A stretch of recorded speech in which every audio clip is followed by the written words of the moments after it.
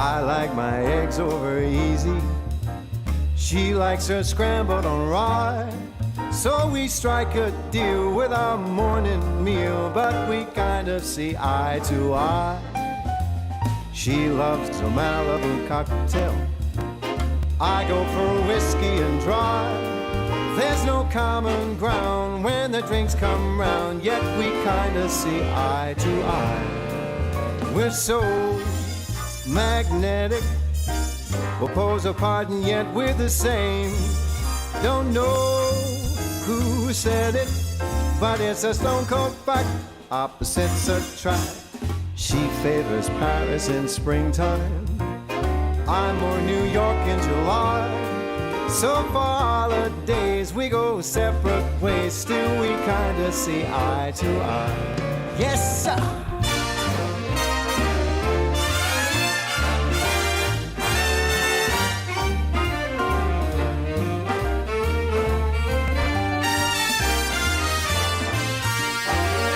We're so magnetic, we'll pose apart and yet we're the same. Somewhere I read it, but it's a stone cold fact. Opposites attract. I like Vivaldi and Mozart, Cole Porter songs make her cry. So we just divide on the music side, yet we kind of see eye to eye.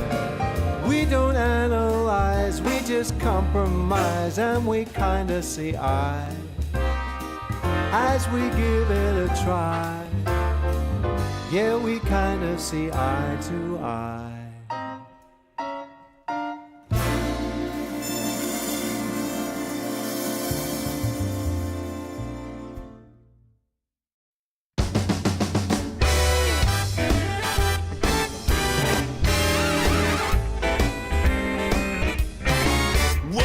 Christmas tree, oh Christmas tree, straight to our house we'll bring it. The Christmas tree, oh Christmas tree, your branches they're swinging. It's the time of year Santa's bringing toys to all the good little girls and boys. Oh Christmas tree, oh Christmas tree, everybody's singing.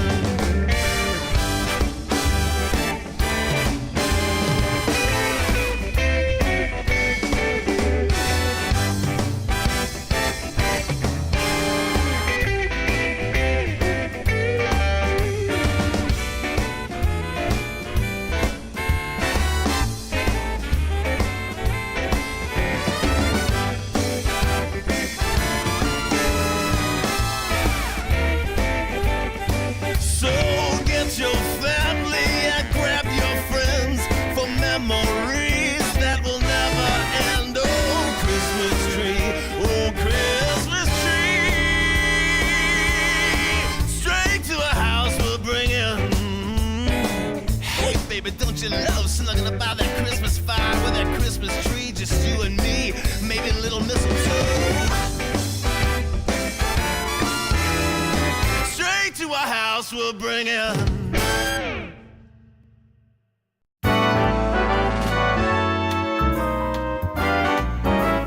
You and me, we could have been happy so easily. I got it alive and take me back, you see.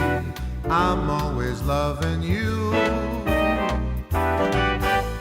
Now and then I'll check out a chick, but I find that when there's really no kick, I'm coming home again.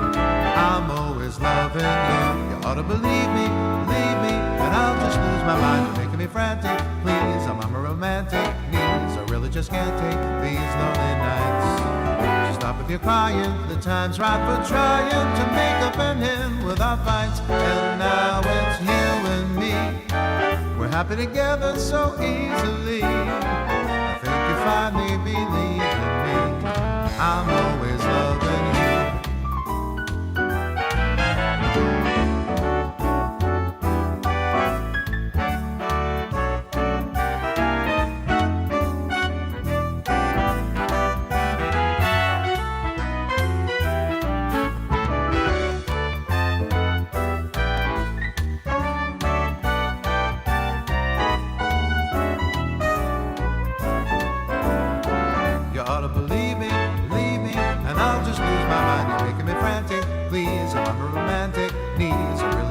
take these lonely nights. So stop with your crying, the time's right for trying to make a fit in with our plans. And now it's you and me, we're happy together so easily. I think you finally believe in me, I'm always loving you.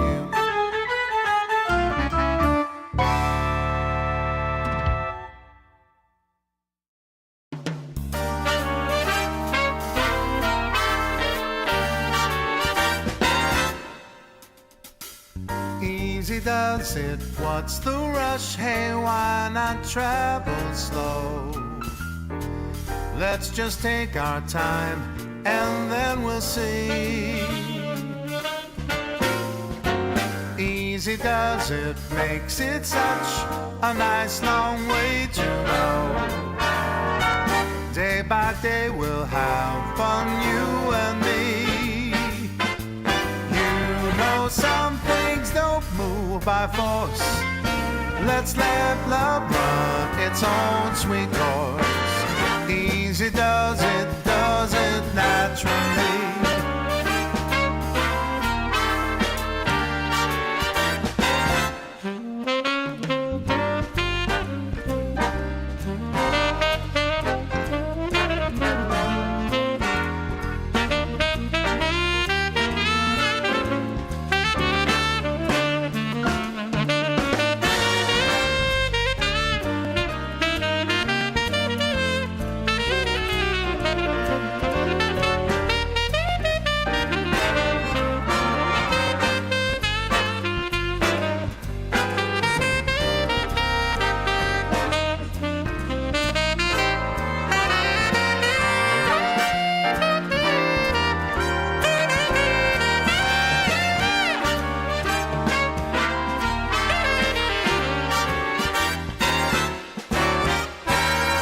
Easy does it, that's the way to make it all so right. This is how I knew that love should be.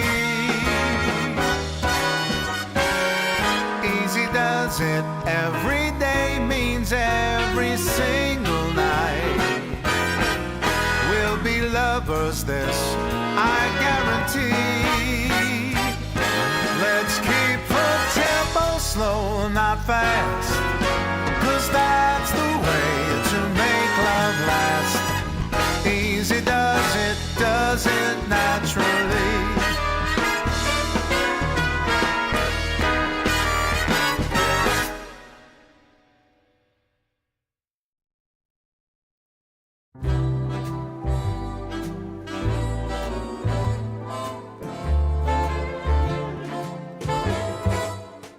Our love was a chance encounter, a glance across the street, fleeting moments, two strangers meeting that swept me off my feet. Golden leaves under an autumn sun, you talked about the movies and how your life begun. Our lives weave together through all kind of weather, and our hearts grew strong. Our love was a chance encounter, a glance across the street, fleeting moments, two strangers meeting that swept me off my feet. The buzz of traffic, the bright city lights, you talked about marriage and who you'd invite. We talked for hours and I brought you flowers, and our hearts grew strong.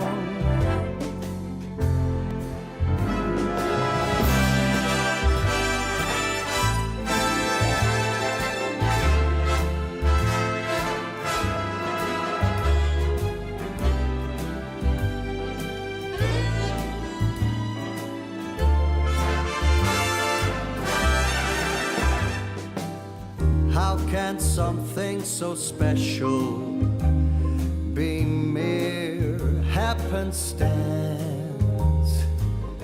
Was it destiny calling, or just life's little dance? Our love was a chance encounter, a glance across the street, fleeting moments, two strangers meeting that swept me off my feet, that swept me off my feet.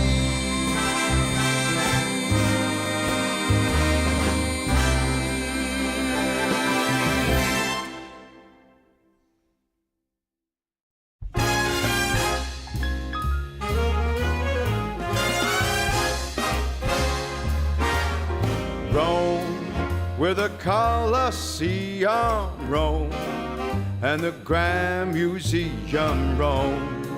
Love is everywhere, so meet me up there at St. Peter's Square in Rome. On the 7 hills that's Rome, the Italian thrills, 'cause love is alive when you're roaming in Rome. Rome, where the Tiber flows, yeah, Rome. Michelangelo's in Rome, the eternal town of ermine and satin and all things Latin. Rome, like a symphony, is home to the bourgeoisie who put the Roman romantic, that's Rome. It all burned down as Nero just fiddled around.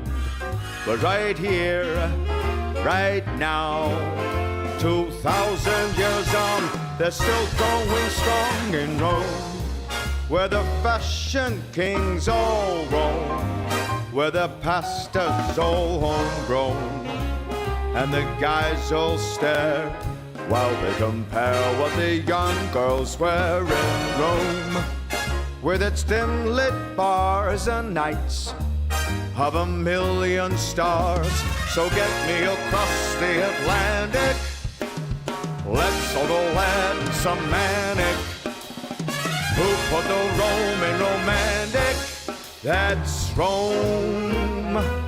I'm asking, who put the Roman romantic, that's Rome.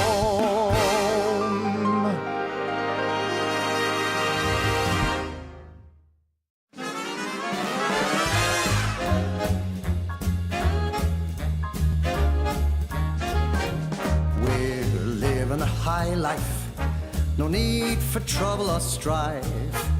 Cocktail parties, Broadway lights, arm in arm as we see the sights.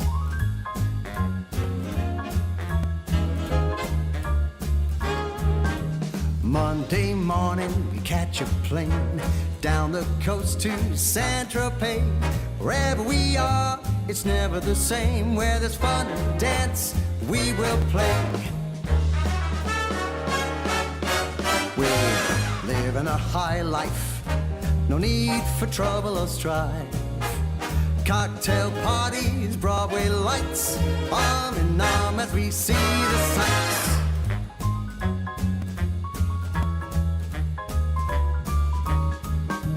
Friday night, we hit the town, eat caviar and drink champagne. A life of luxury fit for the crown, a lust for life that we can't contain.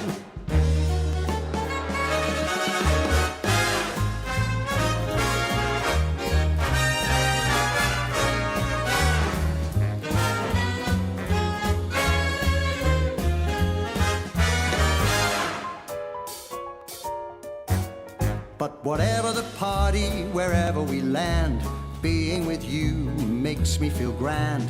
Rags or riches, I just don't care. The love that we share is beyond compare. Because we're living a high life, no need for trouble or strife. Cocktail parties, Broadway lights, arm in arm as we see the sights. Arm in arm as we see the sights.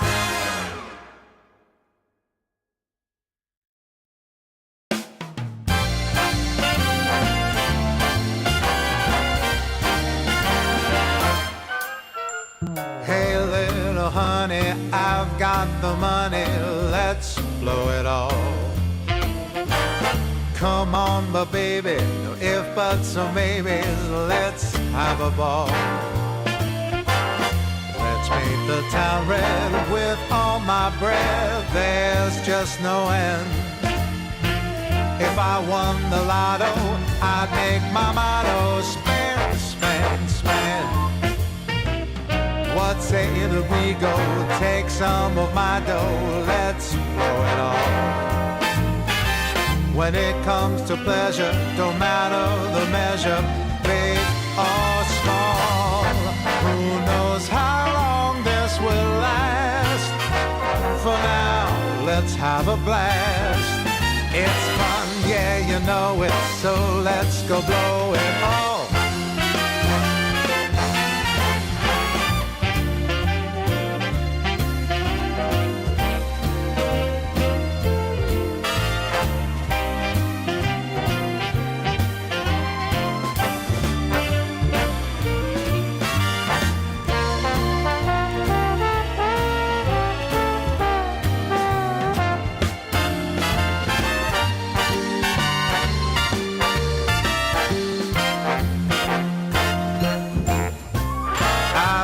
An arrow that I can spare, so let's blow it all.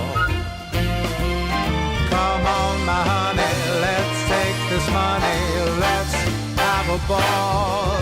Who knows how long this will last? For now, let's have a blast. It's fun, yeah, you know it, so let's go blow it all. It's fun, yeah, you know it, so let's go blow it all.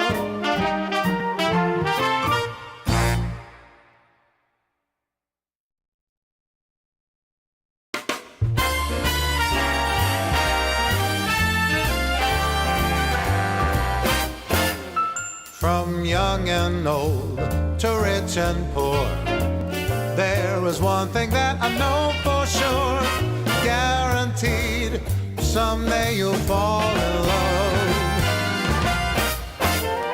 Yes, Cupid has his ways and means. Angels often act as go-betweens. Take it from me, someday you'll fall in love. And when you do, you'll find that romance is life's most precious treat.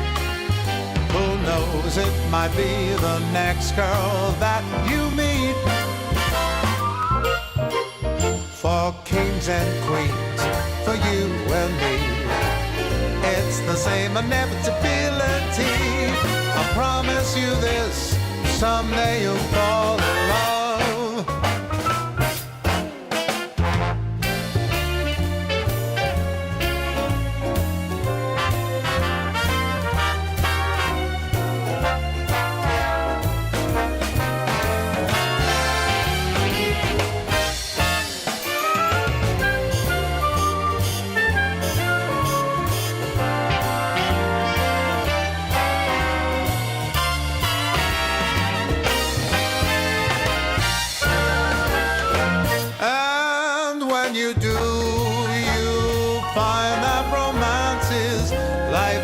Precious treat.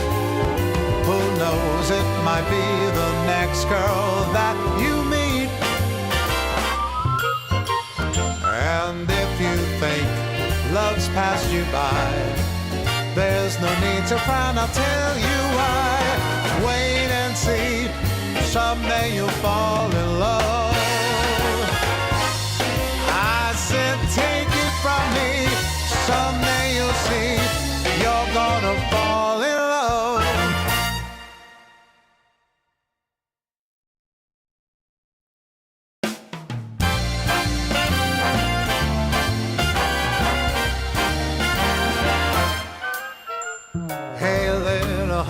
say I've got the money, let's blow it all. Come on, but baby, no if, buts, or maybes, let's have a ball. Let's paint the town red with all my breath, there's just no end. If I won the lotto, I'd make my motto, spend, spend, spend. What say that we go take some of my dough, let's blow it all. When it comes to pleasure, don't matter the measure, big or small. Who knows how long this will last? For now, let's have a blast. It's fun, yeah, you know it, so let's go blow it all.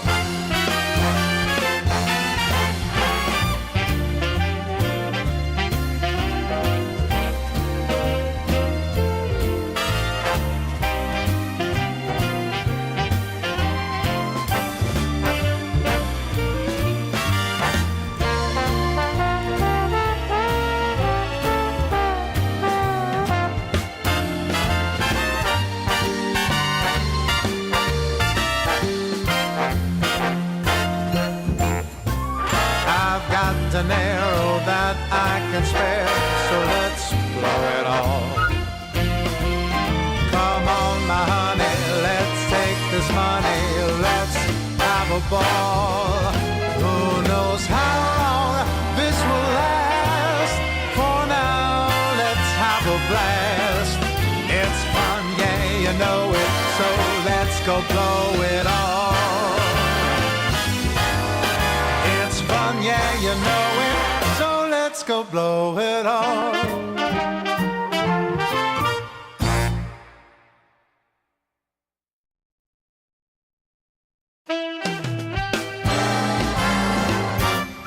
Sometimes I'm wrong, I'm usually right. the reason we get along, We make love most every night. I take it black, And I like it light. opposites do attract. We make love most every night. It's just a fact of life that a man and his wife sometimes disagree. I know it's true, my dear, the resolution's clear. Come on, make love to me. Whether I'm wrong, Whether I'm right, the point is we get along. We make love most every night.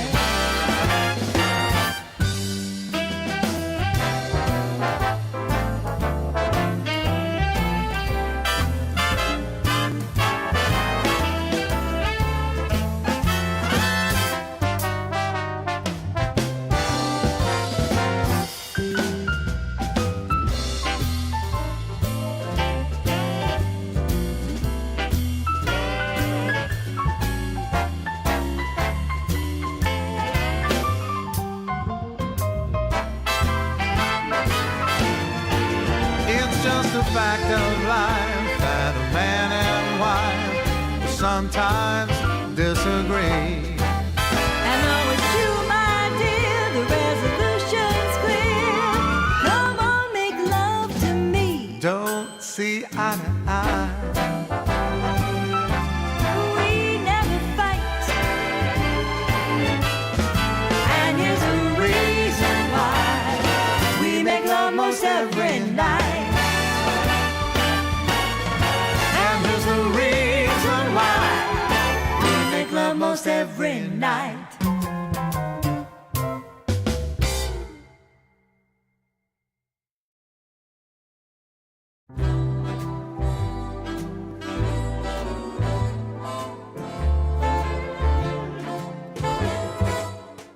Our love was a chance encounter, a glance across the street, fleeting moments two strangers meeting that swept me off my feet. Golden leaves under an autumn sun. You talked about the movies and how your life begun. Our lives weave together through all kind of weather, and our hearts grew strong. Our love was a chance encounter, a glance across the street. Fleeting moments, two strangers meeting that swept me off my feet. The buzz of traffic, the bright city lights. You talked about marriage and who you'd invite. We talked for hours and I brought you flowers, and our hearts grew strong.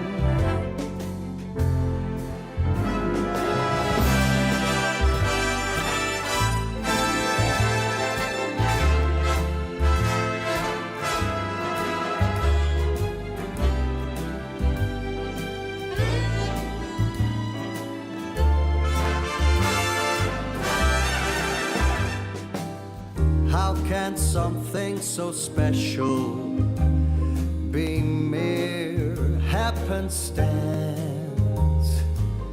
Was it destiny calling, or just life's little dance? Our love was a chance encounter, a glance across the street. Fleeting moments, two strangers meeting that swept me off my feet. That swept me off my feet.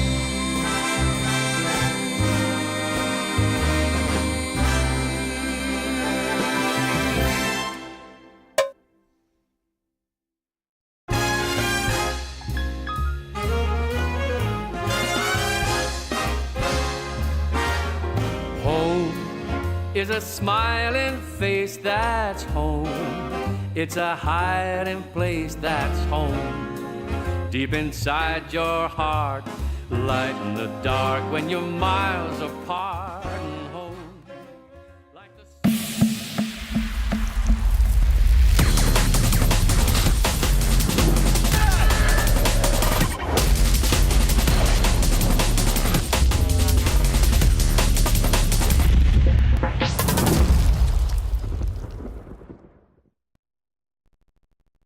DreamLeague Season 27 is brought to you by DHL. A very good morning. It is already the final day of group stages here for DreamLeague Season 27. So there's a lot of stakes because there's 4 more slots for playoffs and 8 teams fighting for that. Let's see what's going to happen today. But first, some PogChamp Pandas.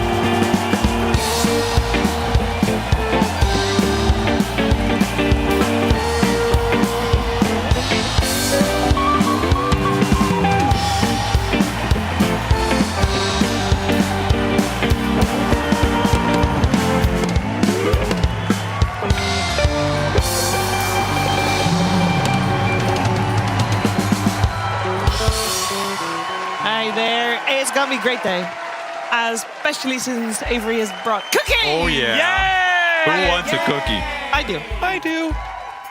Reach into the bag, sir. I was hoping you were gonna present it. You were willing to walk all the way up. I was. I'll take.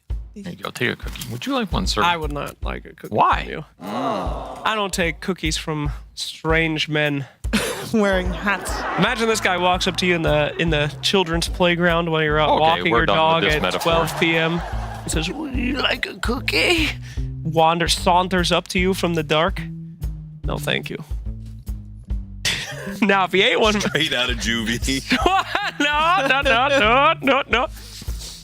You doing good today, Slax? Hey, good morning. Good morning. Queen Sheever. So good to see you here today. Wow. That's a compliment. Yeah, but I've been here every day. I know, What and makes it's today always extra? good to see you. Ah, yeah, okay. Today is an extra good day to Yes. see you, Shiver, because I had the night terrors last night. Okay. And seeing your smiling face brings me back to reality. So thank you so much. It's great to be back. Grab a again. cookie. I don't want a cookie from you. What happened in your night terrors? Huh? It was one of those where you wake up, the sleep paralysis demon. Yeah. You wake up, you can't What move did the your demon body. look like? Yeah. Did he look like? Did he have a hat on? He was the Hat Man. Did he offer you cookies? No. No. Would you like another cookie? No, I grabbed you the first time. Have another and one. There you I go. realized that they are kind of crunchy. Have another. Yeah. So They have can't some more. really- I can't Yeah, really eat them great on food. camera. Have another. A I've nice eaten crunch. like 8. What? I've eaten 8. Yeah, but while the microphone was I don't live. feel so good. Oh no. No, I will say that today is going to be very exciting because the Dota that we've had it's all going to come down to this. There's a lot of teams that are already out. There's a lot of teams that are already in. But there's 8 teams fighting for 4 spots. And Hell that's yeah. exciting, Cap. Very exciting. Yeah. Runa might make it over Tundra. Yeah. I think they're gonna do it. That's wild. That is wild. I mean, Liquid is washed in a Dream League. But Runa beating Tundra? I don't know if Nikki Cool got that. Yeah, in that's him. as crazy as Nigma beating Tundra. I think Runa's going to win. You think so too? Is Tundra that? I believe in Nikki Cool. I believe in Arqueezy. Also, I mean, we'll get to the schedule later, but Have a cookie. Nigma Galaxy also has a good chance to still make it in there up against PARIVISION today. Also part of the teams that could still make it. Who against PARIVISION? I missed it. Nigma Galaxy. But we're first going to take a look at what are those for. Obviously, it's nice to do well here in this Dream League, but this is only stop 1 of 4 different stops. And so far, we have already handed out quite a few points. We did see OG lose to Falcons yesterday, and that's why there's now that discrepancy between the 2 top teams. And yeah, I mean, these points that you get per series, also today, also especially for the eliminated teams, getting those extra 100 points per win might actually make the difference later down the line, Avery. It's a big deal. Yeah. It's a big deal. I think if I had to go somewhere in the world, it would definitely be Italy. Yeah, I think so. Like Australia, of course, is pretty cool. I think they have some pretty good animals. What? You asked us where we'd want to travel in the world. No, I did not. Yes, you did. Yeah, that's literally what you just asked. That's literally what you just said. You said the points are pretty cool. We might go to EWC. Is there a place you'd like to go? That's what you just asked us. That's the biggest gaslighting I've heard. What do you mean? Why? How would you? There's a broadcast. We are live. I can rewind and know that I'm right. Here, have a cookie. fine. Have Play- a I cookie. think you need some sugar this This morning, Cheever. cookie's got something in them. She can't remember her Anyway. own question. Where would you want to go, Austin, for big Yes, as EWC? Cheever You know, said. classic answers being like something like Paris, been there, done. That's a good one. You know, Here, have a cookie. whatever. Oh, thank you. Some weird psychology experiment. I'm not going to be Pavlov's dog, okay? You can't just keep getting answers out of me and giving me a sweet little tasty cookie. That was good. Take one. You can't control me. No, we can take a look. We mentioned already a couple of teams, but we can take a look and see which teams are actually, in the running for those 8. So yes, it's Hey, great. yo. Look at the top 4 teams. Wow, Falcons, OG, Spirit, VP. Wow.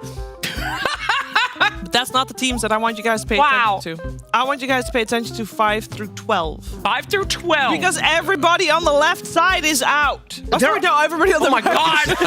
Oh my god! Everybody on the right side. Massacre. No, it's the Everybody right on the side. right side is out. That's Everybody crazy. on the right side is out. What a banging tournament format. Just like put the guillotine on these fools already. That's crazy. I can't believe Liquid and Mouse are gone. And Heroic, they've been done really well as well Who? recently. Heroic. Oh, right. No, Yeah. Apparently not. No, they didn't. No, do not good. Good recently enough. in the last week, but before that they did. But we do have, all the way from Extreme Gaming to Nigma Galaxy, those 8 teams have the same score, and 4 of those teams will make it, and 4 of them won't. Oh, that's today. That's today. Oh, that's very exciting. Yeah, now I see why you said 5 through 12. Huh. Any predictors? I'm caught up, Chief. Thanks, bud. Well, Good job. hold on. I think Here, have a cookie. I'm trying to give you that. I Damn. think- Navi beats Extreme. PARIVISION beats Nigma. Huh? Runa beats Liquid. Tundra. Why is Whoa. everybody And the on final about- matchup? I don't remember the final matchup.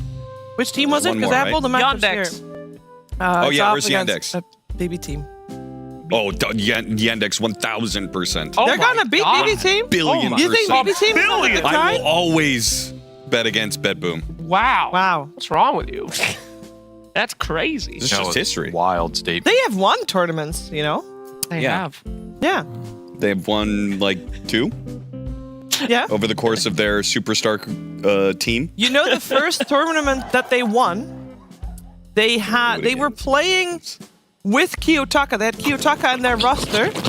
And then at the tournament, it was GPK that stood in for Kiyotaka, and they won that tournament. That was last year, one of the earlier blasts. And then now, Kiyotaka is standing in for GPK, so he can return the favor. They didn't pay attention to anything. Kiyotaka was standing in for GPK so he could return the favor. That is Did they win? pretty ridiculous. Did they win with Kiyotaka yesterday? Yesterday. All right, well, let me check the results. Well, here we go. I was talking about the tournament that they won with the stand-in last year. Yes. But, you know. Yeah, I know. He's already had one game. BB team 2-0 Pipsqueak +4. That's Pipsqueak +4, though. Poor Pipsqueak. Poor Bronies. It's a good warm-up for them. Flames. Pour one out for the Pips. Well, we could take a look at some of the games that happened yesterday. The series that you guys just mentioned are not one that will be featured, but we will look at Nikki Cool! You guys didn't do it. You better catch up with the meta. Yeah. But they too want Team Liquid. I think this is a series that, you know, Liquid losing game 1, people are, you know, used to that by now because they do that sometimes. Yeah. You know? But then they expect Liquid to win the 2 games after that, and that just didn't happen, Avery. DreamLeague for Liquid. It always strikes at the midnight hour, but people underestimating some of these, you know, Div 2 teams for sure. I hear a lot of trash talk from Quinn. I hear a lot of these teams don't deserve to be here from Quinn. Oh my God. And the reality is they're better than people think. Yeah.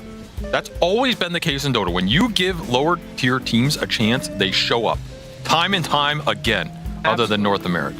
Well, no, that's not true, actually, because I actually got a chance to talk to the manager of our Queasy, and he said that he actually started Dota because he was disgusted by our tour's gameplay. He said, I could play better than that guy any day, and that's why he named himself that, because he watched our tour and said it made him physically ill, so he named himself our Queasy and went to go take his throne. You know where the R comes from? Yeah. From the fact that they are Runa team, because his actual name is just Queasy. That's not true. That's true, sorry. No. Yeah. That's a very good point, Cheever. Take a cookie. Yeah, that's why I made that point. Thank you. Another banger of a point. Dude, this panel will be under my command. It already is. You're the Well, cookie with that, holder. which series? Which actually, you don't know what series coming next. OG Falcons. We had the 2 undefeated teams yesterday, and we already set the result. But I do want to say that this series, I mean, it felt a little sad. Why? Because I was thinking OG would, like, okay, Falcons is considered number 1 by the majority of teams. Like, they're the number 1 on the seeding. Very good. But I was hoping that the series was going to be at least a little bit close. But as you see here, this was not pretty. No, it wasn't, and I don't think that's terribly surprising. As much as OG has managed so many upsets, Falcons is just another level, you know? Nobody's beating Falcons right now. So I don't think that says too much. I thought it would have gone to 3 games. I don't think OG looked that bad. Like, for a loss, they didn't look that bad, you know? Falcons have destroyed some teams' entire careers, so... The second game was definitely closer than the first, but... I was sad too, Shiva. I cried. I said, Yo, Posh, no. Japoy, my boy. And I wept. Yeah. I will say it's a joy to have a solid SEA team back. Yes, it is. It's been a long time. I've really missed all of the fans claiming that we are biased against them in every cast. Yep. That's just a C classic that's been happening for years now. I miss that. And now that it's back, I really enjoy it. Maybe you should stop being so biased again. I try, but it's really hard. Here, have a cookie. Avery just cares so much. He does. No, the irony is I feel like I've genuinely been rooting for SEA teams for a long time to make the comeback, and they keep disappointing us. I think everybody is, and but it also makes us maybe kind of kind of jaded where we're like, oh, they're going to do it this time, and then we get disappointed again, and now we're hopeful again, only to be disappointed maybe. We'll see how that goes. But very good point, Cheever, have a cookie. No, I don't think that was that good. I am actually very hopeful that OG will do well in the playoffs. Of course, I'll take the cookie anytime.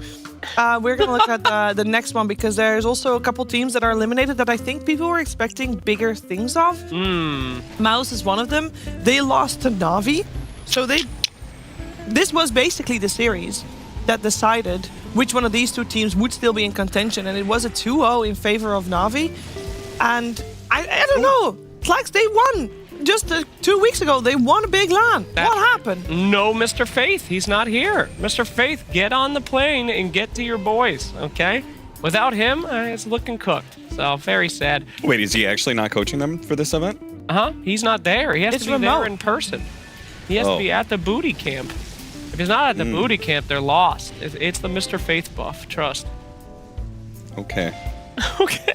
Thanks. Thanks for believing me. He doesn't want to go to booty camp. He doesn't want to go to booty camp. Credit to Na'Vi for that, of course, that has to face Extreme today. Because Na'Vi is still in contention, and so is Extreme, and they'll go head-to-head against each other. What was that hook from Clockwork? We did not see that. That's a zoning hook shot. Ew, he saw a zombie and he tried to blast it. Let's not forget, Na'Vi won this series. Damn. These guys must really suck in Na'Vi 1 after that. Holy moly. Sorry. I didn't mean to say that. You don't get a cookie for that. No, I'm so sorry. I didn't mean that. Mean. These guys are really good. It's all good. There's one more series we should look at, and I would imagine it will make all three of you very happy. Oh, finally. Cap knows was coming. What is it? You can chant if you want to. Gamer Legion 2-0'd Heroic. That's right. Hell yeah, baby. Yeah. NA's back. Well, I will say both of them, with Gamer Legion 2-0'ing Heroic, they basically, this is the typical NA thing, they dragged Heroic down with them. NA and South America just ruining each other yet again. That's right. There is nothing scarier than an already eliminated North American team. That is a death sentence in the bracket. All we know is the crab bucket, baby. If we can't make it, no one else can. Down you go! Love it. You know, fun fact about the crab bucket? It's actually a defensive maneuver. You guys know about the crab bucket, right? No. Okay, so if you put a bunch of crabs in a bucket, when one tries to crawl out, the others will grab it and drag it down with them. It's like you don't even have to put a lid on it. The crabs just continuously will drag them down. Now, in the wild, crabs, when they're scared, they clump together, and then they make like a defensive crabbo shield, like a crabbo lump. So what they're trying to do is say, don't go, I'm here to help you. So most people think it's out of spite, because the crabbo tries to escape and he says, no! But it's actually like, I can help you. But that goodwill is what keeps them in the bucky. And then the fact that generally the bucket is just, the walls are higher than they can. No, seriously. Like, you can put it in a bucket where they could easily escape. That's the crab bucket. Ooh, is it Santa time? It's snowing! It's snowing! Santa! Do you want to greet Santa? Or is Santa coming to greet us? I do not know. I think Santa should be joined by... Oh, he's pointing. Give Santa a cookie. Give him a cookie. Yeah, Santa want a cookie. Santa's a lore accurate cookie. Santa is a big box. Oh, he's coming to us. Oh. Wow. What a gift. Is Christmas here already? A delivery? Delivery for whom? Is it for me? For moi. Merci. Wow. Oui. More a note. cookies. I will read the note. Here, have a Smells so cookie, good, Santa. Santa. Yay! What? He wants to sit down. He wants to come? Hey, fine. Ho, ho, ho. Santa has decided some of you don't deserve presents. What? Oh, no! Get the hell out of here, Santa! The naughty panelists will have to make presents for the nice ones. Oh, no. Thank God I've been handing out cookies all morning. Who is naughty, who's nice? Ooh. Oh, we'll find out. Ooh. Wait, why does he have a paddle? I know how this goes. I don't like this game. So right now, am I choosing a naughty one? I'm choosing a naughty one. He's holding up the naughty. This will be a naughty panelist. The naughty panelist is Slacks. How? You just made it up. Of course it is. That says Avery. No, it it says is. Slacks. Okay. It says Slacks. Says Slug. Well, I what does that promise. mean? Justice. It means you have to make a You present have for to somebody make else. a present. Beat You're him. gonna Make Now a he's gonna present do the for nice. whoever is you're drawing from the list. Oh, I hope whoever it's me. is drawn is nice. This says Avery. Thank. Kazu. It says Kazu. It says Kazu. Kazu. I don't want to make something nice for You him. gotta make something nice for Kazu. Okay, what the hell does he like? You're gonna draw a naughty one, Avery. Who is naughty? I don't know if the commentators may have made it to the hats, by the way. Who is a naughty panelist, Avery? Oh, it's a big one. Jenkins! Jenkins! You have been naughty! Would you mind doing the other honors for Jenkins? Yes. Who is Jenkins gonna make a present for? Here, have a cookie, too. Well, There's only one left, Sheever. Do you know who your other panelist is? It's you! Yay! Oh, nice! Beaver's nice. This was definitely... Why did you do that? Sorry. Okay. Don't show the front of that. Show the Don't show box. Jesus. Get your shit together. Okay, let's find out what we're doing today, Santa. Like another cookie? Oh. I found out what's worse than being on the naughty list is not being It's on the gonna list fall at all. down. Okay, Santa, look at what we have here. This, Whiskey. oh my God, That it's present? ticking. No, I'm just kidding. It's not. Can you imagine this? It's a cup. We're gonna make a mug today. Woo! Why do you need to do that? That is not. That wasn't even associated with a mug. Yeah, it is. Yeah. Kessu's us gonna get a drink? grape mug. You got us a slurp. Looks like we got 3 mugs Yeah. and some wonderful Christmas markers. But we only have 2. We'll leave one of the mugs wrapped because we only have 2 naughty people. What could it be? Okay, should we decorate Santa? Fantastic. Great. Great. Yes, that I know what that means, Santa. Thank you. Very good. Santa, it's time to go feed Rudolph. Thank you so much. It's a pleasure to see you, Santa. Bless you. Bless you and your family. Bless you, Santa. Oh, thank you. His hands are so warm. Wonderful. So who was doing what Wait, I now? don't get it. So who's getting You paddled? are making a mug for Kezu. Yeah. Jenkins is going to make a mug for Sheever. Yeah. Okay, great. Yeah. Yippee. Thank you.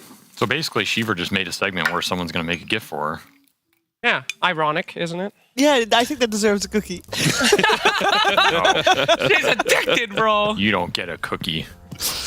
What I do get is the schedule because we just said about all these important matches that are going to happen today and that are going to be determining who our final 4 teams are. So we can take a look at where you can watch everything because this is the final day where we still have 4 streams going live at the same time. 12 best of 3s the whole day. Good luck. Oh. Yeah, be sure to tune into wherever the gosh. toilet bowl matches are. Yeah, well, I will who's the say- 0404 matchup? I will say, I mean, we already know that Falcons and Spirit are going up against each other, right? Mm-hmm. They're going on the B stream. We already know that they're going through, but this is going to be on the Ember stream, and it is. I know I'm supposed to plug what we're doing, but that's going to be a banger. Okay. Oh, there it is. 1 win versus Heroic. 1-4 versus 1-4. No. Check that one out. Storm, 1900 CET. No, but I am trying to find where the one series is. Oh, there we go. It's on Earth. Is Bedroom versus Yandex, and the rest is all on the mainstream. But as you might see, Cap and Avery, this is something that I would like you to give some input on. Yes, ma'am. On the match of the day on the mainstream is missing. Whoa. Which series would you make match of the day? Because there was a hot debate between Runa Team versus Tundra or PARIVISION versus Nigma Galaxy. This is not even a question. It's Nikki Cool and the Nikki. boys versus 33 and the boys. Our I think Navi Extreme is going to be the closest Nope, series. you're That's wrong. not a series that's Here, going to have happen. a cookie. What? Oh, Navi Extreme is actually I don't happening. want Oh, your you mean the one that I didn't even mention? What? Oh, but it's the closest series. Is it therefore also the match of the day, though? What do you Yeah. define match of the day? Yeah, close. Should be the match. If it's closest series, it's usually the most fun. Match of the Therefore, day match is of the day. the one you're looking forward to the most. It can be for whatever bullshit reason. That's true. Well, then it would always be Nigma Galaxy. I'll tell you my match of the day for Ember is not Falcon Spirit. It's It's not? OGVP, because that is current Bulba Protege mid versus ex Bulba Protege mid versus XX Bulba Protege mid. Yo, who's on the XXX? Here, have a cookie. I don't want that. XXS is playing. Cheever gets a cookie. I mean, I think there's a lot of series that could be considered match of the day. Like your Colt Brothers versus Passion UA 0-5 versus 1-4. Somebody has to win. They don't have a choice. Somebody must come away with a victory in this series. That's good. I think. Yeah, they're ginger. Already has a what? They are good. Yeah, they are good. I could fit a hole in my mouth. This panel's going places, Cheever. What are you doing? I mean, they're going you're doing places. your mug. Avery, I've got a We should have request. gotten Slax a mug in the past yesterday. This is the most silence I've heard in 5 minutes. How are you doing? Oh, good. I have. My request is, will you please leave the bucket and the bowl on the table before you go? Did you do have to go to get ready for casting our first series of the day? Maybe. Yeah. Maybe. Take some extra cookies for the road. Okay. Maybe. And Runa versus Tundra. Enjoy that. Commentating, guys. And yeah, let's get started on that one with Kazu! Yay!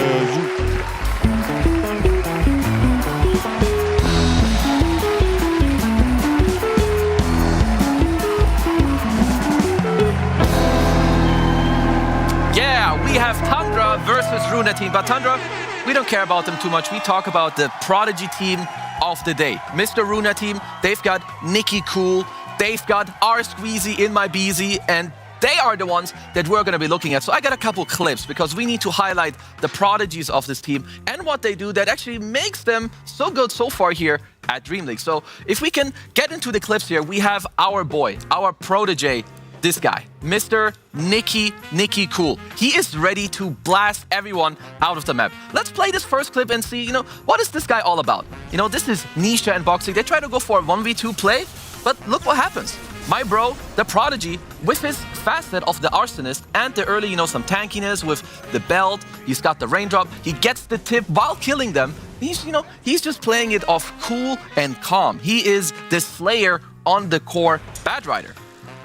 Now, just a couple minutes later, my bro, he goes into the safe lane. He has evolved his build. We've got an early drums. He's got the raindrop. He's got the magic one. He's going here onto Ace. It doesn't matter. This is a tier 2 tower at minute 9. He just keeps diving. He's got till the end on the Dazzle. He's a Dazzle specialist. He keeps healing him. He gets some grace. He keeps sticking them up with his facet. And he's just absolutely annihilating Team Liquid in this early game. Nestria comes around. They keep shielding him, making it look so nice and easy. Even here, he takes out Nisha behind the tier 2. He still keeps fighting Mickey. And even when Nikki Cool, when he dies, he takes you with him. So this bro, he's the one that we gotta look out for. But he is not the only one that we care about of this team. We have Mr. R Squeezy here on the Hoodwink. Look at him. Him and Alberca, they sniff out Mickey on the sideline here. They catch him. And they just make it so easy. Nikki Cool again with his haste rune. I'm gonna speed it up because, we've got the clips. We messed up a little bit here in the post, but we'll fix it later. So he goes from the top kill. He's got the haste rune. He looks bottom. This is his player perspective. He's like, this Ace guy, I don't give a damn about him. I'm going to go here. I'm going to kill you top. I'm going to go bottom. I'm going to kill you down here too. He's got a 13-minute bongo boots at the ready. He kills Ace. Then he also takes his creep out. So in this entire early game, those two, they're chilling. They're taking over the map. But here we've got the creme de la creme. Mr. Squeezy, he reads the map. He checks the timer of the game. What is it? It's 13:37. He is ready. What happens next? The next objective of the game, the Wisdom Shrine. So let's speed it up. Let's look at the minimap. Where are the bros at? So they're going for a smoke with the gate, because then swoop-de-boop, you end up here. You go for the southern angle. Your bros come over from the side. You go over here. And suddenly, you end up at the enemy Wisdom Shrine, and you destroy Team Liquid. You've got the Dazzle, Nikki Cool in the front line. You have R Squeezy. He hits the 3-man bushwhack. He hits the 4-man bushwhack. So Team Tundra, I don't think they stand a chance today against my boy Nikki Cool and our Squeezy. And that's why this matchup, it will be an easy 2-0 for the Squeezers. For who? The who? The Squeezers. No, for who's on the team? Our Squeezy. And? Nikki. Nikki Cool! Hell. Slight glimpse of what it's like in the green room sometimes. Hello, Jenkins. How you doing? Oh, hello. Did you see that you are apparently, Santa says, and this is not coming from me, I just want you to be aware of that, you are naughty. To be fair, I got something that's for you. a gift for my I wife. can't say that. That's my To be wife. fair, I think if you had to pick 2 people on the panel to define as naughty, it's not you two. True. What? It's definitely him. Yeah, exactly. It's not us two. It's us. No. Naughty boys. You wanna? The you first hungry? naughty boy, I'm hungry. Kezu, Yeah? it's already been decided that you are actually nice. That makes sense. And Slacks is naughty, and therefore he has to help Santa This is make the a worst present for you. gingerbread cookie I've ever had. Yeah, it's bread. This is not a good gingerbread. This is cookie. paper. No, it's not. Take an actual one. Jenkins, You want some since cat, you are want some naughty, cat milk? I love cat milk. It's actually I squeezed it out of a cat udder. That smells good.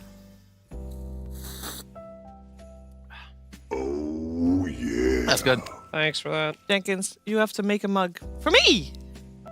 A present, because you're naughty. And I'm he's nice. making one for me, huh? That's good cat udder milk. Oh, dear.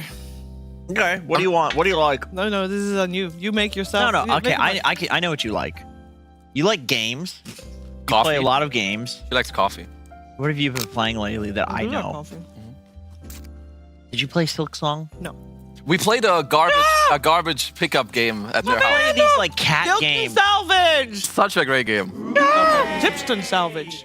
Tipston. I'm gonna do the. I'm gonna make Salvage. I'm gonna do a cat cafe. That's You good. like the cat I think cafe, that's good. right? What's your favorite game? Other than Dota, obviously. I got recency bias. So, Expedition 33, it's nice. Oh, That's my a good God, game. The French game. Look at this clown. Oh, I'm gonna draw Expedition 33. Mo. Have you played it? Do you even know what? No, I don't need to know. Final He's Fantasy just gonna draw a 7. friend. That's a good game. It's about like some god in the. No, please Distance. don't. No spoiler, don't please. I haven't butcher watched it Expedition yet. 33. What? He's just gonna don't draw a butcher- French flag anyway, and that's it. Oh, come on. You know- would have done think that. Think about what I'm gonna draw. baguette. Expedition 33, dude. Who's gonna be in the distance? Okay, I get it. Who's gonna? That's actually funny. You should do it. Come on. We're all going towards 33. Okay. Wait, is it? You can involve You me, have to Shiva. make it like, and then push it maybe on some of the cardboard you brought. In the meantime, we are going to talk about the two teams we're going to have head-to-head here, because Runa team versus Tundra is very important, and I think however excited we are to watch Runa team with Nikki Cool! It is not expected for Tundra to be here, because we could take a look at the overall seeding before this event started. Everybody ranked everybody, and that's how we got to this list. This is literally how the players feel about each other. Tundra ranked second. They've won 2 of the LANs this year already out of the 4 that have happened so far. They're second. They're not supposed to be here. And then on the other side, you got Runa team. You can see them there at number 20. At number 20, there's only top 12 still in this competition. So also they're not supposed to be here. So yes, Runa team is overperforming, but I also, because I want to highlight that Tundra is underperforming. Yeah, I'm not really sure what's going on with them. Maybe it's they're playing too many games. Maybe I don't know. I guess jet lag shouldn't really be a thing anymore. It's been a while. But maybe some burnout, or they don't know exactly what's going on, because their they gameplay. did play everything, didn't they? They did. They didn't skip anything. But I don't know. I feel like some of their gameplay just doesn't seem up to par to what it did like just 10 days ago. Pure in his safe lane, he's having some questionable, cringy performances. You think so? I absolutely think so. Yeah. Did you see the Alchemist yesterday? He died like 5 times to a Lycan. Yeah, that was pretty cringe. So yeah, they need to wake up today, because if they want to keep playing, it's time to get the W. Maybe they want to take that break. Maybe they do. You just force it. Sorry, guys. Not playing so well. Just, tried our best here, guys. Christmas came early, though. Do you think the shape of somebody's head determines how smart they are? Like No. if they have like a really big head, their brain is bigger. No. Not necessarily, no. And also, people with a bigger brain aren't necessarily smarter. What colors do you have? He has black, red, and green. As you do. No, I don't have black. He has I'm only hogging green the and black. red. Give me the black. You're not even using it. He's using the black right now. There's a black right here on you. Oh, that's my backup. You can't do that. Sabotaging me actively. Because I know. Oh, we're in the draft already. Yeah. Holy moly, let's go with the draft here, ladies and gentlemen. Cotto band out. That's a Nikki Cool special. It really. Can we talk about that? Is that hero any good at all? Nikki Cool. Nikki Cool. Sorry, Shiva, I left you hanging.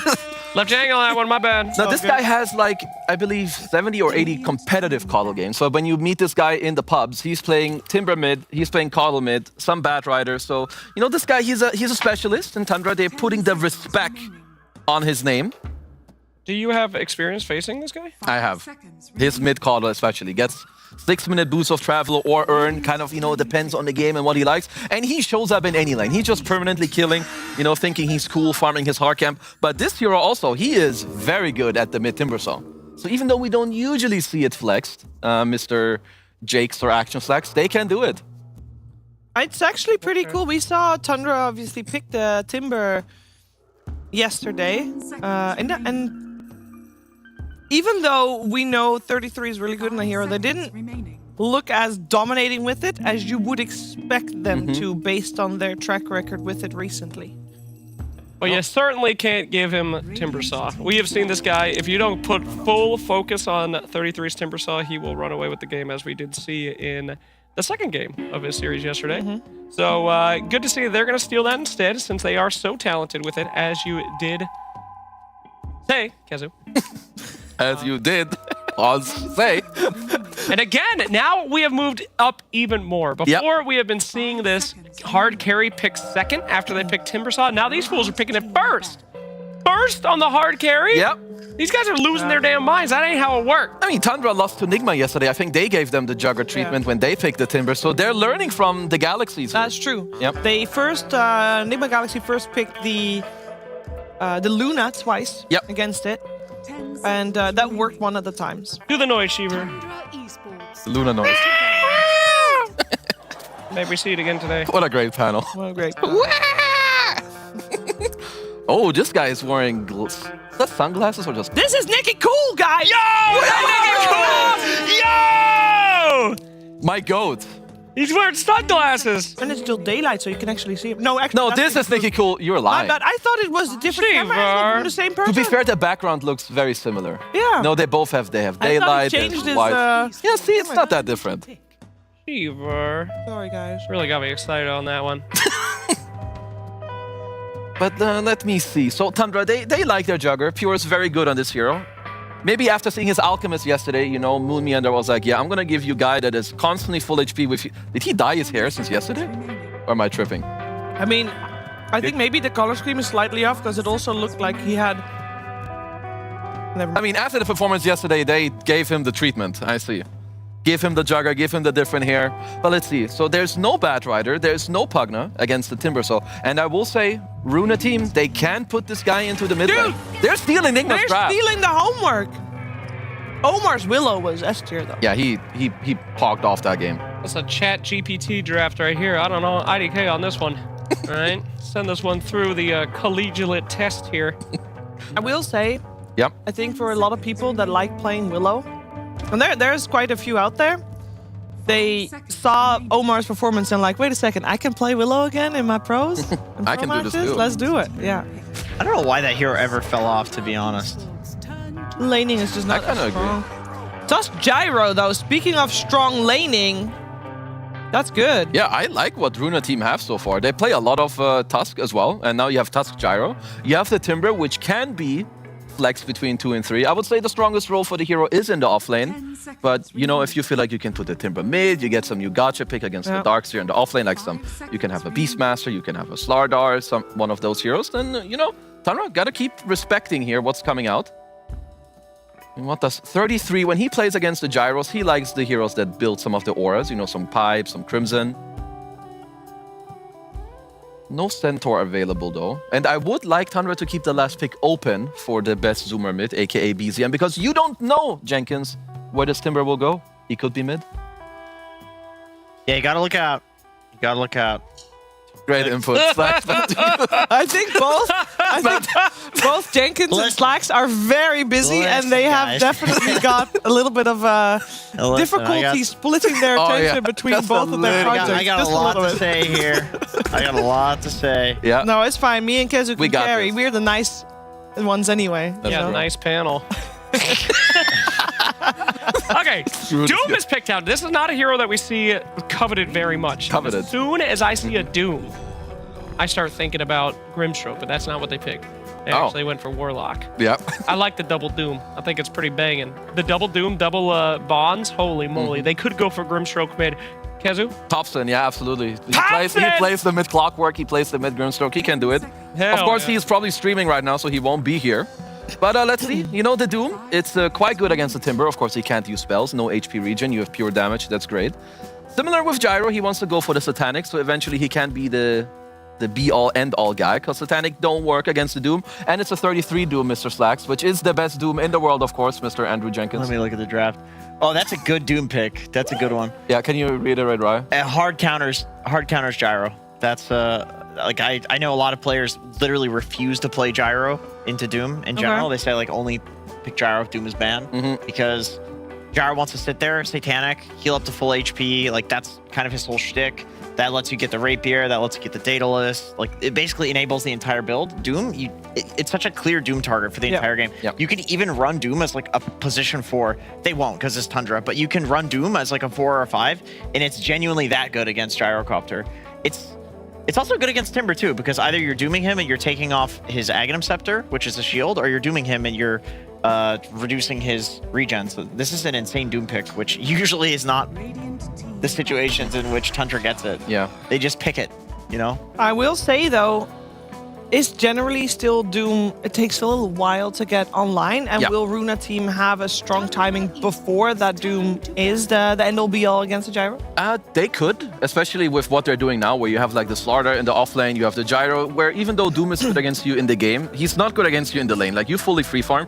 And the biggest counter to Doom has always been Aegis. And if you look at Runa team, they have Timber, they have, well, Tusk either with Tag Team or Drinking Buddies. You've got Slardar as well, so...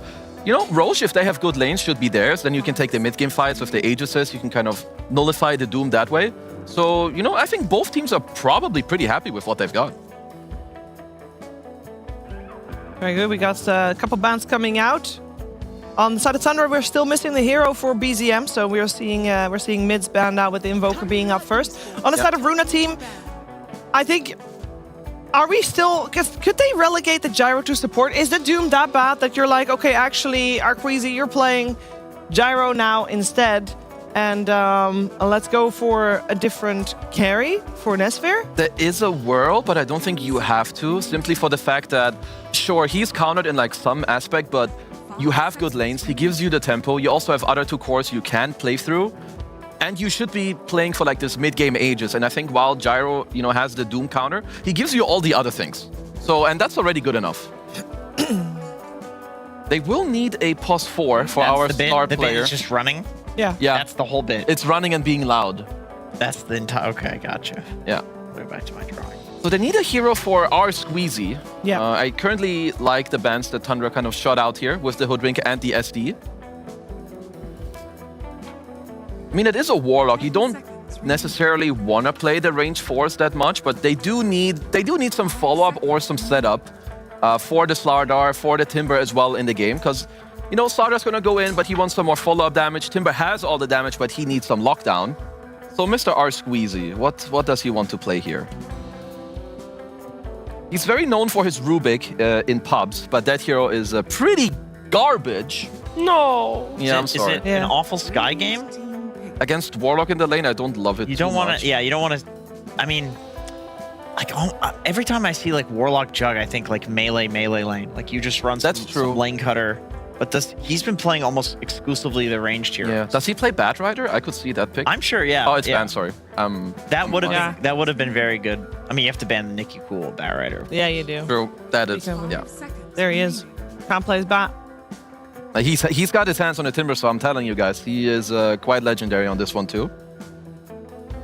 But then you get the Slardar on the offlane though, and people have not been liking that very much. Yeah, I mean, it's good against Jug in the game. The lane shouldn't be that crazy for the Slardar, just because Warlock kind of nullifies a lot of these lanes. And even with Jug, I think people get a lot smarter about just, even if you don't win the lane, you can just healing ward, you always stay full HP, you can go for all these trades. I wouldn't mind a potential Wind Ranger, just because it gives like some follow-up damage. It's an okay laner. I mean, generally speaking, you want the melee 4s against Warlock, but Mr. R. Squeezy doesn't strike me as too much of a melee 4 player. Tundra Esports turn Not fire. Okay. Decent amount of damage.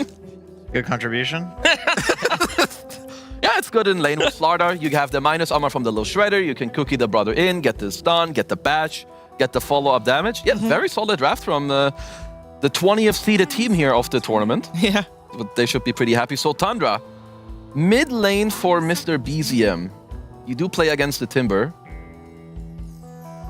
So you could go for like, you could go nuclear with like some... Hello, ciao, ciao, ciao. Yep. Oh, you're right. What do they want? You could go nuclear with some Viper, but BZM doesn't really strike me as that. We'll go for the Storm. Very casual. Let's have a look.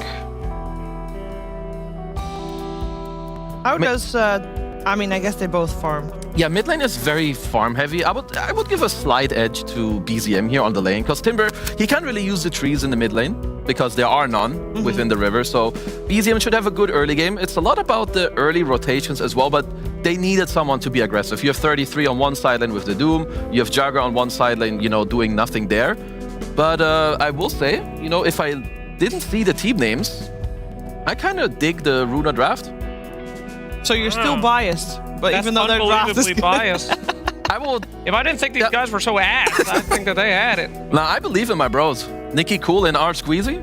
Yeah. They've got this one. You guys want to show off what you got so far?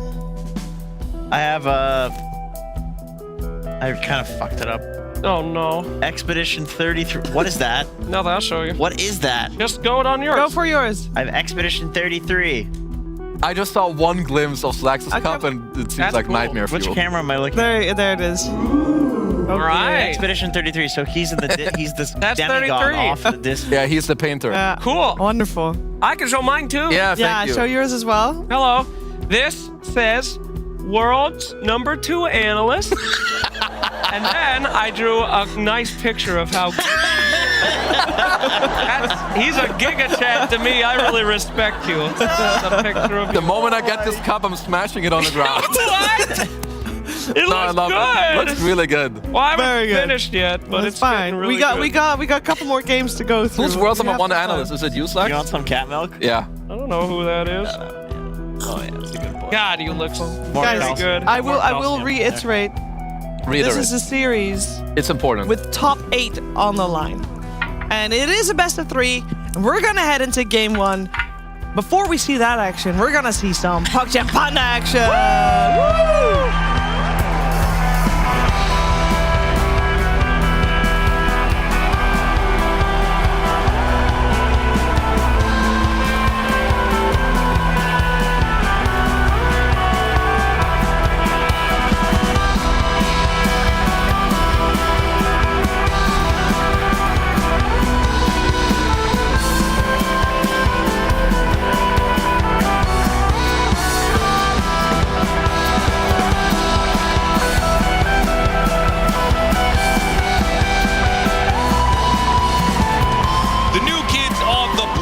Runa team have already eliminated one legacy team.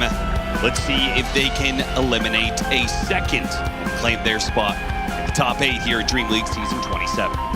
Got a decent shot to do it with this draft. This draft kind of has it all. Good objective taking, good physical punch, good split damage, some solid laning, some good scale. I like it. A little bit of everything. They have the capability to do whatever they want here, and they are up against some fierce opponents, but it is against a Tundra that has been faltering a little bit. Yes. Especially that previous series we watched them, that was a rough series for them. So if there's a time to play this team and beat them, it might be right now where they're trying to figure out what the hell is going wrong, particularly in that laning stage. They've had some really rough laning stages, and I'm looking at that man right there, Pure. His laning has been just plain off. So some work to do for Tundra to try and get back into form, and potentially a window to upset them if you are the new kids on the block.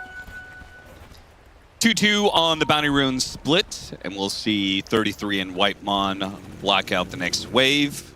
Sadly for Gyrocopter Tuss, usually, you know, very good at being able to fight level 1. But because Tundra kind of safeguarded this with a Trine lane, they're going to take the range creep, body block it up, And they can't really stop the creep wave from going into the tower, otherwise Ahri's going to punish them. So this is going to push out, and this is going to set up 33 for a good start. He's really happy with this. Guaranteed range creep into instant boomerang out.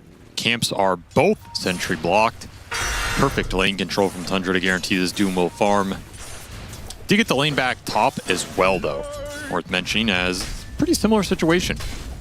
In fact, the exact same situation. Yeah, Whitemon having to try and deward as well. Now?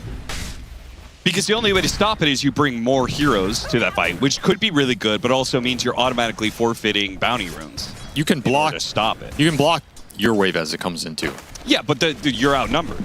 Well, you can only be outnumbered in one place. Dire's bottom tower is under attack. You didn't get that one, did you? No. What I'm saying is you can choose to win the safe lane block, or you can choose to win your off lane block. Depending on where you send the numbers, right? We're just going to trade this off. That's what I'm saying. That's going to be the meta. You can force a trade. But usually in Dota, when things are a forced trade, people just stop doing them because they're lazy. Icky Cool taking a lot of damage here. He still has Fairy Fire, so he's not going to die, but he is going to get low.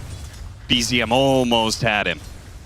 Bottle's going to be coming out in the courier, so he's going to start regenning up, and as long as he gets the 2-minute water rune, should be okay. But BZM almost had his number. That was probably the one chance to kill him, and now he's gone. Yeah. That's your little opening versus the Timber. What do you make of them doing Timbersaw mid instead of Sword Art mid? Better matchup against the Juggernaut in theory. Slaughter is historically a very good matchup against this hero. Yeah. And I think it has better synergy with the Snapfire if you're going to go the Shredders.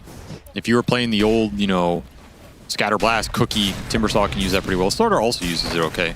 But if you're going Shredder and you just up the physical, it can be a little overwhelming for Juggernaut. You can just all-in burst them. The heals on this lane might not make the difference.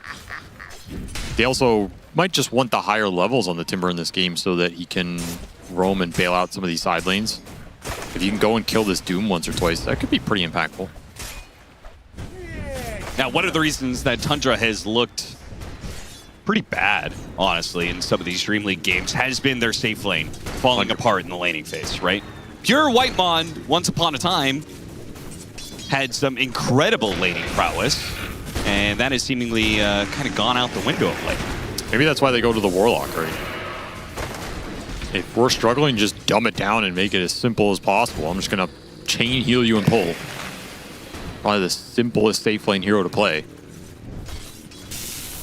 33. Can't screw that up.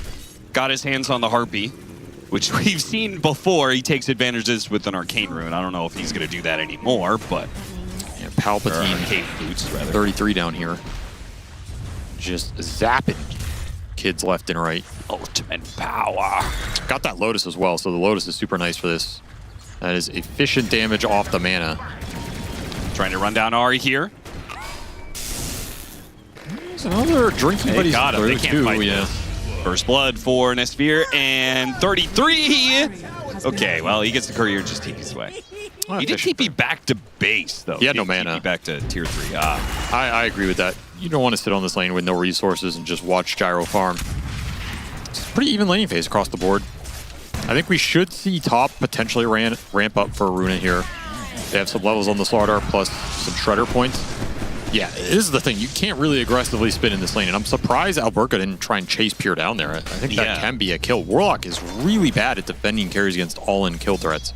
He does not have sprint yet. He's gone for the 0-2-1 build, which most Slaughters do. Missed the crush, is going to miss the kill. He'll get the healing ward. Queasy is going to take a lot of damage for this, but Pure is also going to receive some punishment. In fact, Queasy, they kind of need to stick together here. If he doesn't stay near his Snapfire, Pure's going to run him down with a spin, and that's exactly what's going to happen. All the way into the tower, and Alberca takes a lot of damage because the creep wave was Fatal on it as well, so... He's taking a lot. Yeah, he is not going to die, but he's going to get quite low. I think they misplayed this lane. I think when Pure spun on them, I think Pure should die there. I think that was a misplay by him. They didn't punish it, and then they messed up the chase. Oh, got him. Fairy Fire, not enough for you. Some little missteps here in the laning phase for Runa, and as we said, the laning stage was a big problem for Tundra. So the fact that they are coming out ahead, giving him some confidence as the opening game for today, being like, all right, we fixed some problems, you know? Sorry, just cracking open.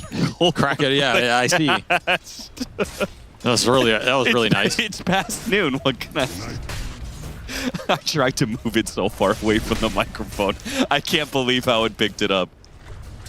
Still have level advantage mid as well. BZM hitting that 6 first, so you do have a little bit of kill threat on this Timber, but I say that with some tentativeness because you do not want to overextend on the beefy Timber, let the TPs come in and kill your Storm, especially with a regen rune spawning in the bottom river. So delicious. That is juicy for BZM. He played this mid lane really well. 13 denies on that Storm, gives him the level advantage, gives him the rune. Never mind, till the end steals it.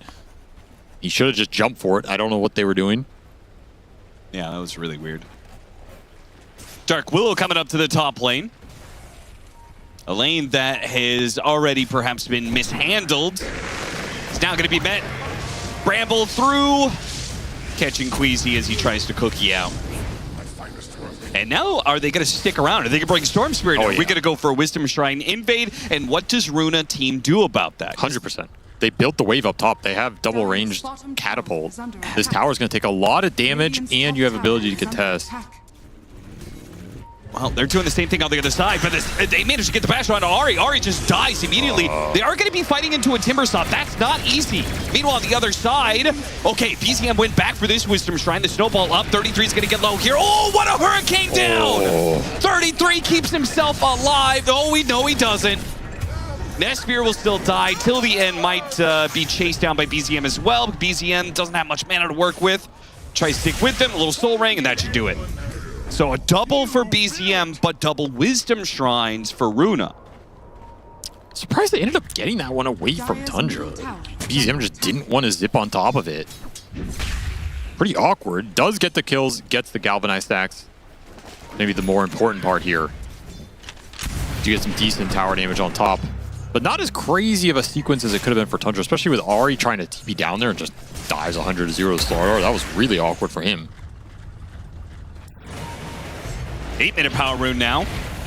And Ahri, normally the Shadow Realm would protect you and you could be really aggressive like this against the AoE damage from Nicky Cool. Nicky Cool getting pretty low, but he doesn't Timber Chain very far. Now he gets pulled back into his death. Okay, Ahri baits them into fighting over a power rune that they don't even win.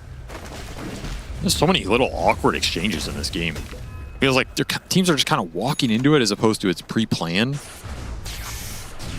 And Runa not bringing numbers to these power runes, that hurts because Tundra are going to prioritize it for the Storm. One of the best power rune abusers in the game. He's getting some good ones here early, or at least in theory he should have gotten that regen. This Slardar is looking pretty poor. This is one of the things I do not like about offlane Slardar. Mid Slardar gets you guaranteed farm unless you're against some sort of Viper or something, but offlane Slardar, if it goes wrong. I think that lane should have gone better though. I think there's a wide margin to play that lane a lot better and potentially get aggressive on the Jug, especially if you don't give him early double bonds on the waves, especially with where they had the equilibrium. But so I think in this game it could have looked better. It definitely could have. It should have. But that's in the past. And now, for the future, he's probably always going to be the lowest net worth core. This hero can't farm like any of the other cores in this game. Especially getting zoned off that tower. Tundra just playing behind the tier 1. Smart idea to exert some extra pressure on this Slardar that nobody wants to come up here and fight with, as they're prioritizing the gyro lane, rotating Nicky Cool down here, but that is a Doom with a Doom, and he throws the Doom, and you are doomed. Goodbye. Still chasing after 33 though. Oh, missed Timber Chain. Nicky Cool not having the best time here. Hurricane out. Here comes the ultimate terrorize. Hits them both though. Ahri's not dead. And now the zip in from BZM. A golem drop onto the gyrocopter's head. Nesphere is definitely dead. He's got so much movement speed, but he can't get away from BZM Storm Spirit. Just enough mana to get the job done. Whitemon shows up, gives them the extra DPS, and that's a 1500 HP gyro going down from full in the laning stage. Normally it would take a lot more to get the job done, but Tundra just playing this fight out beautifully, getting value out of the ults. That's the biggest difference there. And I know you guys like the draft from Runa, but one of the problems was it's not that good of a gyrocopter game, largely in part because it's a Doom. Pure getting run down in top lane, blocks out his spin as he tries to retreat. The shards keep him in distance. Runa take over this top lane just like Tundra did on the other side of the map. We'll have play options against the Jug, as we saw there, with the punch and the slaughter that both go through the spin and just ramp up the physical way faster than he's going to get that mantle online. For a long time in this game, you'll have some kill threat on Pure, which is always nice to have. Though, with the start Tundra's had, they might just be able to send this Jug into the jungle and never show him. They actually want to defend this. Siege Wagon's going to bring him low. Pure, he might just die to this. Punch goes out. They're trying to catch him. Bash goes... That's not enough. That's not enough. They ran out of damage, and now he's getting away. And BZM's in prime position to kill this gyrocopter once again. Somehow they chase down Pure. What a tree plant, but BZM... Out of mana. No Soul Ring. Out of mana. Can't get the final bit of damage. Can't zip. Oh, Arqueezy. Styling on Pure. He hit him with the last 3 kisses, and he ticked out to the burn. That's just embarrassing. That was a dangerous TP from Pure, though, in general. I mean, you kind of have to respect the amp plus the punch, potential shredder on top of it. You don't know where all these heroes exactly are. He's trying to bait out the fight. That'll slow down his game considerably here and help Nesphere out, as he's going to need a lot of farm on the Gyro to power through the Doom, power through the Omni, and all this stuff this game. Stupendous. It almost worked for Tundra, but in the end, the gyrocopter does escape. Tundra only holding on to a 2,000 net worth lead here. But still holding better map control and getting the better of both bounty runes and power runes. We're also seeing 33 be very active on this Doom. He's looking for the fights. He goes early drum, thinking about the blade mail. This is a Doom itemization from him that says, I'm going to be in the middle of the fight. I'm going to be leading the charge. Not going to AFK farm this game. Maybe a reaction to that series yesterday where he had to be a lot more involved than I think he wanted to be. And so maybe he just comes in this series and says, okay, I'm just going to be hella involved from the start because my team needs it right now. No Wisdom Shrine for a minute, but you can plant some wards off this smoke to look for it. Oh, dude, the Slardar is going to back up into this. He's 200 off Blink, too. Perfect time for this gank. They're putting so much extra effort to keep the Slardar out of this game. He's just food. Such an easy hero to gank and punish right now. I don't think his farm is crucial to Runa's game plan, but considering their other cores are also behind, that's the problem. Yeah. If the Gyro and the Timber were the top 2 net worth cores in this game and they were snowballing, and then your Slardar is the one getting ganked, but he can still contribute the amp, give you Roshan, I'd say the draft is functional. If your 2 big damage dealers are behind and your Slardar is this gimped, it's going to be painful to look for the fights. You're just not going to have clear initiators. Whereas Tundra are always going to have this Storm Spirit who is getting every power rune available because of the early tier 1 tower advantage. 3 tier 1s down for Runa, 0 down for Tundra.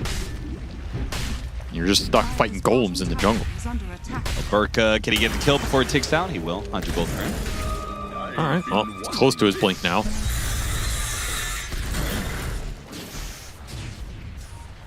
See how skittish Nicky Cool is.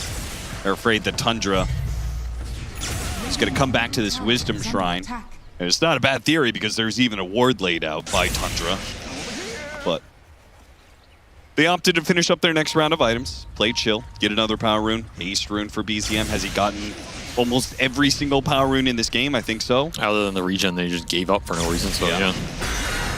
Haste Arcane. Not what you want to deal with right now, but you're giving up a lot of map control. Smoke is coming through with the Slardar blink. Oh, he tried. BZM too quick for him. And that's going to be a ruined smoke, a ruined blink dagger reveal for the Slardar. Just look at what their heroes are at 15 minutes. Nobody is out on the map. No. You're basically, in that single ring outside your base. Just afraid of the Doom, afraid of the Storm right now. You don't have great heroes to kind of bait those jumps either, unless you smoke. And Tundra can just be doing this, while you're trying to read, oh, who's Tundra going to jump next? They're just efficiently farming jungle. They were farming top Ancients with Jug. They were stacking this Ancients for their Storm. And 33 was clearing out bottom. So They're currently winning the stack battle, winning the ancient control battle, winning the power room battle. That is all map control off of those early tier 1s in the lane victory. Adding up quick here. This is how Tundra prefer to play the map. Split up, greedy farming, get all of your cores mega fat. Kind of forces you to make a move on them. Which is why I like Queasy going out there and getting some aggressive wards down. It helps. Play with a little bit more aggression. This also helps you push the lanes. If you see some of the killers in the jungle like the Storm, it gives you confidence to push out waves, which can help you set up the next move. This Doom just lurking off map is a little scary right now with the early fighting items. I mean, they're bringing 4 down here to try and get this lane in. Somebody's on the Lotus and they know about it. They find 33. Nice little pickup. Again, you have to punish Tundra if they're going to split 3 cores across 3 parts of the map. You just have to find somebody. Just has to make sure he doesn't give away the trade-off here. Okay. Golem on the tower. They're still going to chase after Nicky Cool. The TPs are going to come in, but so much magic damage. The Bedlam just burst him down too quick. Too fast for the supports to come in, and that's the issue. And even then, they're not like supports that can instantly punish BZM. No. Right? There's no instant stun. Even if you get a snowball up there, the Timber might just die anyway. Yeah. That was a vision golem, I guess.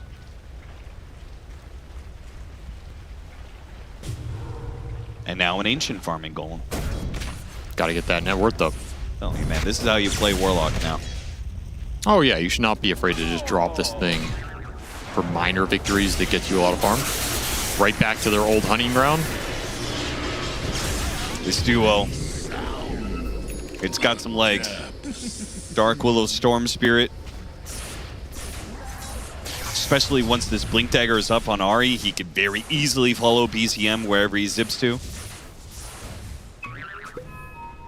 So powerful to have this 2 or 3 man hit squad that can provide threat on anybody in the game, because your other 2 cores have unlimited freedom.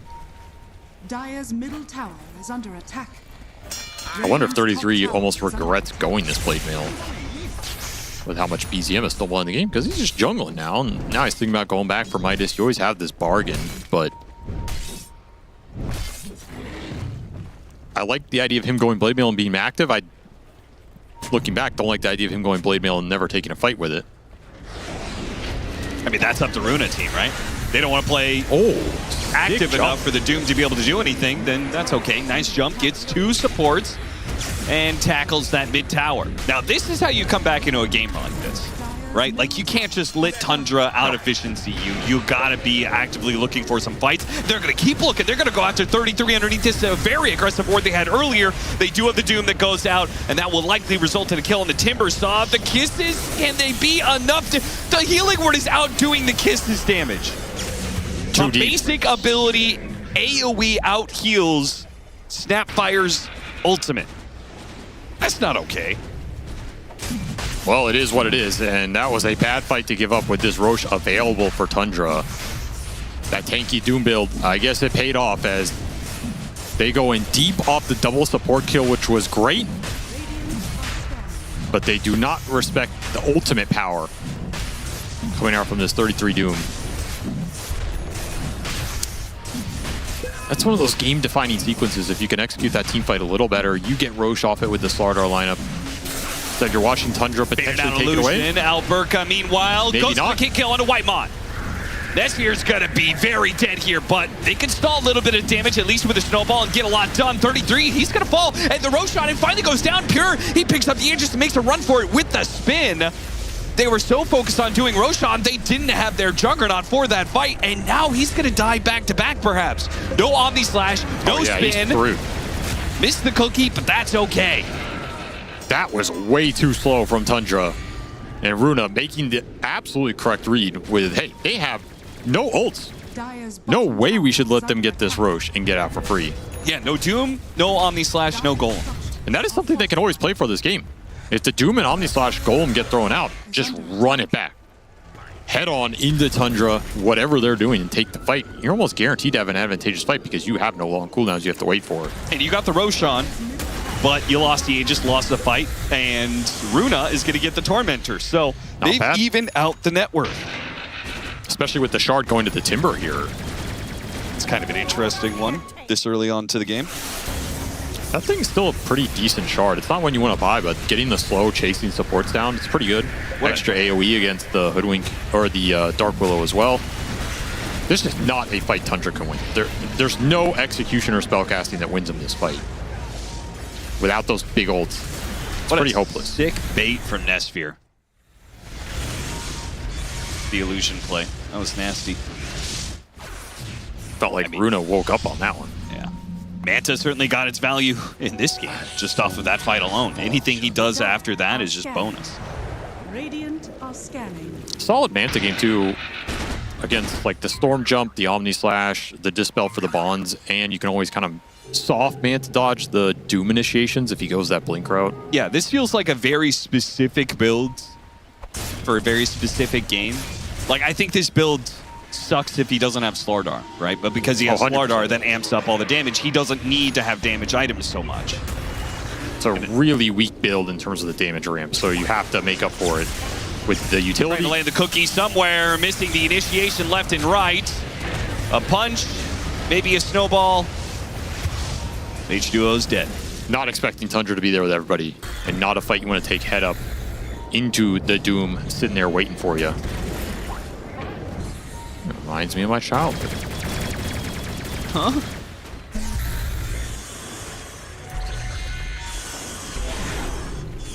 Wasn't happy with that one, but shake it off. They can get to the 2 BKBs and the Lincolns here across the 3 cores. Runa suddenly have a lot more frontline power against this lineup. Then you have some confidence to take the fight into the Doom when it's online. Speaking of that Doom, it's very rare to see 33 Doom solo network. Alberca's Slardar is almost catching up to him. He didn't go that Midas. Didn't go some Octarine nonsense. Hasn't really gotten a lot going for him in the fight. You know, he only has 1 kill to his name. Pretty slow game for him, all things considered. I am bunting for you. Would not be surprised if he just sells this Blade Mail for Midas at some point or something of that nature. Feels like he wishes he had gone that build. Yeah. At the same time, it is a pretty sick Blade Mail game. Oh yeah, it's great. You don't want to sell it yet, but he's had this Midas soft queued for a while. 33 does not like to be poor, I'll tell you that much. Who does? Radiant are scanning. Oh, they're going to catch him. Through the gate. Wrapping through from behind. He plays the ward, a laning ward.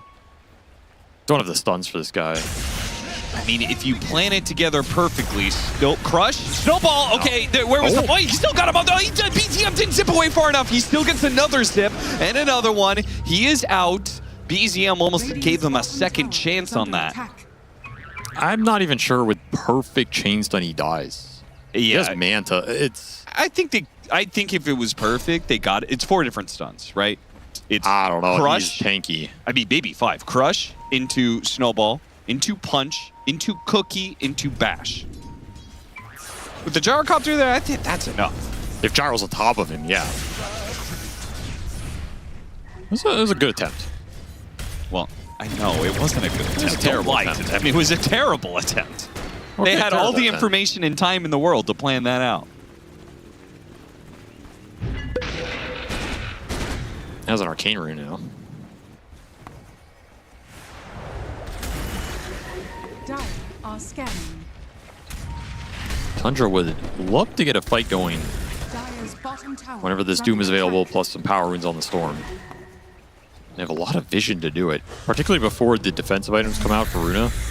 Again, you're looking towards Ags or BKB on the Timber, the BKB on the Slardar, and that... Well, the Lincoln was being built by Nesphere, but he's now going back for damage. Why Ags on Timber in this game? Forces the Doom onto him, I guess. I guess. Look at it. It's a pretty... Yeah, it's a kind of weak argument. I'm going to invest 4,200 so you feel incentivized to doom me because it's hard counters me. It just takes out the shield and takes away his regen. Not a huge fan of it. I thought he was going BKB, which I like a lot more. Even Lotus Orbs this game are very good for Runa. Absolutely S tier Lotus Orb game. It does not get better. Good against all 5 heroes. Yeah. And amazing against some of them. Great against the Doom, great against the Omni Slash, great against the Fatal Bonds, amazing Dispel against the Dark Willow, and even against Storm, being able to reflect his single target focus if he goes for, you know, Hex or some of that stuff later on is great. So you have to have Lotus Orb on the menu in this game from somebody. Ideally 2 or 3, honestly, with how good it is here. They are smoking out. Roche doesn't spawn for a minute, just looking to get some sort of fight going with this Slaughter BKB. They're going to run into another double power Rune Storm. And Arcane and Invis running. Give him the drinking buddies, but that means there's no drinking buddies to pull him out. BCM just trying to get a little bit of information there. Quick zip in, quick zip out. Trying to bait the Doom to come in and try and doom him or something. But again, 33 doesn't have Blink, so I don't think he's really going to be aggressively looking for those initiations. More just when you enter the fight, he's going to sit back, come in, doom one of your big boys. 33 agrees with you. Triple S tier Lotus Orb game. Solid one for Tundra as well, but that's why Storm Spirit win the Manta. Better for Runa here. Do have the Daedalus on the Gyro. Pretty big timing for them in terms of that damage ramp. Very close game. Radiant's middle tower is under attack. This is a big smoke from Tundra. Again, you're trying to get these smokes to land right as that Roche spawns so you can smoothly transition into that big objective. What a timing for them to TP out right as Tundra mass rotated back to the tier 3, smoked through the lane into the triangle to find somebody, but Runa felt pressure on their other lanes, so going to be an expensive waste of time here for Tundra. However, Roche is a very short spawn here. It's like 35 seconds or something. Not the game I think you want to force it if you're Tundra. Pretty awkward if you get caught in that pit. We saw how weird it was earlier, particularly if Runa This really likes doing this. The Manta, and then he puts his hero alongside the illusion, so you think it's just double illusions. Well, he's not going to bait this amp damage, so no. Quick bottle on that rune. Very nice rune to have going into the fight, particularly if the Doom goes onto this Timber Saw. I mean, with the Daedalus done, this is a big damage spike. You also have Roche in the top pit right now. You could force it. I mean, yeah, you got can. this amp damage plus Corrosive Haze. The issue with forcing it here is the Warlock Willow are going to be very annoying to fight for the Gyro if he's just in the pit. But if you put the Gyro on the corner of the pit, you could drink buddies, pull him out if they try and jump in. It's an option. He will force it here. It's pretty fast. He did not pop the amp damage for this, though. Okay, there it is. Missed a little bit of time. Need to go all in for this. That's an illusion. Break. They know they're inside the pit. BCM is going to zip in. And the BKBs already popped. Terrorize goes out. But in the Gyrocopter, he got terrorized. So the Roshan's going to be low. BCM's going to go inside the pit. He's trying to take it right now. And Nicky Cool gets it instead. Under the gun. Cool as hell. Takes the Aegis away from BZM. I thought that was a guarantee for Tundra. You were even thinking about going in and re-initiating, but you should take your gains and run right there. No Doom went out in that fight, and that was looking rough with the Terrorize landing on the Gyro. This was the issue. You don't have BKB on Gyro, so he's always going to get terrorized, golem, brambled, whatever nonsense in that pit. They are very lucky and very clutch to have gotten out of there with that Aegis. And that looked like it was going into BZM's hands. It did cost them the Tusk and his buyback, but frankly, Runa kind of got away with highway robbery there. That absolutely could have gone a lot worse. The downside for them is they didn't get Aegis on the Gyro, which is who you wanted it on in this game. and who you will always want it on in order to deal with the big ults coming out from Tundra. Though getting it on the Timbers is nice with the Ags. You know, this is now an Ags Timber you don't want to do. Well, I was going to say with the Shard. He can actually sit up front and hit buildings. Can do some objective taking of his own. Not the fastest, but... I'm just still worried about the fight for Runa if the gyro gets doomed and all in. That's always going to be a concern. You still don't have any Lincolns or Lotus Orbs to protect him.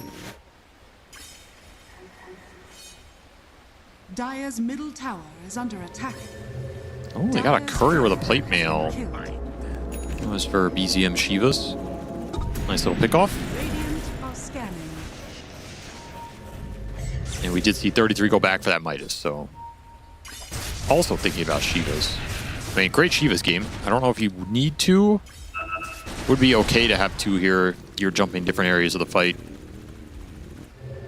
Love how Pure takes these camps right as 31-minute spawns, so Nesphere's just like, okay. Even gets the next wave with the Illus.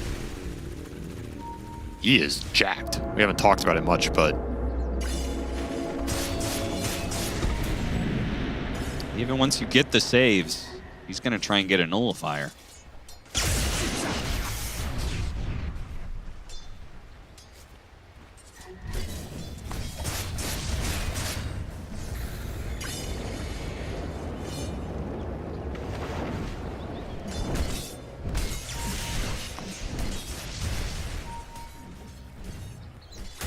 Feels like Tundra want to fight a little more than Runa right now because of how close they are to some of the big items.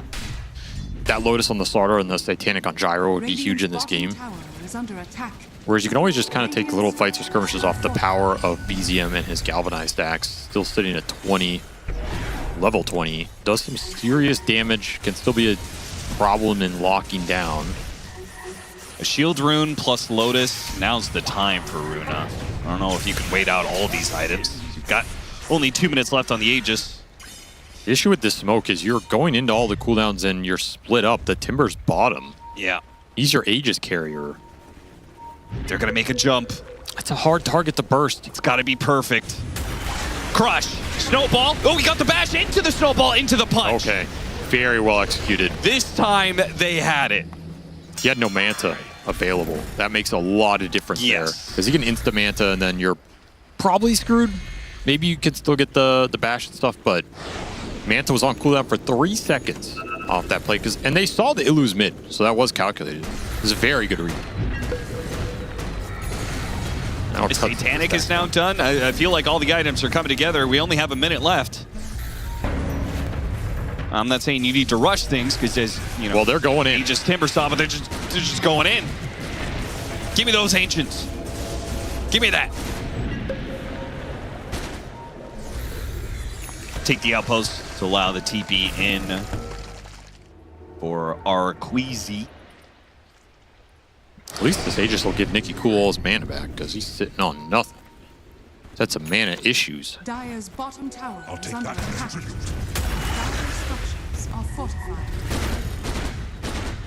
They've played this map pretty well. They've given up very few bad kills.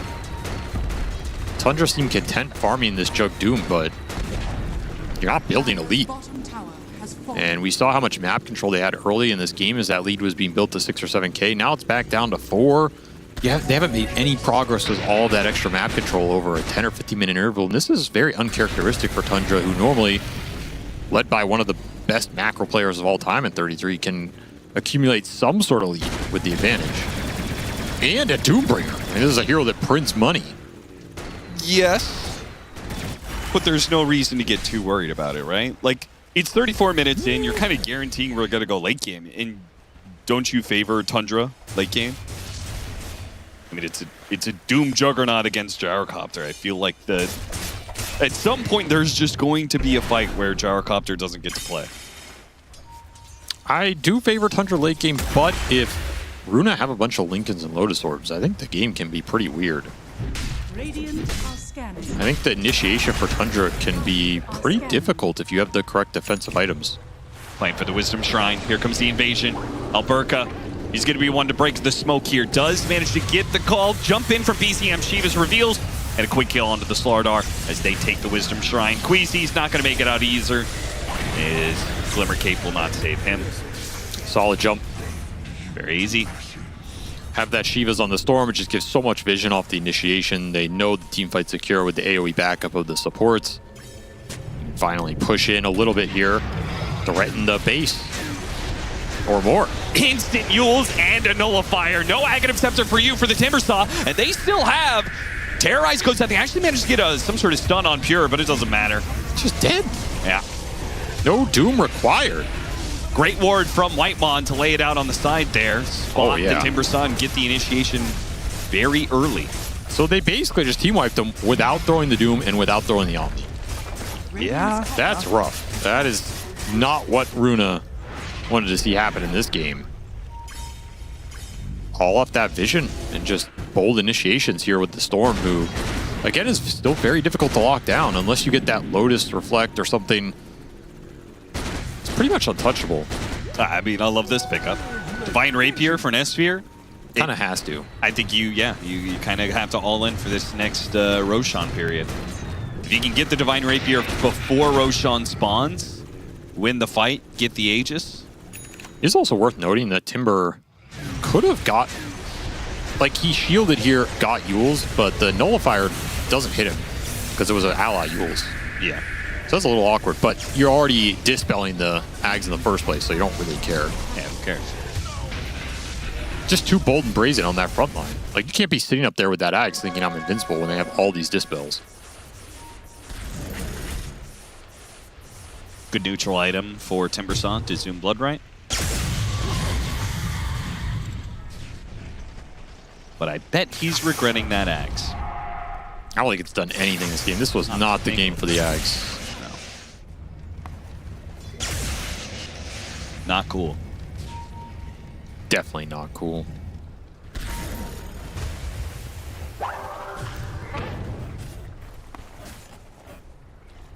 Second Lotus Orb is being built on the Tusk, and third Lotus Orb considered for Arqueezy. He kept his Tumbler toy to tier 4.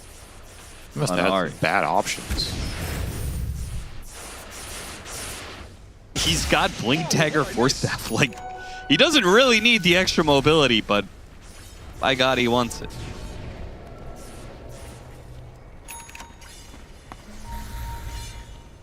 Closing in on that Divine Rapier. Radiant He's thinking about breaking apart the Daedalus, just buy it now. Nah, he saved up too much gold. You're 400 off. You get scanned, however. Nice little sneaky ward on this high ground. Trying to take the outpost. They're going to jump on the Gyrocopter. Are they okay with this? They got the Lotus out on him. The stun goes into the Storm Spirit, but there's just too much damage to the Gyrocopter. Sure, they got the catch on the Storm, but they can't. They don't have the same kind of follow-up that Tundra has. He got pulled into the Terrorize. No chance to Satanic there. Just gone. Radiant's middle tower is under attack. Every time Tundra make the jump this game, they're going to win the fight. Yeah. It's just too much room to play with. Runa have not been aggressive. They've been trying to play behind the Gyro, get him to this Divine Rapier. It's just too slow. Too much vision available for Tundra with all these deep wards. Radiant's middle tower is under attack. Dire are scanning.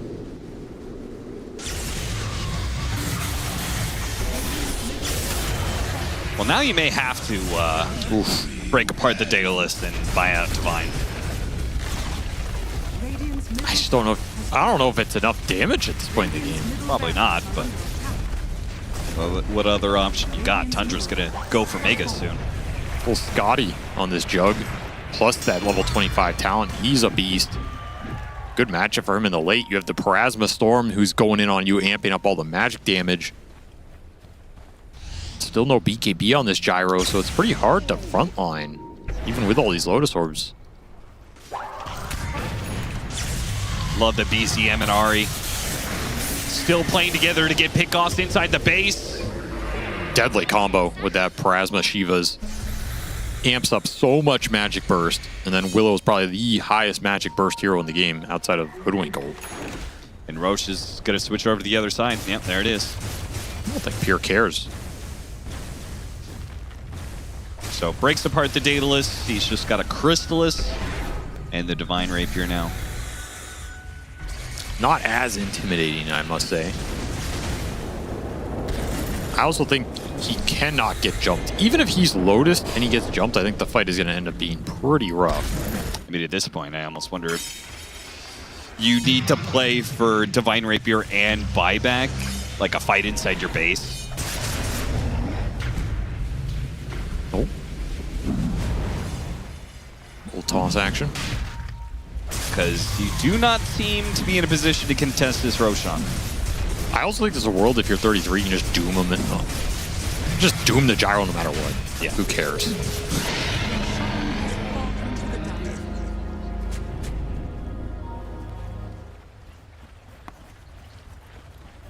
I mean, I like the fact that they set up a high ground war and they're just playing to catch Tundra. See if they get lazy because they're so far ahead. Definitely the right idea. You have to get the jump in this game. Cannot let BZM initiate. Unfortunately, they're leaving the ward area and playing to the creep wave. Now they're wrapping in. Quick little check there from BZM, and it breaks. Managed to get 2 on the initiation. Very nice. BKB goes out for 33 at half health. Tundra start retreating. Here comes Pure, though. Big Bad Pure. Swift Slash. No, Omni Slash. On illusions. He did the full thing and used it mostly on illusions here. Still got the Tusk at least, and Gyrocopter at half HP. Pops a Lotus on him. Can he get off the Satanic? Keep himself alive with his Divine Rapier. Pure is just good old-fashioned right clicks. Who needs an Omni Slash? He'll do it the old school way here. And that'll be it with the Divine Rapier gone. Even with buybacks, there's really no hope for Runa this game 1. That was so awkward. The gyro went in off that double stun, and he gets drinking buddies, and it pulled him away. So he kind of missed that initial interval to hit. That was mega awkward. But ultimately, there's too much control for this gyro without a BKB. At some point in these fights, he's getting brambled, he's getting terrorized, and that terrorized duration is so long, you don't need on. You just go in and beat this guy to death. Pretty well-rounded draft from Tundra. They played it pretty damn well, I think, after kind of a choppy mid-game, where they probably weren't happy with the lead they were being built. They at least closed this one out with some solid initiations. And I think we saw some life from Runa. Like, they started playing fast. I think they recognized lack of cooldowns around that Roche. Let's just go and force the fight. We can win it. They win that handedly. They get the Tormentor. Things are looking pretty solid. And then classic Tundra fashion, they just stonewall them across the map. You can't find another pickoff. Game stalls out. And now you're in Tundra's world where they're out farming you, outscaling you, and you can never get another jump. I don't think we saw Runa initiate a fight outside of that last one. And by then, it's too late. You're just too far behind. There's too many kill threats in this Tundra lineup. Most of the time, if Doom's in the game for Tundra, it's all about the 33 Doom. But this one, BZM Storm Spirit, 11, 1, and 13. Yeah, you might say he did quite well, Cap. He did do quite well. I will say, though, this was still a game where Runa team was able to hold their own for a little while, but then at some point, you just feel the walls closing in around Runa team. It just felt a little bit inevitable. Yeah, even with some of the laning stage stuff that happened, like you had Nikki Cool who nearly died in the early laning stage to the Storm. The top lane went worse than it should as well into the Jug Warlock. I understand, maybe you're not going to beat them, but they were quite far behind. Like already here, it's a 4K deficit. Then later they had a cool play, where they do like some baiting and they make a comeback, but all in all, Tundra, I feel like they definitely stepped up their gameplay today. And yeah, BZM on the last pick, Storm Spirit, he had a pretty easy game here, Jenkins. That was a base build from him. I like that. He went Yasha and Kaya, used that for a little bit early game, disassembled it, built into the Manta style, and then the Kaya and Sanj for the mana cost reduction. And yeah, I mean, you said it, Kezu, in the green room. Like usually, you see the Manta build on Storm against, some sort of silence on the enemy team, or maybe a Doom. You're trying to avoid the Doom. In this case, Slardar, I guess, and just baiting and making him a little harder to kill. Also, I mean, armor. Like armor and stats is always going to be good against a Slardar in physical damage lineup. So yeah, really cool stuff from him. Like I was questioning it at the start, but after seeing the game progress, it actually made a lot of sense to me. Like, look how tanky he is here. It could also be like a lot of Timbers that like building like an Atos or like a Glip-Glop, after they don't have too much catch. Maybe he's like, they're going to build the Atos, he's going to upgrade it, I have that. So yeah, I agree. Kind of a cool item choice. Nice. Yeah, that was a good build.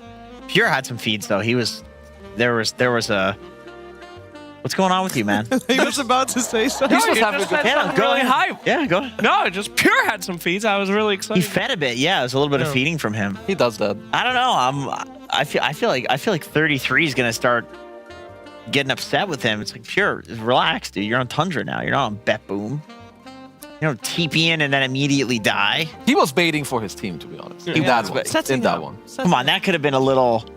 You can swing it either way. It's pure. It's pure. You know the kid's got an ego, right? You can see it in the gameplay, and when it goes well, he like 1v5s. You know, looks like this like prodigy carry player, and then when it doesn't, it's like, dude, what's he doing? I like guys like that though. I mean, it is like a carry style, you know, where some of them will go absolutely bananas, get in situations they shouldn't be in, but it's that EE 50-50, you know? Sometimes it works. The Dirachi throw. The Dirachi throw, right. Sometimes these guys look like clowns, but when they don't look like clowns, you don't remember that, do you? You gotta walk the edge. That's And right. if you are on the edge and you're correct, you get you can push it as far Pure's as you edging. can. Yeah. Okay. Yeah, that's not what I said. I know what you're saying, Sheever, and I agree. I think it's the sign of, you know, a genius. Genius is you look like you're crazy. Pure's you a genius. finally get it right. You think Pure's a genius. In many respects. Yeah, in some respects. In some respects. In what respects is he not a genius? I think we're right. Art, perhaps? Perfect answer. Let's focus our attention a little bit more on the gameplay of Okay, let's try that. Because we did highlight BZM on the scores there at the end. He did have a very good scoreline. Was he supposed to run away with this game like this, Kezu, or do you feel like it was Runa Team kind of letting him do his thing a little bit too much? He definitely can and has the potential. You know, he's the last pick. They don't have too many stuns. But I remember this one moment in the game where they're trying to gank him. They have full vision, everything. And then they just cringe the stun lock. They go for the blink rush. Can you stop looking at me? I can't focus. I'm paying attention to what you're saying. You don't have to look at me like You this. know I like what you say. That's true. Anyway, they could have killed him a couple times more, but they made some mistakes. Then can say something useful. Why are we talking about BZM again? We already glazed She him. asked the question. She's my I host. asked about BZM, but mostly in relation to Runa Team. Can we instead talk about Whitemon? Okay. I want to talk about the, The warlock golems. in the room. The golems on the tower. I love that this is a trend. Yo, shout outs to Kaori. This has been very fun to watch. It makes sense. Like, think about the warlock ult for a second. I mean, you're a big warlock player, Slack. Yeah, calculating. It's not like it does damage when you spawn it. It's not like the stun duration. Whoa, big warlock stun. If there's not something to like cancel with it, like some black hole or whatever, it kind of makes sense just to use it on anything. Yeah, for Like, sure.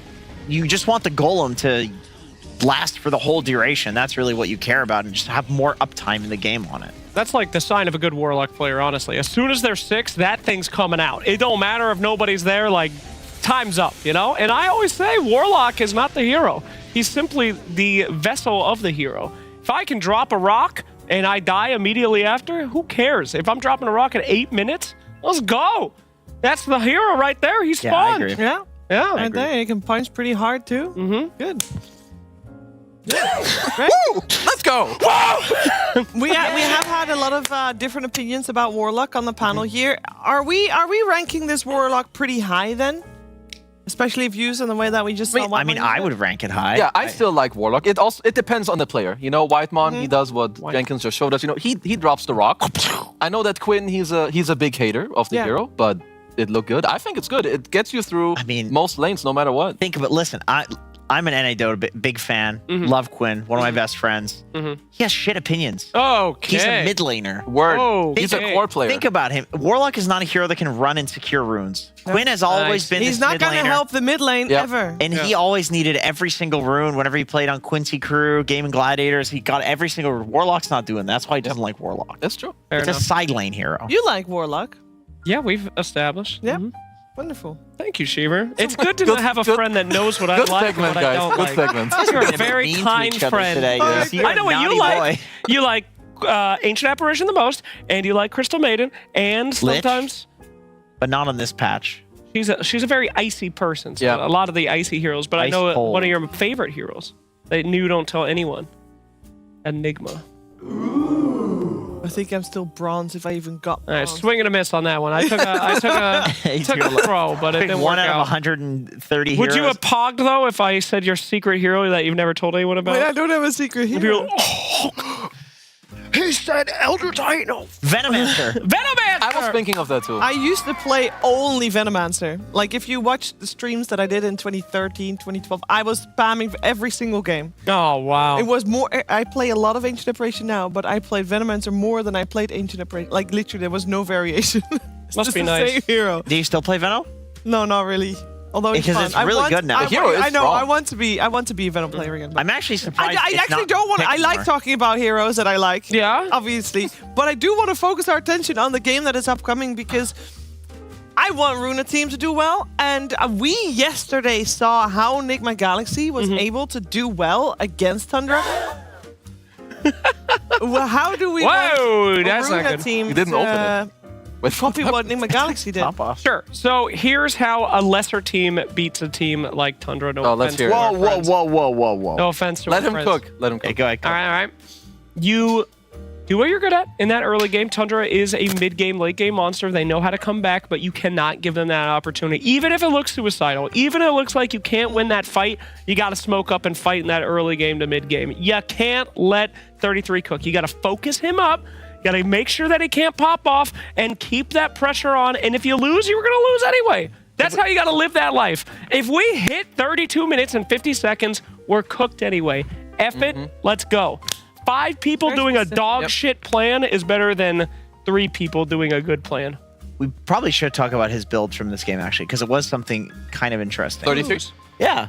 He had treads, drums, I think bracer, maybe double bracer, and then blade mail. The blade mail was cool. So he was just, I'm going to max strength and run into the gyro. That's it. Dude, I've been preaching about this blade mail versus gyro for some time. We see it all the time in the Axe games, you know. It's unstoppable mega damage. He does. Yeah. He gets the Ags, he's cooked. He does Rocket Barrage, he's done. He ults, he can't do anything about it. Very wise. Very wise. Yeah, it's the anti-lash, anti-gyro build with the blade mail. The one thing I would like to see from Runa Team, which would go well with Slax's point, is that they need to play through their strong hero. Yeah. You have a gyro safe lane, he's gonna do well. Where's your support? They didn't play through him. They're like doing random stuff here. They're just getting cooked on the lanes. Go to who's good, go to who's strong, and kill them. And go Oh my God. to a break for game number 2.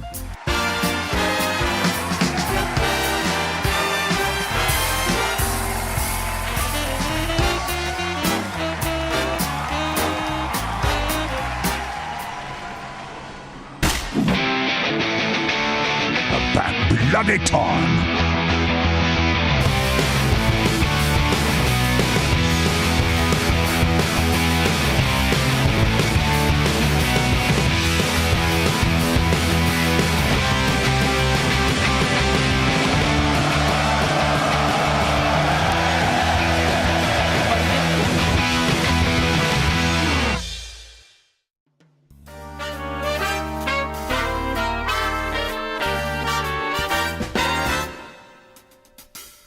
Easy does it, what's the rush? Hey, why not travel slow? Let's just take our time and then we'll see. Easy does it, makes it such a nice long way to go. Day by day we'll have fun, you and me. You know some things don't move by force. Let's let love run its own sweet course. Easy does it naturally.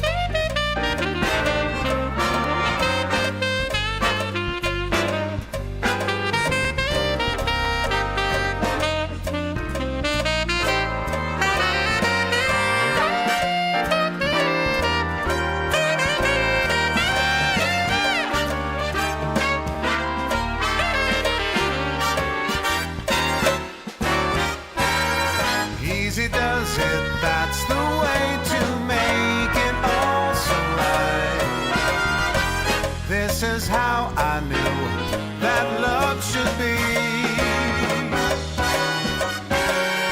Easy does it every day, means every single night. We'll be lovers, this I guarantee.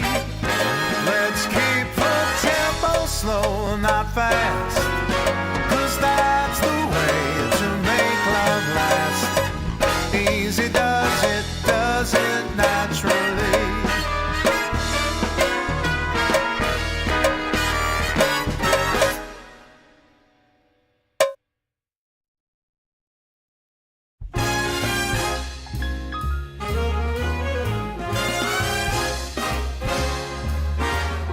Rome, where the Colosseum, Rome, and the Grand Museum, Rome. Love is everywhere, so meet me up there at St. Peter's Square in Rome. On the 7 hills, that's Rome, the Italian thrills, 'cause love is alive when you're roaming in Rome. Rome, where the Tiber flows, yeah, Rome. Michelangelo's in Rome, the eternal town of ermine and satin and all things Latin. Rome, like a symphony, is home to the bourgeoisie who put the Roman romantic, that's Rome. It all burned down as Nero just fiddled around.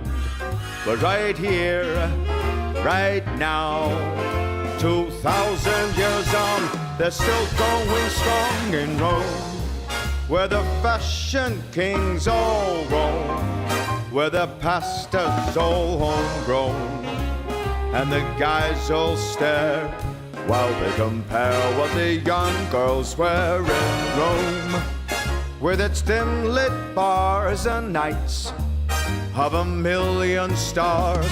So get me across the Atlantic, let's all go land some manic, who put the Roman romantic, that's Rome. I'm asking, who put the Roman romantic, that's Rome.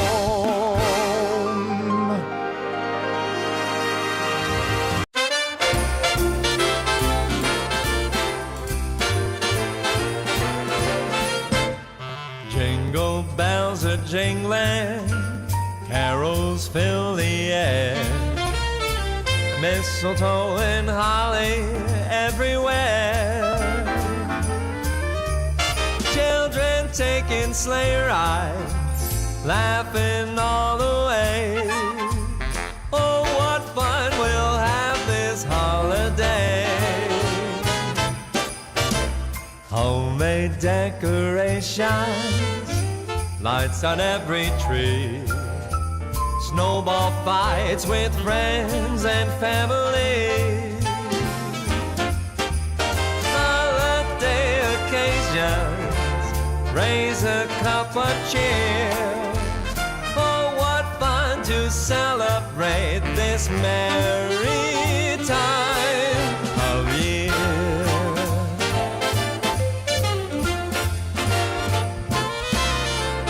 Bells on bobtails ringing, making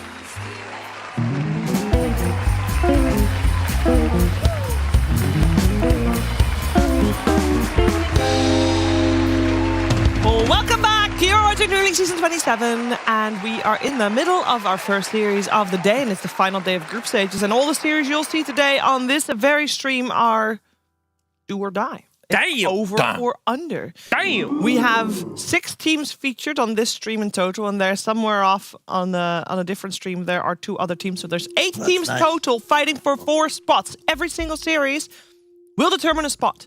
And right now, we have Runa team taking on Tundra. Runa team was on the unhappy side of things in game number 1. They're going to look to fight back and forth out the third game. I'm here with Kezu, Jenkins, and Slacks. Hey. And we have a Marcy already coming out on the side of Tundra. Hi.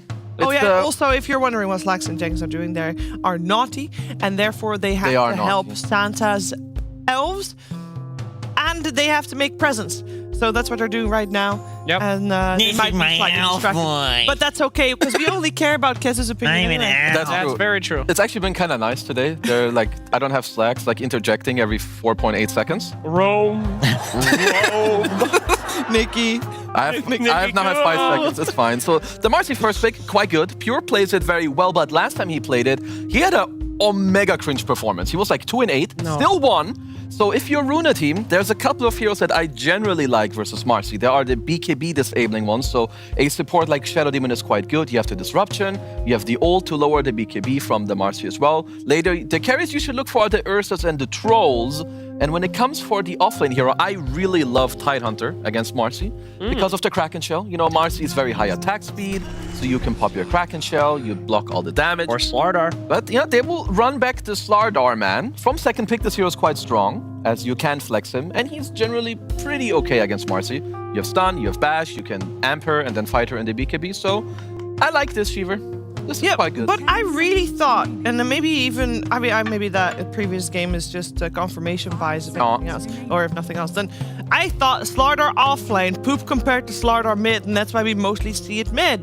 Who? Yeah, I mean, he was pretty bad last game. So the other thing for Runa team in this game, they need to respect matchups more. So yeah, Slardar against Jug in a vacuum is Slardar favorite, but when there's a Warlock in the mix, that's a shit lane for you. So that is something that they should understand. So I hope this time around they pay attention to the support matchups and that they're open to flexing it to the mid lane. But I would like a Shadow Demon for Runa team if Tundra don't respect it in the bans here. Now, why is Marcy that great? Because we have seen her banned out religiously in this tournament so far. And this is one of the rare ones where we get to see her first. Is it, is she going to be on the other end of that? Oh my goodness, there he is. That's Lacoste's. Why did he sound like a dolphin? That's Lacoste's little friend right there. I forget his name. Jonathan. Apologies. I don't know why he sounds like a dolphin. We're going to check that out. He sounds like a whale. Let me see. Why is Marcy good? This hero is one of the most obnoxious laning cores. Like once you just get level 2 with Bodyguard, the spell is so ridiculously overpowered, it's not even funny. And there's a lot of fives that are really strong. They want to play with aggressive carries, right? You have your Warlock, there's Jakiros that you have. All these heroes just want to play with those. So Marcy just has crazy timings. And 33, he's such a nerd in a really good way. He will use Marcy's innate where you have flying couriers that have more HP to drag creep waves. Wow. Literally no cap. No one else does. That's crazy. Oh, hey, our Poogie. Our studio Poogie. Poogie. High five him. Go get him. High five your Poogie, otherwise you are on the naughty list. That's right. You'll be cursed to make cups for the rest of your life. For the rest of your life. Oh my god. Scary. All right, we got one more band coming out from Runa team. The one thing that I will say, and I correct me if I'm wrong, but is this the first time that we might see a Timbersaw go uncontested? No way. Oh my god. That's a really good point, Sean. That's crazy, actually. It could happen. I mean, it is a very, very strong hero, so if 33 wants to play it, he absolutely can. It's a hero that builds Lotus against Warlock and Slardar, so that's kind of cool. If I'm Runa team, I would kind of like to go away from it. I think it was very slow. And generally, when I saw this team do well is when, our boy Nikki Cool could pop off with some stuff. That's an Invoker! Easy M Invoker already in the mix. All right. Insta-lock, huh? Yeah. That's good. And also Warlock on the side of Runa team, so see if they can use it just as well as Whitemon did in the previous game. Till the end, we'll get his hand on that one. Or a duo. A duo. That's the same person, by the way. Just want to point that out. Oh, I had no idea what you were talking about. A duo. A duo. Actually, it's probably H2O. H2O. Now that's a cool name. That is a cool one. Why? Because it sounds like H2O, but it's Debane picked up. That's a good segue. That's a good segue there, right there. Mr. Bane picked up. Talk about control here, huh? You got Invoker, you know, does all sorts of control stuff. You got Bane, what I believe was an Effie called yesterday the carry hero. You know, just you have log grid. people out of their client for a little bit. I mean, it is great setup. Like, Tundra are the best team at playing Invoker, especially the X-Sword one that BZM nearly always plays. You now already have a really strong safe lane with Marcy Bane. You have a lot of setup. They're going to look to get even more setup later. Another reason why I like this Invoker pick is because if you're a Runa team, I would be looking still at like these Trolls and Ursas later. And Invoker is really damn strong against those carries. Would you? Because I know Ari plays Marcy as well, and he has not played for a while because it's so strong on a core hero. Would you still consider that to be a flex pick, or kind of letting it go? I would say you do it only if the enemy team like kind of gives you the opening in a way where they pick so many heroes that make carry Marcy bad that you're like, okay, bro, like I'll take it off you, you take the new carry, and now you carry me. And for now, I don't really see that. I will say, while SD is good against Marcy, I do not like this support duo at all. I also don't understand, like, why do you ban Pugna if you intend on picking SD? That's something else from Runa team that is kind of an oversight. So we'll have to see how that goes. That should be their mid-tiny against the Invoker, which is fine. Gives you another guy that goes in, which is good for your supports. I think if you're saying that's their mid hero, which is, and then there's a pause, and then it's fine, that doesn't really sell me at all. It shouldn't. It's not that amazing. I'm sure they have better... Like, there's cooler picks around. I would have liked, for example, Embers. I think are kind of cool as well, because Tiny is going to hard commit. Hard committing into this draft is not that amazing. No. Oh, no. It's not been great. You pick of course. two big tanky strength heroes. Best hero in the game still left in the pool. Counters tanky strength heroes, so I think it makes sense. Every time I see Tiny versus Invoker, which is not that often because Tiny's just not picked as a mid that much, I think, does Invoker go for Wax Facet? Because you obliterate Tiny. It's a low mana pool hero. He walks in, gets EMP'd. You don't even have to kill him. Vessel's really good. But I know BZM really likes to play the Exort Invoker. And to be fair, probably you can just EMP with the Exort Invoker anyway, and it's still countering the Tiny. I will say, those two bans coming out from Runa team were very quick with the Hoodwink and the Spirit Breaker. What is it that Tundra is lacking from most likely the position 4 role that made those bans so quick? Is there something in particular that you want to see? It's nice if Ari can be I would say it's nice if he can be a melee guy, like someone that skirmishes and goes in, because you have, your Invoker, he's just gonna sit mid, so a hero that runs with the Bane and you kind of turn into a kill squad is kind of all I'm looking for. Any sort of setup, follow-up damage, I would say he's quite free. As long as his hero can skirmish, he's happy. I'm sorry, this has been a term that the panel's been using very common lately. Which one? Quite free. A lot of the pro players, like Quinn, you, and Insania, are always using this phrase. It just makes me think of like some guy doing a Praise the Sun or something. I can play free! I'm free, finally! Free to play the same hero. Shackled the whole time until now. Now I'm free! How's a bounty hunter? I would like Booty Hunter. That's kind of like Booty Hunter. Exactly. It's a little more like high risk, high reward. No, I'm kind of okay with that. It's like pretty good against Warlock. You can like skip the lane. Maybe it's something that against a starter they want to like hold back or like not really do because they're like, that's annoying. I can just see a Dark Willow again. I mean, if Arya played Clock, I would have liked that hero, but I don't think he's a Clock player. I also had the Clock thought, but it's Ari, so yeah. But yeah, Clock Bane is a really good one. So much gank potential and set up for Invoker Sunstrike. All of Timber spells as well. Like he likes when a hero is just locked down. Because Ari's also he likes to stick to like his 3 to 5 heroes in a way. He's very comfortable on those, and he will perform nearly no matter what. Regardless of matchup. So it's no big surprise to see the Willow here. I mean, the Brambles are annoying to play into. Like, I was also thinking Muerta for the same reason. It's like tiny Slardar, they get in there when they're fighting and playing into Brambles and, AoE ult coming out from Willow. It's pretty annoying. Ooh. That's a TA. Big minus armor coming from Runa team. I mean, TA plus Slardar is some, pretty intense damage.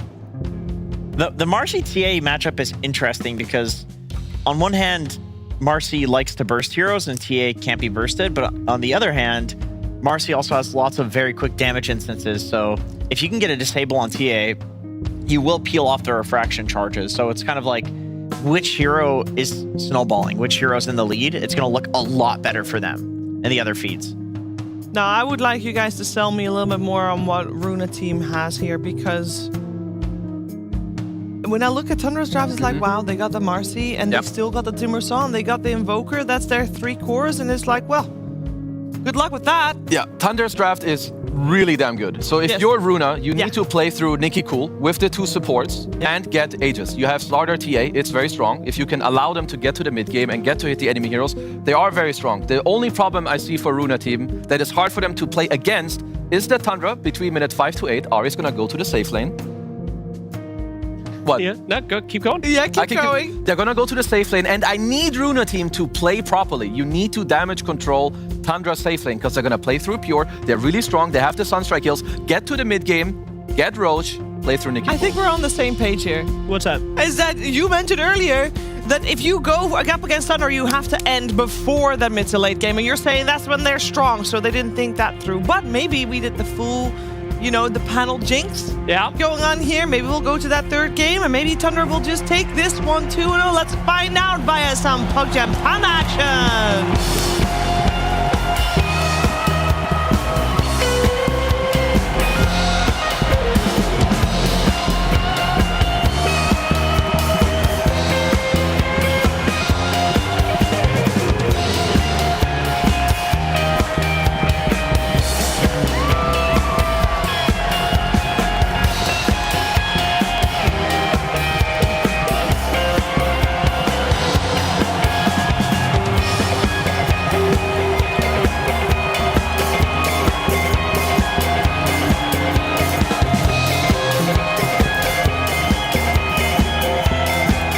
Before the series started, there was so much hope and optimism for Runa team. Then they lost game 1, and now the panel is saying that Tundra have outdrafted Runa in game 2. Avery, do you agree or disagree with that sentence? It's all crumbling. Oh, God. It's over.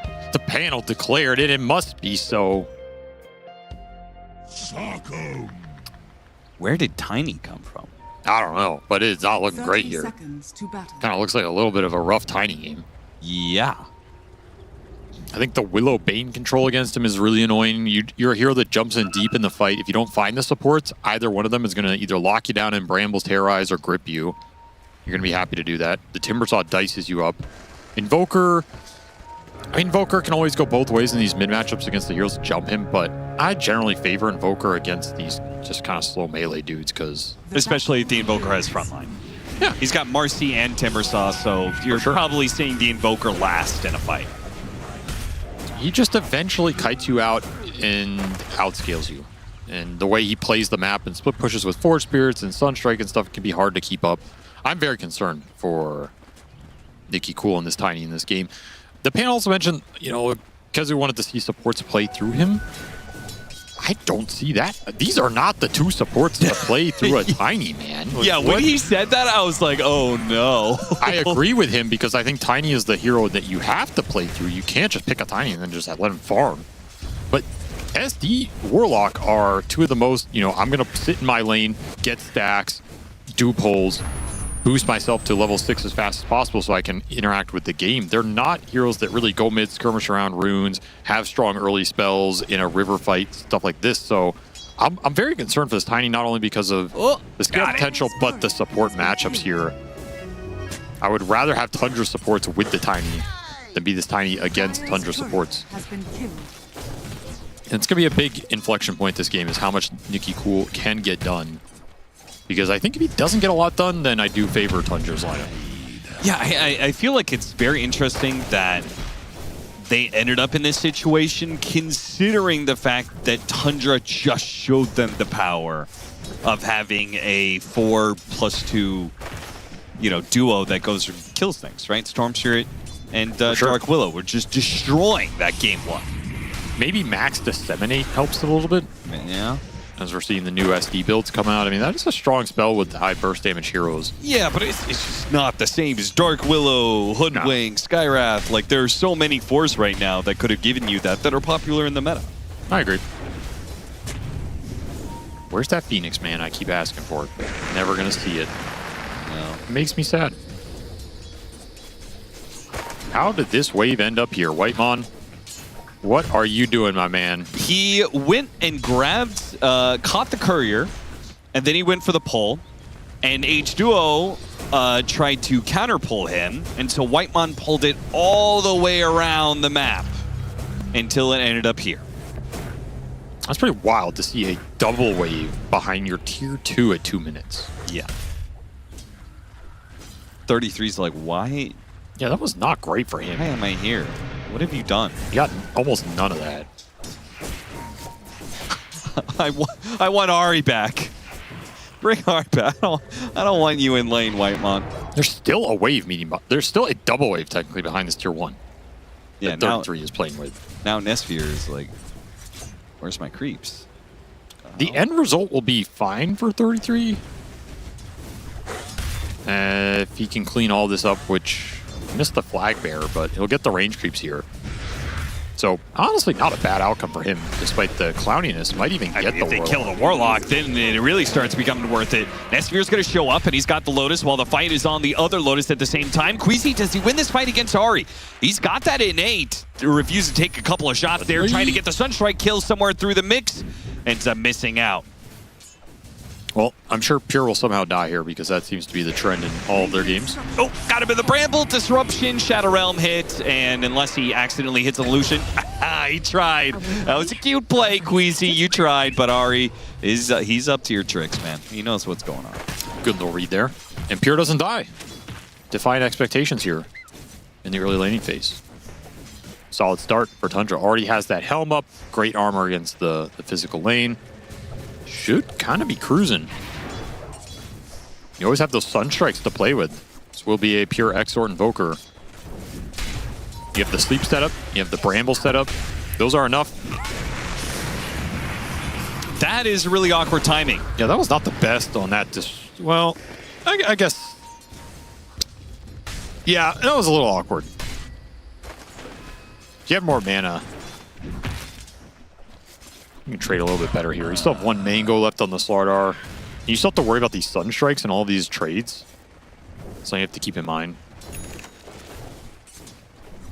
Oh. Yeah. He almost disrupted him. Radiant's top tower is under attack.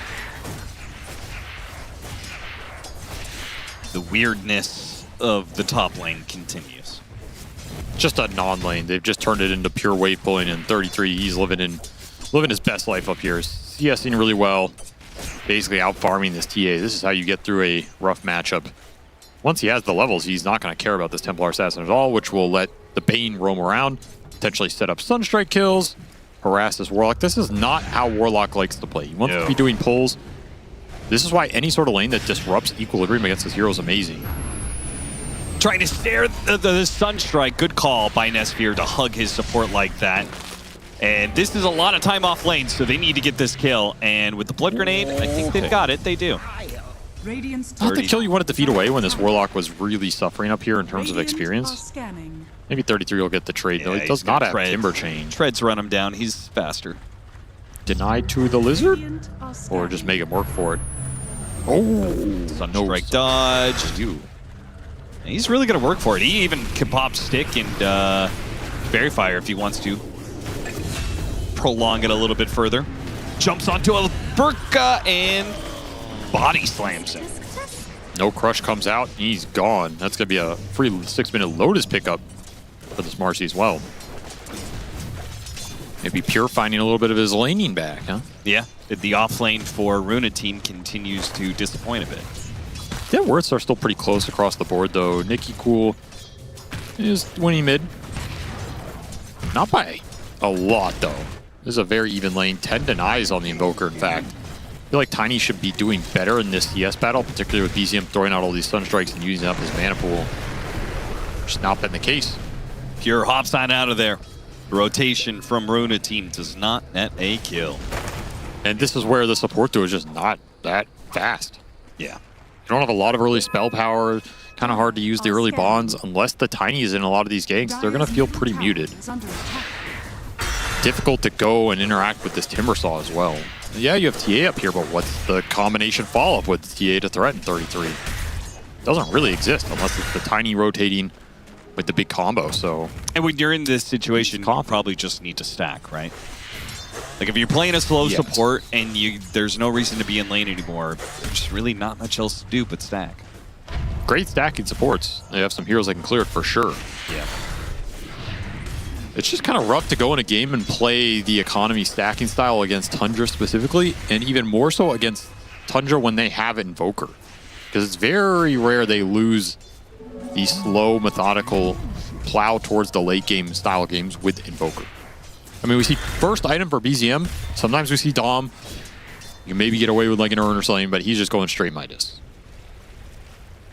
So he's not messing around. Straight Exort, Midas, Invoker to scale in this one. Crash landing, holding on to the Stampede to make sure that Ari can't TP out. A little action for Nikki Cool. They need more of that. Would love the power rune here as well, and he will be rewarded. The hand of Gabe blesses him today. Blessed indeed. BZM too late there with the Forge Spirit. Dire's middle tower is under attack.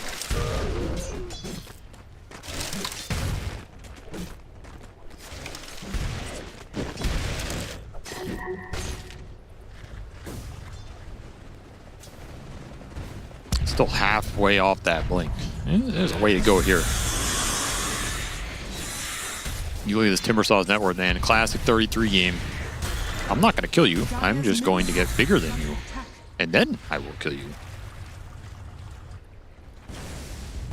Watching these games through DreamLeague, who do you feel like, Runa? Good catch on Pure right as he tries to jump out, gets tossed. Repositioning stops. Tornado comes in with a meteor though. Oh, and Pure's not dead yet. Okay, never mind. Crash landing. Tiny does some serious damage with that toss. But what a hit from BZM. Got the turnaround kill, and they're going to get an extra one. He was blocked by his own golem. No, he got blocked by a melee radiant creep. That's funny. The hero that Tundra needed. That's the downside of going for these aggressive plays. If it's not on the Invoker, ideally you always want to be ganking and killing an Invoker in the early game. If you make a play elsewhere and you let the Invoker respond, you're really sad because that trade is never worth it. Sure. Directs a lot of attention away from the top part of the map where 33 is currently clearing out his ancient stacks. He is so big this game, man. Yeah, what is that? It's just a melee creep, right? Yeah. Radiant melee creep. Unlucky. Doing God's work down there. Look at this gank. Demonic Purge pulls him out of the meteor. A little awkward there. Toss over. A lot of damage, though. They got to be careful of that one. Fatal Bonds plus crash landing toss. Big damage. Not enough, though. They'll get the kill on Ari, but trading support for Core. Oh, wait. Deafening Blast. A little bit more with the Shadow Poison. Pure's back in. Oh, Pure's back in with the amp damage. Quick kill onto the Warlocks. They lose 2 on Runa and get nothing. That looked like some fumbling from Tundra, but in the end, some crisp execution down the stretch. Nails him a couple of kills, gives nothing up. Great spell casting from BZM despite Pure's best efforts. And they'll nab a couple of freebies, which, by the way, you did wall the Timbersaw. Didn't have to get involved. He makes the move bottom. Sleep set up into Sunstrike, into the Chakrams, but the tree got cut by his own Chakram. Doesn't matter. Hero's too broken. Level 9.5 for 33. Oh, jeez. He's got the levels and the gold, man. He's huge. Really terrifying hero to give this kind of start to, especially with double strength melee core lineup. Yeah, Warlock's gonna need to brush up on his reading here because he needs some experience. If they had a golem for that mid fight, right, maybe they get a double kill. Oh, for sure. On the 2 cores that were hit by that crash landing Fatal Bonds combo. But level 4 Warlock, yikes. You already have levels on the supports too. That's a big deal for Tundra. Like level 7 Willow, level 6 Bane, you already have grip, you have the Terrorize available as we saw, so you can start to roam around this map and look for easy pickoffs. The threat is super high with Sunstrike behind these single heroes. Okay, they already have enough stacks on Tundra. They start taking Runa team's stacks too. Economic destruction here. I don't think Runa got enough done with this support duo because clearly not. You either win lane in a static lane setup or you're stacking. And if you're stacking, you cannot afford to lose stacks. They stacked it for them. Yeah, this is disgusting. They're so confident about their control here. They pulled more people in, stacked it. 33 will take it all. Of course he will. I mean, this guy, he loves his stacks. Gonna name his first child Ancient Stack. Name his second child Ancient Stack 2. Radiant are Start stacking them up. Dire's middle tower is under attack. Should it be Ancients 1, Ancient 2, and then stack them? Radiant's top tower has That would work too. Nicky Cool, smoke breaks. Okay, big kill if they can get it. That is a big if though. 2 supports behind the Timbersaw. Very tanky hero already. And goodbye Shadow Demon. Too easy. Struck. Too easy right now. Gonna get his little golem too. Tundra ready for that play, and that is not good news for Nicky Cool because he needs to start to find some action with his Blink Dagger. Still missing level 10 for the full combo. It's feeling rough out here for the tiny man. Do not want to get stuck in this kind of game where Invoker's just farming jungle with Midas and you're looking for kills that you're not getting. Radiant's middle tower is under attack.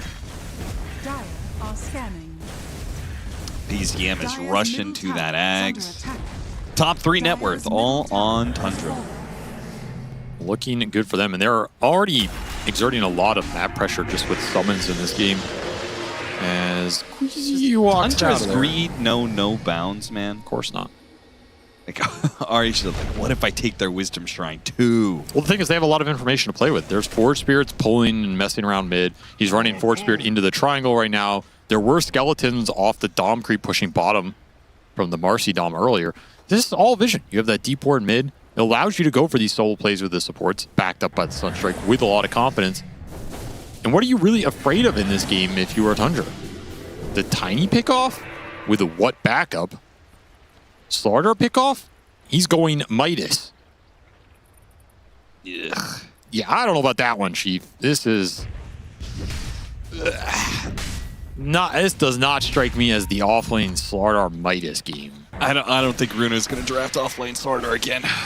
Well, this might be their last game, so that's a good prediction, Austin. In an elimination series. Okay, for the rest of the season.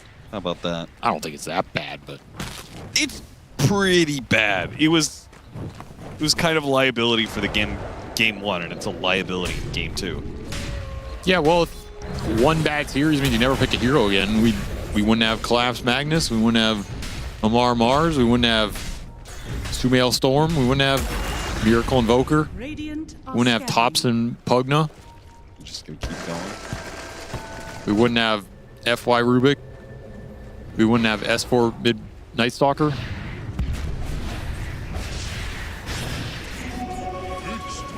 Are you done? Yes, I'm done. Thank you. I think I proved my point. Dire's top tower is under attack. Hasted Nicky Cool. Running around at the speed of sound.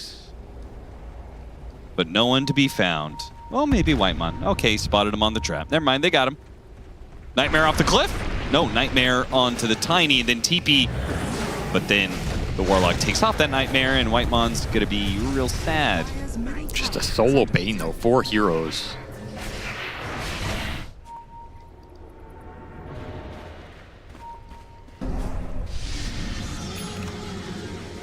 Ags at 16 minutes. Damn, that is fast. That is really fast and absolutely terrifying.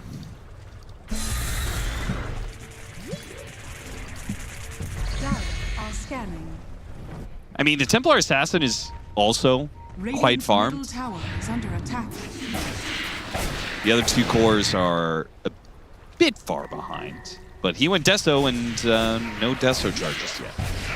Do you have the minus armor combination here with the Slaughter plus the TA if you combine everything?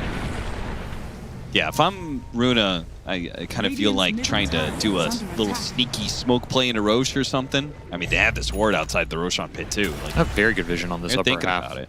They take that into 20-minute Tormentor as well. All of a sudden, Hand of Midas, Tiny. Runa are saying, let's play an economy game against Tundra.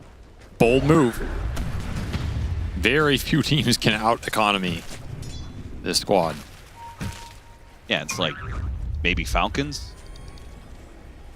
Who else would you say reliably could go up against Tundra, be confident they could take an economy game against them? I think the extreme gaming we saw at TI.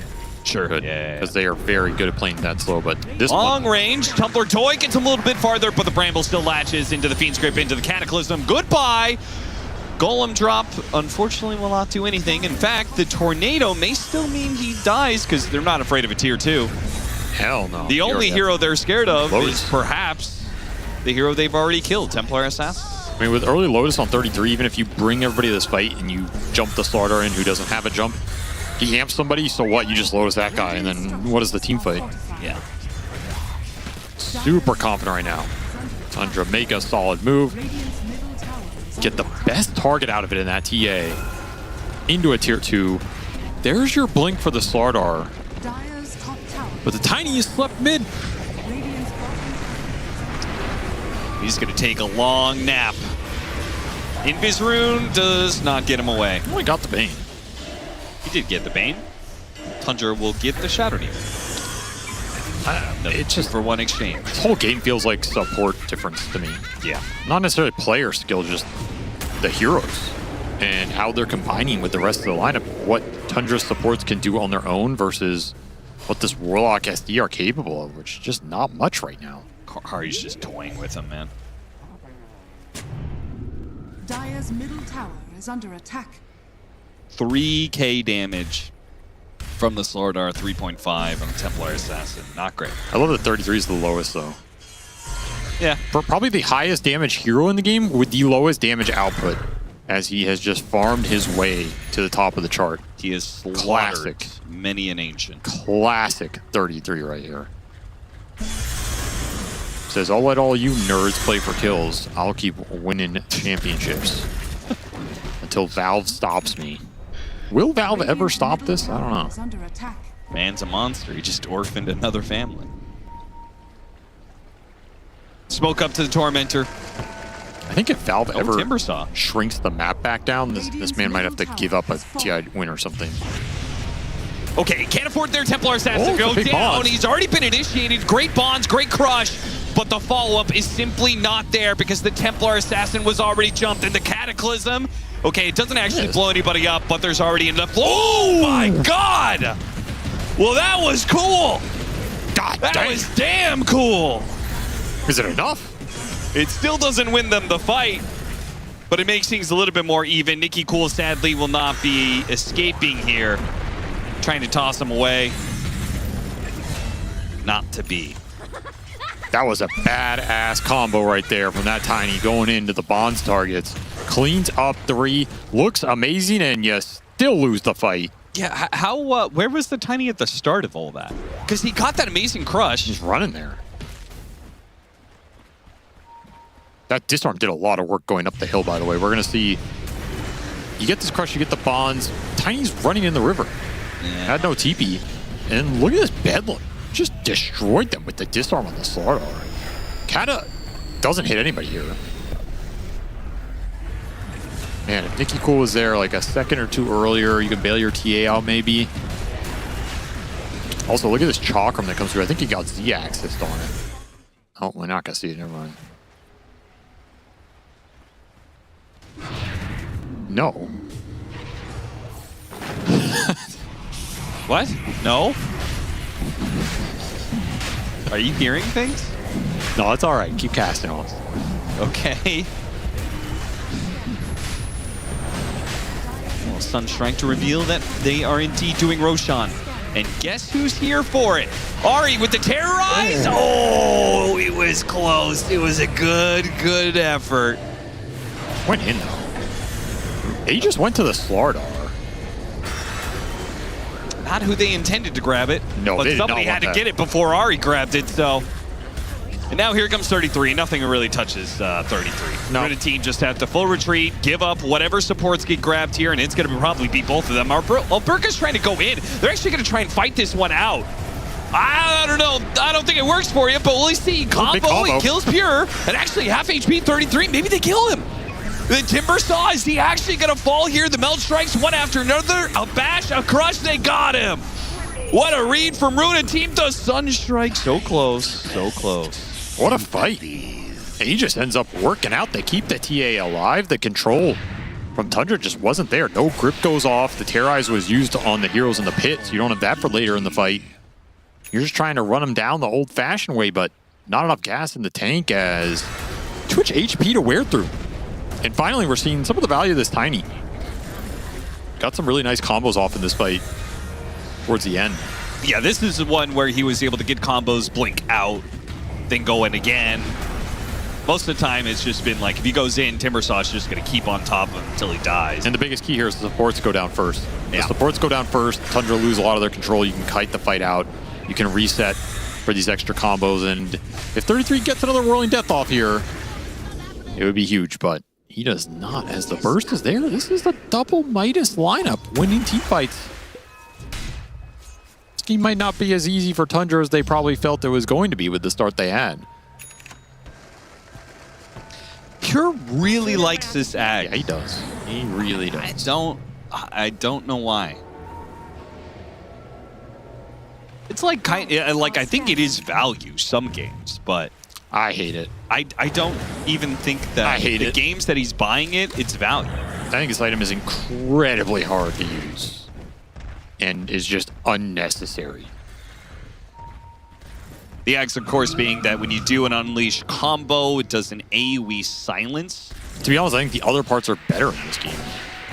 The Dispel and the lower cooldown. And maybe that's why he likes it so much. Yeah, I think those components are nice. I think the silence is almost irrelevant in a game like this. I mean, if you jump supports, it can be good. I'm not saying it's a useless item, but... Well, usually when you jump supports, they just die in right, one like combo. If you buy a data list, the guy's just dead. So who cares? But maybe he just wants as many Dispels as possible for Bond's Slaughter Amp, which... that's fair. It's reasonable. He did go Manta plus the Ags here, so technically double Dispel. If he gets BKB, that's going to be a third Dispel. I mean, you can't touch the guy at that point. It's just permanently Dispelling everything. Once again, though, Runa Team, despite being behind, very good at finding openings and putting together team fights that they can win, despite the net worth disadvantage they're facing. They've looked pretty good in this series. I mean, they're down a game and they're not winning this one right now, but honestly, playing from behind against Tundra is not easy. I thought they were going to run into more trouble with this double Midas, but they kind of made it work.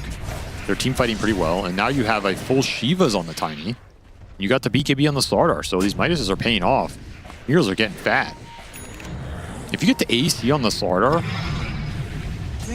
you have a lot of armor to work with here. This TA is going to hurt.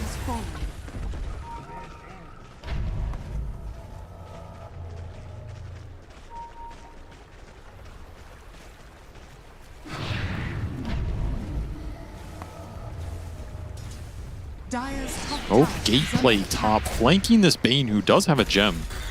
So it'd be a huge pickup. Or the bigger prize. That Timber Saw. Oh, that Timber Saw. A second death on him. Toss, Golem, everything they have. Another bash is coming up. Another crush is coming up. They just keep on swinging.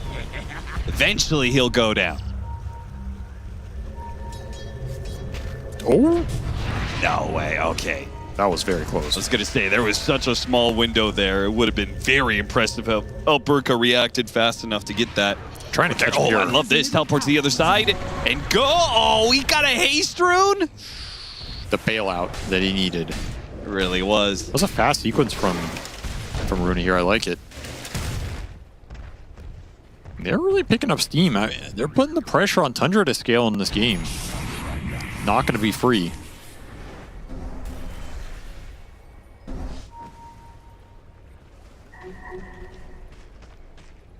Nice little ward here too. Gets killed by Whitemon. That might have been the bigger prize. Honestly, taking Gem off the map could have been bigger than the Timber kill in some ways. Just to secure yourself more vision against a team that is very capable of ghost pushing the waves in and not showing.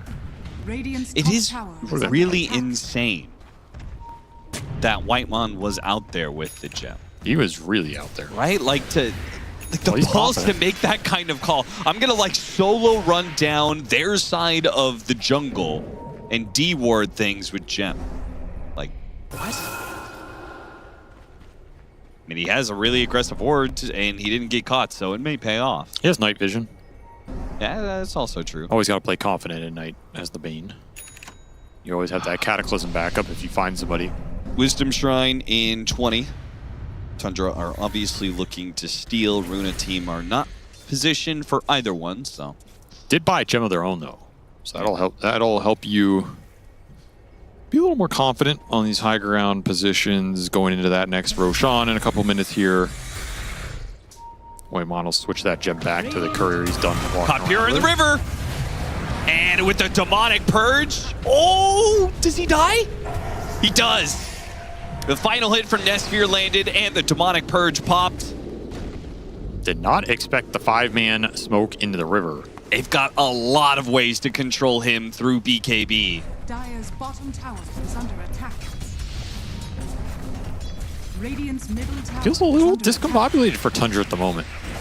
Maybe they're content just farming for the ultra late with the Invoker, but they really haven't made a move in a long time. Starting to bleed out some of that vision advantage they had earlier.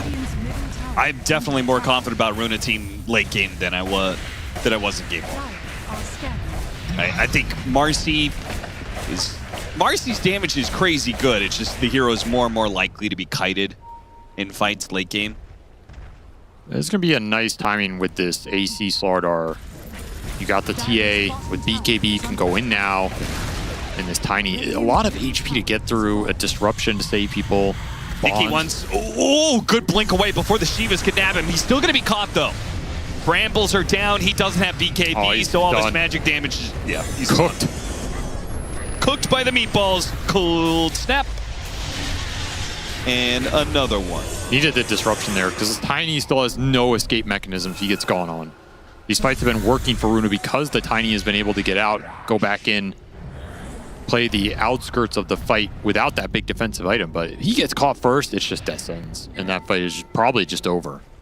They thought Tundra was going to do some sort of half-hearted push-in of the mid lane, but instead the reality is Tundra brought everybody to mid lane to push it out, and 33 just charged in, forcing them into that awkward scramble backwards.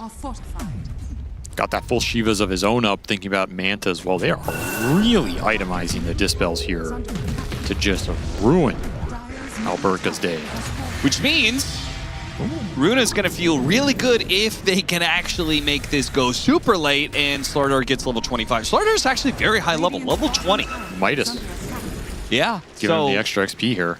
If you buy into that many dispels and he gets the undispellable talent. Oh, it's strong. It is always strong. Mega strong this game. Of course, the armor is still going to be good against the lineup regardless, but of course, there's something to play for here. They're eyeing up the TA. No BKB. It got popped top. Can he blink away, or he's just, no, put into the brambles, and the AoE silence stopped the disruption. He gets it off now. A blink dagger, is he going to be able to? Nah, it's just every single time. He blinks now, but he didn't go very far though. Yeah, he got sent up in the air by the tornado, but the refraction blocked the damage. He was able to blink, but didn't blink far. That's just a huge misplay. You can't be showing on mid-wave STA without BKB and all these heroes off the map, right? If you want to bait that out and you have BKB, you get disrupted, pop BKB, take the fight. I can maybe understand that, but just sitting there without BKB, you're never going to get a single right click off. Yeah, you're just giving up 2 lanes of barracks. That just what felt, a blunder. Yeah, that just felt completely uncalled for.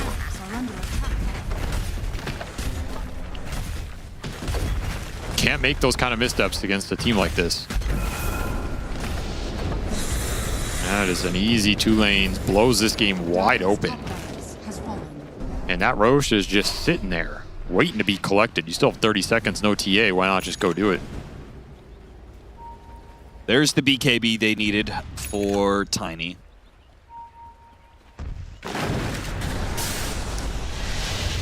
And this has been an extremely poor sequence of events for Runa team. Just collapsed out of nowhere, right? As they were kind of evening it out. Yeah, the game, they brought it back. And now they may not even get a team fight at this rate. Like, they're just getting picked off so many different ways. They lose the fight in mid off the Tiny not having the BKB.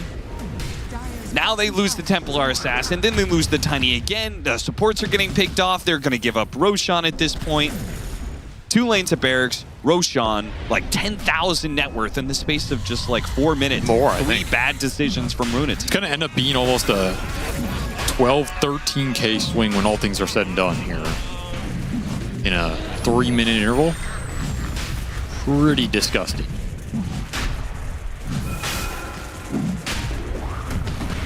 And the big items are coming out now for Tundra.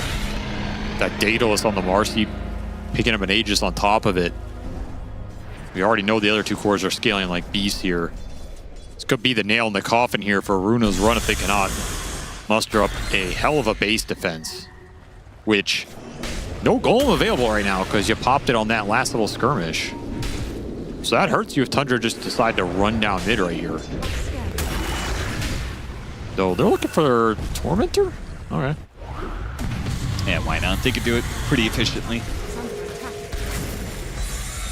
Tundra's one of those teams that always seems to be able to do Tormentor with 1 or 2 heroes. They have this outpost, so instantly back into the action. They don't even give up map control to get the job done here. Yeah, exactly. Still eye up that high ground with the golem cooldown for another minute. Or you can just farm and push towards your 25s. Pretty close on the Timber. He's kind of the only one. Yeah, I don't think you're getting that in 4 minutes of Aegis. Nah. So better just play for an opportunity, I guess. Slew that monkey.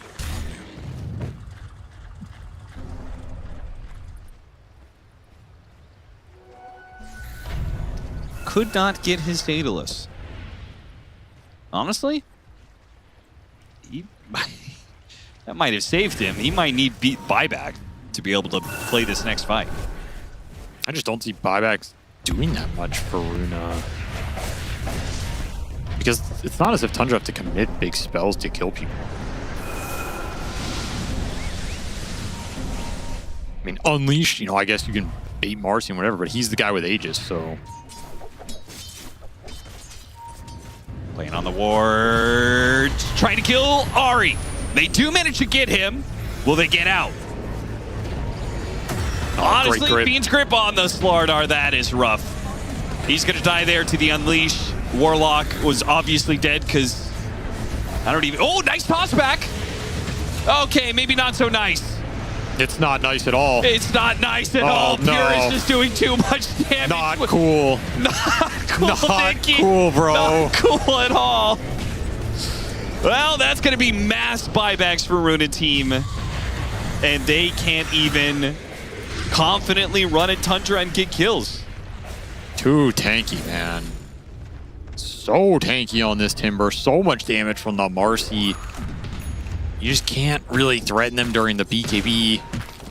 Nobody can stand their ground and deliver enough damage. You didn't have the Daedalus on the TA to maybe give you some hope there with some big crits. And they still have that ward eyeing the camp. He got slept. Pulled back into the rest of the team. Die back. What a Not ward. on the TA. For some reason, I thought I guess everybody else bought back. That's the White Mon impact. All these little things. Yeah. So good at setting up the pickoffs.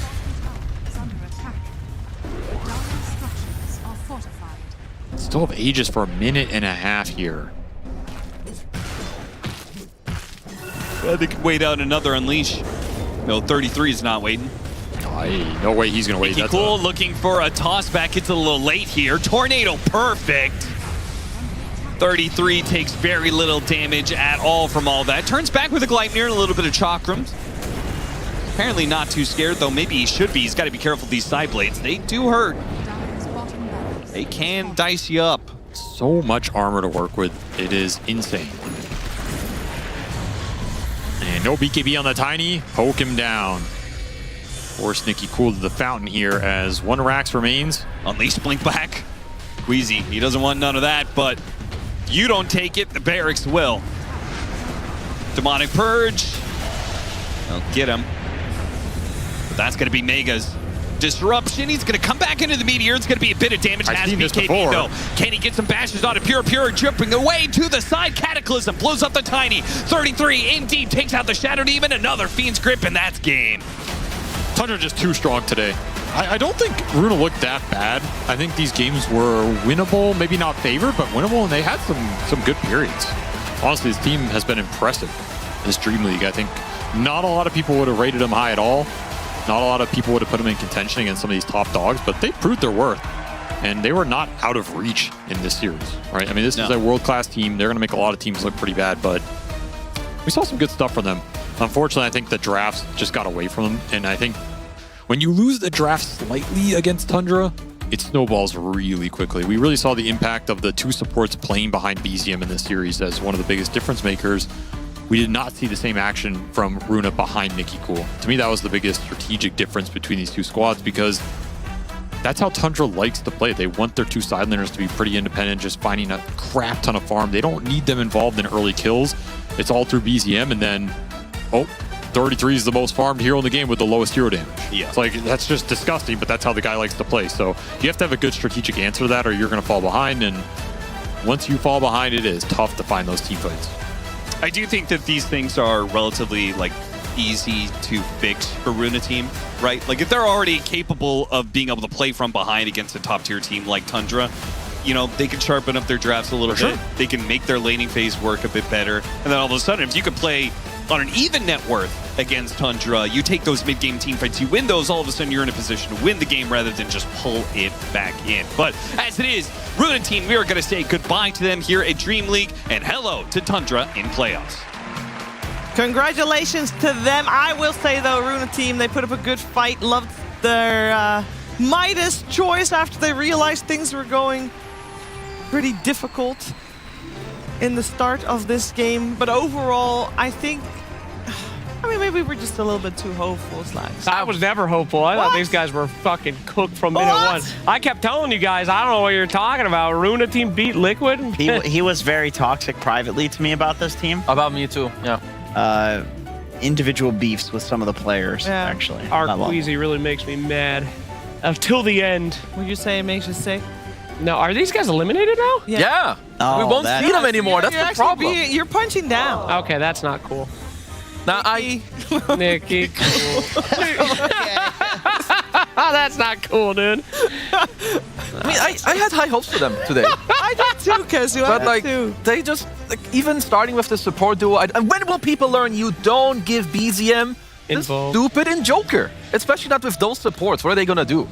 You have to wait for your Tiny to have a blink, then you can make moves, and they did make a good comeback in the mid game. You know, they found a couple cool kills somehow after buying double Midas on your Tiny and Slardar. Tundra are like, well, we're just gonna shit the bed and lose a couple fights. But overall, you know, they get to the late game. They've got Timber with high net worth. They got Pure with high net worth. They have the BZM Invoker. They can't lose like that. Yeah, this guy really does it all on Invoker, to be honest. A lot of other Invokers you kind of see with like a low impact in the early game. But it's okay, because late game, they do some good shit. But with BZM, it feels like from minute 0, he is having impact. And then in the late game, he's doing like miracle level stuff. And it really does beg that question, like, is this just too specialty of a hero for them that you take it out? It's almost like Yamich on Pudge, for example. Like nobody else is picking it, sure, but everyone is banning it against Mouse. Like there's certain heroes that just, in player combinations, that demand respect in this game. I just personally think that when we saw Runa team do well in previous games, what's that supposed to be? I feel like they had different type of drafts. We saw 2 games in a row, Slardar on the offlane. Maybe I'm just hating, but I don't think that's good. why would they do it twice in a row? In the I mean, same you're way? right. I don't know. I feel like that's not. We saw Nigma Galaxy win from Tundra yesterday. Do what they did. Do early. Now it's too late. That's the problem. But I agree. Like the Slaughter, you 9-pick it into the Mars, and then you just get your ass whooped in lane anyway. Like you can go for a different hero. You could have flexed it to the mid lane. There's just a lot of things for Runa team that when it comes to the draft and like how they play together, I just didn't like it so much. In the like games like yesterday and the day before, it looked like they were playing more free, as the Slacks like to hear. Of course. What do you think, Jenko? What do I think? Doesn't matter what I think. Who does it matter that is thinking? Ari! Hello, my friend. How you feeling, buddy? How you doing? Feeling good. Feeling good. Nice to win. Bit of a relief, yeah. Yeah. So how do you feel about your guys' performance in this generally? Because obviously coming off of a win, I imagine the expectations are quite high. Are you feeling like it's group stage, anything can happen, you made it through, all is good, or how are you feeling? Definitely not our strongest showing in this group stage. I think I don't know what to say really. We just won a tournament and now we're playing like not that good. It's hard to figure out why. I think there's a couple of draft issues, but it's mainly gameplay issues. We are making good conclusions, I think, after every series, and we are improving again, hopefully getting back into shape, but it's definitely not our strongest showing. Bit of a shaky one, so it's a relief to make it out the group stage and have more chance to get back into shape for playoffs. Do you think, is there like a level of randomness there where like the meta is just like slowly shifting away and maybe you guys just haven't got like a good grasp of it at the start of the tournament and then you get better? Like, do you think there's randomness involved in these things where a team is really, really good? It's just the meta shift away from something that they were really good at, such as you guys? I feel like the meta always just like goes in circles. Like it does. I feel like at some point, like we're doing really good and we make a really clear structure on what we want to do. And then one day we just like forget the structure and don't do it. And then we get fucked. Yeah. And then it's like, guys, please stick to the structure, you know, this kind of thing. And then you go back and then you start winning again. Because I feel like we do know what is good and what is not. And the trades we want to make in draft and stuff. But you kind of just go in a circle like this, and for some reason it's hard to just stay on track the whole way. And I think, to be honest, like if you lose like a random series, it can kind of hurt your confidence or maybe your belief. And then some gameplay things start going off as well. Yeah. Just Proto teams are just kind of complicated like this, and there's also like the human factors as well. Yeah. So there's a lot of reasons why it's hard to stay on top all the time. Even though I do believe we are one of the best teams, we have the best players in the world on our team, we have a great coach, we have everything we need to win. But that doesn't mean you can win all the time. You still need to do all the work. If you're slightly out of shape or you draft slightly weirdly, you can get beaten by any tier 2 team. Yeah. So it's just tough to stay on top, and we always try to keep working to get back on top every time we slip. Yeah, I remember Owie said something about like especially when you're learning a really high level concept, you can start to like forget the fundamentals because you're so like hyper fixated on the Yeah, this is extremely true. Yeah, because there's you kind of have to make choices in the game like constantly. Like, for example, everyone knows that playing around mid can be good, but everyone also knows that playing around the gates and the ancients on the sides can be good. Yeah. But you cannot do both at the same time. So if you're talking a lot about one or the other, maybe you start to neglect the other one. Yeah. And then this messes up your gameplay. And there's so many examples of this type of dilemma. So, you have to, it's not like one thing is good and one thing is bad. You just have to make choices. And sometimes if you talk about one thing too much or one thing too little, they can really throw off the balance. And this can bleed into other aspects of the game. Yeah. So, yeah, he's very true when he says this. I feel like that's why the human element matters so much, because it's just kind of like a good brain will figure these things out really quickly and adjust. Like, do you guys have a psychologist, and are you like thinking about your sleep? And now that you're on Tundra, do you have all this like infrastructure to deal with the human element of things? Does that exist? I mean, not really. I would actually say this is one of the like, not laziest, but like, hands off, least disciplined, probably the least disciplined team I've been on in terms of like showing up on time for things and waking up at the right time and this kind of thing. So it's actually the complete opposite. It's more like you just trust everyone to do what's good for themselves. I personally take my health and sleep schedule and stuff very seriously, but I don't think everyone feels the same way. Who's the worst? Is it BZM? Oh, I mean, okay, for scrims it's for sure pure, like being on time. We have actually recently played a scrim with Parker stand-in because he just didn't show up for the scrim. That was pretty hype. Parker is better than him? Pure for Parker is Holy crazy. Yeah, because That's crazy. my guy just doesn't want to show up for the scrim on time. Damn. And then for eating, I mean, everyone's pretty bad for eating. Honestly, like most of these guys are eating chicken biryani 2 times a day, every single day for like weeks straight. To be fair, that's and I pretty feel good. like their health must be pretty messed up by now. Yeah. It's not very balanced. There's not many vegetables in there, but I take it quite seriously myself. But the infrastructure's not there. The health and the psychologist is not there. It's just trusting everyone to do what's good for them. Well, I'm glad you take it seriously because I feel like for at least like 2 to 3 years, maybe 2 years, you've been like the guy innovating stuff in pubs. Like you brought the Marcy back, and now that's kind of been the most dominant hero in the meta for maybe like 6 months now. I'm curious, is there anything that you're cooking in pubs that is just like not making it into competitive? Like you've been playing a lot of Spirit Breaker. I thought this hero was gonna like rampage competitive Dota, but it's only every now and then. Is there anything that's good in pubs? Yeah, I actually have a lot of heroes that I've been working on lately that I think are like really interesting, but it's kind of hard to pick them because it maybe breaks our structure and it's just not as simple and straightforward. I'm spamming as 4 position right now. I'll give you some. Okay, so the Void Spirit +4 I think is really cool. I like it a lot. It's just tricky to find the right lanes to pick it in, I would say. I like the hero a lot. My win rate is really good on a lot of games. I've also been playing the Crystal Maiden lately with the Spellam facet. DM4? I think if you can... What's the build? Yeah, I mean, it's all about just farming really fast with the facet and the shard and like blink. And you're going to get like blink, BKB, Aghanim. You can get these things that are very good. Oh, you need Kaya as well to farm really fast for the shard. So you're buying blink, Kaya, shard, BKB, Ag, something like this. And you can farm really fast and you're really strong in fight when you BKB ult with the facet 35% spell up. I think this hero is pretty cool, but again, it's kind of hard to find stable lanes for it compared to things like Hoodwink and Willow. This is normally like the limiting factor on these cool heroes is finding the stable lane for it. But I also like Stark 4 as well. Yeah, baby. I'm spamming that right now. Lanes. Yeah, it has some more lanes where it's viable than these two, I would say, but all of these things are just a little bit unstable in some way, usually the laning, so it's hard to pick them. But I think they all have their place, and they're very fun and very cool. I'll be looking out for a chance to play them.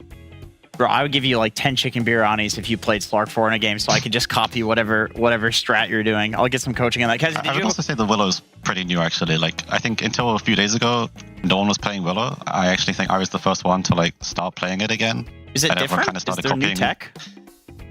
I don't think so. I think it's kind of just forgotten. It's also a bit like meta shift. Like, there's a lot of heroes being picked right now that Willow's good against. For example, in game 1, I pick Willow only seeing one hero, and then they follow up with Tusk, Gyro, Starter. I feel like this is just ridiculous, They're picking 3 heroes that Willow's good against after I show it. And this just shows that, like, it's really good in the meta just because of the shift in the heroes that are popular. I'm just liking the hero a lot right now. Yeah, I can't play that one. I'll stick to the Slark 4. Kez, did you have a question for our boy Ari? Yeah, I do. What's up, Ari? You good on the time? Yo, long time no see. I'm all good. Oh, that's good. All right, let me ask a couple of questions. So you have played under Moon's coaching before, and you used to tell me, he likes to shoot people, aka flame, when a game is done about what you guys messed up. Who's currently getting shot after your games?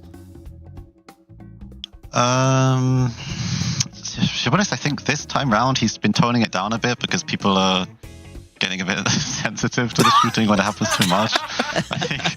I think lately maybe BZM has been shot a bit. At the start of the team, it was definitely me. Like, first 2 weeks, I'm getting shot like every hour, non-stop, while I'm like learning how to play in this team. Yeah.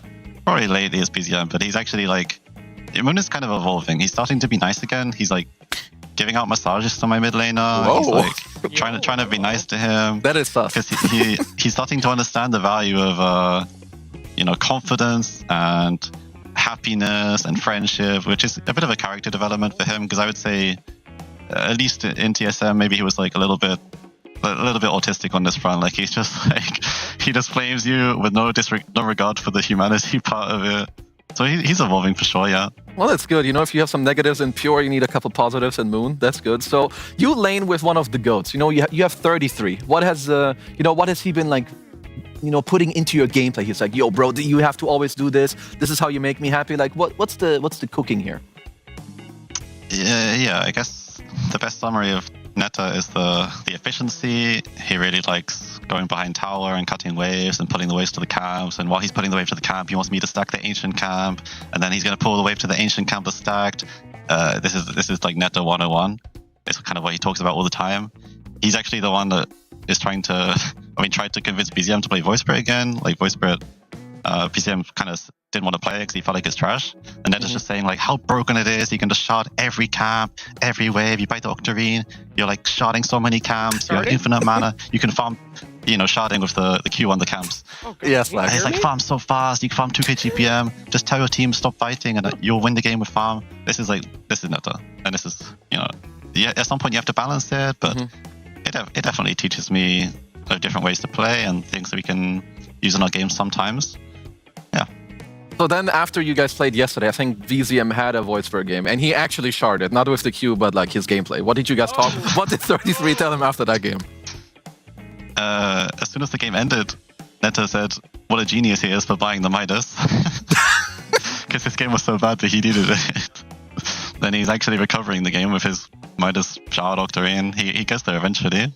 And when he eventually got there, we ended up winning. So, yeah, Netta was happy for him. I checked out. He got the goal. Then my last question.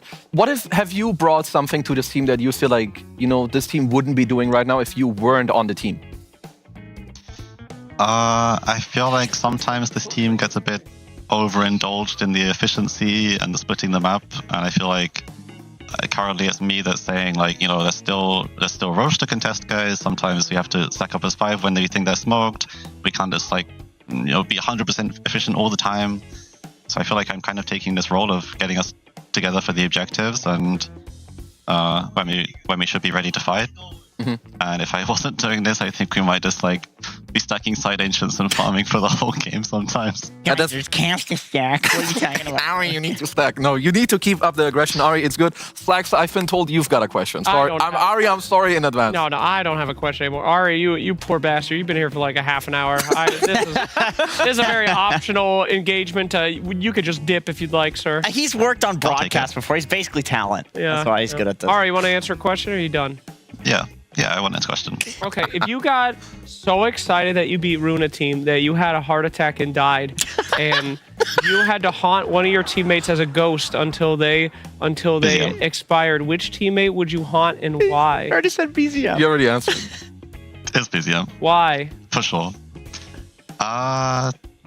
He's just like a annoying little brother, and I feel like I'd really like to pay him back for all the grief he causes me. You'd poltergeist the rest of his life. You'd be knocking shit over and like screwing with his toilet and stuff like that.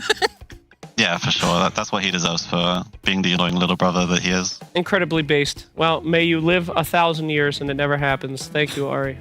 All right. No further questions. I'll let no you go. Further questions. Yeah, thank you so much. Amazing interview. Amazing game. No further Good luck. questions. Your Honor. Bye-bye. Yeah, thank you. Your Honor, Bye-bye. no further questions. What were they? I rest my interview. No further questions. That fucking guy just interviewed for like 30 minutes. No one's ever. It's their fault. No one's ever gonna do another post-game interview. We saw the Ari one. They talked to him for an hour.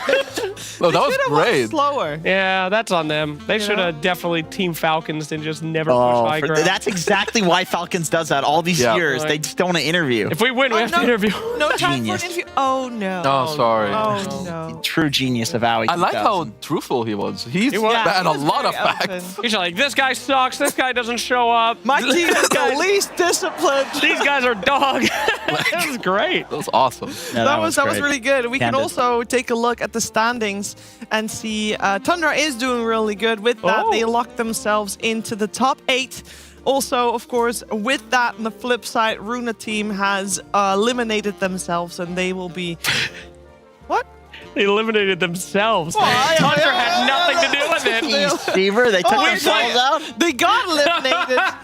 But it's not Come just here, Lassie. Come out back. But it's not just the one team that eliminated them. They also lost to Extreme. They also lost to Bet-Boom. So, in a way, the only denominating factor is themselves. That's damn right, Fever. That good attitude. 1 down, 3 to go. Because we have 8 teams all up for 4 slots, and now there's 3 slots left and 6 teams left. So that will be decided with our next series all on this stream, and then there's one later on through the day. But there are a lot of other games going on at the same time. For example, there will be very soon a 3rd game starting between Passion UA and Yakult. Yeah, and we're gonna watch that a little bit. Keep in mind, there is... What are you guys doing? What the hell? What is that? I don't know. Please don't. Oh, that's It's something. not cool. Try this at home. Don't try that at home. Don't try that. Hey, by the way, I'm done with my cup. Yeah. So I can... God damn! And by the way... He just insta-touched it. Oh, I People got are good gonna touch that reflexes. the whole day. I got good reflexes. No, we're gonna... This one is getting burned. This one's getting burned Okay, off well, stage. stop I putting don't know if I things should in be your offended mouth. by this or not. I'm not diseased. Only a few. I've been bug chasing for only a couple of months now. You know, bug chasing. Sorry, Shiva, take it away, please. I was gonna say there is $3,500 per series. Oh my God. And 100 EPT points per series up for grabs, and that's why every single series still matters. Oh my Gaben. That means that the teams that are still playing that no longer have a shot of making it to top 8 here still very much have something to play for, because those points can make a big difference. Can I ask you a question about that? Honest question. How much did your Roomba cost?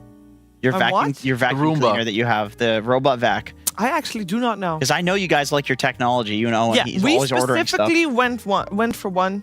Was it a Xiaomi? No, but we do have a Xiaomi kettle. It's great products, really. They should sponsor the stream. Because I can go to my app and I can turn on that the water turns on to boil. Or So I scare the shit out of my girlfriend all the time turning that little thing on. No, don't take that out of context. I meant the vacuum cleaner. I definitely. Yeah, let's take a look. We'll pull up the draft and start talking Dota things, since that got awkward real fast. I want to give Kezu my cup. It's done. Oh, yes. Let's do it. Let's do cups. Let's do cups. Okay. Show me your cup. This is your cup. We gotta hold it up. Can you This is show not- it or give Dude, us this is the preview, not that one. Okay. What was that? You lost it. This is your cup. It has your face on it, and I am done. It's very pretty. And this says on the front. Can we get a zoom? Look at that camera. Show it to that camera. That camera doesn't want to show. But Let's give us a zoom. There it is. That's me. There's your Zoom. face. And I left you a special message. There you go, world's #2 analyst. And I did the thing. And I left you a special message for when you're done drinking your tea at the bottom. Let's check it out. I just see world '2 anal. That's You not what I are poggers with a smiley face that looks like... How did you draw it in there? Show us. Actually says that? You are poggers. With a smiley face. That's a good idea. So when you're done with your coffee, you can start your day off right. I love this face. Thank This you. is incredible. Keeper, I'm done your cup as well. Yeah. You said your favorite game. Thank you, Flax. It's done. You're done with that? Because that dragged on. Yeah. You understand that, right? Knowing nod. It just dragged on and on. A little bit. As does everything with you. Okay, can I get my present? I'm sorry. or what? Here's your cup. It's Expedition 33. It has the, and obviously that's the sun. Yeah. Because we're on the horizon, and then there's a demigod who has been murdering society, depending on their age. Goes younger and younger every year and kills, and that's what the story of Expedition 33 is. And that's Sandra 33. Uh-huh. He's gomaging. And it's very And then there's Christmas cheer on the rest of it. Yeah. I put it's, lots of dots. It's very lore accurate. Very much. It's story. snowing Christmas. Do you not know the premise of Expedition? No, I just got spoiled by in the worst means necessary. What are you talking about? That's literally in the premise trailer. of the game. Play the game. I went in blind because I want to experience it myself. That's Now not a it's lie. ruined. Well, if you want to go in blind, don't wait to play it until half the world has played it before you. Sorry, I didn't think it'd come up on a Dota panel. Of course, you should have thought about it, because it's literally her about favorite. Dota. It's about Yeah, he's there. He's there. He's the main guy. Why are you guys all yelling at me? I'm not yelling. You're yelling. Thank you very much, Jenkins. Thank you. Thank you, Jenkins. Thank You're welcome, #2 analyst. Thank you, #1 analyst. That's definitely you. No, it's not. It's you. It's Purge. I think it's number Flax. It's Purge for sure. Who's number one? Who's the #1? Ice Frog. He's not an analyst. He's not an He makes it. So he is an analyst, I think. Do you think Ice Frog is still around? Yeah. Yeah. Do you think he was ever around? 100%. I met him. I think he's back. I met him. I think he was an amalgamation of people all into one. Okay. That's what I think. That's good too. That's cool. Can I tell a short story? I think he's an idea. Yeah, go ahead. So my first international, Ice Frog used to invite people on Skype. He used to message you on Skype and DM you and say, hey, I'd like to personally invite you to the international, work his talent. I heard about this. TI6, the first time I'm going to get hired officially, I get a message on Skype, and it was Bruno. And he says, hey, would you like to work the international? I said, oh my God, are you Ice Frog? And he goes, no, it's just Ice Frog he doesn't want to do that. And I said, well, I don't want to work the event unless Ice Frog invites you. And then he said, okay. And then he unfriended me. And then I had to beg him to add me back. And I said, please, I'll do it. Please, I'll go, please. And it was the most pathetic thing that's ever happened to me. So that's the short story about that. I think he stopped doing it after TI4, so it wasn't just... You got personally invited by Ice Frog. Did you get personally invited by Ice Frog? No. Me neither. I did. Yeah. I thought you were going to tell the story about how you met Ice Frog.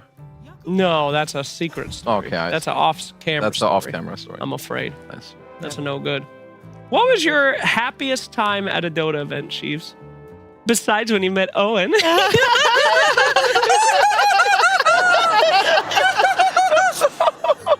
But was it for real, though? I will say one of the best events, most fun events I've worked, probably was TI6. That was a lot of fun. I was a panelist. I was #1 analyst. That's me. Yeah. I wasn't the host of that one. I had a panel with Gods, Shane, and myself, and then Red Eye was the host for the whole day. And it was just, we did the most random things, and it was a lot of fun. We just showed up. Oh, and actually, I didn't need to do any of the draft because there was a separate draft panel. Oh, that draft panel. So we were literally just entertainment panel. Yeah. And it was a lot of fun. You worked half days, which at that time was pretty unique. And it was always the same panel. So it was me, Gods, and Shane, and it was just Jesus so much Christ. fun. This guy watching an anime or something? Look at his room. No wonder you're losing, big dog. Shut that off. Anyway, it's 1-1. Anyway, that's a beautiful story. TI6 had a lot of innovations. First AR in an esports broadcast. First double panel. The puppets. The puppets. Crazy event. Yeah, it was cool. Yeah, They had really draft fun. panel? Yeah. First that's one. Cool. That's really cool. 4-person one. To be fair, Valve has innovated a bunch of stuff, and then they just get bored and don't do it. Like Battle Pass was Valve. Microtransactions was Valve. Every single game does this now. I did a panel from the Space Needle in Seattle. Huh. That was cool. That was me. That was you. Cool. That was me. I was at the time the associate producer of the international. I go to the guys and I got an idea. Give me 30 minutes. So I go to the Space Needle. I should not be telling this story on air. Oh, Do it. So I go to the Space Needle. I go up to him and I go, "Hi, I'm this guy. I'm in charge of the entire internet." I'm just lying through my teeth. I was like, "I had an appointment with the dude," and they're like, "Well, the guy's not here." And I was like, well, we are set up down there. The cameras are up. We are supposed to go and scout this thing out. I'm lying through my fucking teeth for an hour and a half. I get them up to the top, and I was like, so can we get the camera crews? I set the entire thing up where they thought it was a thing that they already scheduled. Oh, my God. We did the panel because I went in there and just lied through my teeth that we could make it happen. You were actually the goat. That is bonkers. It was really cool, though. But how long ago was that? I don't know. They were super happy. More with than 5 years, right? Yeah, way more than 5 years. Statute of limitations. You're good. I think I'm okay. You're good. I think It's I'm like 8 years ago. I've gotten a lot of jobs like that. My first job, waiting tables at Outback Steakhouse, I failed the interview process. You just showed up anyway? Yeah, and I was like, well, what day are you guys doing training? And they're like, we're doing training on Thursday, but you did not make it. You are not hired. Well, I'm here, brother. I just showed up and I was like, yeah, I got hired. They're like, okay. And suddenly you were hired. Just try it. Just try it. Don't take no for an answer. That's right. That's a psycho. Yeah, behavior. about that. Yeah. Okay. Let's skip. Cut. Take no for an answer. Redo. But yeah, you should live your life honorably. These are good stories. Honestly. But sometimes in life, you got to take a crazy little risk, see if it pans out. What are they going to do? Throw you off the Space Needle? Probably not. Yeah, luckily that didn't happen. Shoot. No, Yeah. but they were happy with the integration, I think. Yeah.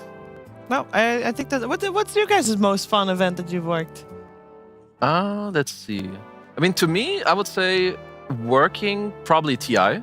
Which one? The most recent one? I mean, the one Hamburg just now. Yeah. Yeah, I think it was. So it was in Germany, working main stage. I think was really cool. Yeah. As a player, I think always Beyond the Summits were actually the Oh, best. yeah. They were like the most chill. Besides DreamLeagues, of course. Of course. Of course. Naturally. Let's not forget where we are. But yes, those were pretty neat. I will say, actually, the earlier Dream Leagues were a lot of fun. I mean, we did so much stupid things. Yeah, you guys are the OG Dream That's Leagues. right. What was our first Dream League together? Wasn't it like 4 out of 27 or something? What was the first one? I don't think it was 4. It was very Because early. first I was Shane was my co-host. Did you ever work together with Shane? No, I was Shane's replacement. He was not happy. Yeah, so I think actually Shane's because I know Shane. One of the Shane's last one was a winter one. Yes.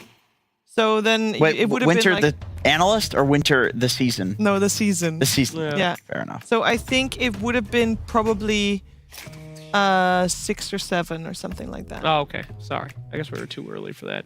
Game 3 happening with these boys. Yep. But it was still, I remember a lot of fun. Do you remember all the red buttons? The red button, the stress. Oh my gosh. The alarm goes off. I remember watching that. Do you Scary. remember rehearsing you tripping over the stage? I don't have any recollection of this. Wasn't that you where He we had tripped to too hard and fell? We did rehearsal for a bit, and there was walking on stage, and as we both walked on, you tripped on the stage, and then we sit down. And he goes, it was a funny bit or something. I don't know. That was part of it. Physical comedy. Physical comedy. And then Things were not as I think comedic it was back then. you, and because we did that like 6 times, and every time you tripped Oh over my the little god, stage. yeah, she kept making me do it. Yes, we had to rehearse over and over again. Oh my god, dude. I had to trip so many times. They really enjoyed that, watching you do that 6 times. I was one of the second worst things. One of the second worst things. There's a lot my of things God, tied there's a lot for of- second. There's a lot of worst. dead content pieces that never aired, but that was a wild one. Remember when we played soccer or football, if you're not North American, against the professional Swedish soccer player, Shiver?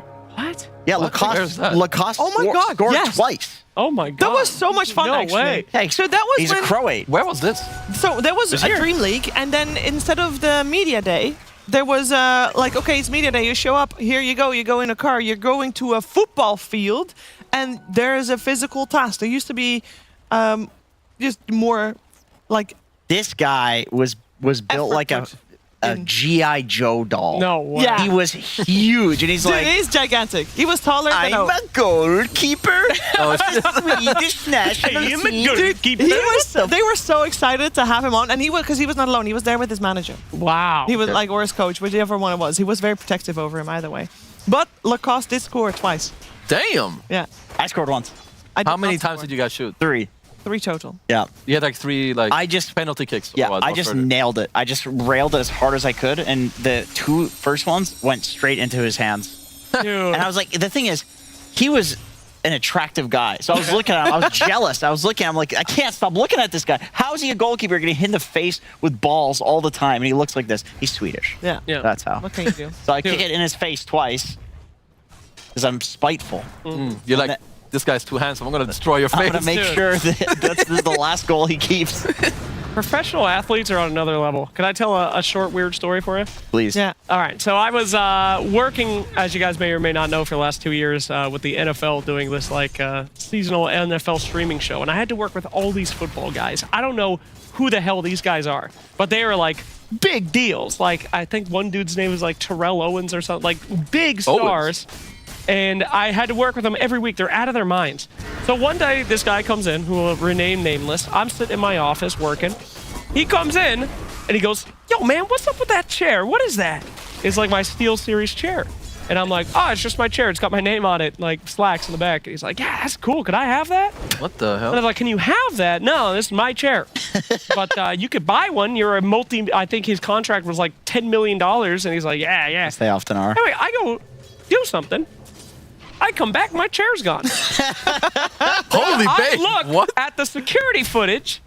He wheeled out my chair, put it in his Escalade, and drove off after the show. So I call up his manager, and I'm like, hey, brother, your guy just stole my chair. Like, can I have it back? No way. It's on camera and everything. 100%. And the guy goes, oh, yeah, that's what he does. So he has like 4 managers.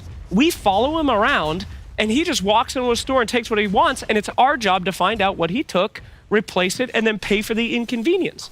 And I'm like, I don't want that. I want my chair back. And they're like, we'll buy you a much nicer chair. Just tell me what kind of chair you want. Herman Miller. Did you get a Herman Miller? No, I didn't. But that guy, that's the life that these dudes live. Like professional NFL dudes, they just literally walk in a store, grab 4 items, walk off. And then there's just 5 people there to figure out what they took. Well, they're living on a completely different level than anyone else. You think esports guys are crazy? Professional NFL guys are out of their mind. Well, he's definitely been hit in the head too. It's like they're playing some mini game. Yeah. Like some little goblin is running around. It was unreal. I've never seen anything like. I was laughing my ass off, and then I had to work with the guy more, like 4 more times, and every time I'm like, the chair that has Sir Action Slash. Yeah, I'm like, how's my chair, bro? And he's like, I love it, dude. Like, what? It's just like it's normal to him. Yeah, it's just completely normal. I'm sure this guy stole more shit from you during the season. He stole more stuff. Oh, for sure. Maybe. I mean, I feel bad if I walk out of the friggin' ESL office with a pen by accident. Yeah. God damn, that's gonna take out my paycheck. Hey, what can he do, man? I mean, that's a cool story. They did get me a new chair, so that's really funny. Unembroidered, but a new chair indeed. You have these crazy interactions, and I don't know how it always happens to you.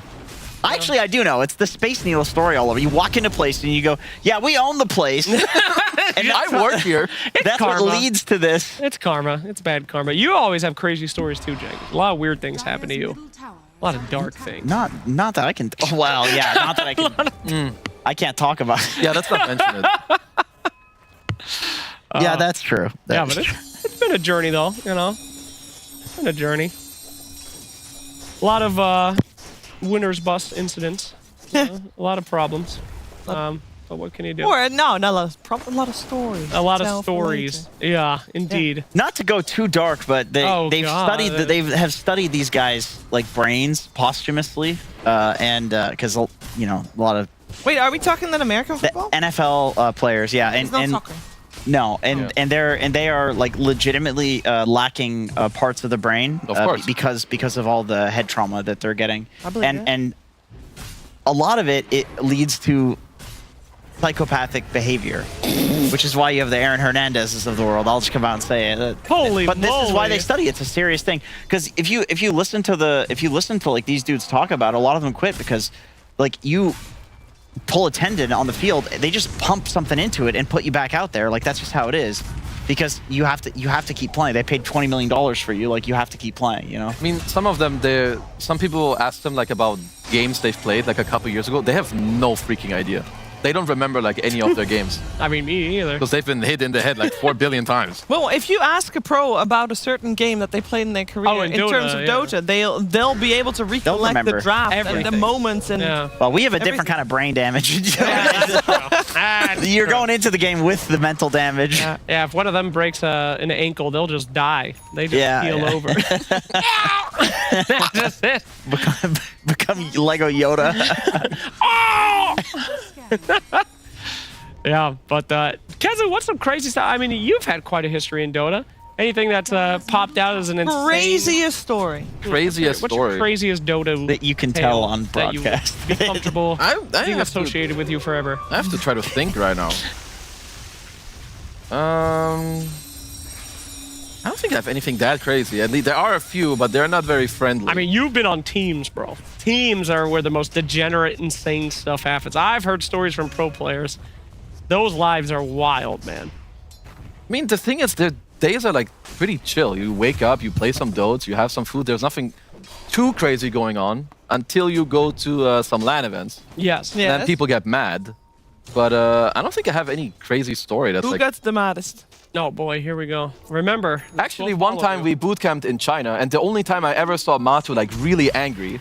So it was really hot outside. We bootcamped in China before, I think Shanghai TI. It was like really hot outside, like 38 degrees.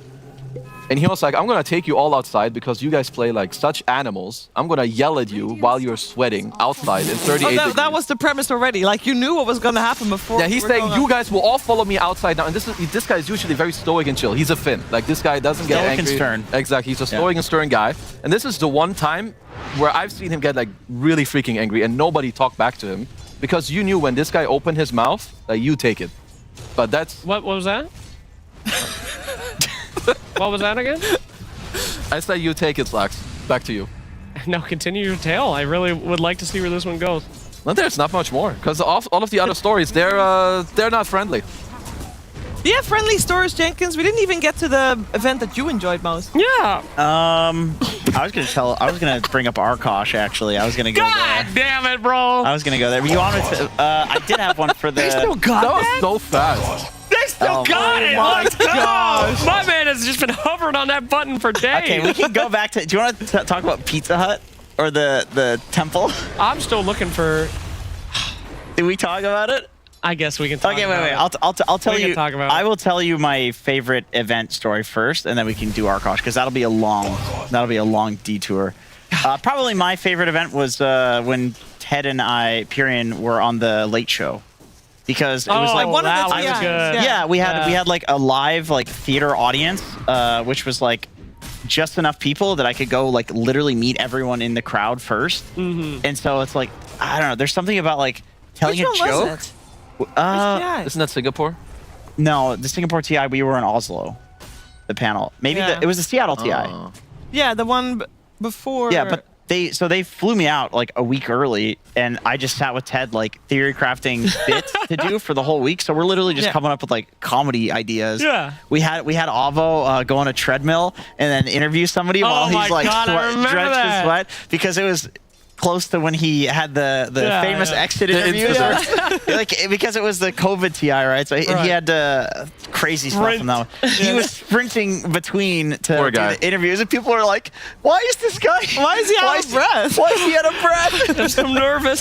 So we had him do an interview while he was on the treadmill, and yeah, I don't know, just doing a bit and then see like literally being able to see the faces of people like smiling and laughing about it. It was like there's nothing like that. It was just the perfect audience size. And I had a week. You guys are all stressed out as hell, like working the panel, doing research and stuff. I'm just sitting there. I'm like, all right, how do we get a treadmill? I'm literally sitting there with Valve, and they're like, okay, we can't get a treadmill, but we can get you an exercise bike. Is that okay? We called up a company. They said they can. And I'm like, no, unless it's one of those air bikes that's really loud, we can do that. That's funny because the treadmill's more extreme, and that's just fun. That's just really, really fun. Anyway, Pizza Hut. Let's talk about Arkosh. Let's leave Pizza because I'm still looking for that interaction one day, but I think this one is cooked. So I was in, before we were going into the second DPC, I was in finalized talks with the Satanic Temple to be the #1 sponsor. Was this for Kyle? Gaming. Was this Kyle Arkosh? I don't remember which one it was. The actual? The actual Satanic. I had met with them 3 times, and they were going to be our official title sponsor. What? They had to give us nothing. It was just a name branding thing where we were going to come out and say Arkosh Gaming announces its first sponsor, the actual Satanic Temple. Because I was pitching them esports. I'm like, this is good for your brand. It's good for our brand. We were right there. And then, like, they didn't come to a meeting because they had some kind of court case that they were fighting because that's what they do. Okay. And then it was, we just never, the team disbanded before we can go back. It might have been, there were a few instances of people not showing up for qualifiers. Yeah, there was a few, though. There was the one time that BSJ could not show up for our first scrim because he was coaching a team who was also scrimming. What a story that was. Did we ever tell that story? I don't know. So did we ever tell this fucking story? This is a ridiculous story. Do you want to do it or me? I can do it. All right. Wait, I want to. Are people paid when you played in Arkosh? Were people paid? Yes. Oh, yeah. Yes. Yeah. Oh, yeah. Who was BSJ coaching then? Well, here you go. So okay, we're like right before like the TI qualifiers or something. We're like, okay, let's get like just one scrim in so we can have that synergy, understand the drafts or whatever. And BSJ at the time was very he was very sensitive with his time and stuff like that. It's like if he has something planned, like he's gonna go to it. You know what? Which I respect. Like it's the right way to be. So we're like. So he was doing this coaching thing because it was right post smurfing from him. Like he got caught smurfing. There was the scandal. So he's like, okay, I'm going to coach teams, get them better. I'm going to help NA Dota or whatever.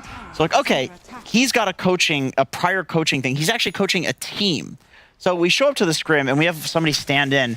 And I see in the coaching slot, BSJ of the enemy team. And I'm like, dude, you're kidding me. You're on coaching. He was coaching the enemy team. Yes, but you do forget the best part about this story. He notices that we notice, and he comes back and he goes, "Yeah, I can play." And I'm like, "What do you mean you can play?" This mother staffer Now suddenly he can goes show up. on to our team on like something else, and he's coaching them against us while playing. The guy's out of his goddamn mind.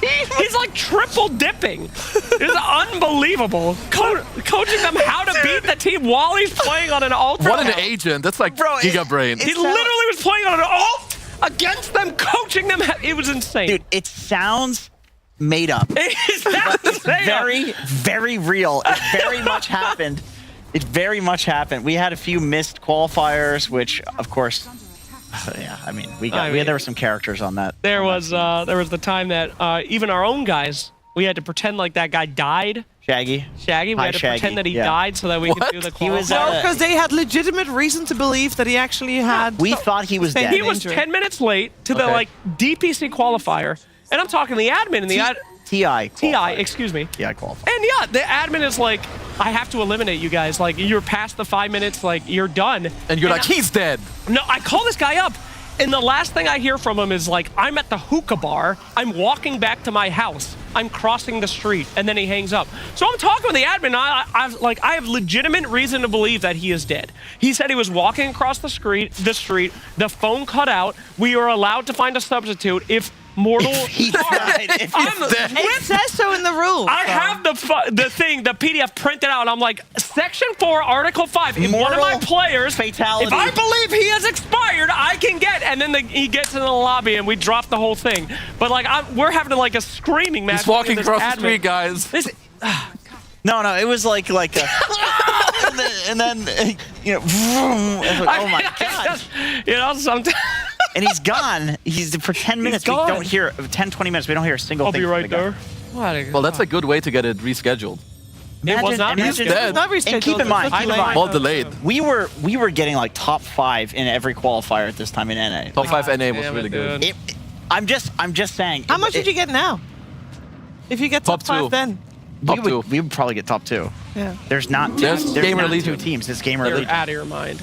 It's Gamer Legion. Yeah, we'd still lose. That was. Well, we'd lose, but yeah, we'd lose the Gamer Legion. The thing is, those qualifiers were always at the time. I don't remember who Gamer Legion, what their team name was, but it's always the same players. It was like you're just going through the qualifier until you meet that team, and then you get and then you lose. That was like 5-rat 4-staff, dog champ. Yeah. All those boys. The guy that only played Pango. Luki. Oh, Luki. Yeah, they're all, like he's a software engineer now or something. All the NA players are just retired. Like they're just doing other stuff. Hey, good for them, man. Yeah. There needs to be there was another wave at some point. A resurgence? There was some potential there, honestly, with some of these players. Like Luki was genuinely a world-class Pangolier player. He was really good. He was really good. A lot of the stuff Pangos are doing now, he was doing the whole time because it's all he played. He had like 2,000 games on Pango or something. Euro spammer. I think things are pretty cooked in North America. In fact, when I was getting home, I was thinking about starting a cult. Oh, yeah. Crush? No. No, a new one. Matchmaking cult. A new one for North American servers. It's my theory that there's only like 300 or 400 people that probably play in US East or something unranked. So I was going to get a cult together where we just get together and keep re-queuing matches and refusing to accept. Oh, that's fun. Until we literally just nuke the entire server. Like, if there's one of us in each game and I get like 30 people in the cult, you would just never be able to find a game That's in USC. true. Wait. This cult is designed to make people not find games ever? No, so what we do is keep doing it until we get all USEs. greens. So, on the thing, the Dota Plus Match Finder, where it says perfect, we only strive for perfection. So then you just keep re-queuing. So you just go on USDs. NA, you're not getting all greens. Exactly. That doesn't exist. So until Valve changes the behavior score system, then the cult Oh, that's where I'm going with this. That's what it is. Are you kidding me? No, I'm kidding. I'm a big fan of the behavior score in What's your behavior system. score right now? It was really good. I was grinding it back up to like 11.5, and then I had to abandon the game because of Purge. So. Oh, that's not because It's always someone else. I don't know if that was because of Purge. I heard the story. I heard the story from his point of view as well. He actually, by the way, didn't even know it had anything to do with him. It didn't. He said that's the first. When I told him, I was like, "That's the first time I've heard that had anything to do with me." I thought he just had to go. I was like, "Purge? What do you mean?" Nah, man. Nah, ain't no way. Behavior score. 12. 12. 12. Oh, damn. Oh no, like not 1,000. Oh, 12. 12,000 for me. I play Slark 4. I mean, no, I was doing really good. I was grinding for like 6 months. I got back up to 11 point 2, and then I abandon. And then if you abandon and you say a few things on your way out, it ain't good. Okay. It ain't good. But I hear your stories. I feel like you shouldn't be 12K. Or maybe because of because you add people after the game. You terrorize them when the game is over. I have a lot of strats.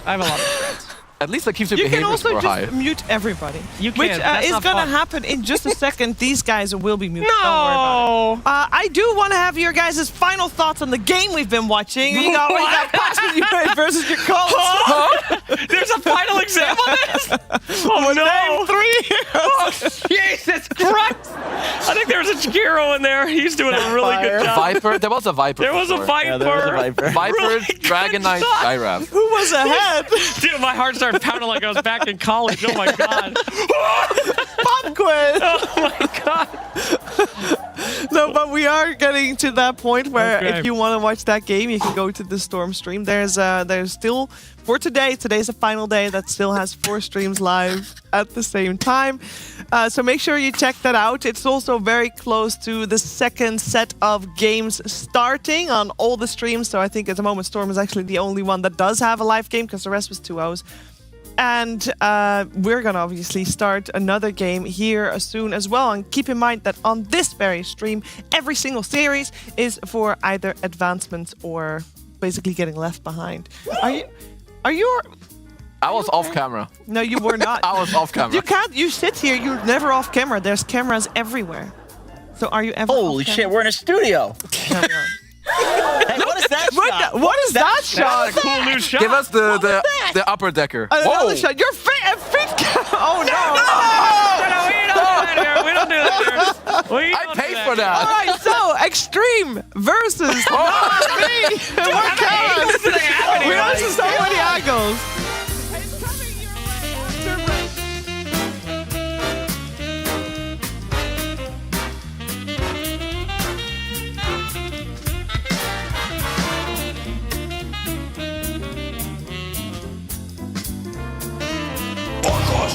Dream League Season 27 is brought to you by DHL.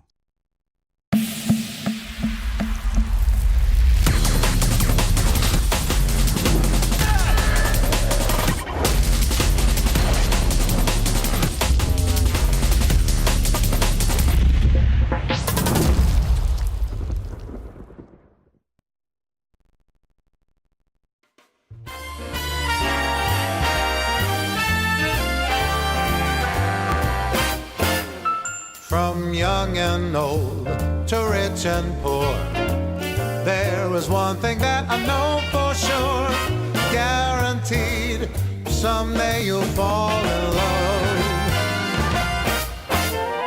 Yes, Cupid has his ways and means. Angels often act as go-betweens. Take it from me, someday you'll fall in love. And when you do, you'll find that romance is life's most precious treat. Who knows, it might be the next girl that you meet. For kings and queens, for you and me, it's the same inevitability. I promise you this, someday you'll fall in love.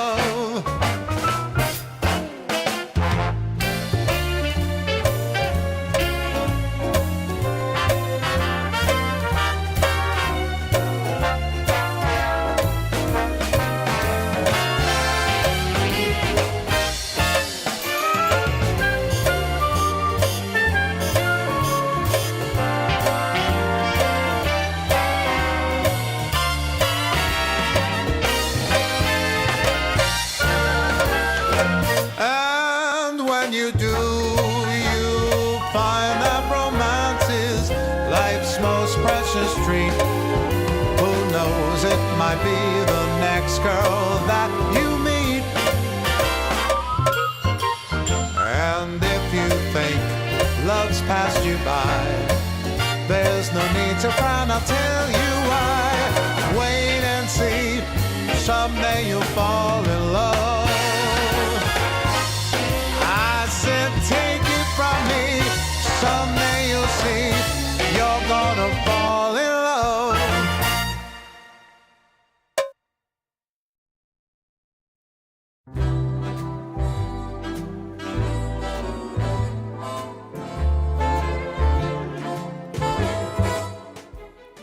Our love was a chance encounter, a glance across the street, fleeting moments, two strangers meeting that swept me off my feet. Golden leaves under an autumn sun, you talked about the movies and how your life begun. Our lives weave together through all kind of weather, and our hearts grew strong. Our love was a chance encounter, a glance across the street, fleeting moments, two strangers meeting that swept me off my feet. The buzz of traffic, the bright city lights, you talked about marriage, who you'd invite. We talked for hours and I brought you flowers, and our hearts grew strong.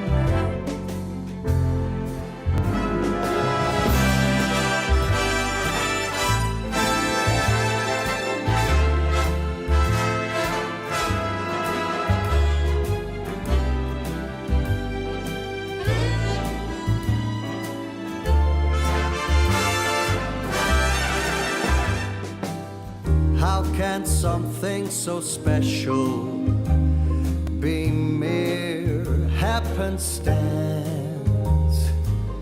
Was it destiny calling, or just life's little dance?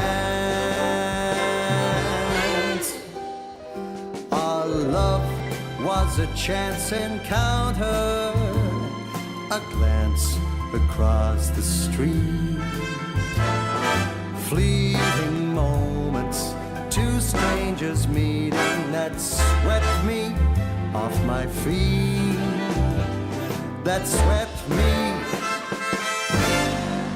off my feet.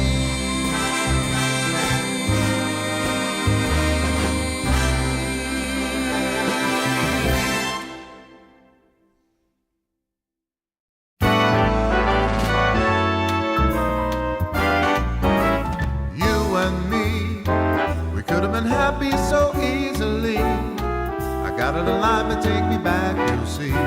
I'm always loving you. Now and then I'll check out a chick, but I find that when there's really no kick, I'm coming home again. I'm always loving you. You ought to believe me, and I'll just lose my mind. You're making me frantic, please. I'm a romantic needs. I really just can't take these lonely nights. Just stop with your crying. The time's right for trying to make up and end with our fights. And now it's you and me. We're happy together so easily. I think you finally believe in me. I'm always loving you.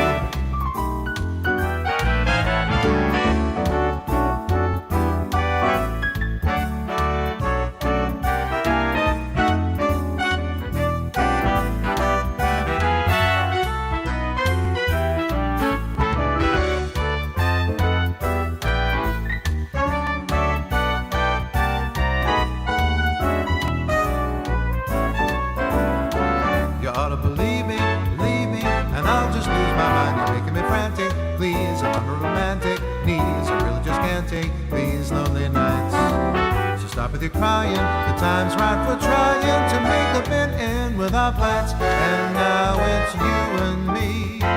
We're happy together so easily. I think you finally believe in me. I'm always loving you.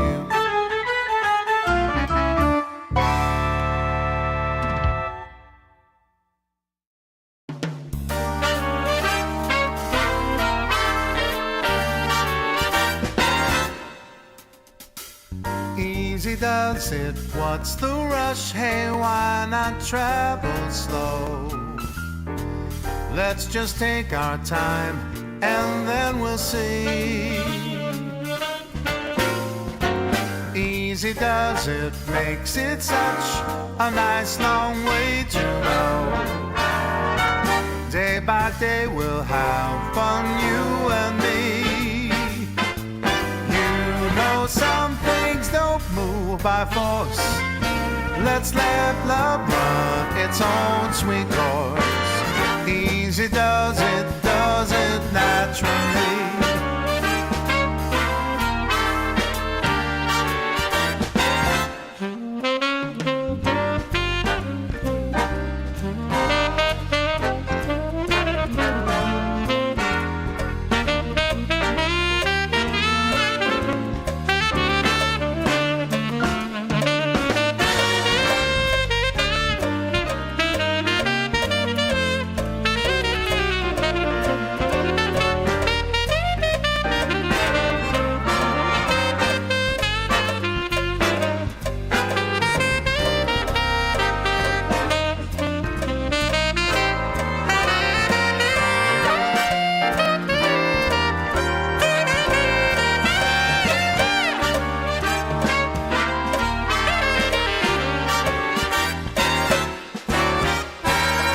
Easy does it, that's the way to make it all so right. This is how I knew that love should be. Easy does it, every day means every single night. We'll be lovers, this I guarantee.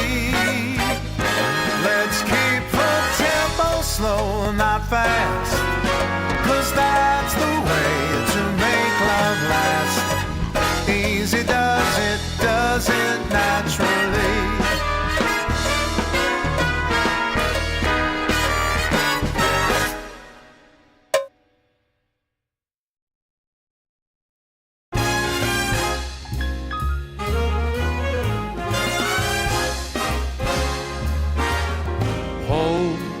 Is a smiling face that's home. It's a hiding place that's home. Deep inside your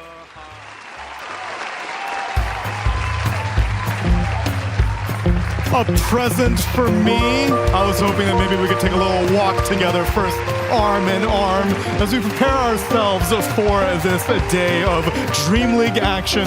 6 teams are left, fighting over 3 slots and 3 PogChamp Pandas.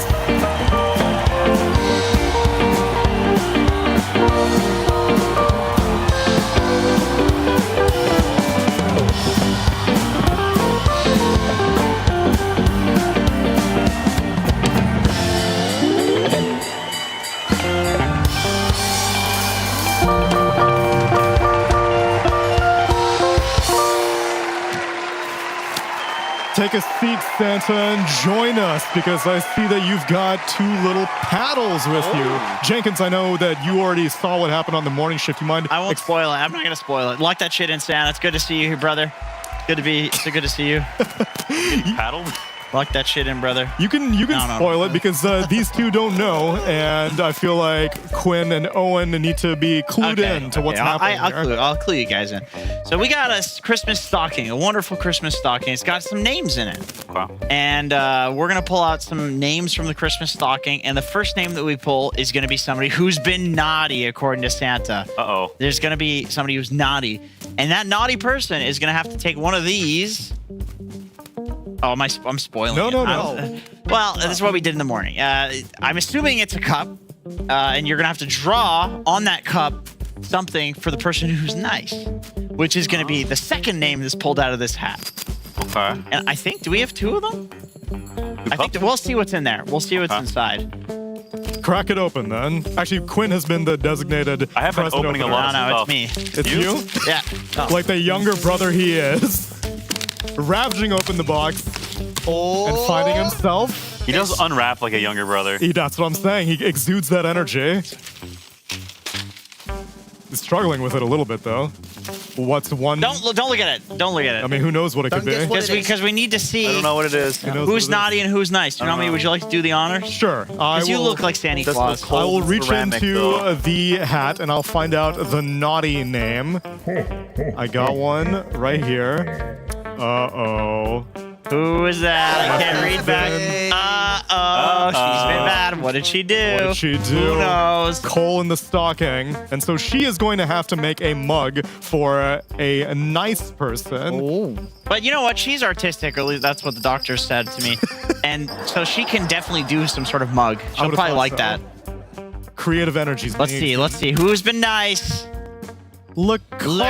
Oh. Lacoste has been a nice My boy. Croat brother, Lacoste. All right, so that is one of the combinations. Do we get a second Yes, we do get a second of the combination. Two womble Wait, it's just combos. me and you left, I think. No, because it's everyone. So we still have Purge left. We still have Insania left. Oh, okay. So the next naughty person. No, we're out of this. Yeah. We get to dodge it. We're You're kidding me. Come on. So someone's been naughty. You're kidding me. It's me. Jenkins. I did one already. We got to do You've been another extra naughty. Naughty Sign. boy. I'm easily distracted. So who am I doing it for? Who are you doing it for? You want to pull? You pulled for me because I feel like that was biased. Bad juju. Biased against yourself? Yeah, I feel like I'm a neutral karma already, and I just got bad karma. What do you know? Oh, that's gonna be good. That's gonna be good. Okay, I'm happy about that. So I guess I'll take one of these. Since you've already done it, though, we'll give these gentlemen, because they have limited time here, so we'll let them start out your Insania mug. Yeah, go ahead. Am I taking something out? Okay. Oh, more people. There's more, apparently. Oh, Yeah, okay, yeah. perfect. Yeah, you Reach in. Tsunami. There we go. You're naughty. You're naughty. Here. Bro, it's the nice That's versus your the gift? naughty. We need to. Santa's separating us. So this is my gift Who am I making it for for? Insania. Yeah, let's see. You can't pull your own. There's a lot of names in here, Santa. A lot of names. You've been really... The elves have been busy at work. Purge has been nice. Nice one. I'll make a Purge mug. I don't mind. That's good. He deserves a good mug. That's a fun one. That's a fun one. He's a good There you boy. go. Okay, one more, I think. So Yeah, this can be... There's a lot of people here. Wait, is that right? There we go. You have a mug. I got a have a mug. And you're making a mug for Purge? Correct. We all get a mug? We've got one more pair to do. It's you two. No. It's the other two panelists. Oh. Are there Right. more? How many panelists are there? How many panels are there here? Anyway, who have I got that's naughty? Oh, no, it's me. You're It's me. So then I imagine, I guess I'm as nice. long as we got the whole thing right, that the last one, How the turntables boy. have. it was Quinn. Oh, so you're making a mug for him because you're a bad boy. Here's your Okay, mug. you can start. Yeah, Or I you guess can it's my start. mug. So wait, this one is for... Thank you, Santa Thank Claus. you, We Santa. appreciate it. Thank you very much, Santa. I'll try to be better. Sure, Season's yeah. greetings. Well, Oh, there's we got a... pens. Oh, that's a nice... Santa's being Those are very really soft hands. possessive. Those are soft hands. Don't play that soundbite. Don't play. That's not sexual with me and Santa. Save that for off camera. You can come down my chimney. Gracious. So you've got an Insania mug to be working on. Yeah, I've got I a do. Purge mug to be working So wait, on. whose is this one? That's yours. No, mine's... Okay, we'll save this for... You got a spare one in case you mess it up. Who was the other naughty person? Effie. Effie will have Effie's to make a making one for Lacoste mug. Yeah. Save that for later. But I'm making it, yeah. We'll let her open How come that. this one's got like fancy wrapping? Santa likes Effie more? There's Yeah, no, preferential treatment. she was really naughty, that's why. So okay, yeah, makes sense. Gentlemen, we are near the end of the group stage here at DreamLeague Season 27. First time doing a Swiss group stage here, Owen. What's your expectations and how have they played out compared to those expectations? It's been fun. I think we've definitely had a few upsets on the sort of the way. Some very exciting sort of matchups and a good chance for some of these teams to get to play. Obviously, with this format, we've had 24 teams involved, which is Correct. more than ever before, or at least in a long time. At a DreamLeague for format, sure. Yeah. Which has allowed us to have teams like Nikki Cool and the boys goat. Arena team turn up and give us some good games and some impressive wins. Taking a series against the likes of Team Liquid and turning into a situation where now Liquid they can't make top 8 right. So Oh yeah. it's pretty crazy. I know. We only have 3 slots left. We just had Tundra clinch their slot. Now we've got Yandex and BetBoom team are facing off on a secondary stream. We are getting the opportunity to watch Navi versus Extreme. It's going to be a real treat. That's a good one. And the very last one is going to be Nigma Galaxy taking on PARIVISION. And all these winners will move on. All the losers, done. It hurts. I know. It hurts. Did Nigma go home or what? Yeah, it's either NGX or it's my boys on PARIVISION. Your boys? My boys. No one's my best friend now. We're neighbors. And I made a joke for an entire DreamLeague season to go get a coffee with him, and he insisted. He actually insisted. He thinks you have good energy. And then it turns out we really like each other, actually. We're close friends now, so don't like to see him. Don't like to see them going home. Don't like to see them suffering. They did just replace Astini, so there's a little bit of mixed feelings about that. They have Puppy, Clement. Are you an Astini fan? Does that cut you deeply? Did you ask him about it? Did you ask your good friend? No, I haven't had a chance to speak to him actually. Yeah, because he's been away. Busy with the kick and all. Yeah, exactly. No, I'm a big Astini fan. I mean, I feel like anybody who's played in like SA, NA, Dota for over the years has liked Astini. It's like we're all so tight back home. Like it was nice to see Astini do really well, especially because he was the coach that was like, he's just the ideas guy, you know? The guy was never out there grinding pubs or anything like that. Like he just had really good ideas and was very useful for a team. So I hope he'll find a good place. I'm sure he will. I mean, he's with Heroic. They didn't do so hot this tournament, so we'll see. Well, he's their secondary coach. You get him and Caps in a room, and you get some crazy ideas, bro. It's like worse than one coach. Come on. And Astini's on the content grind also. I think if you check Astini's Twitter, he posted a video about macro play. I don't unfortunately remember which team specifically he was looking at, but the Spirit. Maybe they might have been one of the teams. It was like a long video. I saw it. It was like 40 minutes long or something. It was a bit of happy for you. Sorry that happened, but I ain't reading all that. I got TikTok, Bran. Too long, didn't read. Put it into 5 different shorts, and then maybe I'll watch it now. Okay. But yeah, he's eagerly looking for an opportunity. Meanwhile, we don't really know what Puppy's long game is. In a interview he did on the secondary stream, he said that this is him getting a taste of what coaching is like. Oh, come on. We all know what his long game is. You Goodbye, Dookie. Goodbye. So that's the thing. It's like, It's it for him. Will there ever be a point where Puppy will be content to leave playing behind? Yeah, definitely. At some point, surely. Definitely, yeah. He's not looking to replace anybody on that team. He may be the last or longest active player. Are there any active players of Fly? Fly. No. In terms of like actual years or like games played? No, so in games played, Fly has. Dude, I bet Bignum's close. That is true. Bignum might even have more time played than, or at least similar. Because of all the qualifiers. Yeah, bro's been on the grind. He's been on the silent grind, but on the grind nonetheless. I played in NA. I mean, well, he's currently, he's in NA now. Yeah, he's in NA. I had to think where is he at right now, but yeah, he's been in and out of every region for quite some time. Was he on that South America team that went to was it the NA team that went to, were you on that team? That was me, bro. You? You got kicked out of the qualifier? I did. No, not out of the qualifier. We qualified, and then we got kicked out the tournament. Oh, you got kicked out of the tournament. Okay, well, you know what? Daddy Valve had to come in and discipline you. You know how many times Arkosh got kicked out of qualifiers or DPCs? How many times? 3. That's more times than I got kicked out of tournaments. Once was because we failed to qualify. That's not getting kicked out. Just kidding. We did get kicked out 3 times. Oh. Various reasons. Still salty about You're just too good at making content. They're jealous. I could feel it. You could call it content, yeah. Controversy is maybe a better word for it. All publicity is good publicity. That's not true. Do you think... I'm not going to go there, actually. I'm not going to go. We're the only 2 that are not painting the cups, so it's just purely become a podcast between us. Hi, nice to meet you, sir. Good to meet you, Quinn. How's everything going? You're looking very fit. You're looking like a very fit guy. Like your muscle mass is still there, but it's skinny. You're skinnier. I don't know if that's looking fit. What's the word? Low body fat. You're low body fat percentage, but not like how you were before, which was like anemic. You looked starving. We had. I don't look like I'm starving. I look like I'm full. You look full. Yeah, you don't look like you're fresh out of the gulag anymore. I saw Insania had like a interview or blog post where he spoke at length about the things that he felt like he was missing out on by continuing to be a pro player.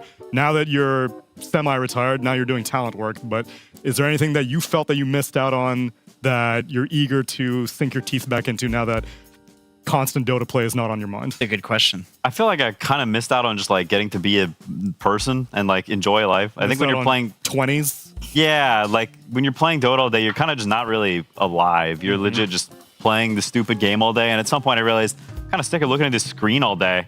I'd like to like talk to people and like live a little, you know? It's kind of like a generalized answer, but I think a lot of these people, like, they are playing Dota legit all day long. It is their life. They're not living life. They're just living Dota. Sure. It's like they've swapped life. They said, we're going to trade here, and they've swapped Dota for life. But that is compatible with many gamer mentalities. Yeah. And so do you feel like it's just society telling you that you should be the one going out being extroverted, or you legitimately feel like you long to see what that is like? No, I think it's me. Okay. And I think a lot of players eventually feel that way. Like being a degenerate and playing Dota all day is like chill for a long time. But at some point your priorities change and I don't know, different stuff becomes valuable. You want to spend more time with your parents, with family, whatever, right? People start getting older. That time starts to feel more valuable. I don't want to go too dark with it. Yeah, that's the way it leans, though, right? That's how aging works. It is. And when you get older, suddenly the screen feels a little less meaningful, and the people and stuff that feels a little more meaningful. I think everyone. I mean, let's just be frank. Like the Dota audience is. Don't call me Frank. We can. That is some Naked Gun type comedy. I'm a big fan of that. That's not my name. That's a great. Call me by my name. Surely that's some good comedy. Don't call me Shirley. Yeah, there we go. That's there. You go. You got him. I actually haven't seen Airplane.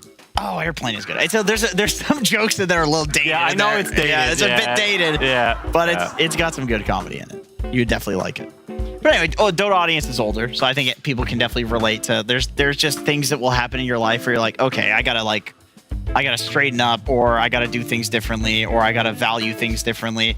It happens. I think it's like this is the thing that your parents shield you from when you're younger. This is like what the older generations do. They don't tell you this stuff is gonna happen, but then it does, and then I don't know. It's obviously not so great when said things happen, but then afterwards you have a greater gratitude, greater respect for spending time with your parents, spending time with your friends, of course, on a panel, going to Dota events, and spending time with a caster duo as well. Because, gentlemen, I've enjoyed your time here, but we've got to learn about this upcoming matchup. So let's get into this series. It's Extreme versus Navi.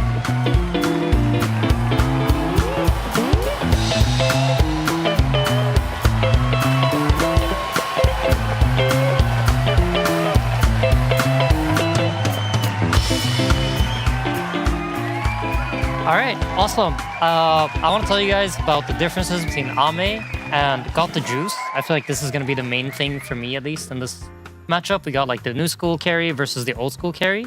So first clip, I wanted to show you guys kind of Ame's default gameplay where like, if he's allowed to, he will gladly just sit in the safe lane and just do his own thing. And he'll just sit here, push out the wave, farm some creeps, be very, very happy to like, just do his own thing, you know? Just sit here, farm, and this is what it's going to look like. He's not really going to look to gate. He's not really going to look to move. He's just going to push out the wave, farm some creeps, look at what's happening on his map, and just be happy with that. So sometimes that's not the case, and then he's going to be, oh my god, I'm doing this horrendously. Where are you taking us, Aiden? Technology is hard. He's playing TB here, at least, and he's going to be baiting under his tower. And then he's going to have his team connect to him, and he's going to make this play where people come to him, and he's still just staying in his safe lane, which is like trademark move for Ame. He will not leave his safe lane. Next clip, we'll have a clip where he's really, really strong. There we go. Technology working the way I want it to. And here, he will have his teammates connect to him once more, but instead of him baiting, it's him abusing how strong he is by pushing in the wave and then diving this tower. You can also see on the minimap, like, oops, Tiny and everybody is coming to him, and he's like the president, you know? And Zoom is hard to use. Anyways, back to the game. They get the next kill, and then they're gonna push down this tier 1 tower. So this is like the Ame, you know, game plan. It's like stick to your safe lane, and everything happens through you here. He's a magnet, and everyone gets attracted to him. Precisely. So Got the Juice also has this in his playbook, and in his case, it's gonna be like him baiting and having moves happen through him in this way. And a big thing for Navi is like I feel like Got the Juice is very involved in what's happening in their games. Like he's part of moves, he's part of things happening. Here you have him sitting under his tower and baiting. And then a slightly more active play that he does is he's playing Gyrocopter in this play, and he's constantly moving his camera to look at what's happening on the mid lane and try to time his TP in there perfectly to like set up some nice moves. And not as glued to the safe lane, much more willing to like move around, be part of plays. And here you're gonna see him TP mid, speed it up a bit, and he's gonna get a double kill out of this. Wait, so before you advance the clip, you're saying that Ame isn't even moving his camera away from the safe lane half the time. He will move his camera just to make sure the peasants are doing their job, you know? But he's not connecting to them. He's the king, you know? Okay. He sits in the safe lane. But Got the Juice is looking for openings. Exactly. Got the Juice is a lot more active. And then in this next clip, it's like, to me, maybe a little bit psychotic how active he is. He's playing Queen of Pain safe lane, which already is like a tell of like the differences between Navi and XG, right? You won't see an Ame Queen of Pain today. It's gonna be TVs and stuff. But he just gates a level 5 to bottom to come down and hit this tower. Bro, it's 6 minutes into the game. Why is he leaving his safe lane? Yeah, I don't know. This guy likes to get involved, and you know, there's no kills, nothing happening. He just decides to connect to the boys and hit some towers. What a dichotomy between the two carries. Thank you very much, Insania. Now come down and join us, because it's quite a dichotomy. Maybe is it old school versus new school, Effie? Because Got the Juice, we keep talking about Navi. They are so young. They're just little babies playing Dota. But baby boys. Baby boys bringing new ideas, perhaps? Or is it just stylistic stuff? It's not necessarily old versus new. I mean, I feel like if you've been active in Dota for as long as a player like Ame has, you can also do the new school things. There are things that you're just better at. Like Ame is way too good at hitting creeps and being a win condition for his team. So teams that have him as their carry player will naturally revolve and try to fit that style. But we've also seen him in the past get active, and we've seen that work for XG. Mm-hmm. But Navi just feels natural for them. Like I was watching them this morning and they just seem quite well-rounded. Like I wanted to look for a way to describe them, but all the players are really good, if not a little bit inexperienced, but they can run different kinds of styles. They're good at lanes. They have new ideas, like Queen of Pain safe lane, for example, introducing that as a flex. It's cool, you know? Sometimes it may work, sometimes it won't, but that is telling that younger players are willing to experiment more, for sure. And that's why we shouldn't be too surprised that they have made it to this point of the tournament, because we have not gotten a chance to see them on the mainstream. So if you want to learn more, this is the last opportunity to take a look at this. We have seeded all of the teams, and they've all graded each other. And I was curious where the teams let Navi stay in their seeding.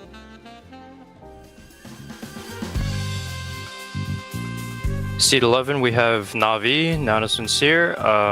This is a team where they definitely don't have motivation issues, because it really is just a ton of young players. Like they probably have the youngest average age by far.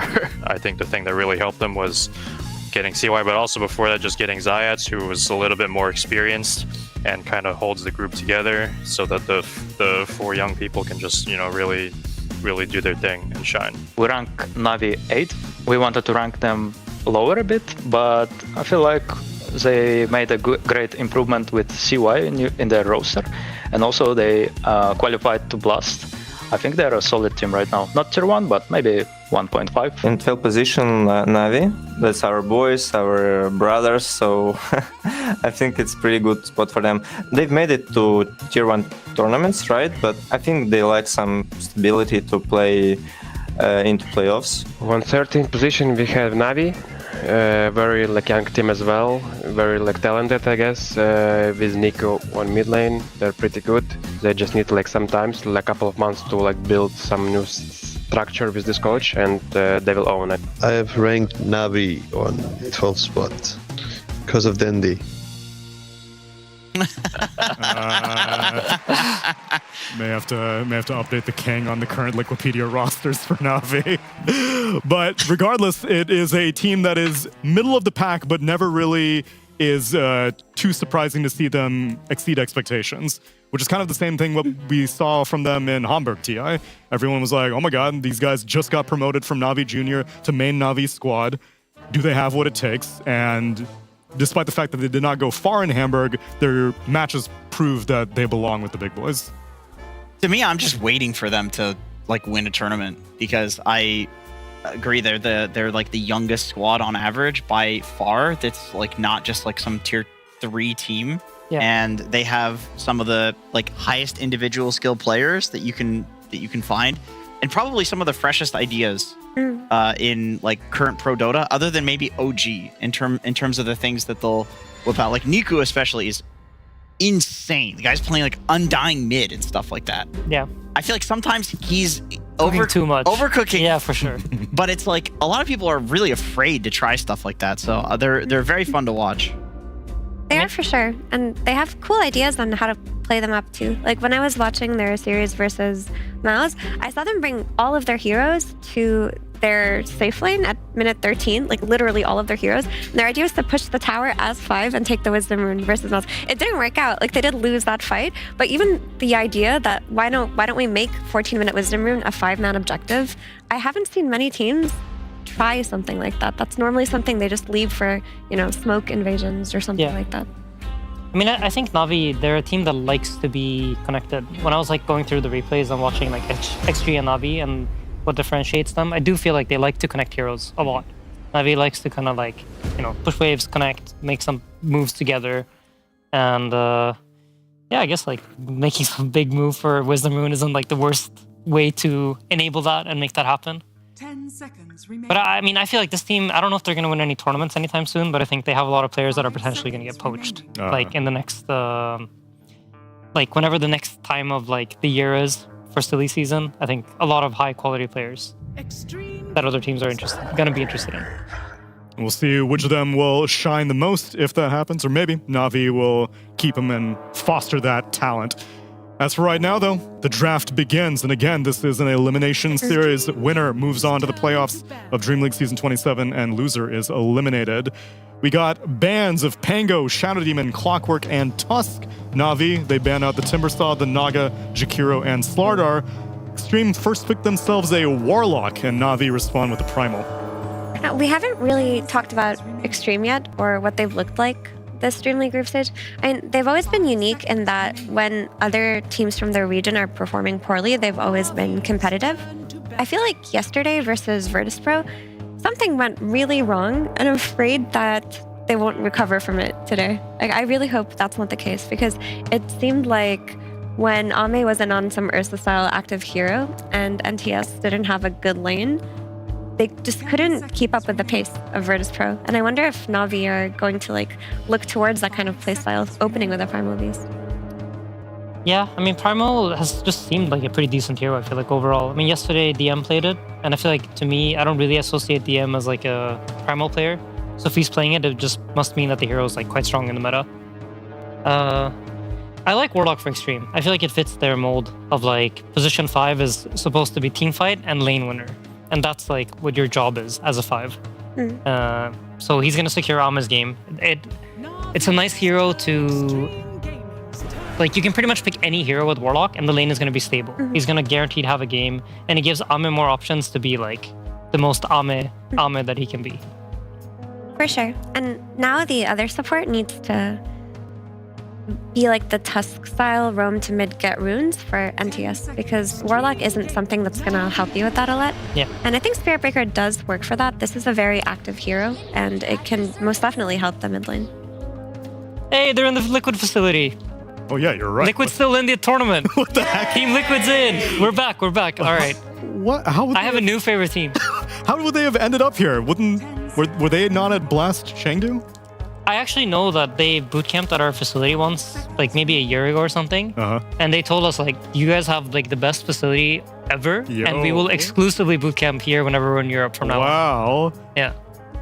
I guess that makes sense, because if you're playing DreamLeague, you need to be on European servers. So take your pick, and Liquid's still in the tournament in one way. Exactly. Our facility lives on. They follow up the Spear Breaker with a Wind Ranger on Extreme, and Na'Vi get themselves a Grimstroke. I think OG have really set the meta with this Wind Ranger. It wasn't on a lot of people's radars as a strong semi-carry type hero that can get active early, but a lot of teams are looking towards it now. I mean, I understand the concept of wanting to pick Wind Ranger versus Primal Beast because a lot of players think that she is good versus him on lane, but I don't think she's that good versus him in game. Like, she gets disabled very easily and she gives him uproar stacks, but on lane they want something that can easily play against it, right? You can just shackle the trample, you can wind run away. That's the concept. I don't know if it's gonna be good though. I've definitely, when Wind Ranger was popular and she was picked versus Primal Beast, post level 6 it started to look bad. I'm trying to remember if Mika has any opinions on this matchup that I've heard, but I can't really recall. Like, I don't know. I guess you're just gonna have to watch and find out. You guys played a ton of Wind Ranger during Live era. How did Wind you feel Ranger about was it like a back main then carry. versus Primal? I don't remember. That's what I'm trying to remember because I know a lot of the heroes that we like to play, we didn't like playing into Primal.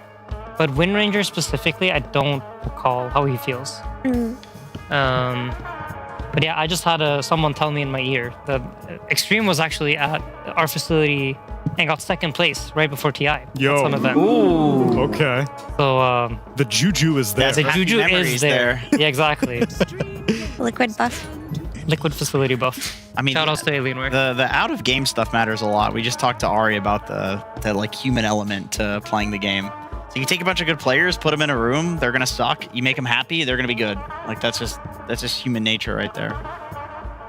Ember Spirit, I mean, seems like generically a good hero. I mean, it's a Vessel buyer right now. Everyone's going Vessel mid Ember. Yeah.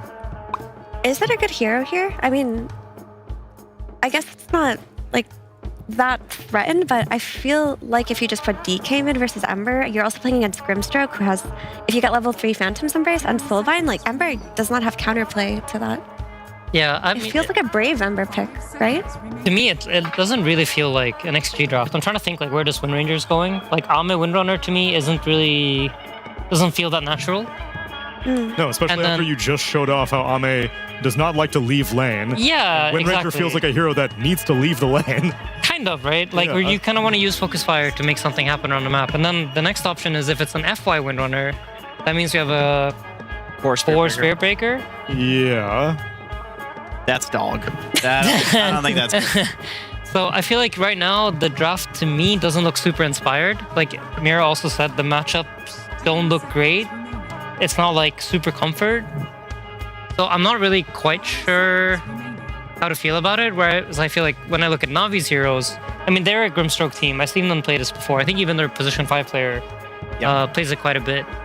So it feels a lot more like Navi's dictating the draft and XG are kind of a little bit lost and responding with heroes that maybe, at least I don't see the logic behind it. I will say somewhat of a non sequitur, but I do believe that Ember is one of the heroes where the matchups change a lot because the build keeps changing on him. It's like there was the Mage Slayer build, there was the Blade Mail build, now there's the Vessel build, there was people going for both facets depending on the game, leveling up the different abilities first. So for me, I would just trust nothing to say, where if he makes the call like, hey, it's a good Ember game, that he's played into these heroes and he knows that, because I know like traditionally like green dragon form dragon mid versus Ember is good for dragon because all of his damage is physical, but I would just trust that nothing to say like knows something about this matchup right now.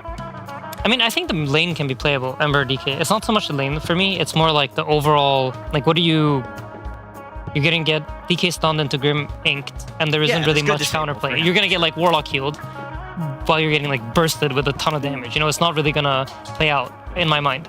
And the Phantom's Embrace, it's such a new, like level 3 Phantom's Embrace is one of Ember's biggest counters. Like he does not kill it in time before the change stun happens. It strikes me more as like we're picking this hero because we need someone to go in and make something happen. We need it for the draft, yeah. And it doesn't really strike me as like, holy shit, what an Ember game, you know? He's gonna run around and slap Definitely people. not a good Ember game. Definitely not a good Ember game. But it might be. Playable. We might be wrong. I don't know. I mean, like let's say the Spirit Breaker is helping mid and then you have like nice poke with the power shot later on. Like you can just do slight chains into the Vessel, like you mentioned, Jenkins, into a power shot. Maybe you take these low committal fights where you're not necessarily getting dragon-tailed into Phantoms, into Inkstilled, into Pulverized. You're playing fast, maybe even around a Wind Ranger carry, right? You're just like waiting for a good opportunity, then boom, you rock, you charge in. Yeah. I mean, I think whenever you have like kind of worst matchups, you can always it's Dota. You know, you can make chaos happen. You can make random stuff happen on the map. Have heroes like just bring more heroes to moves to make sure that you can make stuff happen to just break up the laning phase. Don't let like the game have its natural flow. And I think generally speaking, like XG isn't that type of team. No, and that's why I don't really feel so inspired about it. Yeah, exactly. They like, you know, good stable Dota. You come to them, they hold some really strong position you cannot break, and then they just win late game. Now it's even harder to break because they got a Solar Guardian on top of that position, as their XXS hero is going to be Dawnbreaker. I mean, that's good against Primal Beast. Yep. You interrupt good against DK too. The obvious initiation of both of those heroes. I think they felt, though, that they needed that save that they didn't have because of all of the disable coming out from Na'Vi. So they didn't want to throw their Wind Ranger Ember to the wind there, where they just die. But Na'Vi's draft just looks so pleasant to me. Like, you have the Grim plus Primal combination. Soulbind is so good against Wind Ranger and Ember. And you also have another Inkspell target in the Dragon Knight. You have the double Dragon Tails that are going to come out on the Soulbind. And then you have Ringmaster playing your save hero. Also, if you get the Grimstroke Shard, that's just another double save that you have. Like this, it just looks so nice together. Yeah, I feel like Navi's heroes they're just simple. You know, I think anyone that looks at this game understands how to press the spells. You know, it's going to be hard to mess up your spell casting from Navi's side. But with that said, I think XG are doing something completely different from what's normal for them. You mean Team Liquid? This could be Team Liquid, right? Imagine if they're at the Liquid facility Dude, and all of a Blitz sudden... is giving them advice. That's what's happening. All of a sudden he bangs out the Wind Ranger carry. Make sure this isn't Mickey playing. Check his computer, guys. Yeah. Sometimes they do the forehead cam, so... That's true, that's true. 24th pick, Morphling for Na'Vi. So it's going to be... Banging Morphling game. Yeah, it looks so good for Morphling. Very limited disable on XG. And outside of an early Vessel on Ember, which is dependent on Ember having a very good early game, it's going to be hard to run at this Morphling and pressure him. Yeah. Like, unless you're stomping lanes, this is essentially free for Got the Juice. Like early game pressure has to come up from XG. Like around like minute 10 to 20 is going to be really important for them, where they kind of have to ramp up the game and make stuff happen and try to look to abuse the fact that they can outnumber the Na'Vi heroes on the map quite easily with like global presence from Dawnbreaker and Spearbreaker. Because when it comes to 5v5, I still think I do favor Extreme's team fight between the Warlock and the Dawnbreaker. That's quite an intimidating wall to go up Yeah, against. I would just say it goes back to what Aiden was saying, where this, to me, just doesn't look like an XG draft. Like, this is not how they got second place at TI and almost won. Like, it looks like a Liquid draft. It does look Honestly, like a Liquid this looks draft. like Saberlight Edition Liquid draft. But it's actually, so I'm excited to see if they can pull it off. I mean, they're one of the best teams in Dota, so I'm sure that they can. Sure. But it'll be a debut for us here. The facility is really rubbing off on them. It really is, yeah, to a large degree. What you should be more hyped up about is it's a CY Na'Vi. We did not really get to note it. That's true. CY's been coaching Na'Vi. He was sitting there in the drafting seat. Let's see if he cooked themselves up a winning draft as we get into game number 1 with ODPixel and Quinn.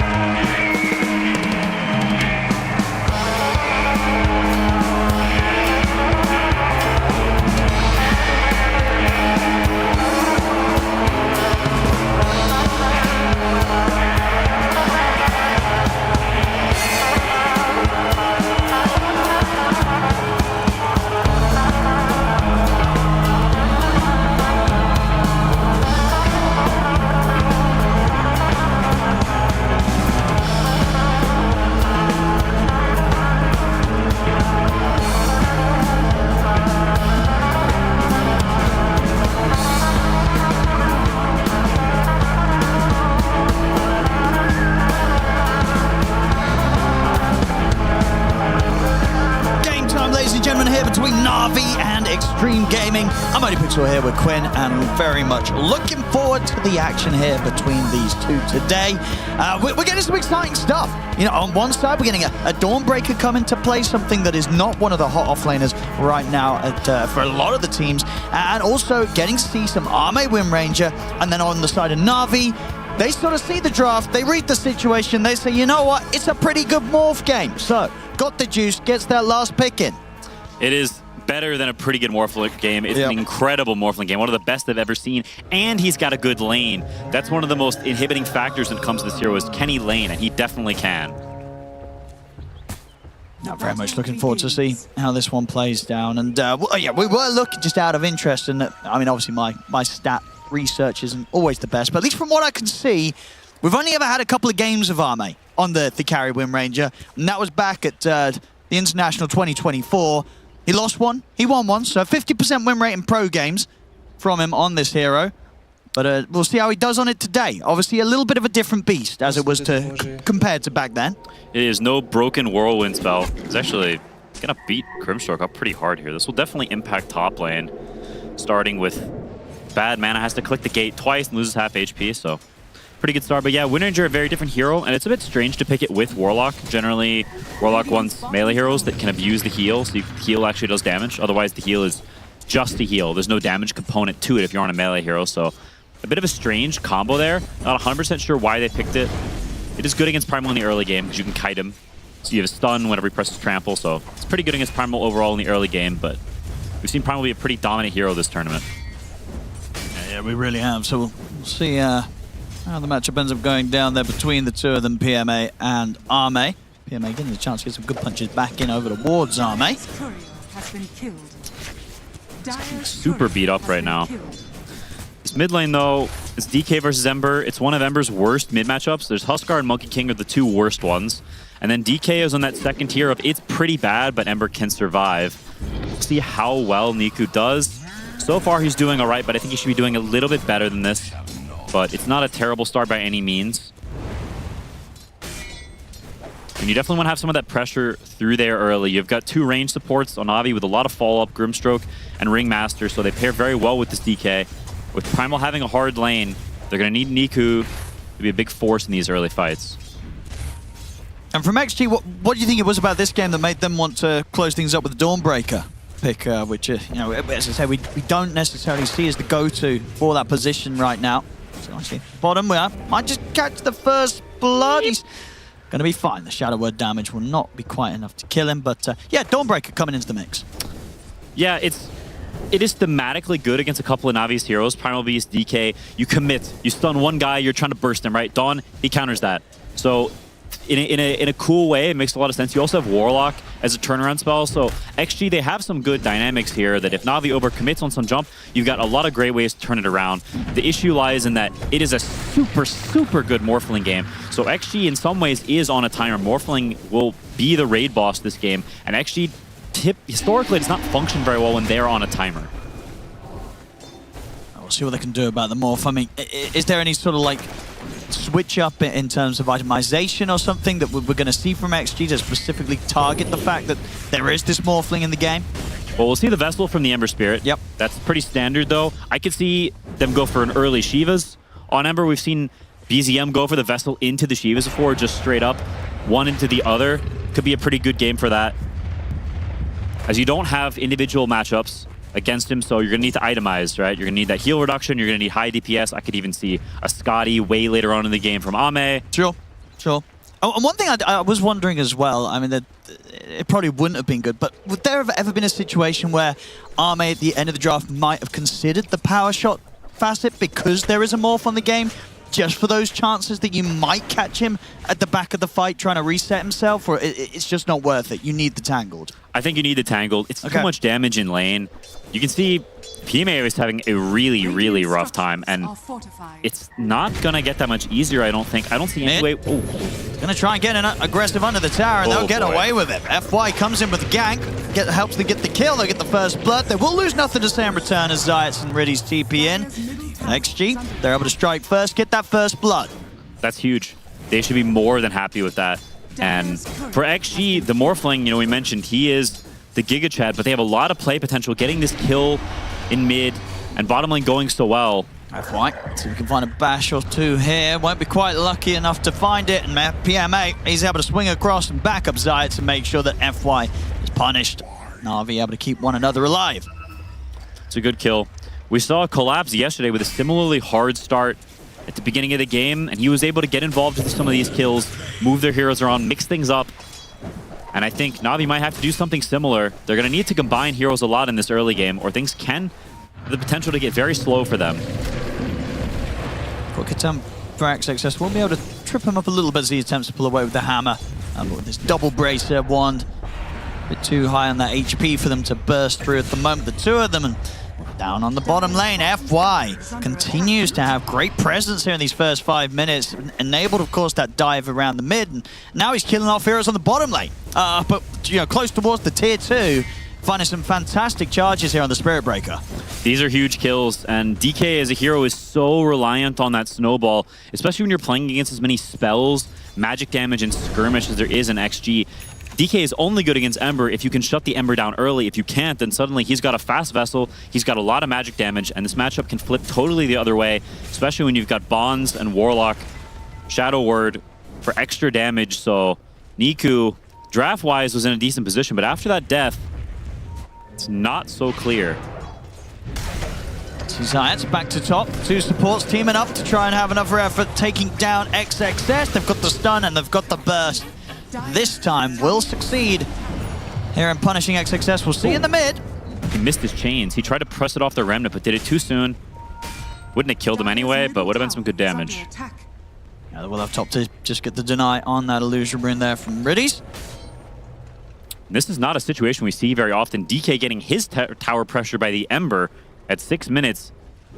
And can Niku really pressure the opposite tower? I don't think so. He's going to pop his ulti, but XG supports, they're around, and this DK can get spammed. But they're opting to play for Wisdom Rune. Seeing if he can find an angle to either head back towards the bottom or towards the top. Now we're going to see Na'Vi start to drift their focus towards this bottom lane. If they XG get a bit too aggressive, Na'Vi could strike back. XG also having the Ember join as well. They'll get a shackle shot opening on towards Riddies. Charge forward as well. Nothing to say. Ready to jump over with the Remnants. He'll get the chains out of the three of them. Setting up here for the Solar Guardian. Very nicely set up there by Nothing to Say off the Remnant with the chains. The Slider Fist comes in, takes out Zay's underneath the tier 2. Nothing to Say. He wants to keep this dive going. Gets another chains connection in on towards Niku. Wow. The shackle shot comes in. Excellent aggression from XG there. They sort of sensed the fact that Na'Vi were going to try and set something, bringing in the DK towards that action bottom. The XG, you know, Nothing to Say, make sure that he matches that movement. Not only matches it, but they're ready to dive up into tier 2 towers here, 7 minutes in. No, that's an amazing play from XG. They are playing super fast, just like they need to. We said it before, it's not something that XG normally does, but recognizing the situation, what needs to be done, and look at the differential in XP and supports. This is a huge deal. And also Ember at the highest level with the maxed out chains, that new Ember Blue we've been seeing. Ame decimating PM in lane. This Primal is just absolutely broke, not a dollar to his name, and it's not going to get that much easier for Na'Vi with their supports being low level like this. They've got to fend off some fierce attackers. It's early days, but got the juice on the Morph. Might have his work cut out this game. See mid to get the opening, and the stun and silence. It's enough. They can take out Nothing to Say. Can they get out though? Because the shackle shot connects in on towards Niku. Charge forward as well from FY. Na'Vi, they'll get the kill, but they won't get away completely free. Do end up losing the DK in return, and very likely will lose this tier 1 tower here to the Golem push. Bringing so many heroes to these fights. It's exactly the way they want to play. As they're getting close to that vessel, and these skirmishes are only going to get harder. It is a great Morphling game, but one of the biggest downsides of this hero always is he's very slow. He's not good at joining these early fights. He needs time to get that Vlad's, that Manta online before he can really be a big participant in the game. So in the meantime, XG, they have all the options in the world. Yeah, they're going to keep looking to sort of feed off Na'Vi here as the smoke comes out from XG. Let's see what they can find. They're ready to make plays up on the top side of the map. We're seeing them with pretty aggressive dives around the mid, around the bottom. Now they want to do it on the top lane. Let's see what they can find out in the tree line. Nothing to Say, goes straight across over towards Riddies. They've found the support. They've get the ult control in on towards Got the Juice as well. He'll go for the waveform TP. No AoE available left to stop that, so he will at least escape this. The XG have set up to very likely take this another tier 1 tower, and in a situation where Na'Vi, they can't really do anything about this. They just sort of have to let these early objectives fall, and it's allowing XG to build quite the gold lead. It really is. This Primal just not in a position to interact with the game yet. He TP's bottom as well, so realizing he needs to have that comeback mechanism. And Na'Vi, they're not a team like Tundra that's super accustomed, I think, to playing from behind. They've picked a lot of early game lineups. Insania mentioned before, they like to play a little bit more aggressive, get some of those kills, and it's going to be difficult this game. DK hero that desperately needs that Blink Dagger before he can get involved in the game. He is rushing it this game, but he's playing against so much tankability, so much turnaround potential from XG, even when he gets it. If he does make a move and there's backup there, it could go terribly for him. Nothing to say. FY and X-Nova, they're on the hunt again for Niku. They'll find him. Solar Guardian coming in as well for further backup for Extreme as they completely destroy the Dragon Knight yet again. And it just shows how volatile this Dragon Knight versus Ember matchup is. They knew the lane, they put it into it. This Spirit Breaker gank, you know, you look back to that first death, sort of snowball things. FY getting a couple of huge kills in the DK and Primal early game. Can't give those up because XG, they woke up to play today. FY in particular certainly did. He's been leading the charge numerous times here off these plays. He's going to be able to set up another one as they'll take Science down. Might cost him his life this time. He's got the juice, turns up, and is at least able to clean up FY. They've got a good control as well on towards the Ember Spirit. So Na'Vi, they'll take that one. They're able to bring the Morphling in, and they're finally able to sort of build together some sort of pushback against XG. And I didn't think about this, but one downside of maxing the chains is when you're playing against Morphling, he steals max chains. That is very, very powerful. In these early skirmishes, you have to always be careful in this matchup as the Ember, because if you overextend, Morph TPs in, steals you, you will die, just like happened there. So these things matter quite a bit. Morphling getting a big injection of gold, keeping on par with Ame. They will continue to steal the Ancient stack. The real issue from Na'Vi remains that, hey, their carry is strong, but all their fighting heroes lower net worth by a significant margin than their XG counterparts. Him is kind of low. Shackle won't connect, but able to charge away. That's close. Still time that PMA's just sort of bullied off the map, having to hold back and struggling to find that sort of farm that he needs on this Primal. XG out with another smoke. FY's got his hands on Zayat and nothing to say. He's got his hands on Riddies, so they're able to make the move on a both supports at the same time, and they'll get both supports at the same time. Okay. Neutral creeps did step in onto Riddies, so they don't get him in the sense of golden XP, but the sense of time that they're just knocking Na'Vi off the map, it just keeps continuing. They've got their hands everywhere like they're Dr. Octopus. Feels like XG has been all over the map this game. Kills constantly, tons of pressure. It's a great look from them.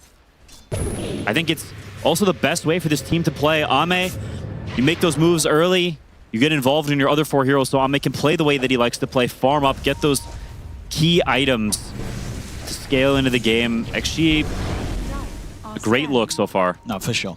For sure. And they have to do this, as you said, because most importantly as well, if they sit back, if they start to slow down, this Morphling will become the absolute king in this lobby. He will. If he gets the chance to. So, and yeah, I got the juice because he's not falling behind. He's able to find space and keep up with the cause of XG.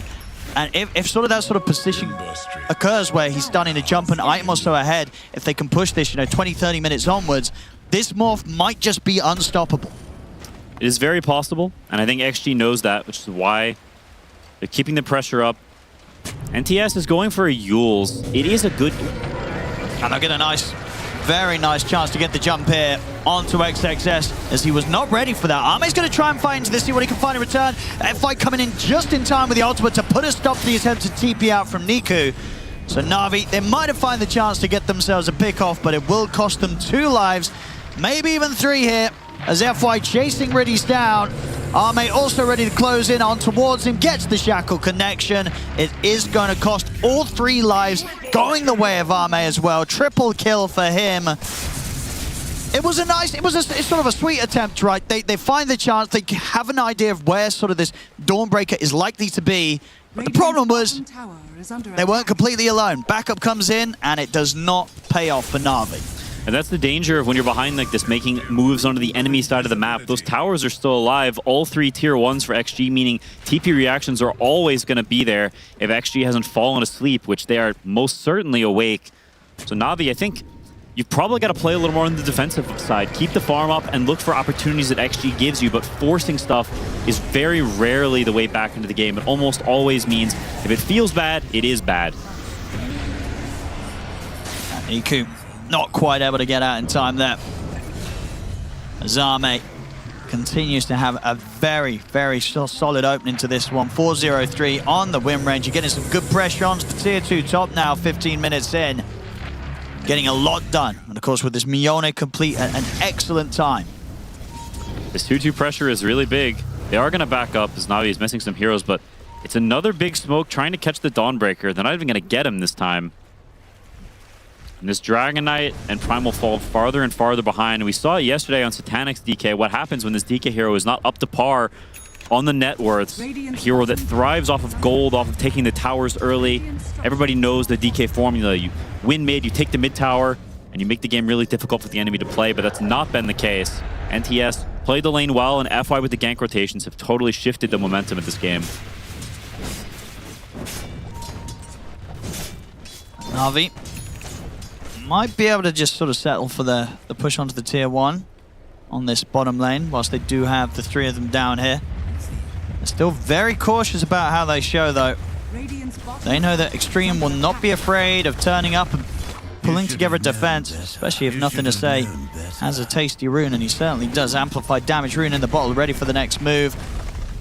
FY already comfortable enough to just sort of show on his own down here, just alleviate some of the pressure and continue to sort of hold the game in this position where Na'Vi, despite the fact that they have this lineup around this Dragon Knight, they're not able to push down these towers. And XXS continuing to pump up the net worth there for the team as he finds 4 tasty bounty runes still sat on their half of the map, somewhere that Na'Vi just hadn't managed to make it over to yet.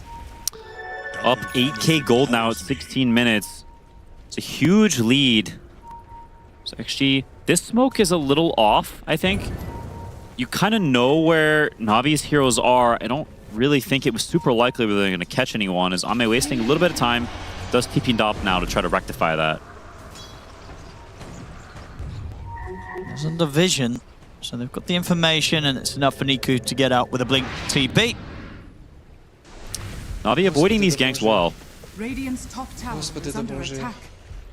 Got the juice, continuing to keep it cool, getting that space has yet to be found, and start working on towards the butterfly next. I mean, because what would you say, at what point does the fact that this morph's getting the farm become an issue for XG, despite XG having this early game lead? I think it's still a while before it's a real big issue. Gags ulti, good boy. Straight in on towards PMA. There will be an attempt from the side here. Got the juice, thinking, you know, maybe they can try and get involved in the action, but it's so difficult right now. He's now going to opt to TP out, realizes very quickly that it's still not quite time yet for him to get stuck in. Everything is resting on his shoulders from Na'Vi's perspectives. They need him to have a perfect game.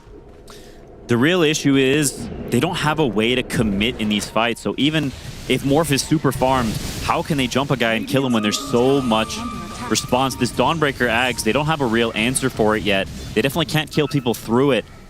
And kiting it is going to be really difficult. There's a lot of stuns on XG. These BKBs very far away for the two fighting cores of Na'Vi. They're working on them, but still just a dream. Radiant's middle tower is mate. under attack. He's setting up this play. Of course, meanwhile, FY was able to kill off Zayas. They'll go in with the ultimate, but immediately Ame puts it to a stop with the shackle shot. Na'Vi not going to get the chance for a free pick off here. They have to run.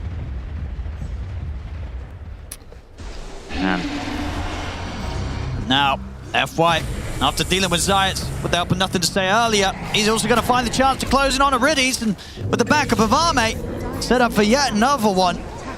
FY on this Spirit Breaker having a phenomenal time so far. He is.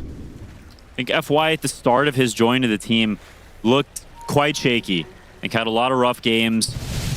You could feel the rust, I think, of not playing at that highest level of competitive Dota in a while, but in this game in particular, he's looked great. Had massive impact and a big reason why XG is in such a dominant position so far. So kudos to him. Na'Vi, I mean, outside of sort of Got the Juice's farm, are there any sort of big item timings that might enable them to try and make a move or try and go for some sort of all-in play to slow down this pressure that Extreme's getting away with? The BKBs are definitely really big. The DK one is close, but they're going to need 2, I think, to fight. It's now being another support kill. Yep, they're just going to continue to bleed these support kills out on the map. That's one of the weaknesses of having these 2 squishy follow-up range supports, right? Neither one of them is sort of this Chad that does things on its own. You don't have a Bane or something like that, a hero that is going to get up in there and do stuff on his own. They're both helper supports by nature. They need to play with a core or they don't really do that much. But their cores are either too weak to fight or it's got the Juice playing carry and he needs to keep farming for those later timings. So they have no one to help. So they're sort of walking around the map aimlessly, hence why they're dying nonstop. Niku is going to be pushing out pretty far on this bottom lane. I mean, that was always going to be a risk. And he has surely not got a way out of this one. He's trying to juke around through the tree line. There's nowhere to run. He did buy the BKB at least, so didn't lose any gold. That's something. And at the same time on the mid, XG, they're already looking to try and set up an extra play. They've got the charge coming in onto PMA. Remnant still at the ready to close in. PMA will turn with the on, does that backup. They'll try and throw everything down onto the Ember, but the Yules is there, and he's also got a shield broom ready as well after it to keep him protected. They're trying to go all in on him. Do they have enough control to kill him off? They don't. He's able to get the slight chains off, nothing to say. He's going to be fine. X-Nova also able to keep himself alive. FY thinking about getting back in. Will be held back by the Yules. Even there with sort of 4 of them in that high ground position, they just don't have the firepower to take down the Ember Spirit. They don't. Got the Juice. Chatting up a little bit on Ame. Respect that. But he should have died there. A little bit slow on the whip from Zayat. I think you can tell which teams are comfortable playing from behind and which aren't. Na'Vi not on that same tier as a team like Spirit. If the execution there is a little bit better, they get this Ember kill, maybe they get an extra support as well, and suddenly it's a huge turnaround. But instead, you get nothing in return. And just continues to be XG dominance across the map. Gonna get a free Tormentor now as well. Boosting that gold lead up above that 10K mark. And it tends to be this sort of point that it feels like it just becomes incredibly difficult to fight. The items amassing just a bit too much. And it's not just the core items. While there's definitely a gap there, these support items, drums almost an entire Shadow Blade and Spirit Breaker, and the Solar Force Staff on this Warlock. Sorry, not Force Staff, just Solar. The floppy hat. I lied. Still, Solar. Very strong. Radiant's middle tower is under attack. Roshan is back up. So XG, if they want, they can head over towards the pit. Look to try and get the Aegis soon. Na'Vi, again, just looking towards Got the Juice and asking him if he's got this one in the bag. And I'm sure he's telling them he has. He's a confident lad, I'm sure. He's got the farm, you know, he's, again, keeping on par with that of Ame. He is. He's got a lot of work to do in this game. The Butterfly is done. Queuing up the BKB next on the Morph.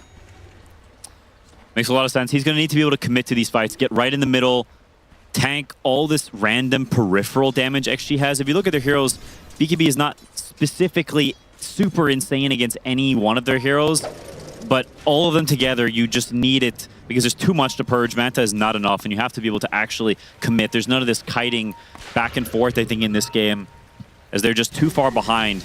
You need to be able to get in there and actually kill a guy during your limited stun durations that you have.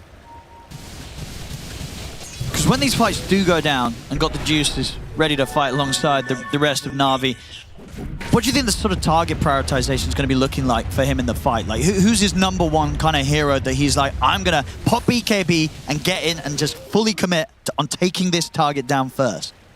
I think this is the kind of game where he doesn't actually get to choose. I think he just sort of has to hit what's close to him.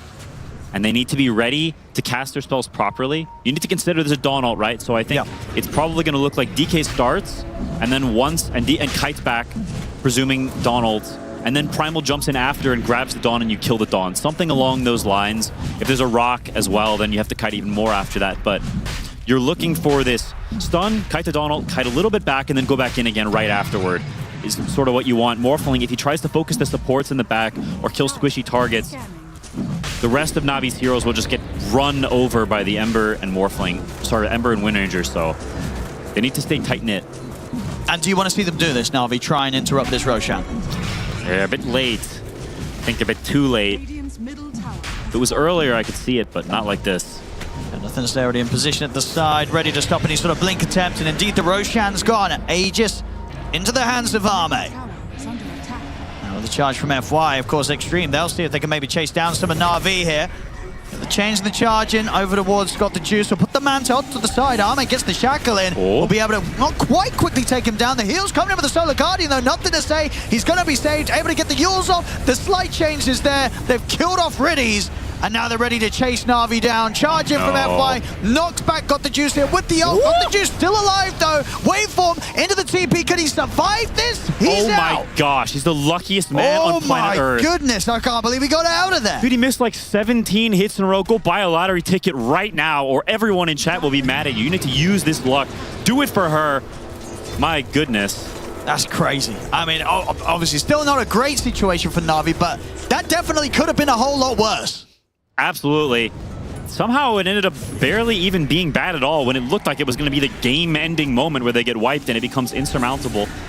But Morphling was surviving still at that 0 death mark, and it feels like Na'Vi, while they are most certainly down, they are not out. And if they can get this one fight, Morphling get a couple of kills, this can be a game worth watching. For now, though, XG definitely still in the driver's seat, and they have not made that crucial mistake yet. Not able to get the last fizz. It did look like Arme sort of stopped because he tried to reposition himself and step a bit away from the morph. I wonder if he could have maybe had the chance of at least rolling a few more attempted attacks in. Either way, wasn't able to do so. Not able to bring the morph down. So Na'Vi, whilst they're still in a very tough position, they're not out of it yet.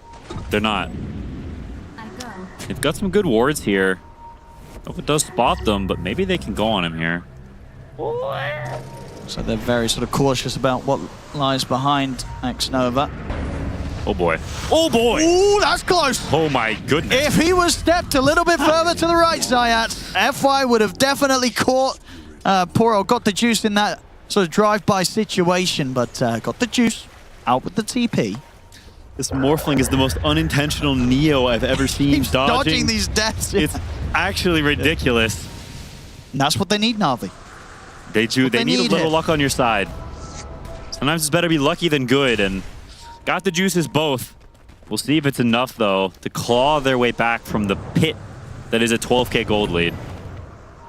Because the BKB, it's getting close. It's getting close. Just about 1,000 gold away, and he'll have that. And then after that, are you continuing to build for survival, or are you starting to are you going for that big right-click item? I think you need the MKB, probably.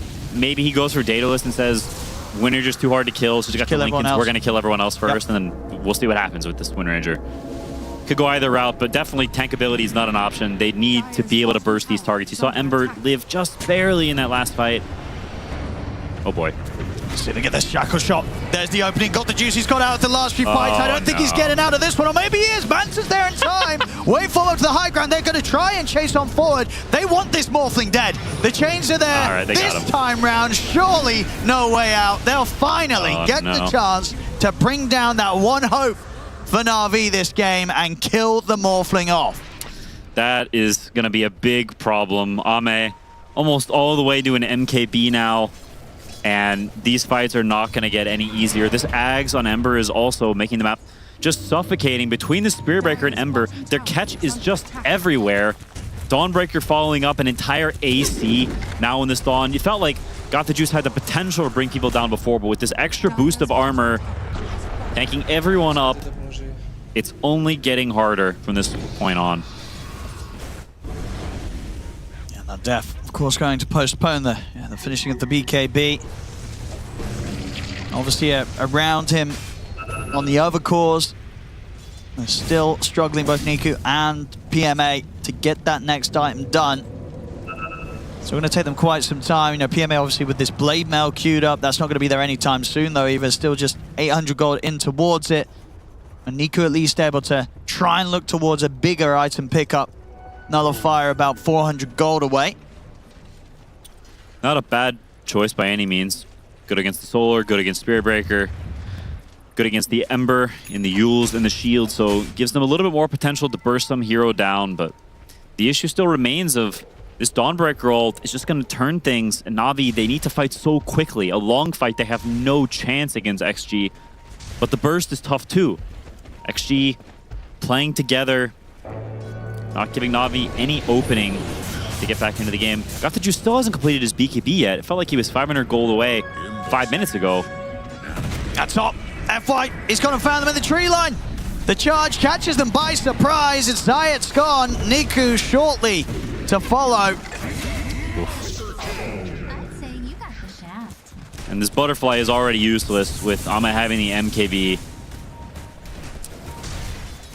Things are stacking up against Na'Vi, and Ame proving all the haters wrong, proving me saying it's a weird win manager pick, the stats saying he's 1-1 all time, 8-0-5. He's had a great game and just shut down PMA. They'll try and get the grab onto FY here, Na'Vi, but they're not going to get away with attempting that one. Riddies is dead. PMA can even escape. Nothing to say is hot on the chase, ready to dive the tier 3s. Kills off PMA. As Na'Vi, they might not want to stick in this for much longer. The Remnant in, nothing to say, ready to go up towards the fountain. Double kill for him as he kills Zayat's off, dancing around the base of Na'Vi. Oh boy. Here comes the push. Yeah, there's definitely nothing you can do about this until your 3 other heroes have spawned, so this Rack's most likely gone with the wind.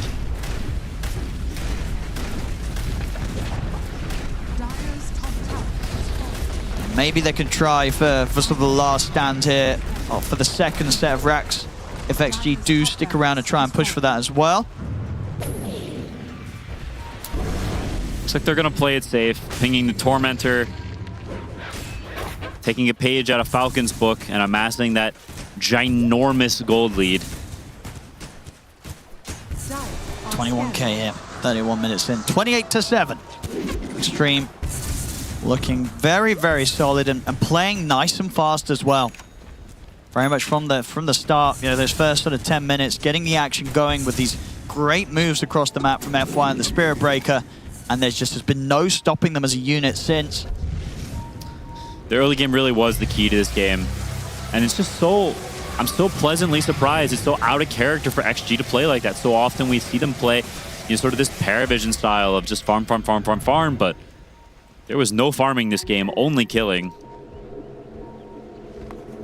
Na'Vi coming in with the smoke, knowing that this sort of twin gate move will come in. Do they actually want to take this fight though? Niku's going to try with the jump in, but the Solar Guardian's coming in to make sure that there should be the chance for the Golem still to be dropped. No, they are able to burst through X-Nova before he can get the ults off at least.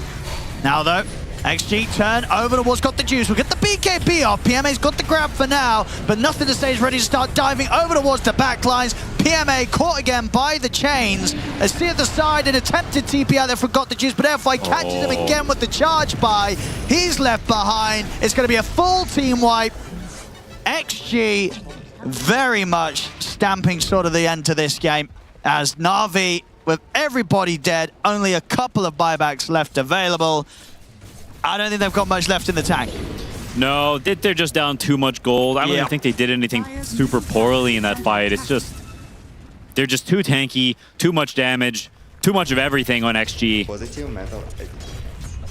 What can you do? Now the push coming in.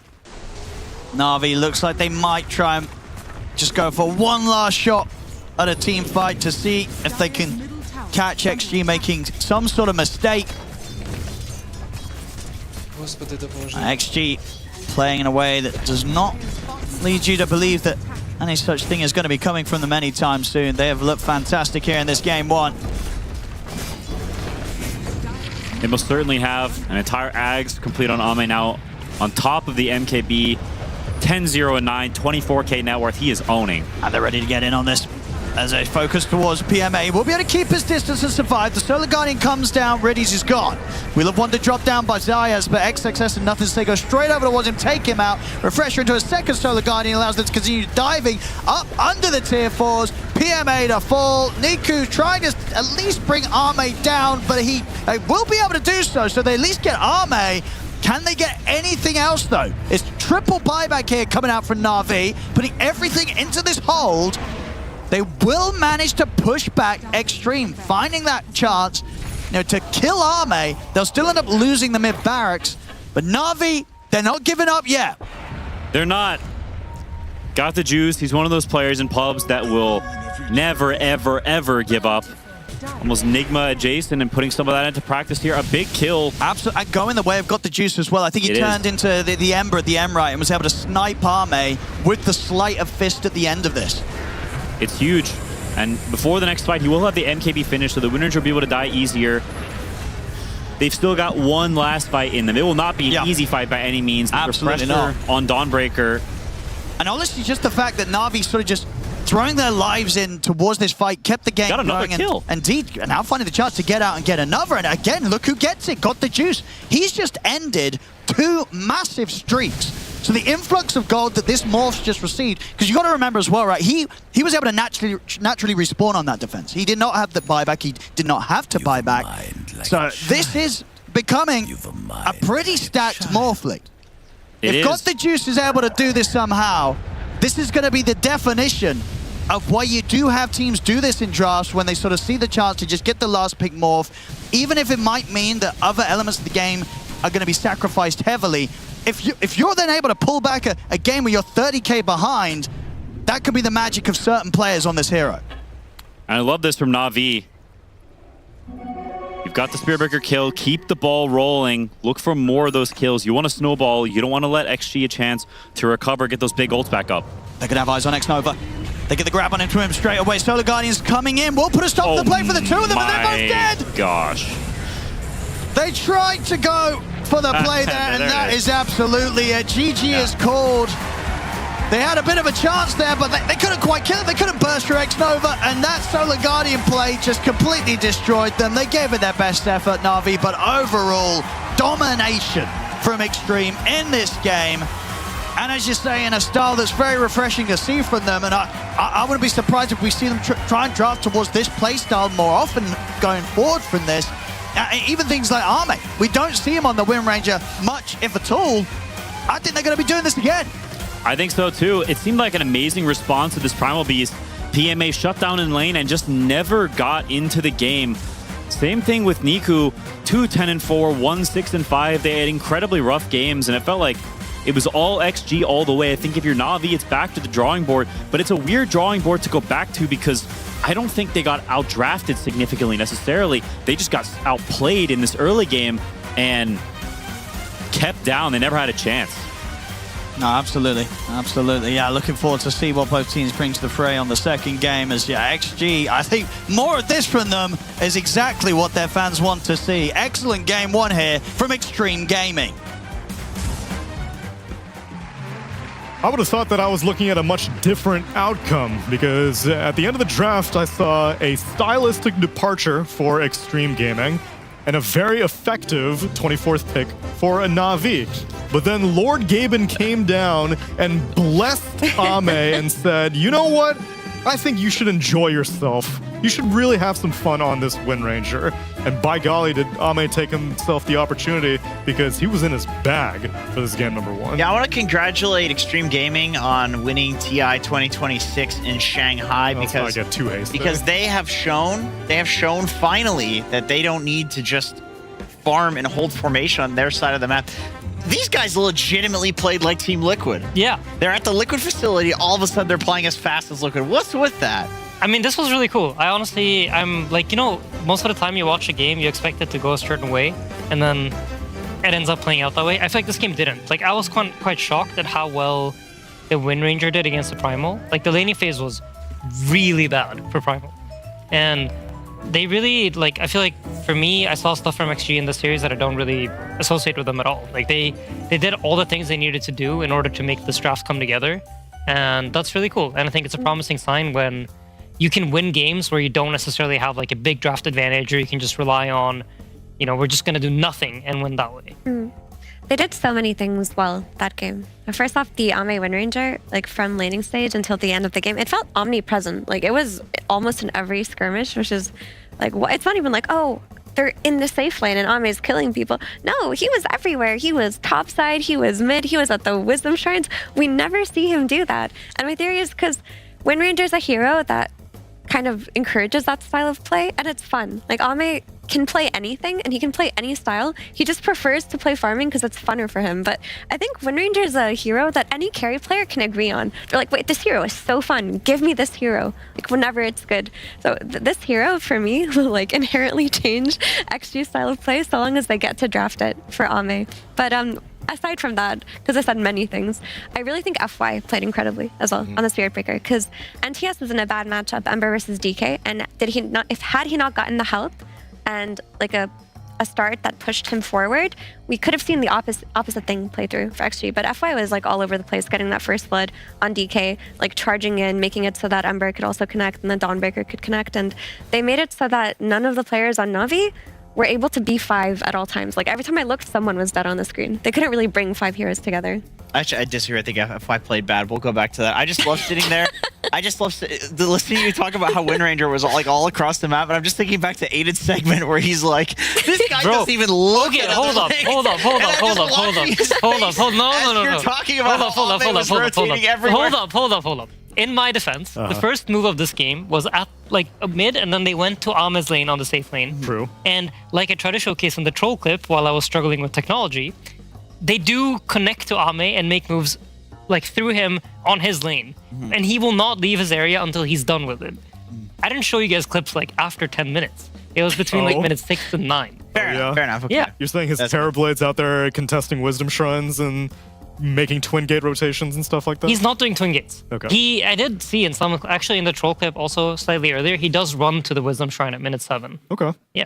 Welcome to Talent Life. You say one thing and then the team decides that day to do something completely different. Okay, Team Liquid's gonna get smashed today, like 8-0. Okay. I think that did end up happening. I think that's the one prediction you can be sure of at DreamLeagues. Actually, that's the one. You have to also beware as talent of curses. There's also curses. You have a exist. power. Okay, but that's what I'm trying to say. Like, Liquid's gonna get crushed. That's not what I mean. That's not what I mean. I mean the Liquid DreamLeague curse. That overrides any caster curse. I see. Caster curse is weaker than DreamLeague Liquid curse. It's a weak curse. This is like a strong, like special grade curse. Is the Liquid, the Liquid DreamLeague. But the XG DreamLeague, could there be a reemergence? Because honestly, it was cool. Like they picked a draft that they had an idea of how it would play out or what they wanted to do, and they did it well. Like they needed to snowball, they needed to play tempo, and they did not let up. And I think there really was a difference of experience level that was shown there. The way, like this is a team that just got second place at TI, and even if they don't have some of the best games in the group stage, they could pull this out at any moment. They could just like wake up one day and be on and always do the right thing. Na'Vi needed a little bit of time to buy Forgot the Juice. It was a great Morphling game, but by the time they were ready to fight on Na'Vi, they were so behind in net worth. I mean, you already said it, but the key thing really was like Na'Vi, they didn't get to play Na'Vi Dota. Like they never got to play their draft.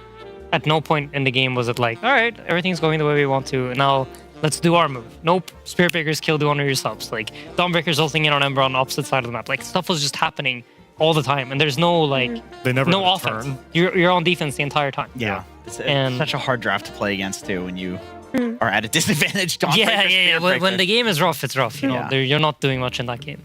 So then how much of this draft is contingent on just Ame being on Windranger? If I ban out Windranger as Na'Vi, then are you going to return back to default extreme? And I can be like, okay, now I know how to play against that one because this is a new extreme. I don't want to deal with it. Ban out Windranger. Go back to your Jugs and Terrorblades. That I know how to deal with. I think that this is actually a thing because Ame is a player who needs to have fun. Like he needs to enjoy playing his hero, which is why over all of the years that we've watched him play, they're the team that have unusual carry picks because he enjoys a hero, he thinks it's good, he's gonna play it. And oftentimes it's not like the gyrocopter type of hero that he likes to do. Windranger legit is a hero that encourages you to do this. So I really think Na'Vi should ban it out next because if they don't, they will run this back. They absolutely will. They absolutely will. We were trying to come up with who's a more based carry than Ame, and all we could think of was Yatoro in terms of just does whatever he wants. Yeah. So I could see it. But also, Zhao doesn't ever draft the same thing twice. So you also have that to consider. Like, is it worth banning Wind if it's not a different hero? He's not going to, redo the same draft. But I do feel like Yatoro will play stuff that he doesn't like for his team sometimes. Like he'll play Abaddons and Gyros and stuff. But isn't it to prove a point? Because I feel like if we made Mickey play something he didn't want to play, or Nisha play something he didn't want to play, they would prove to you that it was a bad pick. You know what I mean? Just out of spite, they would be like, I'm not going to play. They would prove it to you one way or another, all right? Like, you would know by the end of the game that you messed up by suggesting this hero to them. I told you we shouldn't have done Queen of Pain mid. Yeah. That's what Nisha would say. I missed all the time. I missed four Sonic Waves. That's your fault. Why'd you drag it for me? Exactly. I think that I feel for Na'Vi because the way that a traditional Extreme would have played out, if it wasn't a Wind Ranger carry, I feel like they would have had a very, very competitive. I feel like Got the Juice on Morphling, it would have been that 24th killer pick that I was like, yo, this guy's going to be able to destroy Nothing to Say. This Ember Spirit is going to be a complete mess now. You could even see in the cameras, like he was laser focused up until the end. Like his mind was in that game. They were not calling GG. Yeah, I mean, this game, like, it looks like a stomp, but it's one team fight away from being flipped entirely. Like, I think if you're CY, you put together a strong draft, you know? The only thing I would be, like, I don't exactly know, but this Primal against Windrunner looked real rough. Like, real rough. I think that was, like, maybe draft-wise as a coach, the main thing I would maybe take into consideration. Potentially banning out the Windrunner in the second phase to give the Primal better matchups. You'd still be okay with first phasing the Primal? Yeah. I mean, this heroes look great in another series. But I don't know how much of it is just like skill issue, because, you know, when you're watching the games like this, you don't get to like focus in on one lane and just look at everything somebody messes up. Yeah. But his lane was real rough. So that's, for me, the only thing I think as CY I would take away. But overall, I still feel like the Na'Vi draft, if you run the sim 10 times, they're probably going to win more than they lose. Well, they will get a brief opportunity to recompose themselves because, again, it is an elimination series. So if they drop a second game, it's a goodbye Na'Vi for Dream League Season 27. We'll find out how they do in game number 2 after the break.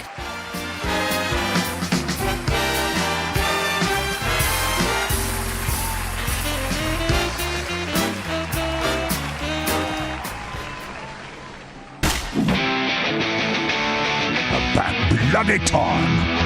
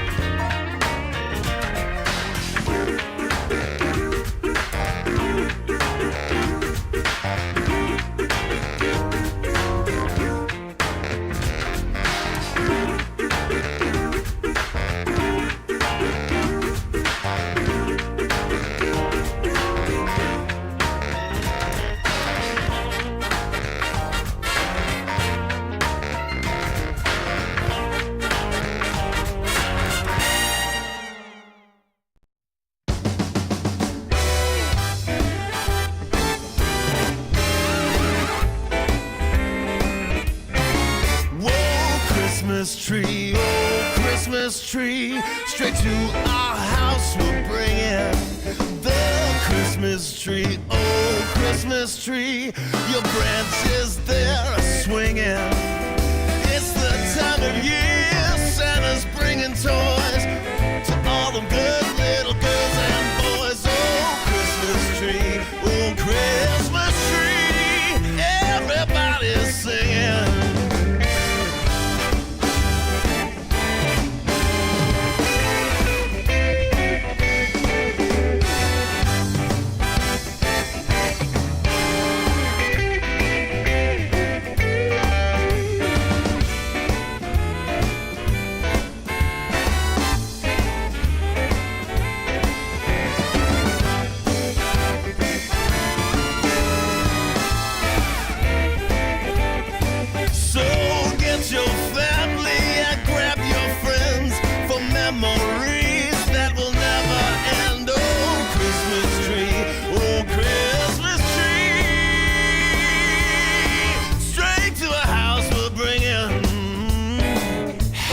Don't you love snuggling about that Christmas fire with that Christmas tree, just you and me, maybe a little mistletoe. Straight to our house we'll bring it.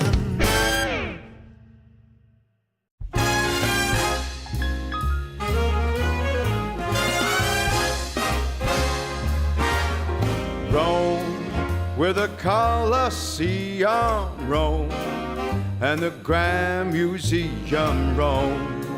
Love is everywhere, so meet me up there at St. Peter's Square in Rome. On the 7 hills, that's Rome, the Italian thrills, 'cause love is alive when you're roaming in Rome. Rome, where the Tiber flows, yeah, Rome. Michelangelo's in Rome, the eternal town of ermine and satin and all things Latin. Rome, like a symphony, is home to the bourgeoisie who put the Roman romantic heads foam. It all burned down as Nero just fiddled around.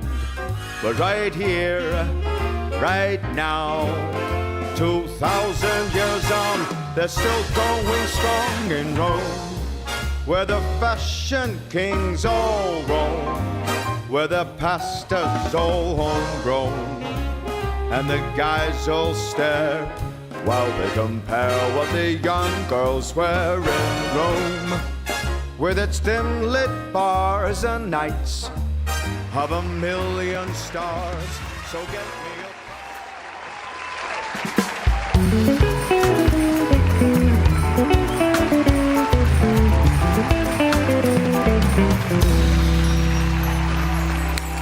Time for game number 2 of Navi versus Extreme, where I'd be feeling a bit miffed right now if I was the young boys on Navi. Define miff. What does that even mean? Miffed, saying they're a bit disconcerted with the What does that situation. mean? And they're a bit thrown off, Aiden. Can you make it simpler? Say in terms of Dota. ChatGPT, make it simpler. They're weirded. Tilted. They're weirded out. ChatGPT, make it simpler. The vibes are off. Brock, what is a For real, vibe? for real? On God. Now you explain it to me as if I was like a Zoomer. 6'7". Ah, okay, got There it. you go.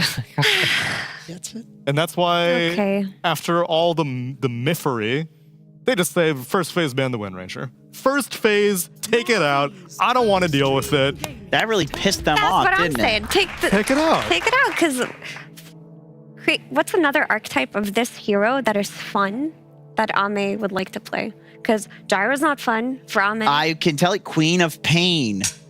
Does he have fun though? Oh God, that's a fun hero. But does Ame have fun with it? Because a big part of having fun with Wind Ranger as a carry is her animations. They're so smooth. Like, all of them feel so good. Queen of Pain is Quap kind of is fun. kinda, yeah, I would say Quap fits that category. I agree. She's got to. She's got to. You know, I felt like the response to the Warlock in the last game, a lot of teams are saying You want to play this hero who can push the lane, win some sort of passive lane. I'm going to cut the wave. I'm going to pick a hero that can wave cut. Didn't work last game. Didn't work. I liked Extreme's answer to the Primal Beast and the potential wave cutting stuff. They just go Spirit Breaker. It's funny. It's a flip of the last draft. It's just a reverse. But now there's no Windrunner to like really screw over the Primal or SB, because I feel like having. I mean, I think I saw you guys do this first actually, where there would be these wave cutting heroes, and you would run like obviously Monkey King Windrunner, so you can like actually chase the guy cutting the wave and kill him. I remember from like a really, really, really long time ago, we played like, I think we were maybe in Chengdu for some like major or something. And we played against VP, and I remember Ramses playing Slark, literally level 1. Solo would just hold the creep wave outside his tower, and Slark level 1 would run at the guy cutting waves and just like hit them with the essence shift. And that's kind of when we realized like this is the way to deal with that creep is cutting. Like it was really, really toxic. He would buy like boots or something and just chase after you. So there's ways to do it. It's just, I think a lot of people don't really know how. Yeah. And I mean, they didn't really manage to do it last game, so. Yeah. Active mids also helps, like any hero that can like connect. True. Quickly. Have you heard about the Clockwork mids? It's apparently a new meta. I've heard rumblings about it. I've never seen it personally. Apparently on Dota 2 Pro Tracker, it was so good that he had to remove it so people couldn't like copy it. The win rate was so high. It was like 87 games, 100% win rate or something. It's insane. Yeah. It broke the metrics. Good against Primal. And people cutting creeps. It's good against Spirit Breaker too. I mean, it's good against a lot of heroes. Oh, there's my god, they're doing it! Oh, they're actually doing it. They're taking Clockwork so that they don't get Clockwork themselves, right? Exactly. They don't want to play against Clockwork mid from Na'Vi. That is some, like, I'm never going to understand how TI winner predicted this bullshit here, because nothing about what he was saying means Extreme should pick the Clockwork. What? That made a lot of sense. No? It does, but it makes too much sense. That's what I'm saying. Is like it's so. The thing is, like, you guys just don't understand. On Dota 2 Pro Tracker, this hero had incredible win rate, and only me and Slacks saw it. When Slacks is the guy that's on your side, that's when you know you've cooked something good. But it's not Clockwork mid. No, but like they're taking it away from Na'Vi. From the Clockwork. Yeah. It's genius. Apparently, Jawade also saw it. Sometimes I don't understand whether we're memeing or not. That's the best. It loops back around. You meme so hard that it actually becomes true. It unmemes. Yeah. I mean, Dota is just a meme. The whole thing was never supposed to happen, and yet here we are. That's true. Na'Vi got the DK plus SD. SD is a great hero to have versus Primal Beast. Like, you press ulti on him, and he feels terrible. He can't trample. You can also disrupt whoever's getting pulverized. It's the one save that works against the Primal ult. Snowball doesn't work. Centaur Cart doesn't work for some reason. It's also very good versus Clock as a hero, because if you're getting hookshotted and isolated, you just disrupt, like, you'll tank the battery assault. You buy time for your team to connect to you and help you. Can we just go back to the one save that works? Oracle doesn't work? It does. Nobody plays Oracle. It's the one... Liquid played it yesterday. It's the one good save that works. We tested a lot of them at PGL, and it is shocking like how many exceptions there are for Primal ult. Dude, Ami's playing different heroes today. He's just playing fast. Who let him out of his cage? Good for him. Something's not right here. Out of the cage and into the liquid facility. After losing to VP yesterday, he said, "There's no way I'm allowing myself to lose anymore. Like, I'm gonna pick tempo heroes, even if I hate them." Isn't Abaddon kind of sus against SD? But it's kind of good against DK, I think. I feel like I've seen this be picked quite a bit. I mean, DK does one thing, he presses stun, and Abaddon does one thing, he removes stun. So it's like unbelievable genius drafting, high tech. That's true. It's the one picking. It's the one stun on Na'Vi. Actually, now with Queen of Pain being picked too, Purge is extremely strong. So is the Abaddon shield. True. Queen of Pain. Purge is one of our. Because Purge is one of our analysts. Yeah. A crop comes out for Na'Vi. This is their like flex. They played this safe lane yesterday, as Aiden showed us earlier, but now they don't really give too much information for XG for what the last bans are going to be, because they don't necessarily know where the Quap or DK is going. They could swap it around. You could even throw it off lane if you're feeling very spicy. It's been a while since we've seen offlane Quap though. When that hero was popular, she was played everywhere, on every lane. I still think it's good. Offlane Quap. I think it's fine. Like when you pick SD, like you think like, oh yeah, Quap SD. No. That's good. That's No, good stuff. no, like no, I want not to in this game, I want not to in play this some game. Quap SD, baby. I would say on average. You know it's what's good. great about Quap SD? SD can go stack, and Quap can be on her own, like pressuring the lane. And then That you can sounds take the good. stacks. You just have to Sonic Wave. Yeah. Disseminate on her, boom, she blinks Or in, once she gets boom. Ags, she can really farm the stacks. Oh yeah. So just wait, give me like With the daggers. 25 minutes, I'll and see you I'll tomorrow. get the ancient stacks for you.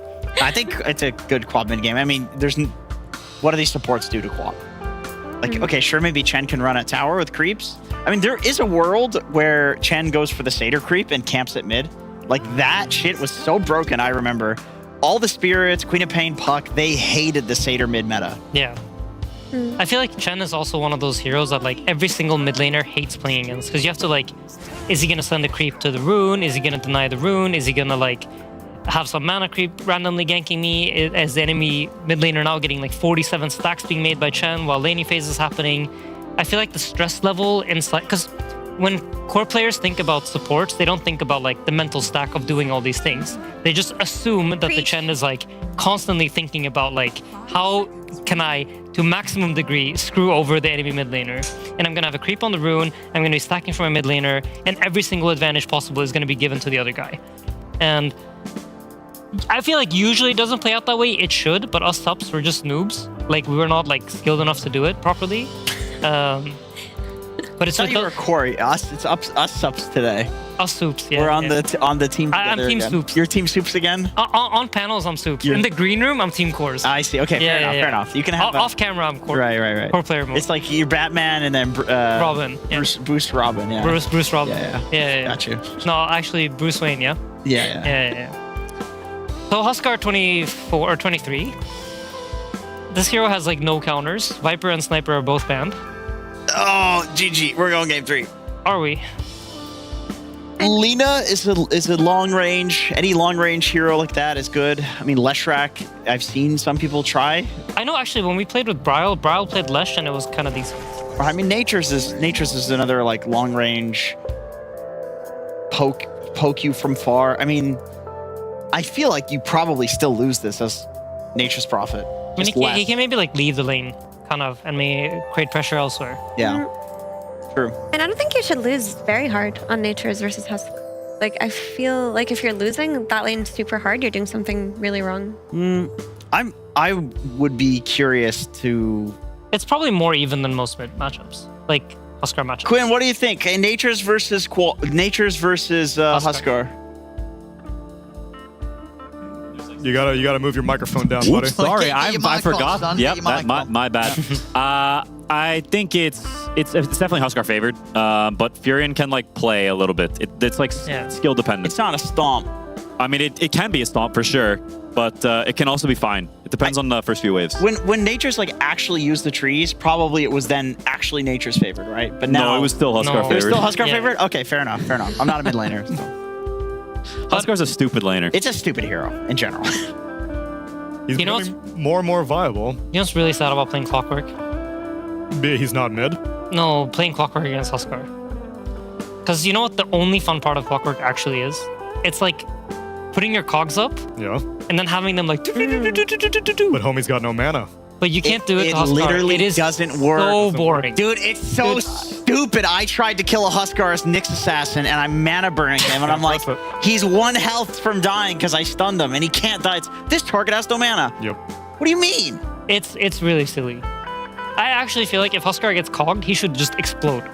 Because there's no mana to burn, he should just die. He should be depleted from the game. It should counter. Yeah. Hard counter. It should be like an anti-mage mana void every time he touches something. Because it's like a divide by 0. Exactly. That's He should just like be removed from. He just doesn't respawn. Just remove him from the game entirely. Unfortunately, he is very much in this game, and let's see if Na'Vi can bring him to a victory as we get into game number 2.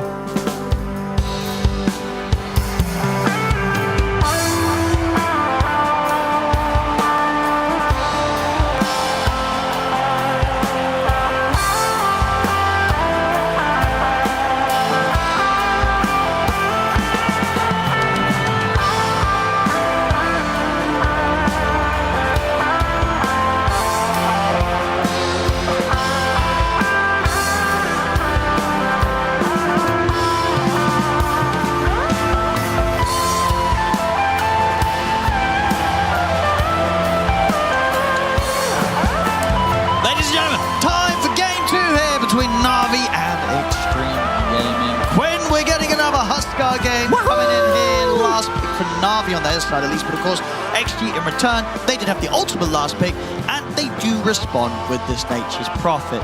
Thoughts, feelings? What do we got? It's a pretty good response.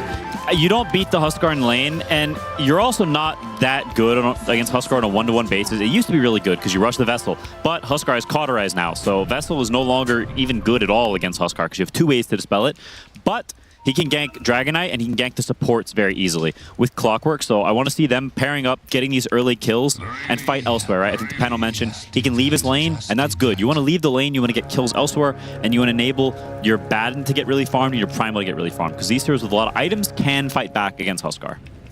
The battle begins. Because overall, from Extreme, we did see an attempt there for the bounty room. We'll end up, though, with XG being the ones to claim 3 of the bounties to start this game off. But in terms of how XG's approach this game differs to what we did see them succeed with in game 1, you know, what are sort of the similarities, the contrasts, you think, in how they've actually turned up for this game 2 draft XG? They have way less spells. I think it's one of the biggest differences. Clockwork Chen are very much, they're sort of like helper heroes, but in a low damage way. They're there, they're causing disruption in fights, they're annoyance, but they're not really nukes and spells. XG's lineup, they definitely need a good start. Last game, they benefited from a good start, but they didn't necessarily need it. This game, they kind of need it. Chen, Clockwork, Primal Nature's Prophet, it's no spell. So if you fall behind, you're playing against a Warlock, a Shadow Demon, you're gonna have some real teamfight issues. Stop playing. I imagine will become just a bit of a farm fest, right? Between a DK off lane and a Baden safe lane, or it could either be under pressure. Maybe DK can be under pressure. I don't think the Baden will be under pressure. Got the juice, he's dead. Oh boy, that's not good. Why does he have Scream level 1? I feel like this makes no sense. Like, I also feel like he should not have a Quelling Blade. Like, Furion is not going to TP on you level 1, and you can skill Blink. I feel like if you're picking Quap against Primal in lane, the whole point should be that you skill Dagger and you crush this guy in lane. So to skill Scream to me, it's like, why not just pick a different carry hero? I don't get it. Yeah, I guess we didn't quite catch the point, I think, where he skilled it, but maybe it was just in a situation where it's like, I have to skill it and press it to get that range creep CS, and obviously in doing so, they just walk up, catch him in the cogs, kill him off. So not the sort of start that he was hoping to get there. Got the juice. Yeah, not ideal, but he is still doing really well in the CS department. Primal has some boxy inventory right now. He's got the locked Ring of Regen and boots. So he's, I guess, going for Tranquils to deal with what he thought was going to be early harassed from the Dagger, but it seems like that's not going to be the case. It's going to be Scream or farm-oriented Quap. They are doing the wave pull, so they'll be just fine. But mid it should not be this bad, especially with 3 bounty runes. The early wave should be a little bit better than this for Furion, so this is a pretty rough sign, but Nico also going for a non-standard build, buying the wand before boots. Don't really agree with this. Nature's Prophet does not cast that many spells in lane. Could just buy the stick as well, but still doing really well in this CS department. No, he certainly is. Certainly is. And, you know, I feel like we've had the chance to sort of sit back and watch a few different Huskar performances. Now, Niku, how does he sort of rank as a Huskar player? He is definitely very competent. Yeah. Like, I think below the tier 1 Huskars, the Amar, Malrine, and Crystallis, he's on that second tier, I think. You can see he's master tier on Dota buff. I've played against this Huskar many times, or in Dota Plus. I've played against this Huskar many times. He is a very competent Huskar. He's not the ultra omega giga Huskar players, but he knows what he's doing. Sure. He's not going to be making kind of mistakes in terms of, like, looking to take fights that aren't necessarily good fights to take, you'd imagine. Yeah, I don't think so. I think he'll have a pretty good idea of when he's strong and when he's not. Definitely so far so good with how much he's been able to just take out of that mid matchup. 15 and 10 against the 7 and 5. And so you were just sort of alluding to down on the bottom, with that Scream of Pain skill at level 1, obviously level 2 you have to get the blink. You imagine, well, actually see Riddies get caught again in the cogs and nothing to say. He'll TP over to make sure they do get this kill. I'll take him down. Got the juice, will be okay. Has the blink if he feels threatened. In fact, he's happy to get a bit of damage traded back in towards the 3 of them once they're all fatal bonded up. But yeah, with this sort of start to the skill build, you just imagine he's not going to take any dagger at all. It's just going to be purely Scream and blink. Probably so. I think going 0-1-1 then back to dagger makes almost no sense. No. So yeah, at this point, I think you're probably just doing the Scream build, which looks like what he's going to do. But as you feel that because this is what Got the Juice is doing, the Primal's kind of happy about this. I think so. Yeah. I think he's going to be pretty chill. Eventually, he'll be able to cut waves very freely. Queen and Warlock, they're not going to stop him. So At some point, if he gets enough HP, he can definitely go cut these waves. Or they can keep feeding off the supports, right? Nature's Prophet, that's what he wants to do. We can see the CS mid. He's not having a happy time, so he needs these kills elsewhere. They want to keep making these skirmishes happen.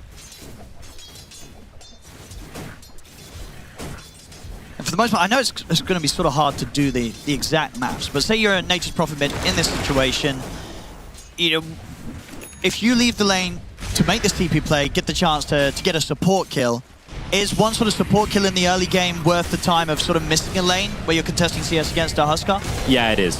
Just one kill's enough. It is. Yeah, especially in a lane that you're losing like that. Maybe it's a little bit different if you're stomping, but to be honest, even if you're doing really well, that's just Nature's Prophet's as a hero.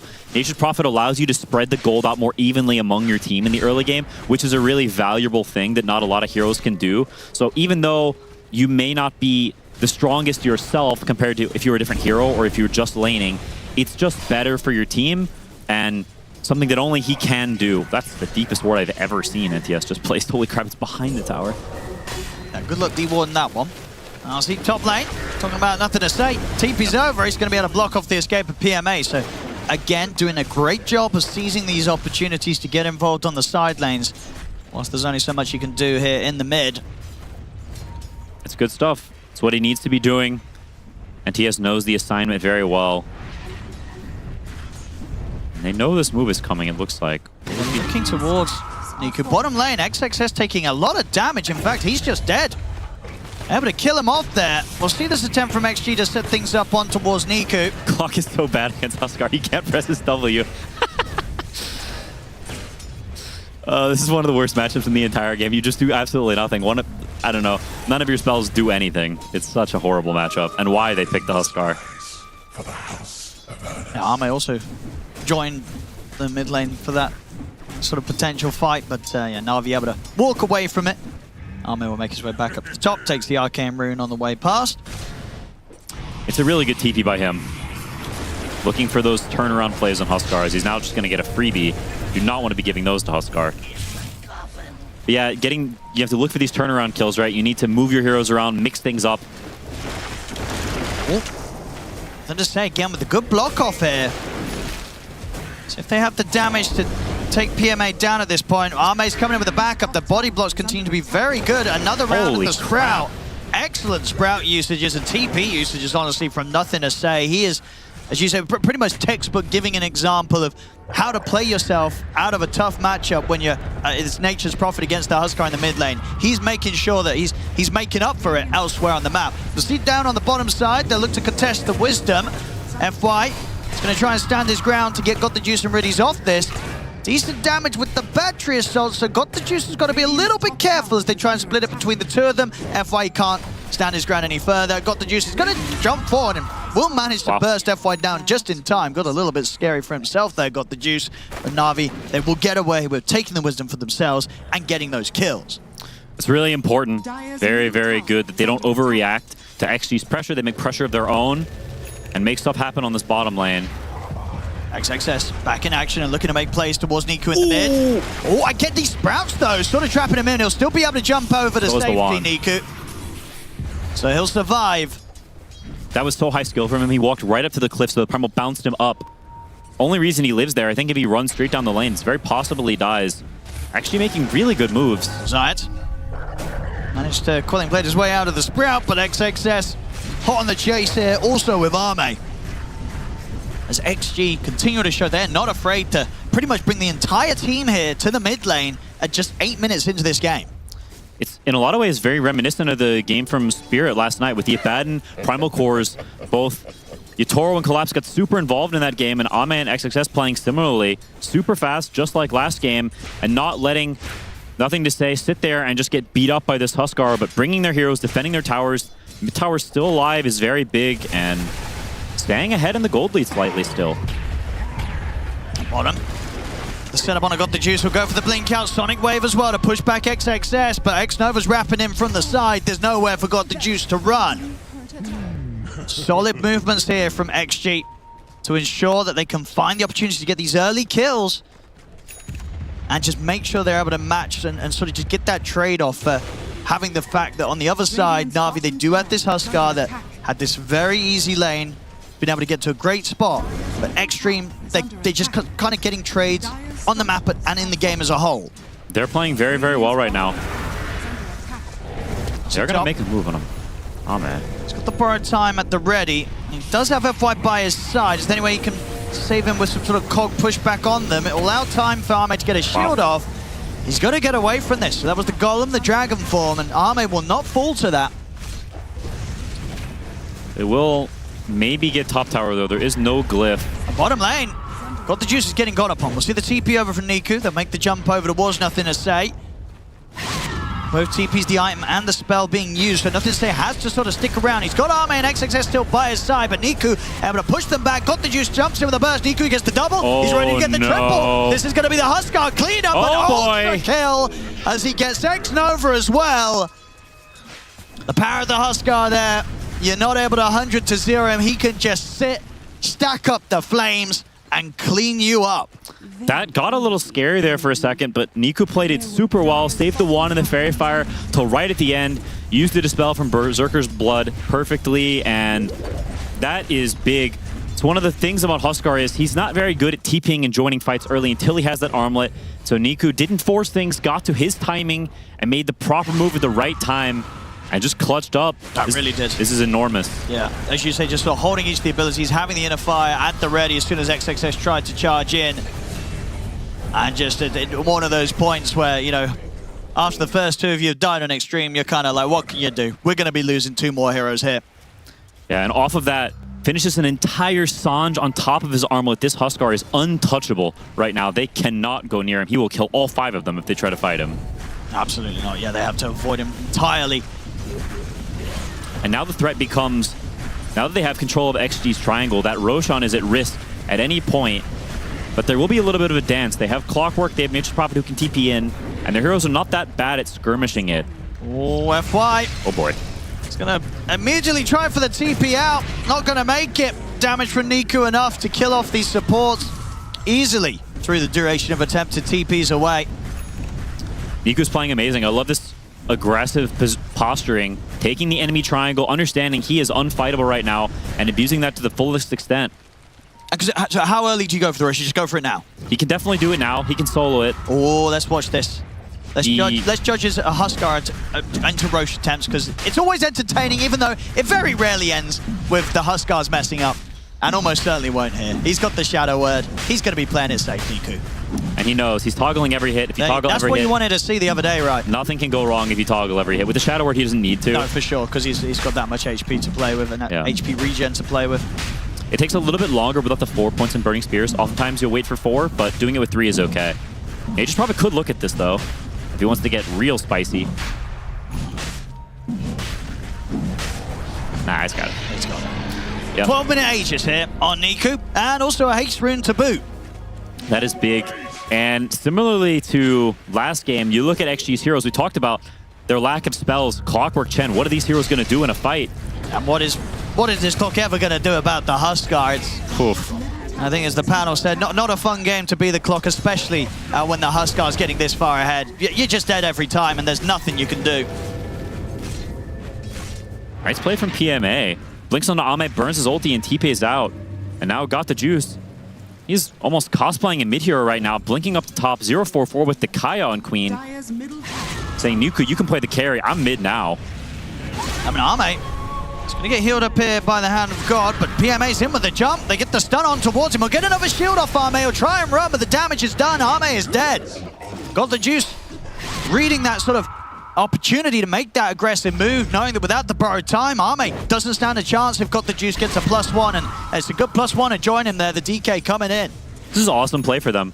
And I'm really positively surprised that they were able to make this recovery after they got smacked around game 1, saying, holy crap, they just rocked the tier 2. I mean, they're ready to keep this game fast. 13 minutes in, Riddy's ready to start beating into the tier 2, and very happily sort of saying to XG, what are you going to do about this? I'll put the fortification, but unlikely to be bringing any sort of hero defense up towards this tier 2 tower this early on into the game. And the answer to that question is they're not going to do anything about this. That's a free tier 2. Probably the earliest tier 2 I've seen this tournament so far. And Niku, great gameplay the entire time. Doesn't get baited into bringing too many heroes up top. Knows that actually has no interest in fighting. And he's farming the whole time, keeping that top net worth, building that gold lead. And mid-tier 2, it's sweating big time right now, as it knows what's coming. Niku, ready to have a look over towards these Ancients. Wants to make sure that XG do not feel comfortable to even try and clear those up for themselves. He can pretty much run wherever he wants. It's going to take quite the combination of spells and abilities to kill this Huskar or get anywhere close to killing him. Of course, let alone the second time for the next 2.5 minutes whilst he has this Aegis. And XXS tries to get up on the cliff and TP away, but they know he's up there. They put a stop to it. Na'Vi starting to really rack up the kills, build up this lead. And XG, not a whole lot they can do. They can at least try and make them work for this. They won't make them work for it that hard. PMA easily able to chase him down there with a blink back off cooldown. Just some light work. Mow the lawn, something like that. And what do they do? What do they do, XG? Looking for a tride on bottom, but he should be fine. Pick up the 2. Up the Sonic Wave, ready to sort of use defensively to push them back. He's perfectly fine, and he's got Riddies by his side. No Golem, of course, but even Riddies at this point, he's not afraid to sort of start running at them as the support Warlock. An upside, though, for XG is Ame, during all this, got to run all the way down top lane for free, push it back in the other way to Na'Vi, and farmed a lot in the meantime. So he's very close to that Radiance, and they're not getting pinned in too much in the map. You see them sneaking out. X-Nova, he didn't leave after those kills. He stays down in this bottom lane. FY up the top, so they're avoiding this dangerous middle part. I say that XSS kind of runs in and feeds. No way out for him. That's a bit of a rough effort there. He got sort of tempted to go in on the quad, but I think he didn't get the sort of memo that there was no one there to back him up. He was doing that alone. Yeah, slightly different pages, I think. And the real loser in all of this is nothing to say. Look at his net worth. He got a bunch of kills early. Where is it? That's what I'm saying. You need a microscope. It's getting rough. Magnifying glasses. I feel like I'm bird watching, trying to find his net worth. Riddies there, putting a stop to the TP out. They'll get him. Okay. Happens. And that's probably another tier 2 down. No glyph for Extreme. And they could even potentially look at high ground here. Should find the chance to at least pick off the support. Zayas will go down, but actually TP's coming in. Na'Vi, they want to make sure that actually pay for that. They'll get FY. They won't get the chance to chase Ame, though. He's out safely. But yeah, these towers going down so early in this game. To Na'Vi, we very much saw game 1 Extreme play very fast relative to what we're usually able to see from them. At this game, Na'Vi, they're speeding it up even more in their favor. This is some super fast Dota from Na'Vi. It really is. And Niku, you can see he knows what the game plan is. There's something here for XG. I mean, there's 2 cores trying to kill him, and they're struggling to. They'll finally get him. Takes quite a bit, and it's going to likely cost them at least XXS's life. Yo, oh, he didn't have mana. Okay. I was going to say, you just sold your buddy there, but no, he didn't have mana. Got the juice. See if we can try and chase on for more here. He's feeling very much strong enough to go in with the aggressive blink. I mean, he knows that this Nature's Prophet's not got a whole lot. Nothing to say, incredibly poor at this point, and Ame... What a beast. Also just having a run. They hit him with the scan, they know where he is. They're going to be hot on the chase here for Ame. And he's got nowhere to go. He's got to borrow time, but he's not got a TP, so they'll be slowly able to deal with him. There is maybe backup coming in. FY's considering getting over. I mean, X-Nova's coming with the wraparound, and I tell you what, the support's joining in has allowed them to turn it and kill off Zayas and keep Ame alive, so the backup from the support's actually enough to protect Ame this time round. And X-Nova, you can see how important it was that he stayed down there and kept farming, gets the mech because he didn't back up, didn't overreact to this pressure, and gets to wrap around and turn this play around. It's great play from him. Absolutely. They could not afford for Ame to go down there. In the meantime, Niku went for the bots, playing for this sort of map control playstyle, but won't have the BKB right now, though, so actually has a little bit of a window where this Huskar is not quite the end-all, be-all. He's still very strong, but if he does overextend, it is possible for him to die. Na'Vi. minute or so until they'll see the chance to go for another early Roche in this game. TP coming in on the mid from nothing to say. Whew. He's got to be careful how he shows himself. Off to the side there, Noame's farming the triangle, and Borrowed Time still on cooldown for 7 seconds. Can they kill him in 5? It's not looking likely. We just PMA on the front. It's close, but there's the Borrowed Time. Again. That's big. Immediately. And FY will get caught out on his own down the lane. Tier 2's gone. So pre-20 minutes, all Tier 1s, all Tier 2s taken here by Na'Vi. And they find Ame still out on the map, was not able to get back to safety. So still struggles here on XG. Na'Vi in prime position to start teasing at the high ground. This is super impressive stuff from Na'Vi. One of the fastest games I think we've seen, maybe the fastest from any of the games we've cast. They say, screw the Tormentor, we're taking your base. As they're up to the high ground, I'm not actually sure if I agree with this decision. No Aegis. They could have played it a little bit slower. This is a slightly riskier approach. Let's see how much they want to stick around after this fortification. I mean, it looks like they're going to hold back straight away. So happy with just forcing that out. Getting the Glyph is not bad, but probably not the absolute most effective play they could have done. Getting up the Tormentor for free, probably not ideal. But they're still in a very dominant position. The BKB now up on Niku.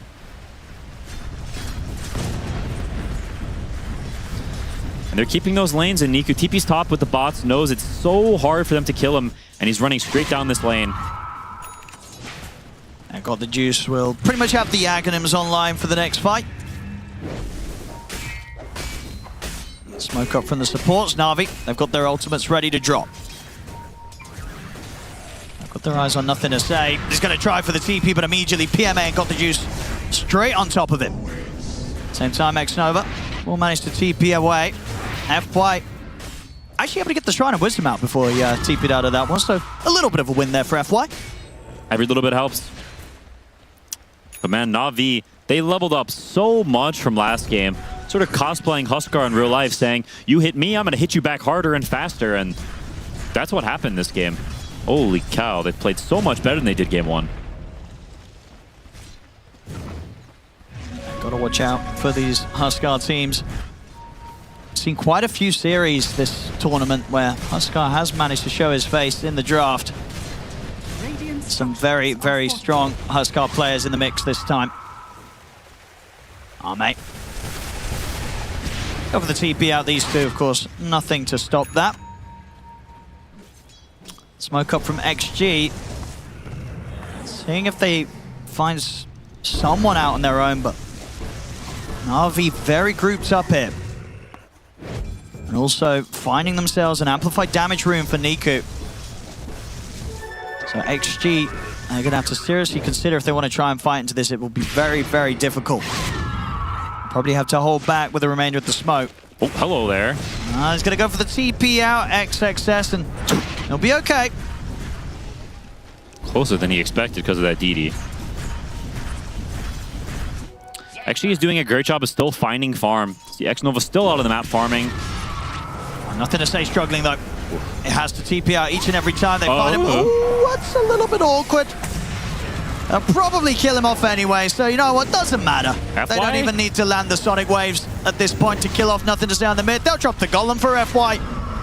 Up under the tier 3 tower. Another death. And now Na'Vi, they can get on with the push with this Golem. Onto the tier 3s in the mid. In the meantime, Niku is just soloing Roche while his team pushes Rax. Not often you see that. They're just in this position where they can get away with achieving multiple objectives. Niku, this could get a little spicy. We'll see. Let's see, can they mess around with him? Nature's Prophet is thinking about it. They know they need to do something desperate, to be honest. It's happening too fast, though. And Zeiss is going to be here in case anything does go down. So Niku will be fine to finish off the Roche, get that Aegis. And the push is coming now. There's no need for them to slow down. Nature's Prophet's inventory has a glove, a circlet, and a javelin at 24 minutes. That's tough. It is dark times for XG. It's tough. Here's the smoke. Na'Vi So they're going to find FY. Niku will go for him. Will be the TP out. In fact, coming in with the grab. XXS trying to turn things.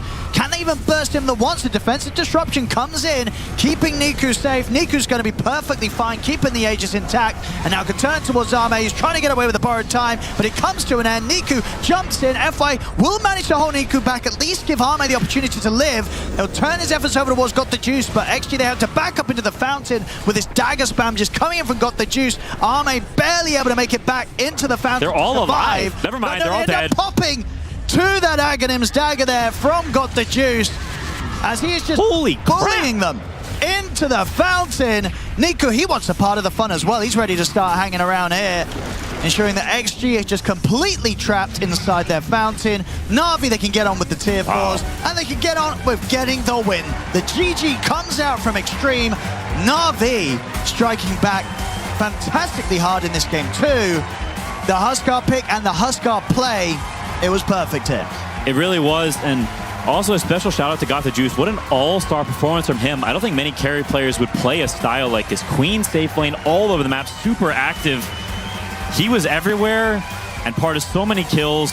An amazing, very unorthodox game from him. And XG, I think you're going to have to look at the support duo, look at the heroes you've gotten for yourselves and say, this is a little harder than it needed to be. If you feel how difficult this game felt, compared to how game one felt, it was just different. Like, it just felt completely different. Absolutely. Very early on, it got to the point where you would just look at some of XG's heroes and be like, well, what do they do?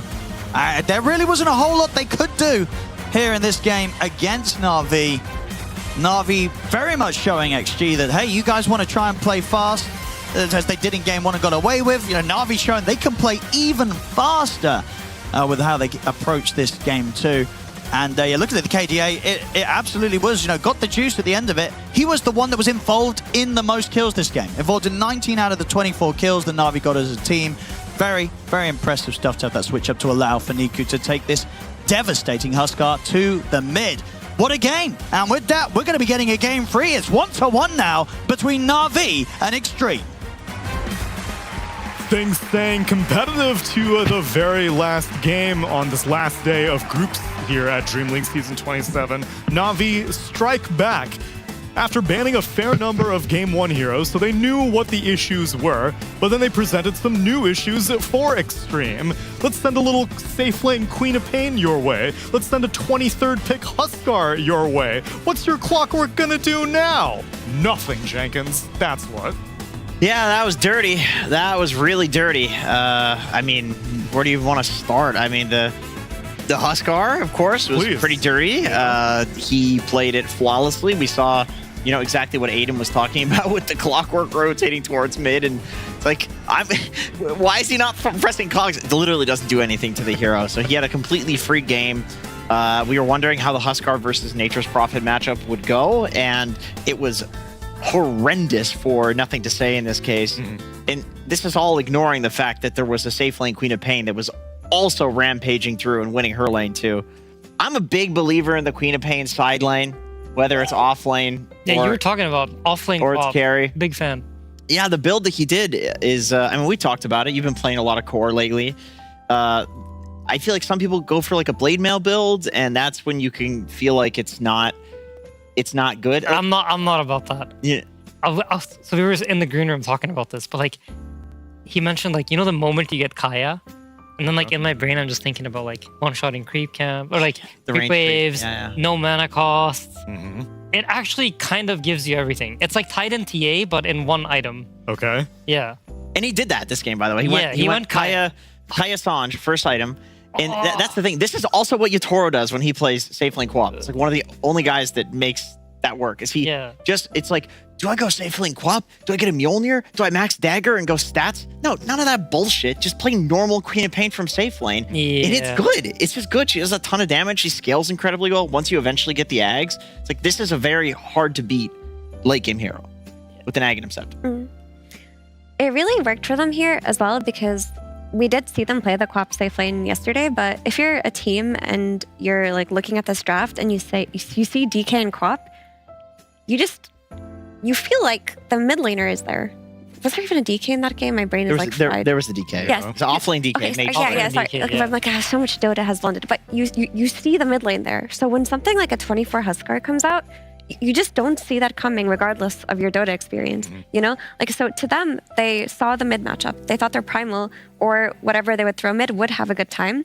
And in the end, this Huskar comes out, they have to switch things up, and they don't really have an answer for that. And that's the beauty of creating these strange flexes from the carry role. It's why it worked so well here. Will they be able to replicate that surprise factor in Game 3? Do they have other tricks up their sleeve? I'm not sure about that one yet, but what I can say is this is the second Primal loss that we've seen, and it has been to a ranged hero. So maybe this is just the solution to Primal V. It's just high mobility, ranged hero. Pick a mid laner to go safe lane, pretty much. That's what you do. I just started thinking, can you ban AA, Sniper, AA, Sniper, Viper, and then you just first pick Huskar and you win every single game?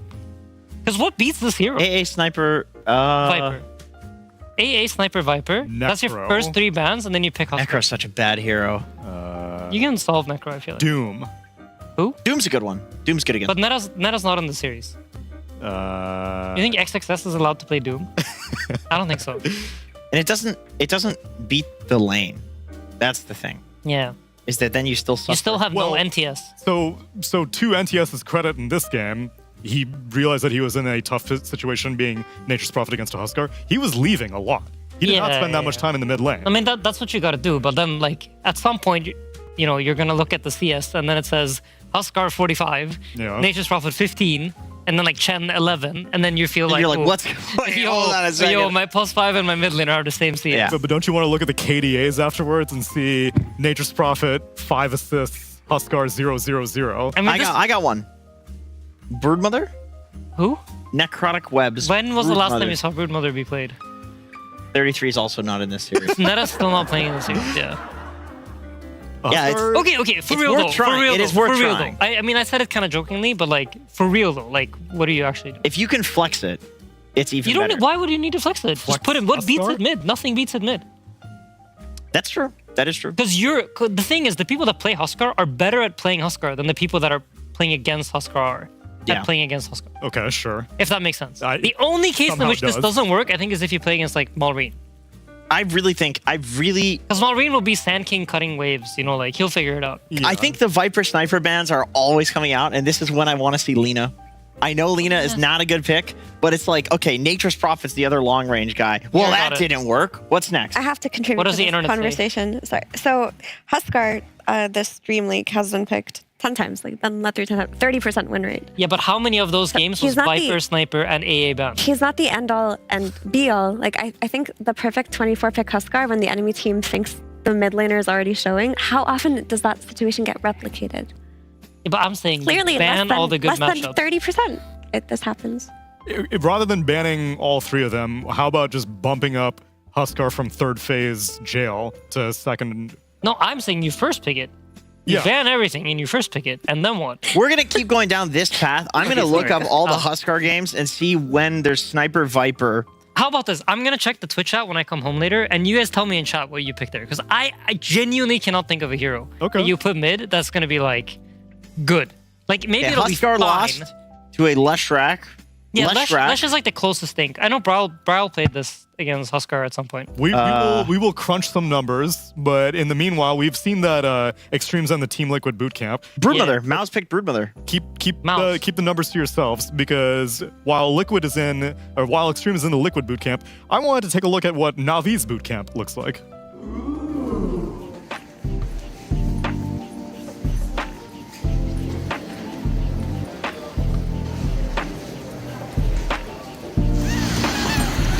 Hello everybody, I'm Zayat from Navi. Today we are in Berlin at our bootcamp. I'll show you where we're playing. Here we're eating. It's our kitchen. Cook something. Here is some waters and stuff. Oh, here we go. It's our place. We are playing from here. Nowadays we are playing DreamLeague season 27. Today we're playing versus Team Spirit and early games. It's my place. Here we are playing cards. coach having some fun.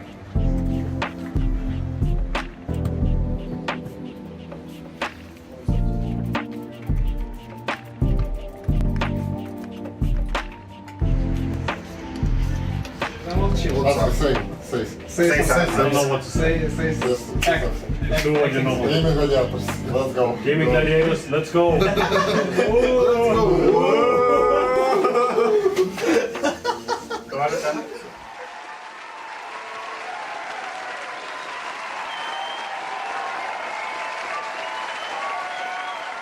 DreamLeague Season 27 is brought to you by DHL.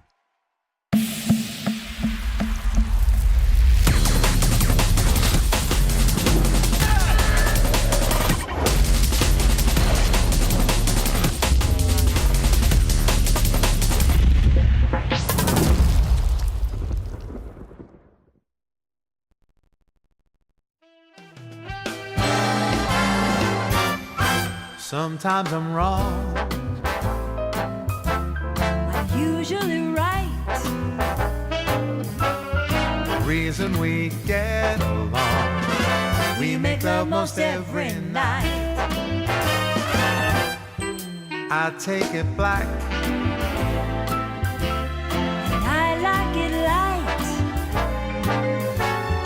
Opposites do attract. We make love most every night. It's just a fact of life that a man and his wife sometimes disagree. I know it's true, my dear, the resolution's clear. Come on, make love to me.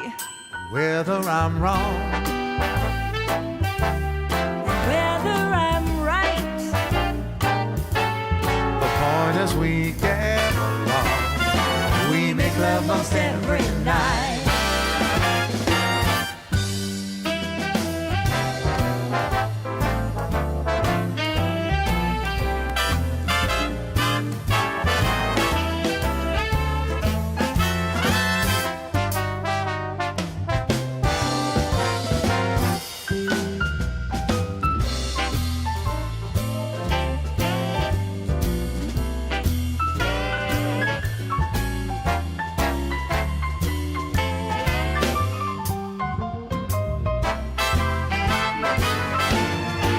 It's just a fact of life that a man and wife sometimes disagree.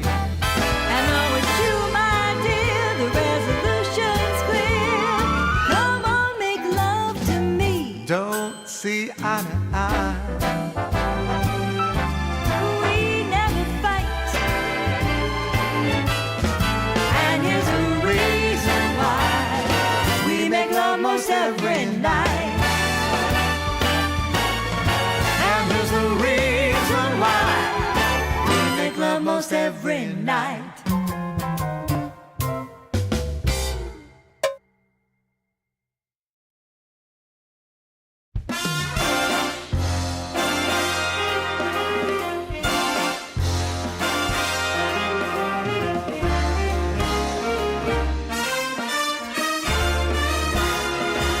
One night in New York is like a lifetime anywhere. Dancing in the dark up in Central Park or the bright lights of Times Square. This town is champagne. So shake the bottle, pop the cork. Oh, the deadliest sins are like one night in New York. Put on your silk and your satin. We're stepping out in style. We'll be the toast of Manhattan, cruising the Golden Mile. This town is alive. Go wild and let your money talk. Any man can be king and reign one night in New York. All right.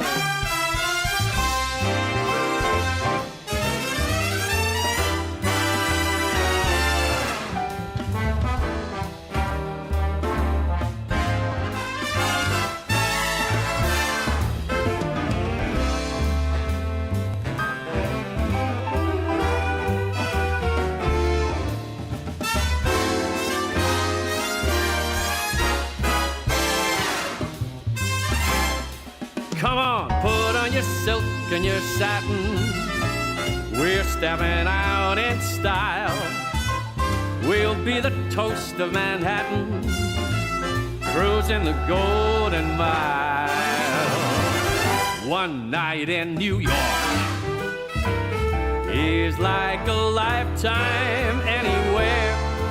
Dancing in the dark up in Central Park, all the bright lights up Times Square. This town is champagne, so shake the bottle, pop that cork. All the deadliest sins are like one night in New York. Don't you know all the deadliest sins are like one night in New York?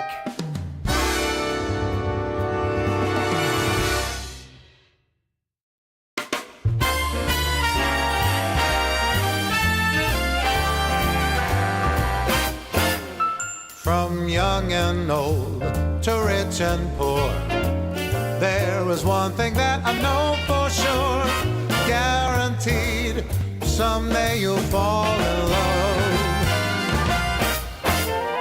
Yes, Cupid has his ways and means. Angels often act as go-betweens. Take it from me, someday you'll fall in love.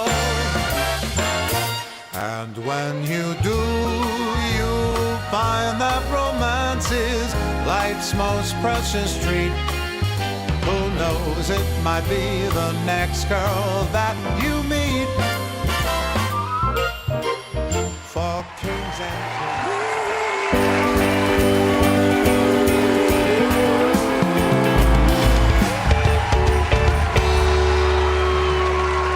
Decider game on the agenda. Extreme and Na'Vi fighting for their chance to remain here in a Dream League Season 27. And both the teams doing a compelling case to prove that they belong. Extreme showing in game number 1 that they don't have to go to the same cookie cutter mold that we've known from them for, at this point, from Ame, like probably a decade worth of Dota. He can do other stuff. Yeah, I mean, that's good bullshit you're saying, but I think Huskar definitely, if they can ban Viper, Abaddon, Viper, Abaddon, the discussion, and Sniper? Is that what you said? AA, brother. What another A hero?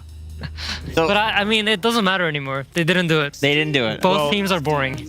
I mean, they could. They both had the opportunity to do it, and neither of them did. I'm sorry, Neil. You had a good intro. I'm always gonna go back to this discussion because we never came to a conclusion here. I'm enthralled.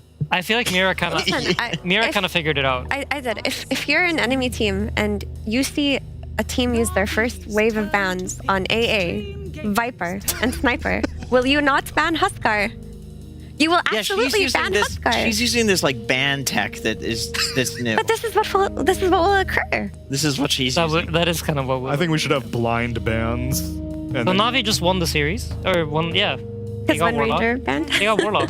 Congratulations, Na'Vi, on top 8 at Dream League. Maybe it's Primal Beast was losing all the games, and so if Extreme don't pick Primal, then now maybe they're in it. This is smart. Can you guys humor me a little bit on my Ame hero pick to fun ratio? Okay. And how it's been presenting itself. I feel like it's been pretty accurate. Wind Ranger, very fun, very active. He wins. Abaddon, forced to play it. I'm sure he didn't call for Abaddon. That's not fun hero.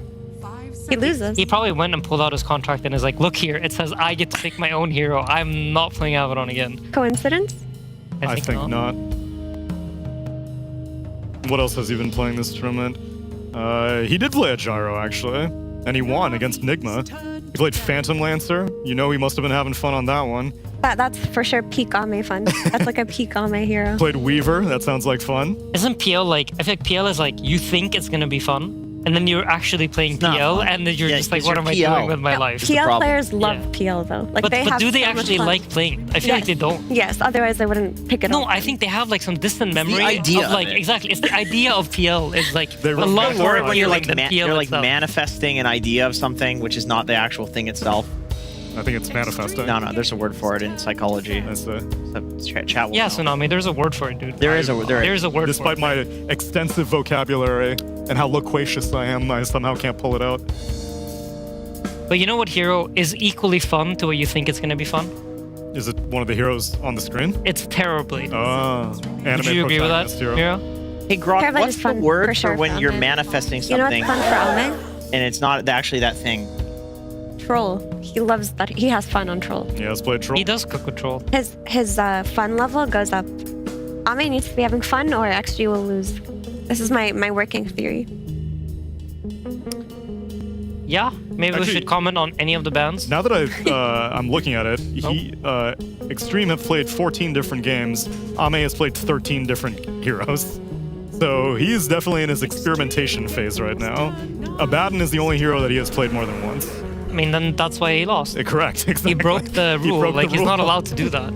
So he has to play a new carry hero, otherwise he's gonna lose again. All right. Seems like this meta is still boring. You know what would be really sick if we got a patch at some point? T-Governor has started his stream. Hey, yo. Actually? He has. It is currently live. What is he doing this time? We'll find out at the end of the day because we will send all of you kind viewers to his waiting room. But first, we have DreamLeague to take care of because tomorrow is the tiebreaker day and we have no tiebreakers. So if there was ever an opportunity to patch up the game a little bit. You want to know something really funny? Tell me. When we played one of our only Dream Leagues that we did well in, we ended up playing Gladiators in the finals. But I think right before the upper bracket finals started, they did the massive patch. Oh, I wait, think was that the map expansion? It patch? might have been that. I think it was. I think I remember. I just remember Wandering Waters. Yeah, because we were like, oh, all this liquid was added to the map. That means liquid should do good, and then you guys lost. No.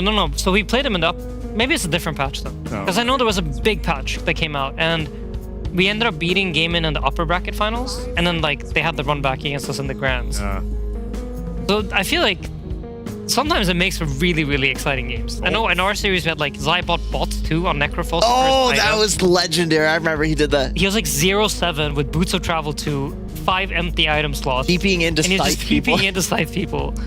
It's pretty sick. Yeah. Smart. It's really smart. Okay, so Clockwork has been picked once more. Please.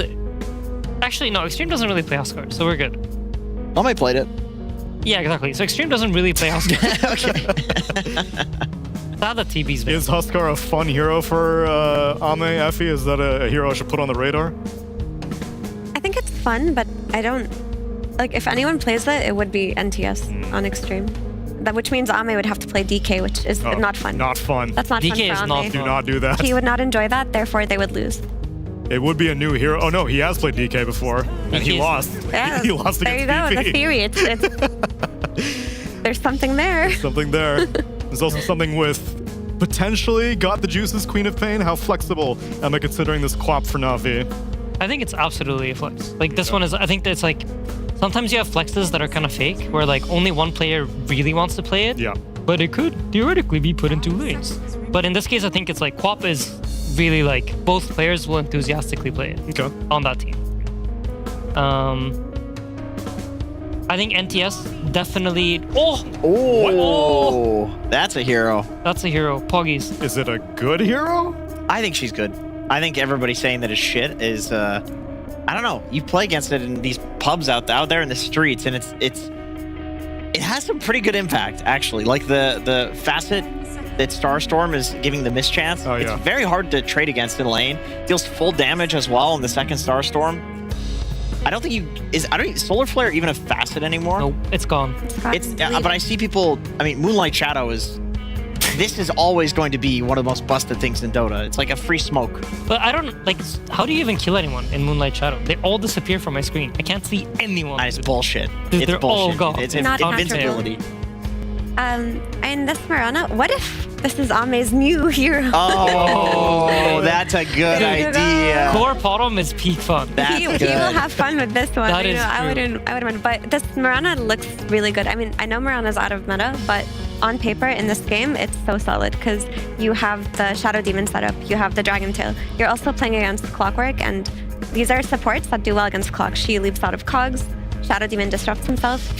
Clockwork doesn't really seem to be doing so much right now outside of maybe pairing up with Queen and just having the melee plus range lane to lane secure or the SF. So it's cool. If it's Ame Ame's hero. That would be really cool. That would be really cool. It would also be in the vein of his Game 1 Wind Ranger, because if you have all these setups, you're going to move around the map and hopefully try to convert on those setups. And it's probably just the support here, to be honest, because actually have overall last pick. So if they see a really good pick for Ame, they're just going to go for it. Yeah.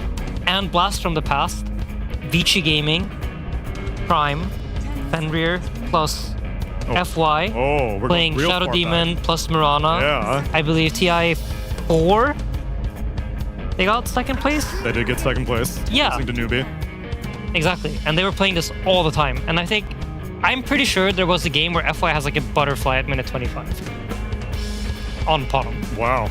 I think so. He would get incredibly fat back then. So definitely a comfort pick for him. Well, if he can't play Rubik, we got to put him comfortable somewhere else. Offlaners getting banned out by Extreme. They take out the Underlord, and Na'Vi are expecting another Ame hero to appear. They ban out the Ursa. And they'll probably take out Troll as well, I imagine. You guys know who's fun for Ame as well that disappeared? Faceless Void.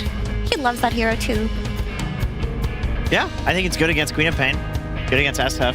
I mean, if you can catch either of these heroes in a chrono, they die. I mean, do you think it's good here, or are you just saying in general? I'm saying in general, but also it's fine here. I'm talking just theory crafting. You're theory crafting Ame for fun heroes. Yeah, I feel like SF is the most fun. Yeah, it is, but it's there. Yeah, I know. Is the So problem. Na'Vi are like countering the They're fun having a strat. good time, and they're kids. Like that's why they're just picking shit that's fun. Yeah. They probably think it's good, but what they don't realize is happening is they're just having fun. They're just playing. having a good time. Yeah, true. They'll learn that these are mutually not exclusive things. Okay, real question. Na'Vi, last pick Oscar, thoughts? And offlane Queen of Pain then? Actually, never mind. They banned no Viper or Sniper. It's Drover. The dream is dead. Instead, they ban out a mid laner because they don't know where this Pango and DK are going. I think banning Puck probably means it's pop mid, SF carry. In their minds now. And they're looking for an offliner. Centaur's still in the pool. They could go for something. That's crazy. Boring. Oh, they go for something even more boring than Centaur Tidehunter. All right. That's not more boring than Centaur. We see Tidehunter on occasion. Centaur we see all the time. So you're basing it off of number of picks. Yes. You also need to be able to deal with this Mirana arrowing you, and I don't think there's a long list of offlaners that can deal with that. Yeah, you're right. Tide is up there for sure. And he's also funny when he's a little guy. And he has That's true. that That's fast. true. That's That's funny. Baby Tide is really It's funny. quite funny, yeah. I think it's big. That's even funnier. That is funny. This little Tide does a lot of team fight for sure here. Like they've got the Ravage, the Requiem, the Sonic Wave, the Fatal Bonds, the Golem. Like if they ever do take these 5-on-5 engagements, then it's pretty tough for XG. But XG have a lot of pick-off potential, like a ridiculous amount. So I think sad news. Ame might have to play Dragon Knight this game. Oh god. That's not good for Ame. Oh, that's not good for Ame or Extreme Gaming because it's not good Maybe for you put DK mid against Quap, it's like okay. And then you put Pango off. Yeah, that works, I guess. What about And then what you about you pick put, Ame something fun. what if you put Marana? No, never mind. What is Play X Marana God mid. gonna do in this situation? What does he think? I honestly have never been more curious what Ame's gonna play because I can't think of it myself. If it's Troll Warlord, I'm gonna be sad. Often. Oh god, don't pick the DK. Oh god, he picked the DK. It's Jover. No, I mean they want to play what they need for the team. Like memes aside, it felt like the DK was more stable from the safe lane. Like you don't want to throw the NP there. Way too susceptible to getting gated on and dying to the clockwork. And the Quap gets moved to safe lane, SF mid against the MP. Swap against Pango. It's pretty good. I mean, I do think for Extreme though, like SD Mirana ganking an SF mid, that's a classic like crybaby mid feeding constantly sort of situation there. But it's X Nova bottom as well. Yeah, I mean, yeah, that's XG really do have superior pickoff. Like if they want to just play for these skirmishes and just running at them constantly, they've got that unlocked. Like in that game 1, that's basically what they did. They kept running at them. They didn't give them the ability to group up S5 on Na'Vi, so they could never press all of their buttons together. But in the situation that Na'Vi are 5 and they're pressing all of their buttons, it's way too hard to take them on 5-on-5. So they have to snowball, like play fast, play off of the lanes, just don't let them ever regroup the same way they did in game 1. and they should be fine. But if they don't manage to get that same tempo from game 1 on XG, it'll be tough as the game progresses. But that tempo was because of the Wind Ranger. Now he's on a DK. He's on a DK, Aiden. You showed me how active Got the Juice is compared to Ame, and then he flipped the script and won the game. And now what happens? He's on a DK. Yeah, I'm really trying to like use my 7 brain cells to like come up with something. What is Ame gonna do? We're just gonna have to watch and find out. But I do think XG has all the things they need to kind of ramp up this game and set pace, which was seemingly a good sign in the series. Thoughts on Mirana, Jenkins? Thoughts on the viability of Potom? I think it's a good hero. I think Mirana's a great hero, and Xnova is one of the few people that can play it right now, and will play it. He will play it. I can guarantee that's going to happen. In game number 3 with our casters, it's Odie Pixel and Quinn.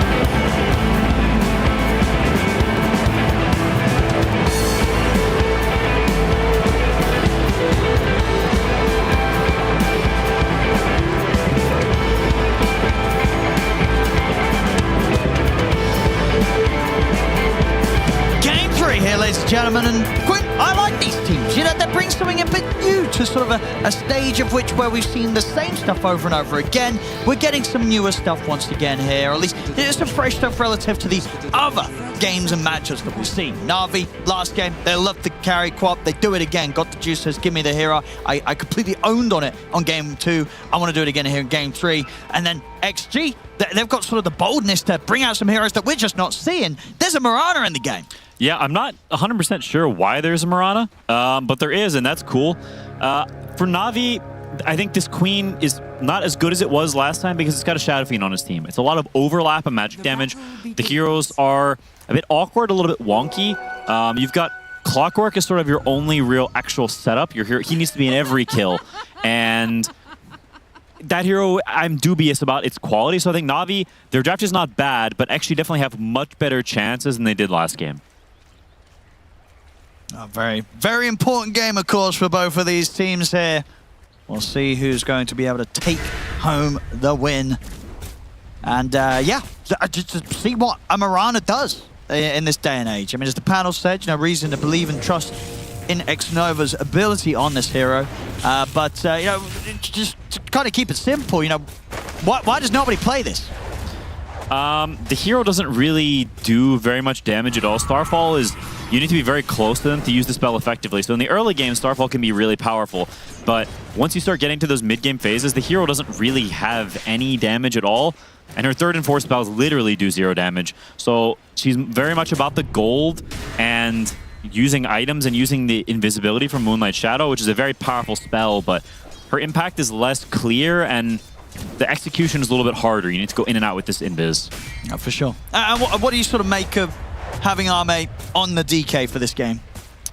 I think it's a pretty good DK game. I would be very happy to play this DK, carry this game. There's none of those like classic DK counters. There's no Terrorblades, Muertas. That's an early TP. Yeah, nothing to say. You know, we saw him do this last time round. Very, very good at finding these early TP opportunities. You know, sure, that the sort of long terms of the game 2 weren't too great, but these early moves, he was there every time. And this time it's the first blood he gets. It's not just any normal kill. It's a very big deal, and this mid lane will not be as near as bad for him as the last one was. Nature's Prophet, pretty good answer against Shadow Fiend. Yeah, we'll see again exactly how this went down, getting that chance to set up and bully the Quap here on that level 1. Very similar thing to last game. Couldn't quite get to the blink in time. And PMA is getting slapped up here right now. Potom is looking amazing so far. Against this double melee, he's pretty untouchable. Against the Clockwork, can just leap out of the cogs. And PMA might even die here. Got the stick charges. And tangoing up. That tango regen will keep him fine.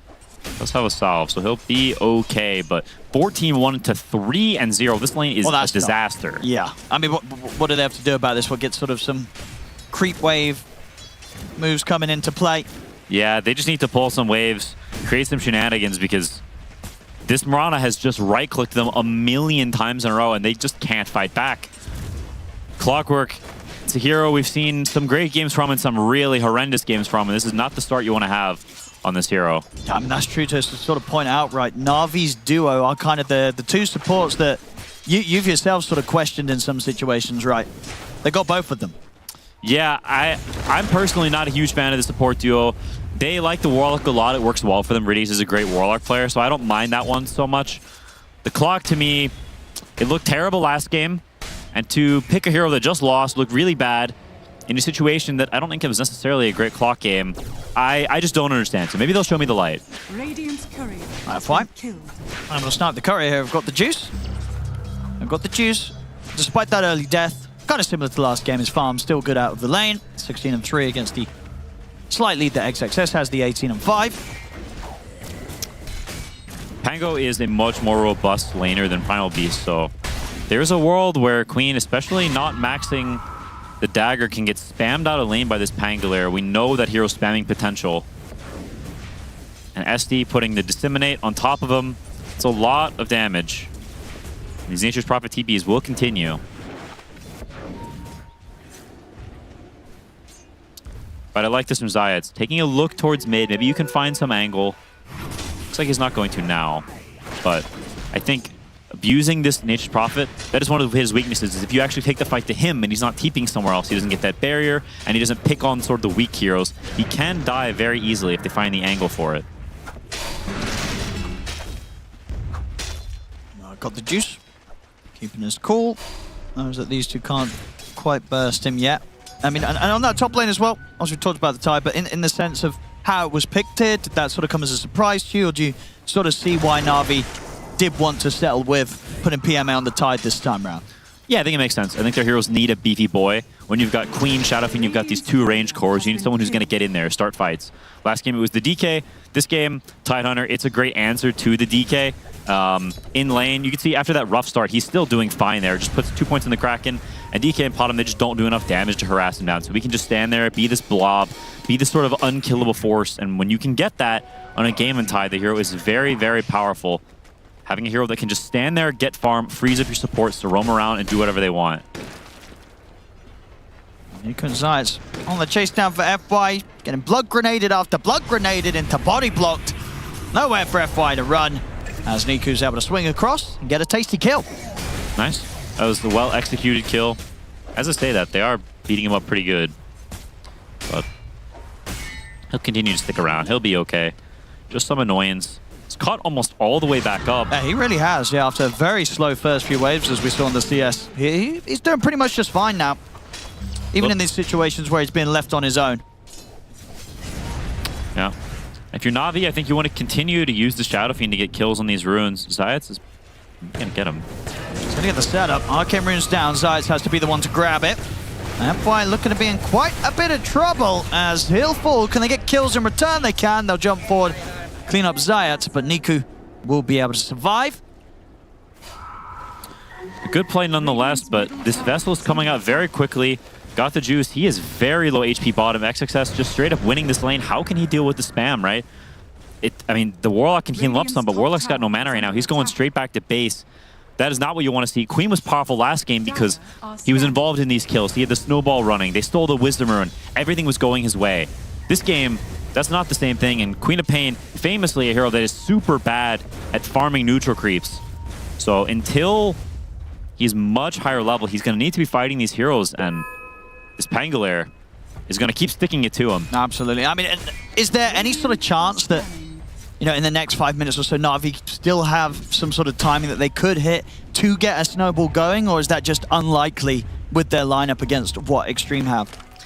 It's pretty tough right now. The issue is if you try to smoke Shadow Fiend to anywhere, he's most of your damage, right? You need him in the kills. If you smoke him somewhere, the Furion can TP and turn things around, and this Pangolier is super hard to gank, even if Shadow Fiend were to come.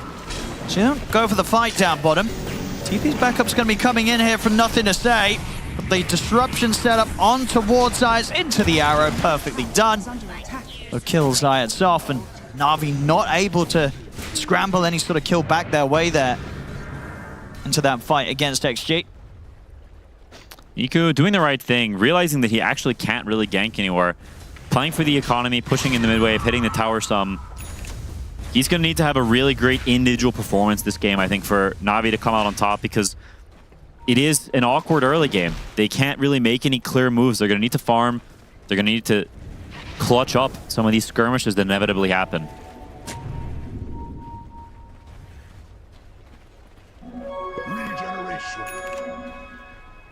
What the heck? Is this a peace treaty gameplay? Application the supports watching one another. A setup's going to be there first though from Extreme as they catch Zayats. Raises come in from Niku, not enough to burst X-Nova down. I'll say that though, X-Nova's kind of caught in the river and... That's so lucky. Holy cow, you got to be so pissed if you're Niku there. Niku not able to chase up into the high ground quite yet, so... Still these sort of little moves that are enabling Extreme to get a kill here and there whilst getting the favored farm in the lane matchups. And Na'Vi not really having the opportunities to actually get kills back in return. Going their ways, landing towards XG, starting to build this lead. And the real loser in all of this is Clockwork.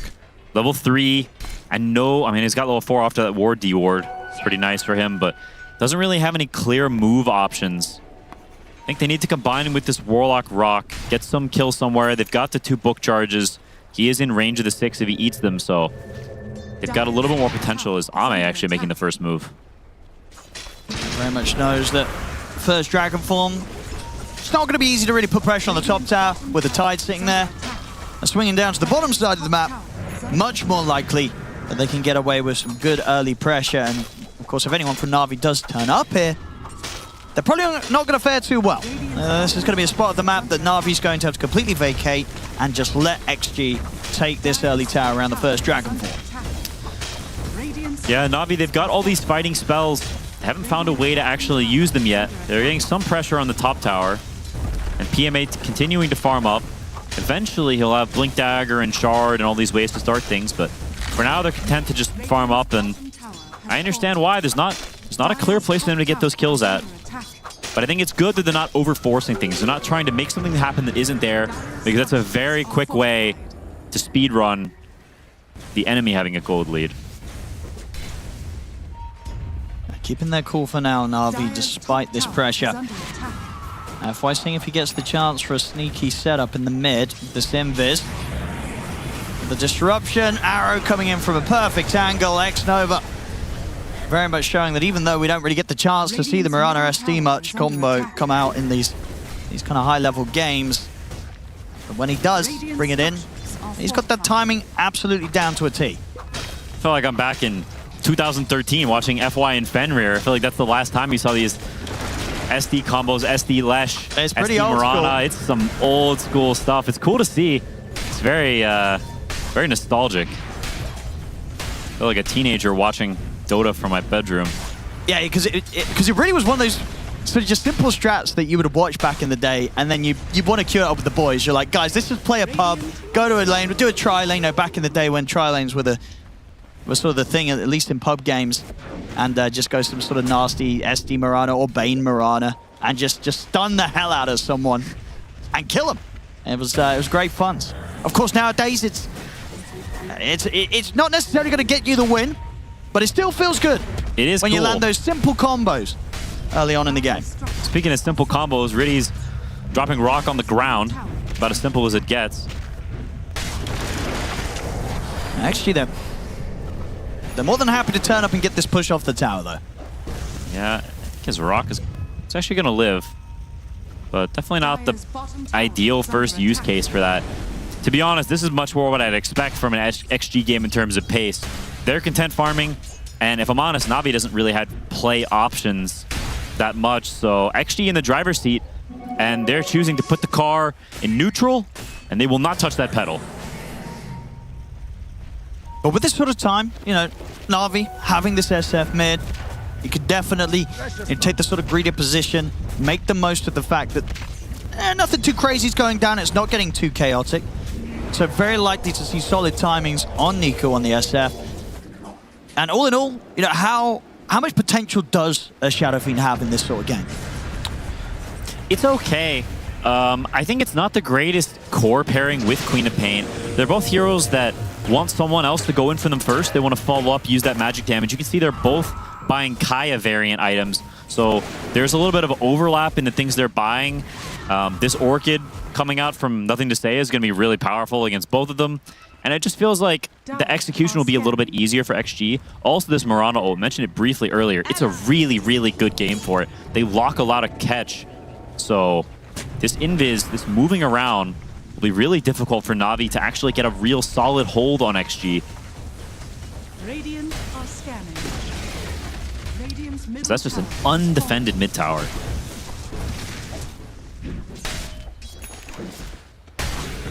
XG. Ready to swing up towards the top tier 1 as well next. Seeing if they can catch any heroes on the way over. And they will see Zayat in a bit of an awkward spot. So XG should be able to pick up the kill. And probably pick up the tower as well here as Na'Vi continue to not be interested in sort of just showing up as a team yet. They're not ready to try and push back against this pressure from XG.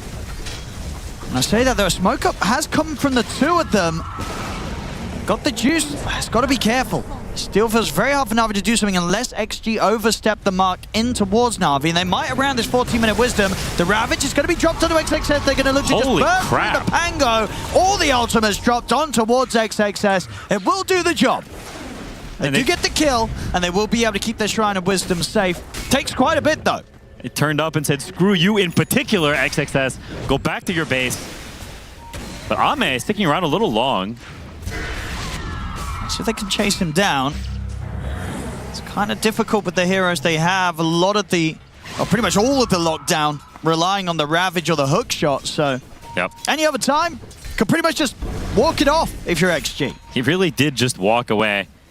And we're going to see a lot more of that, I think.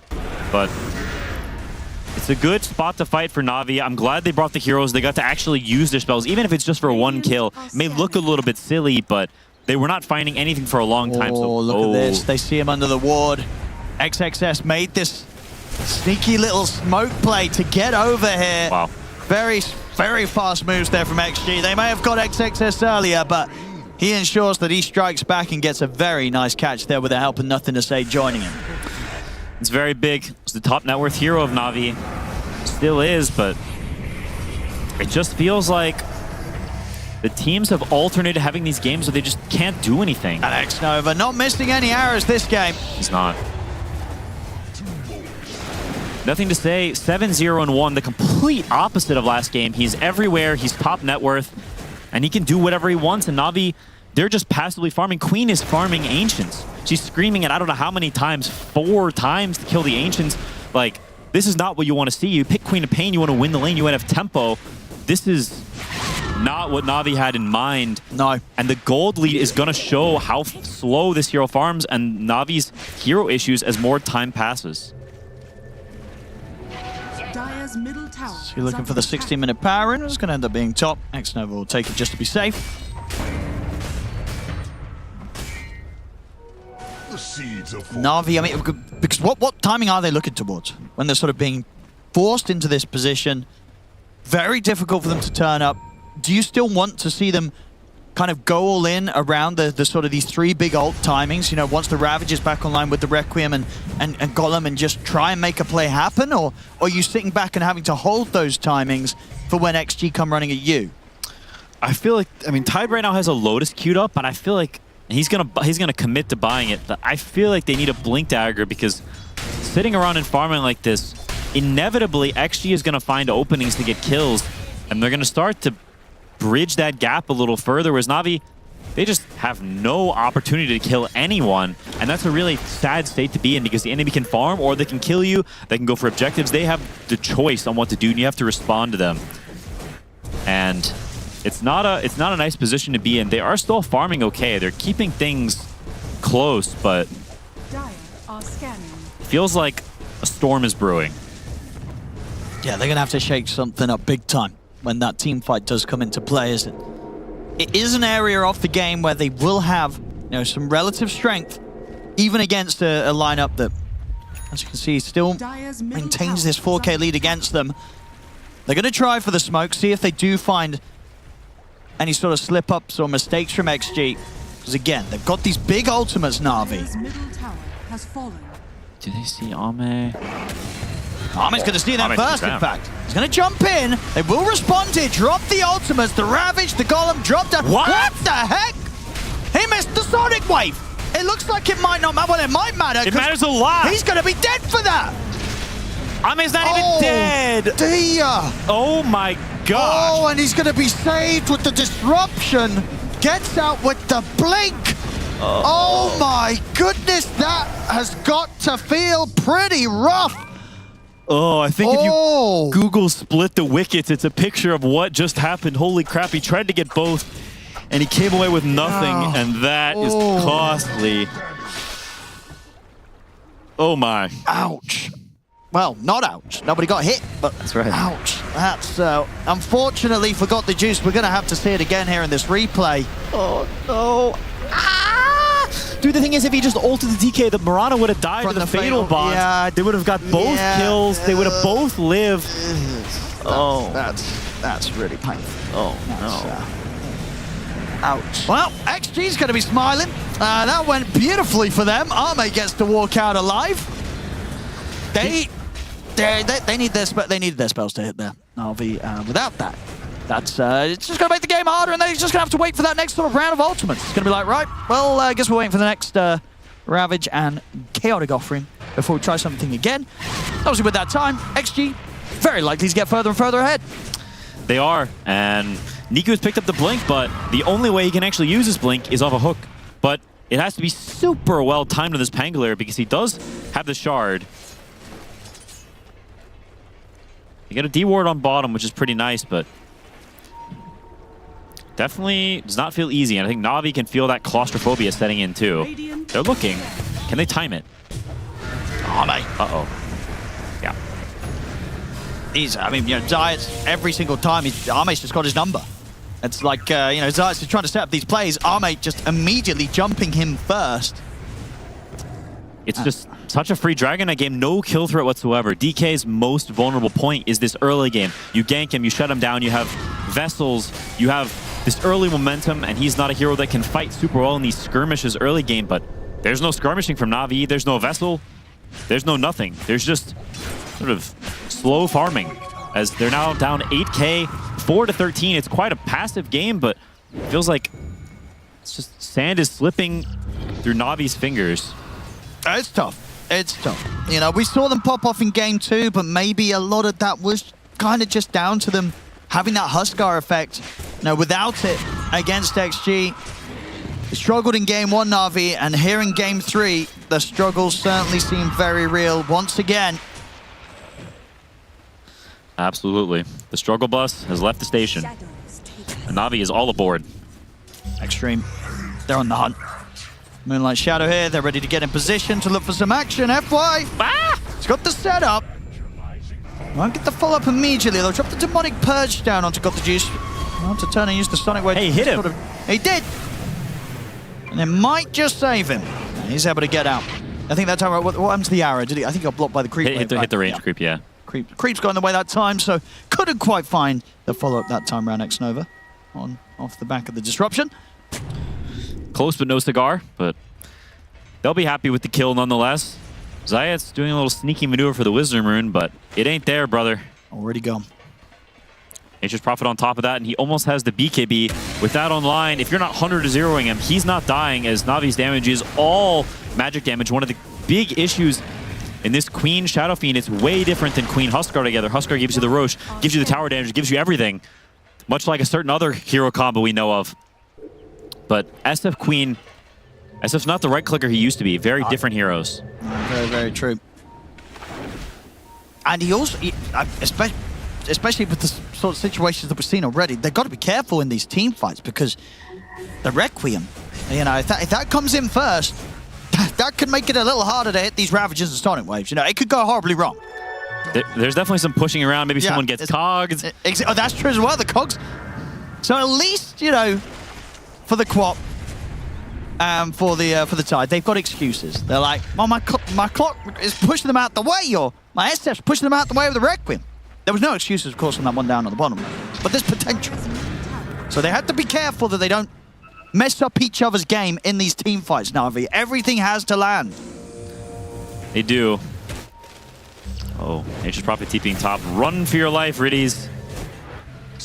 Nice TP. I mean, one bright spot for Na'Vi is there's no dispels coming out for Extreme yet. It's just the BKBs. So if Riddies gets a really good bonds off, then the magic damage can amplify really quickly. Whoops. Probably not got any way out of this. No. TP's still on cooldown, and even if it was there, they've got the stuns. Arme. Another chance to kill off Zayat. He's been able to do that quite a few times here, Arme. Again, just completely having this clock's number. One of the major problems with these games where you're behind and you can't get any kills is your supports really suffer. Zayat's also going a super greedy build, going for the Ags. He is far away from that, so he's practically got no items in his inventory. Ooh, nothing to say. Found Riddies, and this time he doesn't have a TP, even if he did. Very, very dead. And what can you do if you're the Na'Vi supports, right? You can't kill anyone, and you're not farming anything. It feels like you're almost not even playing the game if you're them. Yeah, you just gotta hope that your cores hit their spells in these team fights. Without that, it's just not gonna happen. Can Na'Vi find this team fight? They've got the BKB now. Done here on the SF. Very close to having the Aghanims on Got the Juice. So the team fight potential will level up. It will.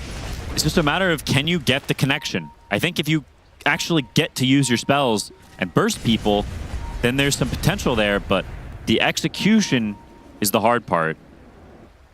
Tide and Clockwork, they're spotted on wards. They see them coming. It's not easy to get this jump off. And Arme considering getting the jump back onto them. Watching from the high ground here, though. Got some information with the rocket flare. And this whole time while XG is hunting, nothing to say, is farming. There in spirit. The teleport as he continues to farm out. Riddies knows he's farming, I guess. What the heck is this tip about?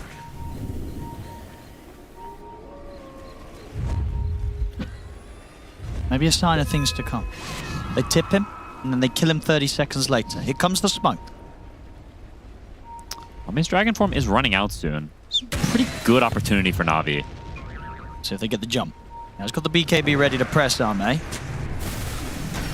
The hook shot to open things up, though. Look for the Requiem. The disruption save's going to be coming in. They'll turn their attention over towards FY to kill him off. But can they get out? Got the Juice, gets jumped upon. Oh, no. Absolutely destroyed it by the damage coming out from Arme. Cleans up Riddies. Now can turn towards PMA. As they couldn't quite get the combo off, even if it was kind of perfectly there. This disruption was coming into play anyway. They couldn't get the job done. They lose 3 lives. They only end up killing FY. We talk about execution. What was the execution? If they Ravage him and Requiem on top, he will die. Like the Ravage will... Yeah, there was a bit of what, hold back. They held back a little bit on the Ravage timing? They pressed hook. They didn't press Ravage at all. He literally didn't use it. He's still holding back. Yeah, that's true. He held way back. So hook shot. He didn't Ravage. Like, if he just Ravaged him, I think he's dead. Was his blink still cooldown, though? From what? From maybe blinking earlier to get a little closer to... I don't know, but yeah, it didn't land. It wasn't there. But at least, you know, the Ravage is going to be there when he's up. You know, you got to think of the silver lining. Saving it for next game. Losing a horrific team fight. That's good thinking. Yep. Oh, back in action. Got the Juice. It's going to get glimmered. Got the Glimmer. He died so fast to that Dragon Knight. This damage from Arme is getting pretty ridiculous. He's having a fantastic game. Top net worth on this Dragon Knight. Full Daedalus completed. That is ouchie. He needs that plate mail so he can actually live a bit longer. Let's have a look what we get here. Already the jump on towards Riddies at the side. They're getting kind of split apart here. PMA will have to back up under the tier 2. Again, just falling so low to the right-click damage now from Arme. As Riddies gone for 30. That tier 2 just evaporated. Still 4 minutes. With this Aegis, plenty of time for XG to continue to play fast, playing at once again, as they did in game one, at an excellent pace here. 20-5, 27 minutes here, 14k lead. Absolute control of the game. And Na'Vi, again, as we say, we're just looking towards the team fight potential for them to try and shake XG back up, but it's just not happening. The level of execution required from Na'Vi, it's just not come out of them so far this game. It is not. And it's only going to get harder. AC being worked on by Nothing to Say. Ame, during the duration of this Aegis, it's very possible he gets all the way to the Satanic. Ags on Pango. So many items coming out. It's going to take some real pristine gameplay. Everything's back up on Na'Vi. They've got the buttons ready to press. Niku, though, he's going to be forced to BKB TP. So the fight won't occur here. Arrow. That arrow skin is like kind of hard to see, I feel like. It's quite a small one. Yeah, it's a good one, that one. I feel like... I mean, it's one of the reasons why a lot of Mirana players like to still pick Mirana, is because you do have pretty cool cosmetics. There's a lot of... You kind of get choice paralysis when it comes to picking your mount. There's so many Mirana mounts, and there's a lot of very good ones. I feel like you got to use the bunny if you got it. I like some of them, because there's so many, there's some that look like really good, and then there's like the older ones that look like incredibly scuffed. You know, like 10 polygons, you know. I like those ones. I think, yeah, there's like a... I think, is it actually... this bunny's like... Is this a bunny? No, that's not the bunny. Wait, is it this is kind of a bunny. No, it's got like wings. It's like a flying That's bunny. a clockwork. That is a bunny, though. That is a bunny. I thought I was tripping. You were saying... No, but I mean, I was told by the Mirana. Is this like a bunny? Oh, okay, it's like a fairy. What is that? It's not like... I don't know. It's some indescribable... It almost looks like a fish a little bit. A fish? Kinda. I wouldn't eat that fish. Something weird in the water that's been swimming, and if it ends up looking like that, that's... Radioactive fish. Oh, Niku. Close to the Aghanims. But they're coming back with the TP. Nothing to say. Is he going to spot anyone? Do they want to go on him? They... Oh, perfect timing! They get him. Now, can they get out? BKB TP for Niku. He's out of there. Ame, quick with the blink. Look for the TP out, but they'll catch him. So, they'll certainly take that. They will. Certainly take that. It's clean. They get a big kill. They kill Nothing to Say. The money ends up going the way of Got the Juice. Very happy with that. He's the carry. That is big. That is very big. Niku has a very sus item queued up right now. I hope he does not buy that. He has the pike queued up. I don't know why. For the secret tech.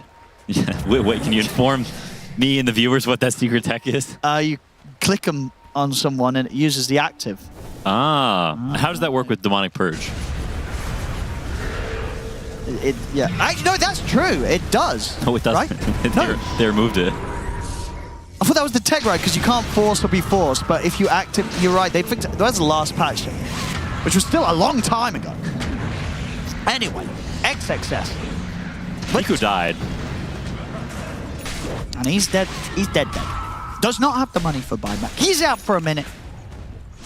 Let's see what XG want to do with this. They might chill a little bit because the Aegis is about to come to an end. And whilst they do have this pretty sizable lead, this is a very important game to close up. So I would not be surprised if we do see XG take a bit more careful of a way out of this one. This is not a game where you want to run high ground into a team fight and give Na'Vi the chance to come back in. So XG, they might just wait for the next rush. I totally agree. And there's no reason not to, really. They've got the AC completed now. I could also see them take a fight outside of base, but in terms of straight up going high ground, I think they will continue to do their best Scrooge McDuck impression and amass gold in a big mountain, bathe in milk, whatever rich people do. That just doesn't sound that pleasant. It doesn't. It sounds kind of... I don't want milk. It sounds like it smells bad. Yeah, it's not going to make you smell any better. Well, it depends how smelly you are in the first place. So, maybe milk is a preferable smell. Anyway, he did change up his build. He's not buying the Hurricane Pike. He's changing. He's going for something I think you're a bit more happy with on the SF. Yeah, that looks a little more in line with the rest of his items. You blink him, you hex him, you requiem him. You kill him. Oh, PMA though. They'll find him. taking a little bit of a walk outside of the base. A Ravage, but a Ravage for what? He's dead. Out for a minute. And he does not have buyback. 1,200 gold short. At the least, though, there might be the saving grace that XG, as I say, are kind of waiting for the next row. So they might not push in during this time when he's dead. I think Na'Vi would prefer if they pushed and fight 4v5 at the base rather than continue to get choked out like this. Shiva's guard. Now Donald got the juice. They've got 2 Shivas. Don't see that too often. Ooh. Thoughts? Probably better to have an AC and a Shivas than 2 Shivas. Especially when the enemy, nothing to say, just picked up an AC himself. Yeah, would have been nice to counteract. I mean, who has more claim to the Shivas in this game? The Tide or the Quap? I'm going to say Quap, probably. Sure. Well, listen to the carry. Carry wants Shivas, you let him be the one with the Shivas. That's right. Yeah. We all know how carry players can be. And Got the Juice actually takes the unusual 20 talent. He takes the Sonic Wave reduction talent, but he's got the Ags. He's playing this sort of slow. He's got Octarine queued up. He's very much the, I'm going to poke you down build. I don't mind that. I don't mind that as well, because it's kind of a losing game, right? Where you're going to be pressed into the base and wanting to clear waves, right? Yeah. So then playing with the low Sonic Wave cooldown, that's pretty nice for just making sure the 3 waves aren't shoving in on your high ground, right? It's something for sure. Quick push. You just wonder, is it playing not to lose or is it playing to win? We'll have to wait and see. And because they'll be able to keep these waves held back, especially once Zayas has got the Axe himself. You know, for the rocket flares, for the eventual low cooldown Sonic waves, many ways they can burst the waves. And eventually, right, if this Tide wants to get an Axe, you're going to see the jump again. Arme! Zayas is found every single time by him. Gets the kill. That's the 2 supports of Na'Vi gone. The cores have to run. And XG, it's going to be 2.5 minutes until the Roshan before they look to that. For now, they're pushing bottom wave in, but it doesn't look like Ame is interested in hitting the high ground. He's interested in hitting more creeps. He is. And getting his Blink upgraded. And this one, the preferable one for you, right? Yeah, you want to see your Swift Blink DK. Yeah, Overwhelming Blink has just been nerfed too much. Yep. Item's kind of bad, and Arcane Blink also has gotten nerfed and is hyper situational on who buys it. God, the Juice has got to be careful. He's a little tempted for the 35-minute wisdom, but he knows he can't go for that. No. Cooped up inside the base. Causes real problems for your economy, and you can see it ballooning up for Spirit, or not Spirit. Scream. Wrong team. They're not even in this game. Wrong team alert. Spoilers as well. I think they didn't do too great. Oh no, they did. They did very. Actually, they did very great. They did so Falcon. good in that Falcon series that their net worth has ballooned into this game. They incepted into my mind and into this game. Yeah, they had a great time over there. Radiant's top tower They actually signed Leonardo DiCaprio as a content creator. I don't get that reference, but someone out there does, Quinn.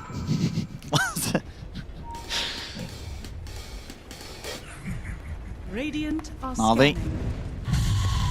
PMA. He's going to see what he can sort of tease out of XG. Got the Juice jumping in as well, getting the daggers out. They're playing aggressive here, Na'Vi. Trying to get XG to show their hand. Poke the Aeon and the roll. That's going to be the BKB from Armage. He's just commits it onto PMA and kills him off before he's able to get the Ravage off. That's the Tide dead. They found Niku and got the Juice off to the side of the fight as well. Got the Juice getting burst low. He'll be able to blink out as Zayas once again dying to Arme. Arme really hates this clock. He's going to also be able to swing across, finish off Got the Juice, get the double kill. Arme godlike, as to no surprise in this game. And, ooh, Niku. He's still got the BKB if he does feel threatened. He's going to have to press it. He has to use the Requiem as well to keep them off him. Okay, maybe. Indeed, with these raises, he's bringing nothing to say low. He's going to have Blink in a second and a TP. They're not going to keep hunting for him. You know, they're like, you know what, we don't care. We're just going to get this push coming in because that's your Requiem on cooldown for a minute. You're much less of a threat. We're just ready to run down the lanes and hit the base. Yeah, 3 dead. It's hard to point out a problem with that. Looks almost like a free Rax here. They'll use the glyph, but only delaying the inevitable.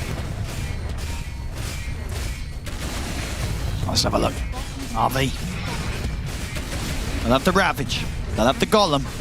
But they won't have their bottom racks. XG's already taken those and ready to swing straight across to the mid lane. Fortification comes out. XG, they do have the luxury of that Roche back on the map if they want to head back and get that pickup. And they will very gladly oblige Daedalus now on Nothing to Say as well. I mean, do you smoke up and go all out? Yes, you do. Yes, you do. Na'Vi, they want to make sure they go out with a bang. They go for this risky move. They don't want to sit back in the base. They're going to put everything they've got into this. If this doesn't work out, it might just be the end of the road here for them. And great scan from XG. They're respecting this. They're backing out, holding the high ground. PMA, they make the jump. They get the Ravage straight away on towards the two of them. It's a beautiful start to the fight. They blow up both Nothing to Say and X-Nova. Their supports get disintegrated on the background by Ame, though. The cause of Na'Vi now going to get chased down. Na'Vi, how do they want to respond to this? Might just have to let PMA go. I don't think Got the Juice or Niku's going to want to show their faces. They'll just start backing off. It's not turning the game around, but it's something. It is. And it's, you know, good. Well, they're still sticking around to see if they could get something out of this with the two of them.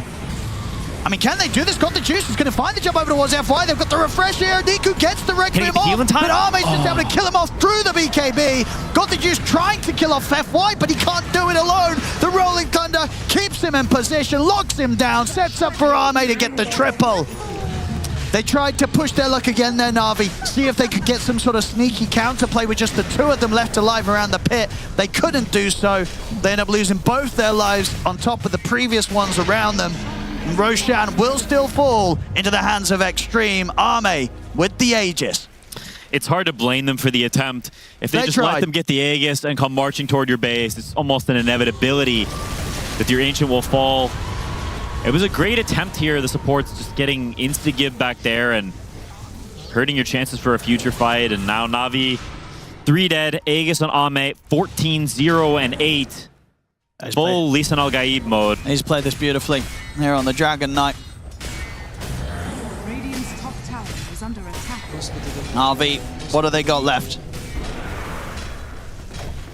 No Niku SF for 25 seconds. Extreme. Clean up the mid racks. Top racks as well going to fall, so the Mega Creeps are out. And they're ready to just continue to just play aggressive and jump in on towards them up to the tier 4s. Na'Vi, they'll have one more fight left in them. There has to be something spectacular if they want to have a chance of sort of pushing back XG. They get the jump in onto Nothing to Say, but they just turn, kill Zeiss off. That massive crit there coming out from Ame to take down Riddies. They'll buy back here on the two supports of Na'Vi. They do have the Requiem and the Ravage at the ready. And they find a chance, though, to get on top of Ame. It's pretty difficult. He's just taking out their tier 4s and absolutely destroying anyone that dares get anywhere close to him. They smoke up for an attempt to try and get a jump in. Got the Juice trying to pull the creep waves off the tier 4. Glimmer keeping Got the Juice safe for now from Ame. They have the Golem as well now. So the combo's there. PMA's in with the Ravage, but it's immediate BKB coming out from both FY and Nothing to Say. They turn towards him. He's going to try for the TP out, but the Abyssal comes in. That's PMA gone for good. Out for 80. There's XG. They've got the freedom to step up and look for more. Niku's going to try and jump in with the Requiem. It's a pretty solid one as well. Takes out FY. Turns with the raises over towards Ame. But there's not going to be enough persistent damage to threaten the Dragon Knight beyond those raises. Ame jumps over, cleans up Zeiss with the help of Nothing to Say, and they're back onto the tier 4s. The Ancient's exposed. Got the Juice attempts to push them back with the Sonic Wave, but the heals are there. He'll jump forward, but gets caught in the Sprout. This game's over. GG is called. Extreme, they'll take the victory today, 2-1. And both with the wins in the series from them, looking very, very impressive. This game 3, expertly executed. It really was. It was the upstarts, the young guns against a lot of veterans on XG, and the veterans come out on top. You can see some of that inexperience, I think, from Na'Vi. A little shaky at different points in this game. Some missed ults, some missed plays, and a draft that is just really, really hard to execute. Actually picking solid stuff, taking the SD away that we saw the prior game that was so impactful, and they just played better. They really did. They really did. No doubt about that. You know, Na'Vi, they managed to get their moment in game 2 around the Huskar, but outside of that, this series, Extreme definitely looking to be a step ahead, and you can see some pretty impressive numbers here on the scoreboard. Arme 16-0-13 with the safe lane DK. You just can't do it much better than that, Quinn. That is pretty much a perfect showing from Arme, and the way as a team that they just played around him. No, he had an amazing game. They all did. The strategy came together. The individual plays came together. It's hard to point a finger at anyone really making many mistakes from XG. Just super solid all around. Absolutely. A big win for them here today. They take the series against Na'Vi 2-1. Which means that we have plenty more extreme gaming to look forward to as we get into the playoffs for Dream League Season 27, because they have clinched their position.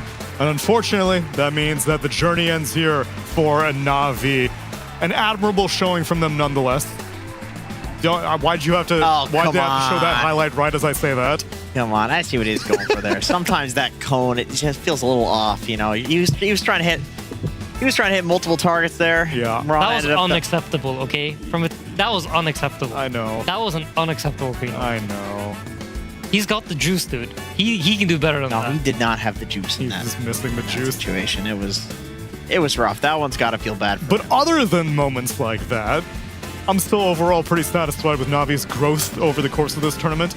Again, this was CY. I think this was the first tournament that CY was coaching for them, because I think all the qualifiers would have happened earlier. So, I think it was PGL. Oh, he was. He was there. At PGL, oh, okay, okay. Wait, what does this place Navi at? It's still dependent on what's happening on our secondary streams. So it's like 9th through 24th.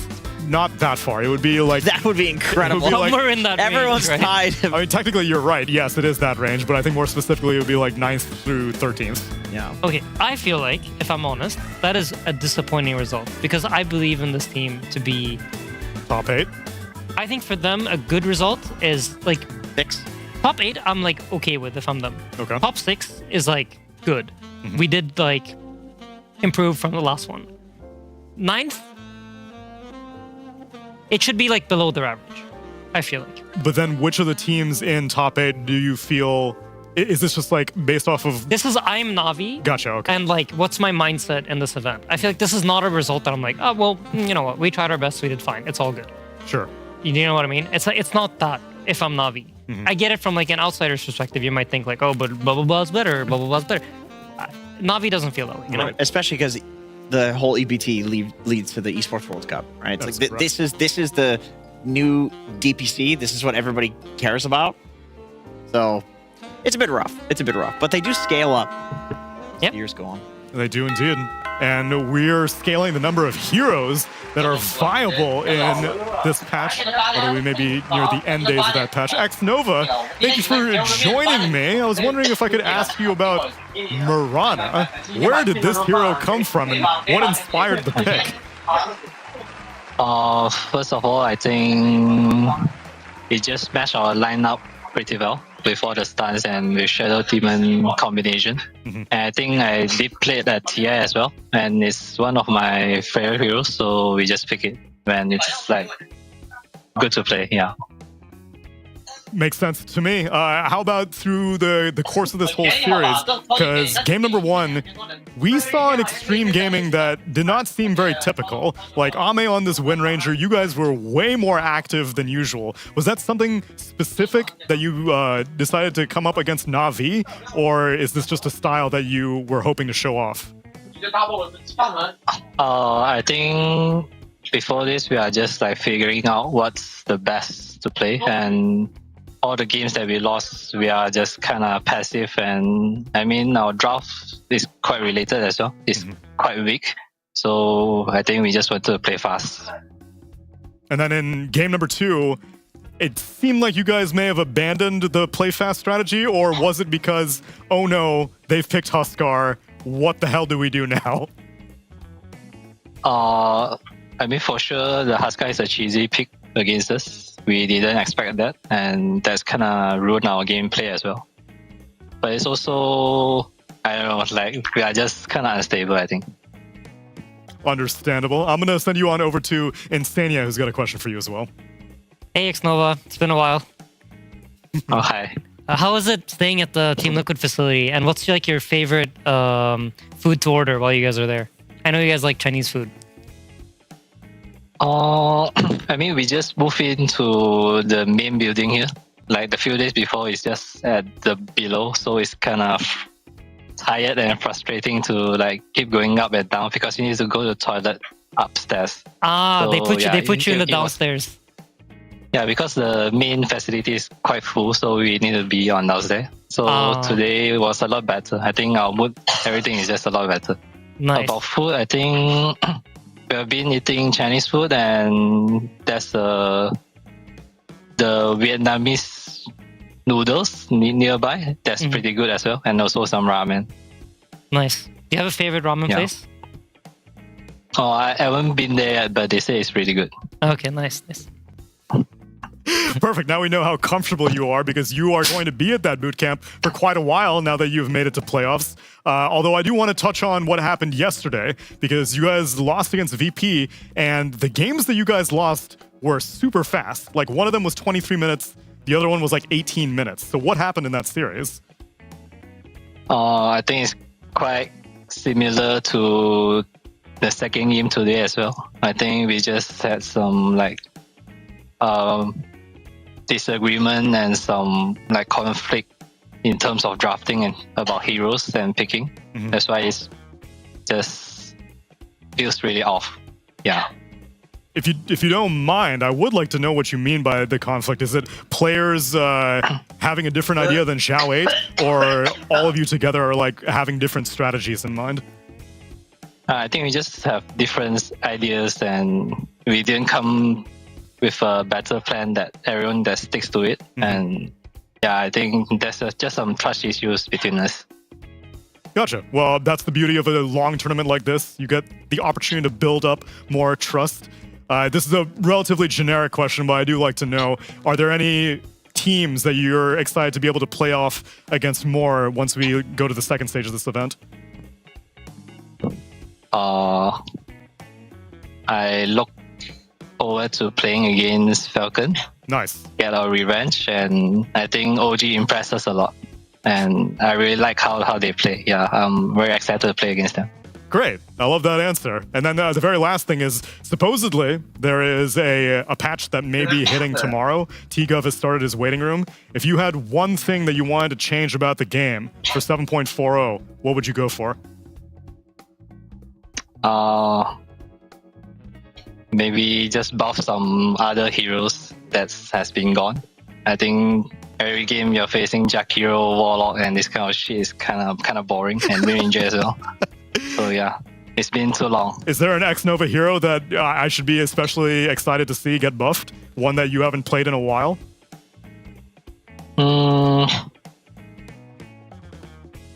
I think Bane and Disruptor are almost gone right now. I would love them to be back.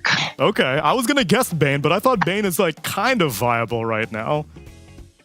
Yeah, but Bane is quite weak in the early, I feel. Like, compared to the other heroes, like they just run you down. Bane, we just suffer.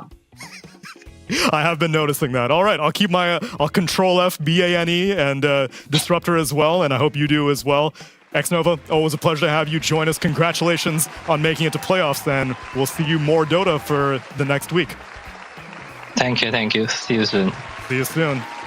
And enjoy going to a ramen place? What ramen place were you talking about? There's like 3 different ones. Okay. So I was curious which one they go to, because I know like they have very specific like stuff that they like. Or generally speaking, the Chinese teams tend to like Asian food. Sure. And how much they like a certain place, I think, is very much related to how good the food is. So I think they probably found some places in Utrecht that they really, really like. So I was curious what places that is. For a good recommendation. Did you say, what's your favorite? And he said, oh, I haven't tried that, but I heard it's nice. Yeah, because the others have been there more, right? X-Nova was at it right after TI. I don't know if he's been to the facility before. Is the place called My Favorite Ramen Place? I'm saying, was there a miscommunication there? And he was just a really good guy about it. Did you name a place? Did you name a place? And he said that he hasn't been there yet. And what? I asked him, what's your Yeah, and then he said, favorite ramen place? Yeah, and then he said, I haven't tried that place. Yeah, because he hasn't, like, okay, so his friends, his teammates, they've been to Utrecht before. They told him that the ramen place is really good. Oh, there's only one. Oh, the one place. But there's 3. So I was curious, like, what it's called. So my way of asking him was like, so, like, which one's your favorite? Gotcha. And then he said, oh, no, I haven't been there. Oh, but there's a specific one people are talking about, or a few that people talk about. There's okay, I 3 that I understand know now. of. I understand now. I thought that he just misheard you, and he was just going along with your question, being a good guy. But instead, you misheard. But instead, I misheard. But I was just asking for everybody at home, because I was reading chat, and people were like, "What was going on with that?" Nobody question said that in chat, dude. Everybody from got it. Aiden, from this Aiden fellow. Where is he Only from? the North Americans didn't get it. I'm Serbian. I'm not North American anymore. Effie, would you like to take a look at the results for today? Yes, please. Also, I just wanted to comment a little bit. I thought that was an interesting interview that Xnova said that there's a little bit of a lack of trust within the team dynamic right now. And it does take time to build that understanding of each other when a roster gets shuffled around. But it was an interesting perspective to hear because they looked like an entirely different team today. Like if you had taken their name off of their drafts, I would never have guessed. Like if we played a game, which team played these drafts, I would not have put XG's name on it. But they looked really impressive today if they can keep it up. But standings, very cool. Got to build that trust up, and it gets them to a tentative 4th place. We do still have a handful of other series to get through, but they have locked their position. And there are other teams still looking for that opportunity as well on our secondary streams, our Storm, Earth, and Ember streams. And I want to know what's happening on those streams. If only there was a way to find that out. That's my cue. There is a way to find that out, Neil. It's me. I've been watching some of the other streams, and I've been taking some clips here, and I would love to show you guys some of the games that happened earlier in the day that you probably didn't catch if you're watching only the mainstream. The first one up, Yakult versus Passion UA. Now, they don't have a lot of wins, but they had a sick match here. All right, we're 44 minutes into the game, and these guys, well, they simply got mega creeps, and for 41 minutes. 41-minute mega creep timing is pretty solid. It gives you a lot of good opportunities, but guess what? I got like 6 clips of this fight in this game because this game doesn't end anytime soon here. They were fighting for their lives, and there was like at least like 6 moments where it looks like one team for sure won the game. That was not the case. They kept on rumbling, going for the throne, winning fights, buying back. Jug looking strong. Jug sometimes not looking Who ended up winning strong. Purge? Well, this Dragon Knight's about to throne them, right? Well, yeah, surely Dragon Knight wins this one. Yeah, this was an offlane Huskar, by the way, in case I'm sure you were wondering when you saw the draft. He ends up dying, TPing in the base. He did a Swift Slash on the Huskar there, who force-staffed himself. His team was rushing to catch up to him, so he ends up dying, unfortunately. The Ice Shards worked great. Surely Yakult wins here, right? You would think so, yeah. I mean, they're that's the mega creep comeback, right? That's you're supposed to do that when you get mega creeped. So anyways, that was the end of the game. I didn't want to show you the absolute. Wait, so who won? What do you guys need to know? Is that important? Yeah. Well, I see it there. Yakult won. It was in the top. Yep, there you go. Is this live? This is live. Yep, of course. They instantly jumped to game number 2. I didn't want to spoil it for you guys. What if you wanted to watch it later? You're reporting on it. Well, do I want to ruin this awesome surprise? Anyways, this is game 2. They picked a bounty hunter offlane, which was sick. I was so into this because I wish this hero was more popular. It's fun to play sometimes, but generally it tends to not be the absolute He's best. level 7 to Zeal's level 9 is what I'm seeing. Yeah, he got a lot of track kills, and he got a Spirit Vessel at a pretty good time. It was going pretty well, amplifying his team's damage. This one was also a bit of a barn burner, and I definitely don't show the final GG moment, so we're never going to know who actually wins that one at all. We're going to move forward.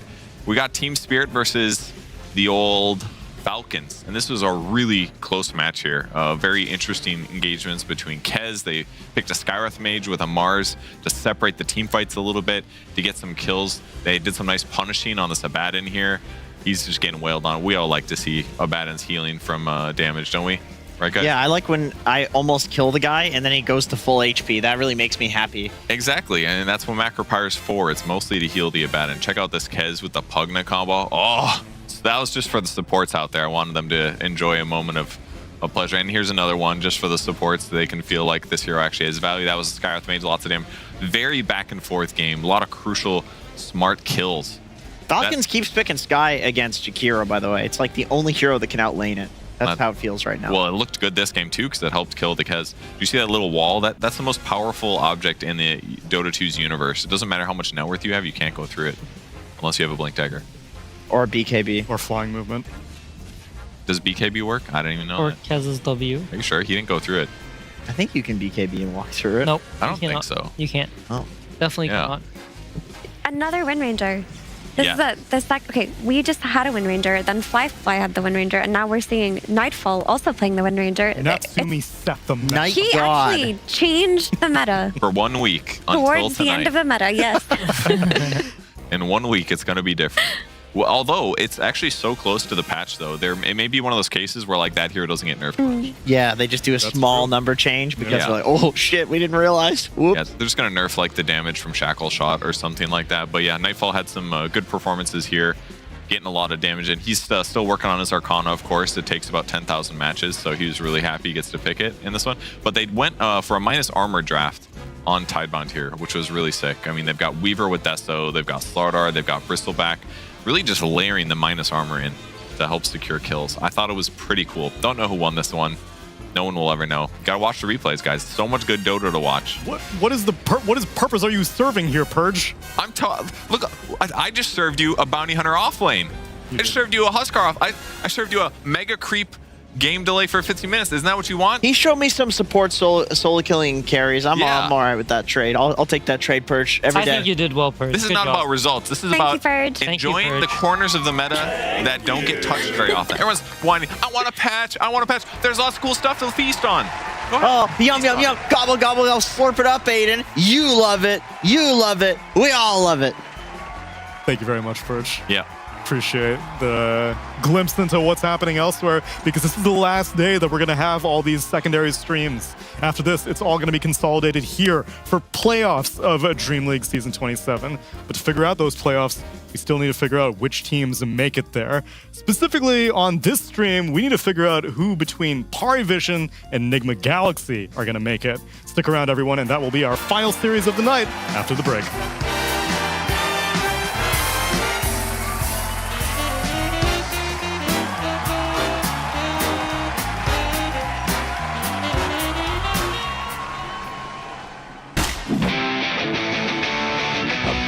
Bloody time.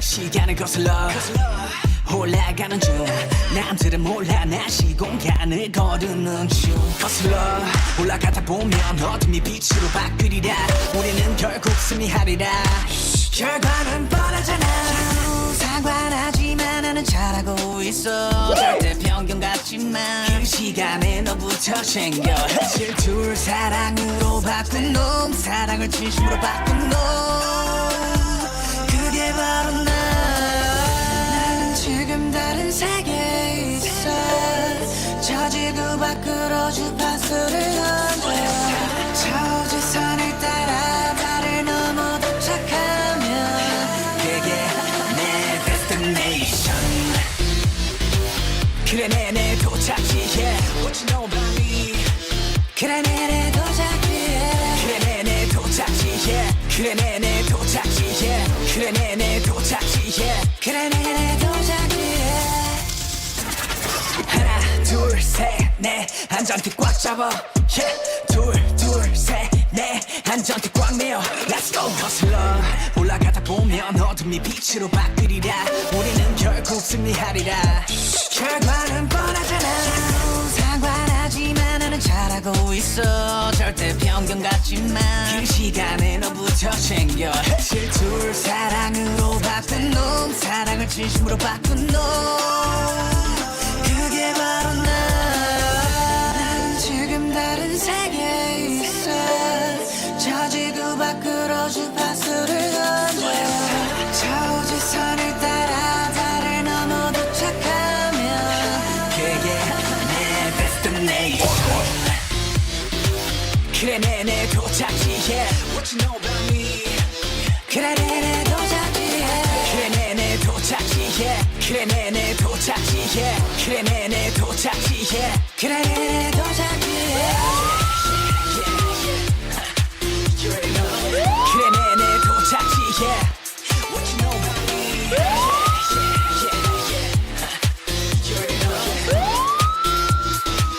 그래 내내 도착지에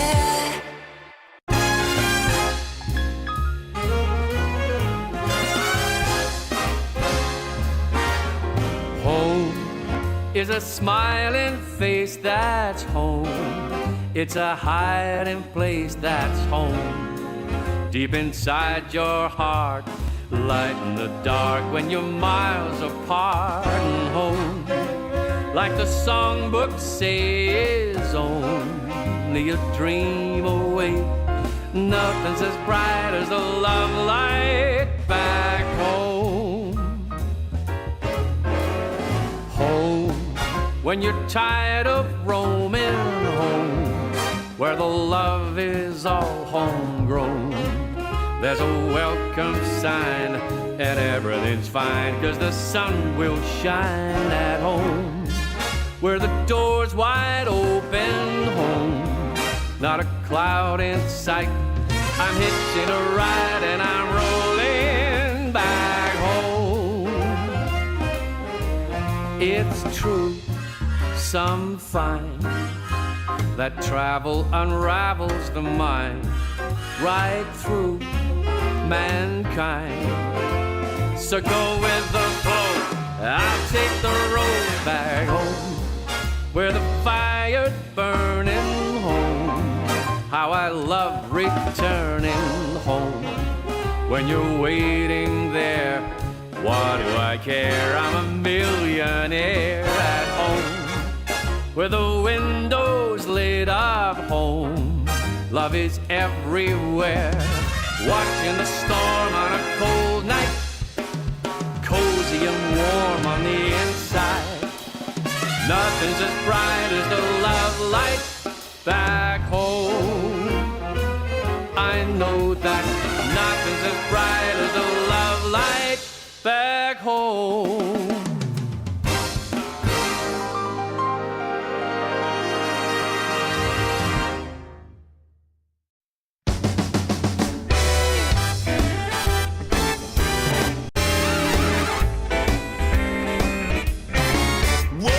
Christmas tree, oh Christmas tree, straight to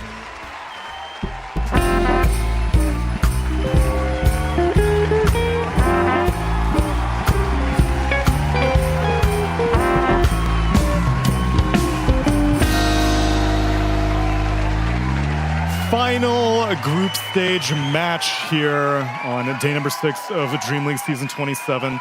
And I've got a fresh panel joining me, Lacoste, my boy. Lock that shit in, Lock brother. that shit in, brother.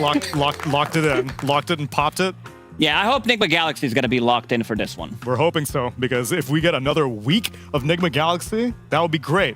But they are going to have to do some admirable stuff on their end, because they're going up against PARIVISION. What a gift this has been for DreamLeague. And in the spirit of gift giving, Purge, I would like to give you a little gift. Is it a piece of crumpled paper? It has more than that. Oh. Have There's you tape not, on it? Have you not seen it, actually? Because it was shown on the stream briefly. No, I saw something out of the corner of my eye that said Purge on it. Each one, yeah, do a quick wrapping. Stuff it in there. That's how I wrap my I wonder presents. what it is. Well, I wonder what it is. Purge, you've given us so many gifts over the years, and I thought it was only fitting that I give you one back. Oh, thanks, Neil. Yeah? Would you like I didn't get you anything. And, well, I was apparently naughty. You were nice. Take a look. Crack it open. What is it? Wow, it's wrapping paper, You Neil. nailed it. Amazing. You love it, right? It's just what you wanted. Oh, wow. Or maybe it's a mug. This is a mug. It's a mug. Wow, that's funny. Did you do this on purpose? You have merch that is just like that. It's just like this. Did I you just know. steal it from that? It's copyright free. Okay, so you didn't want to pay me royalties, is what you're trying to say. You didn't want me to make my 35 Now we need cents. to start stealing your stuff from your merch. Oh, I mean, patch notes, but yes. it's also free to use, right? I don't think so. This is nice. Is this? What's on the back, Purge? It's the patch. That's right. It's the patch, and it's you. What are the? Explain the different components of what I've. Oh, I illustrated for see. you. There is a dog on the stream. There's a dog which on the is stream. not going to be the case. For this next patch, yeah, Or the last 4, because they always happen at DreamLeague. I don't bring my dog with usually. Just Show the camera. Show the camera. Oh, sorry. I was trying to appreciate myself. Yeah. You want to zoom in? There's So- a calculator. There's So a you got to calculator. do math to know whether or not buffs or nerfs are That's right. significant, mild, or spicy. This is me and my hair. I thought I was trying to do headphones, but yeah. Oh yeah, that just looks like I'm. I look like Pippi Longstocking in Sweden, of course. You got like a George Washington. And cut. then the patch starts at Abaddon, of course, because he's the first hero. That's right. Assuming that there are no items that are changed in the game. There will be, but There will. Abaddon is more recognizable than like writing like Ironwood Branch gives you 1.1 stat per attribute. Who's gonna get that +1 armor? I don't know. A lot of heroes. A lot of heroes. Earth Spirit. That's what we're Is that what our hoping spirit really needs? What does our spirit really need, Mira? He needs innate he needs surgery. he needs for sure he needs an innate, but he also needs his cast points fixed. Hmm. Because they nerfed them when he was OP. Like his Geogrip cast point is so bad. Just make it good again. It'll Like be- make it so that you can Geogrip after magnetizing without getting stunned. Because I have to use a stone to roll in and a stone to silence. You're using double stones if you want to silence before you land, so you don't get stunned. That's not what the hero is about. It's not. It's not. It's not what Christmas is about either. Enough of the Earth Spirit. Do I have a present? You have a present, Lacoste. I was your secret evil Santa. Oh, thank There you so go. much. Take a I look. I hope you like it. What's inside? What's inside? Oh, it's a mug. It's a mug. Okay. It's a mug as well. Explain the components of this mug. I will. I'll show you. I just want him to No, see I it want, first. I want Is that him to Elon Musk? explain it. So what do you think that is? Or who do you think that is? I have no idea. Okay, I'll Effie, you give- gotta help me out with this one. Think of people that you would care about. Oh, it's my boy Fog. Yeah, All right, that's your- that was easy. That's your He kind of bestie. looks like Fog. It's Yeah, the it's my fog, bestie. It's the fog sticker when he does the thing with the chin. With the chin? Oh, yeah, doing the- the- Yeah, and then back. wait, then there's a lot of hearts because you love him. I love him. Oh, that's and so also nice. look next to the Okay, fog. I Wait, see wait, there's more stuff. Yeah, I can Yeah. see there's my country, the shape of my country. Yeah, you nailed it. And no other country looks like that. It's very unique. And then we have Gold Crocodile, which I don't relate to in any case. Again, copyright free, royalty Copyright free. free. Lacoste Dota. Yeah, Lacoste Dota. Yeah, that's really nice. I love the logo. And what is this, Effie? It's because I think you're cool and funny. That's very nice. That's sweet. Yeah. And I heard I have a bonus. Wait, there's I'm more. just There's wondering more. where it There's is. more. Wait, there's another Wait, thing. but Wait, it's not inside. No, there's another thing. Check inside the handle. There's another one I There's drew one- you. one other Another thing. another thing you like. But you got to think about Oh, Wait, again. this is it. This is Magic the Gathering that I recently got into. So this is like 5 presents in one, plus the extra I one failed. as a fellow Pip enthusiast. It's very cool. It almost got me jailed. I'll tell the story once I retire from Dota. But yeah, thank you so much for this one, Effie. You're I also have a crumb inside. Not sure if that's the part of the Bonus, the grip. yeah. Oh, what not kind of meant to crumb? be What kind there. of crumb is it? Yeah, look. What Zoom is- in. What is that? It might be a bug or something. What did you put in his? I just got the mug. I didn't do anything. Mine's? No, actually. That's Neil not- left I- me. the Nice. I'm just Pepe kidding. is a failure, but I hope Is this food you safe enjoy. markers? They are porcelain markers specifically. Now, because we've given you guys all these gifts, Lacoste, I think Purge should also give us the gift of analysis. Purge, tell me about Nigma versus PARIVISION. So, what I wanted to look at, rather than talk about individual results, I'm not here for that. I'm know here that. to talk about the analysis of the patch. And Get what I into want, the nitty gritty. what I want to nitty gritty is Timbersaw. Okay. One of the most drafted heroes in the tournament right now. 18 picks, 137 bans. This guy's getting nerfed in less than 24 hours, or T-Gov's eyes are going to pop. One of those two things happen. And it's a win-win in either way. A win rate's not great, but it's still seen as a strong hero because the order that you pick, it has to be high, and thus your opponents get things to react to. So let's see how Nigma dealt with Timbersaw when they played against Tundra. They basically said, we're going to let you have Timbersaw, and then we're going to pick heroes that are good against it. Luna, seen as a decent Timbersaw solution, high damage, nuke from range, gives them some solutions. They cut down all these trees to prevent both the Hoodwink and the Timbersaw from dealing extra damage. And look at the Batrider support against the Timbersaw here. He's just trying to do a simple wave pull, but Batrider is one of those heroes, like Ursa, that can do continuous damage as time goes on. So he's able to run down 3-3 here, and he actually got him before his TP. Really, really nice kill. 3-3 dodges this gank on him as he goes to try to defend the tower, but a short while later he actually comes back to the tower and he ends up getting dove again by these supports. They run him down all the way to the north. So they basically had high magic damage heroes, supports that can actually kill the hero, and a carry matchup that is pretty good. And as a result of this, 3-3 had a rough game, ends up losing. And instead, what they do is they pivot, say, I want to put a stronger support with the Timbersaw to make sure he has a better lane. They lane against a Pugna, who's not exactly the best counter against Timber. In some ways, it's okay. But watch what they do instead in this lane. Very, very huge kill here. As soon as the Netherward goes away, they go for a kill on TA2000 and watch 3-3 with his inventory. What's that? Is that an Ironwood branch, Neil? It is. What a play! For first blood. And he survives afterwards. Sick play by 3-3 there. Absolutely amazing moment. And then what happens is NGX loses that second game. And they say, okay, well, now we're going to get a stronger support in our lane. They still have the Jug against it, which is pretty good. But obviously with the disruption, it's kind of spooky. GH basically gets the zone, 3-3, the Timbersaw. That's all good for them. They do a little spin harass. That's all great. And then what they get to do is basically just beat up this tower really early. So they got a nice gold advantage and lane advantage by taking this tower so quickly. It gave a lot of space for their heroes and made it harder for Timbersaw to be out aggressively by himself.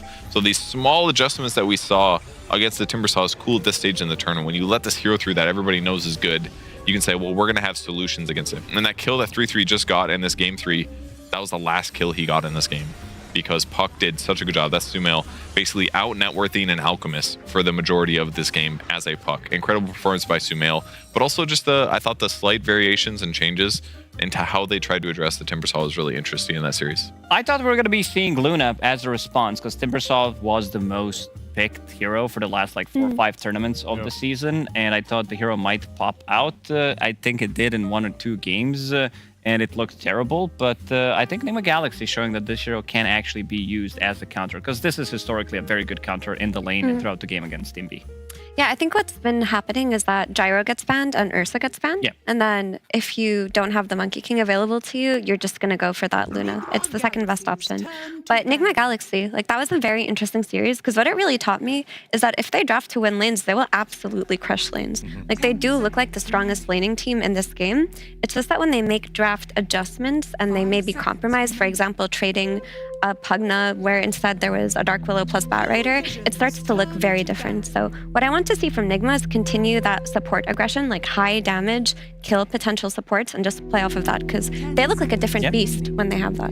And you know what we have, Tsunami? We have Puppy against Kuroki, but December 2025, playing against each other. Puppy being the coach, pretty much, but 2 big brains behind the draft. We're gonna see who's gonna be getting on top of this one because it's definitely interesting. This is something that not many people had in their bingo cards. OG doing good, Southeast Asia doing good, you know, Kuroki against Puppy again, Puppy back in action from a different role. But yeah, gonna be very interesting to see different type of coaching compared to what Astini was doing. DreamLeague Season 27 bringing out all the hits. And Puppy sees it fit to first pick themselves a DK after banning out Primal, Shadow Demon, and Viper. And Nigma Galaxy take out the Nyx Assassin, the Jakiro, Centaur, and Timbersaw. I want to see these Willows and these Hoodwinks come out. Again, you see this DK, you want the damage necessary to kill it. Like, I want Nigma to be on their toes, always looking for these kills, because when it comes to the mid-game, this team looks a lot less clean than a lot of the other teams, unless they build a very big lead. So I just want that high DPS, Batrider-esque, Hoodwink-esque, any type of hero like that. How many times have we seen Nigma Galaxy have a huge lead, 10, 15k, and then it just crumbles every single time? There was the game, I think day 2, Sumail, he was popping off on the Shadow Fiend, then he ends the game with 2 deaths, pretty much 2 godlike streaks he did have in that game. They still lose the game. This is something that Nigma does really well, better than any other teams, throwing the huge leads. But we'll see. They need to have a clean execution in this game because PARIVISION, this is a team that will not forgive you making these mistakes. I wonder if there's some upper hand to like being consistently throwing leads because you have to get the lead in the first place. So then do you like train even harder to get a fatter lead?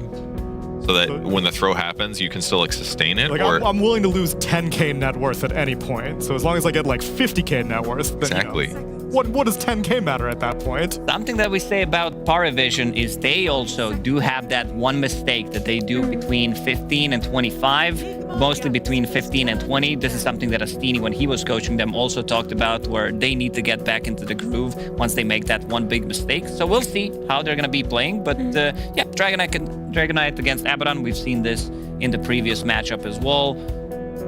It's like we've seen it so many times. I think what ends up happening with Nigma is that, like, we call it a throw because it always looks like one, but I think that they don't really play the map the way that other teams do. You know, teams like Falcons or Tundra or PARIVISION.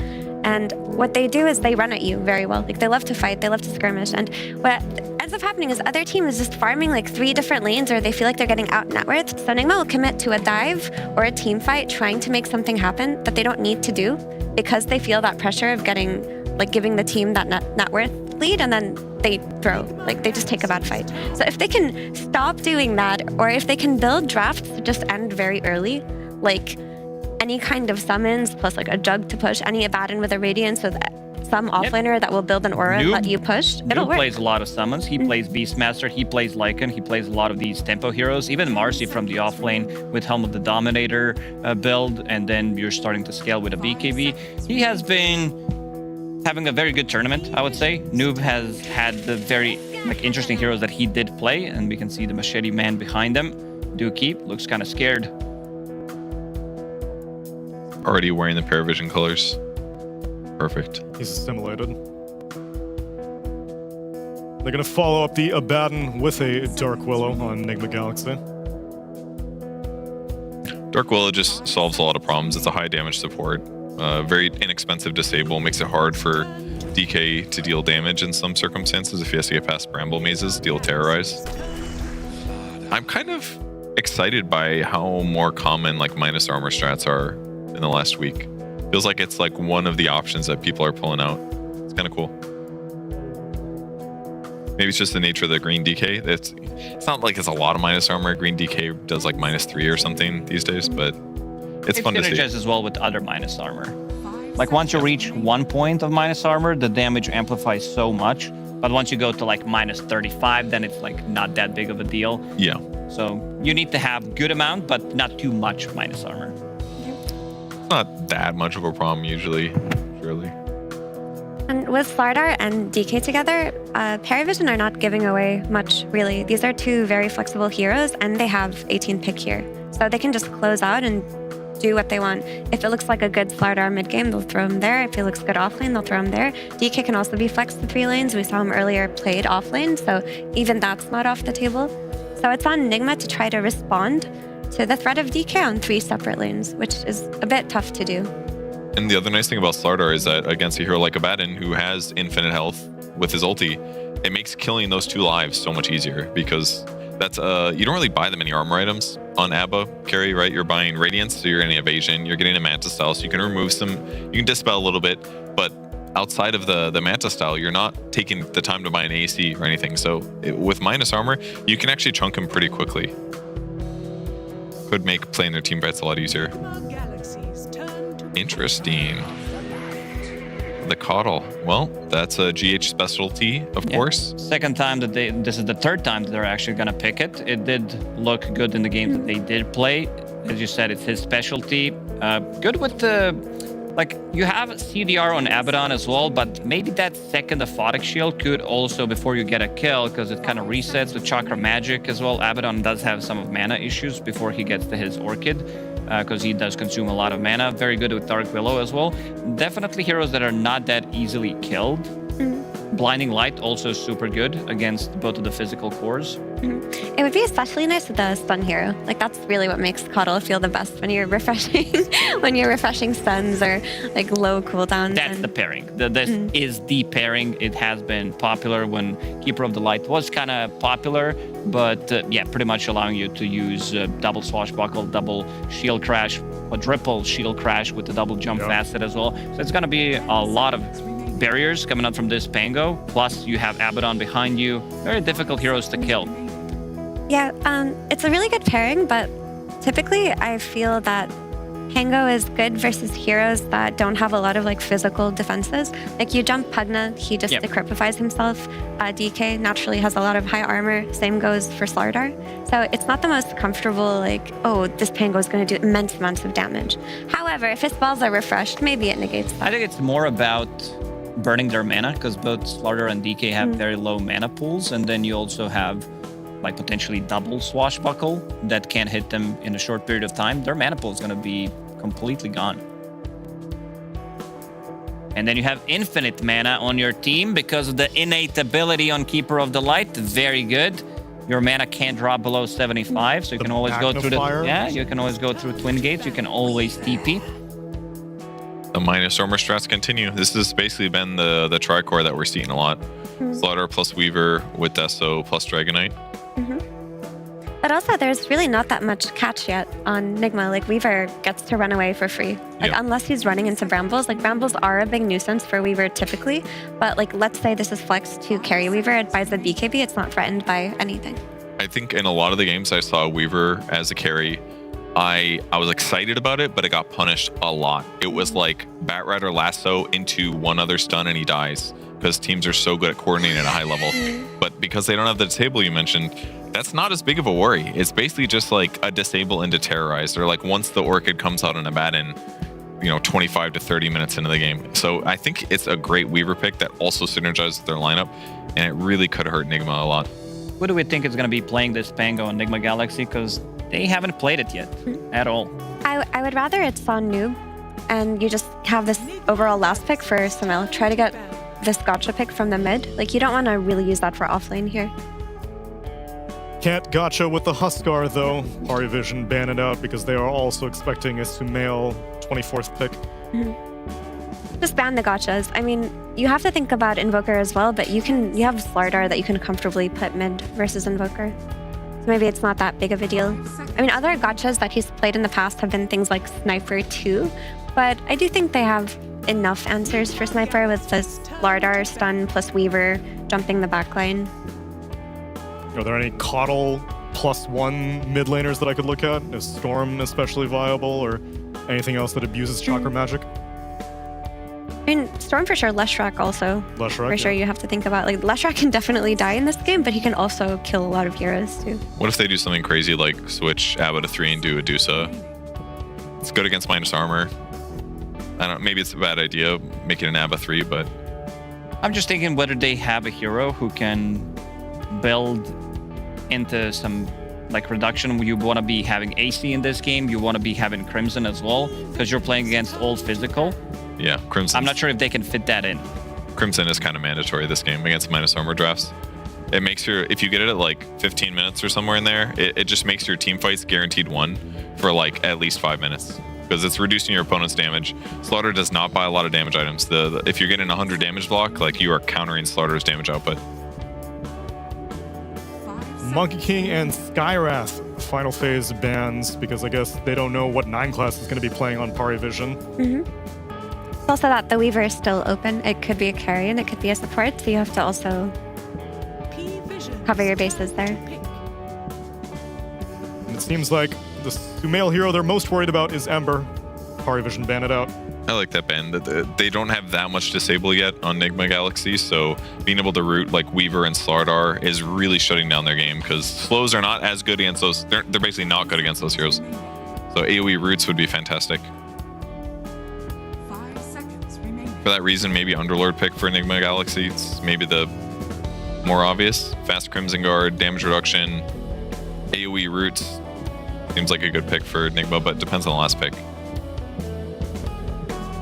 There's 9 class on some Pudge, maybe some Marcy that could come out. All right, that's this Slarky Malarkey. This is a very ugly looking draft, I gotta say. Like, Slardar, Weaver, and Slark. It's a very PARIVISION looking draft. Too, let's be real. It is. They're really playing for vision here. They see that Nigma have a very skirmishy lineup. When you have Coddle plus Pango and Willow, you know they're going to be going around looking for kills. And Slark will take advantage of that, right? They're going to have the D-ward game. They're going to have the ability with the bonus night vision that Slark provides to blink in with the DK, blink in with the Slardar, pick and choose your initiations. You have to pick and choose onto a Storm Spirit, and yes, indeed, I saw the King with a big grin on his face. Omar is cheesing too. They're all having a good time. He's really excited to play this game, I think. He's like, oh my god, I have to play a Baton while the rest of you get to have fun. Is he going to get a fast Orchid? Or is he going to stick to the standard Storm build? That's my question. So Orchid's very good against Slark and the Weaver. Yeah, both. And against boards. Pugna. pretty much top tier game for it. Not sure if he wants to go for it because he could go for it because he has extra bit of a mana as well. Doesn't maybe necessarily need to go for Kaya straight away because you have Coddle in the team. But this is a very difficult, like this Storm solves some of the issues. It's going to give them cash that they were lacking. But yeah, this is a very slippery draft from PARIVISION. Like you know that it's going to be a lot of shenanigans going on the map. They're playing Viewer, they're playing Slark. These heroes are extremely difficult to catch. And they're quite tanky, Yeah. too. Like, imagine zipping into, like, DK and Slaughter, and there's another ward, and there's a Pugna draining, and Pugna's defending himself against the Pango by decrepifying himself. Large Shard as well. There's going to be a lot of healing. There is, but the Storm is definitely solid. I don't know, there's good things for both drafts, but I think the minus armor draft just looks safer, and they have more disable, so I don't know. Well, I want to see it play out in this elimination series, the last one from the group stage on our main stream. So let's get into game number 1 with ODPixel and Quinn.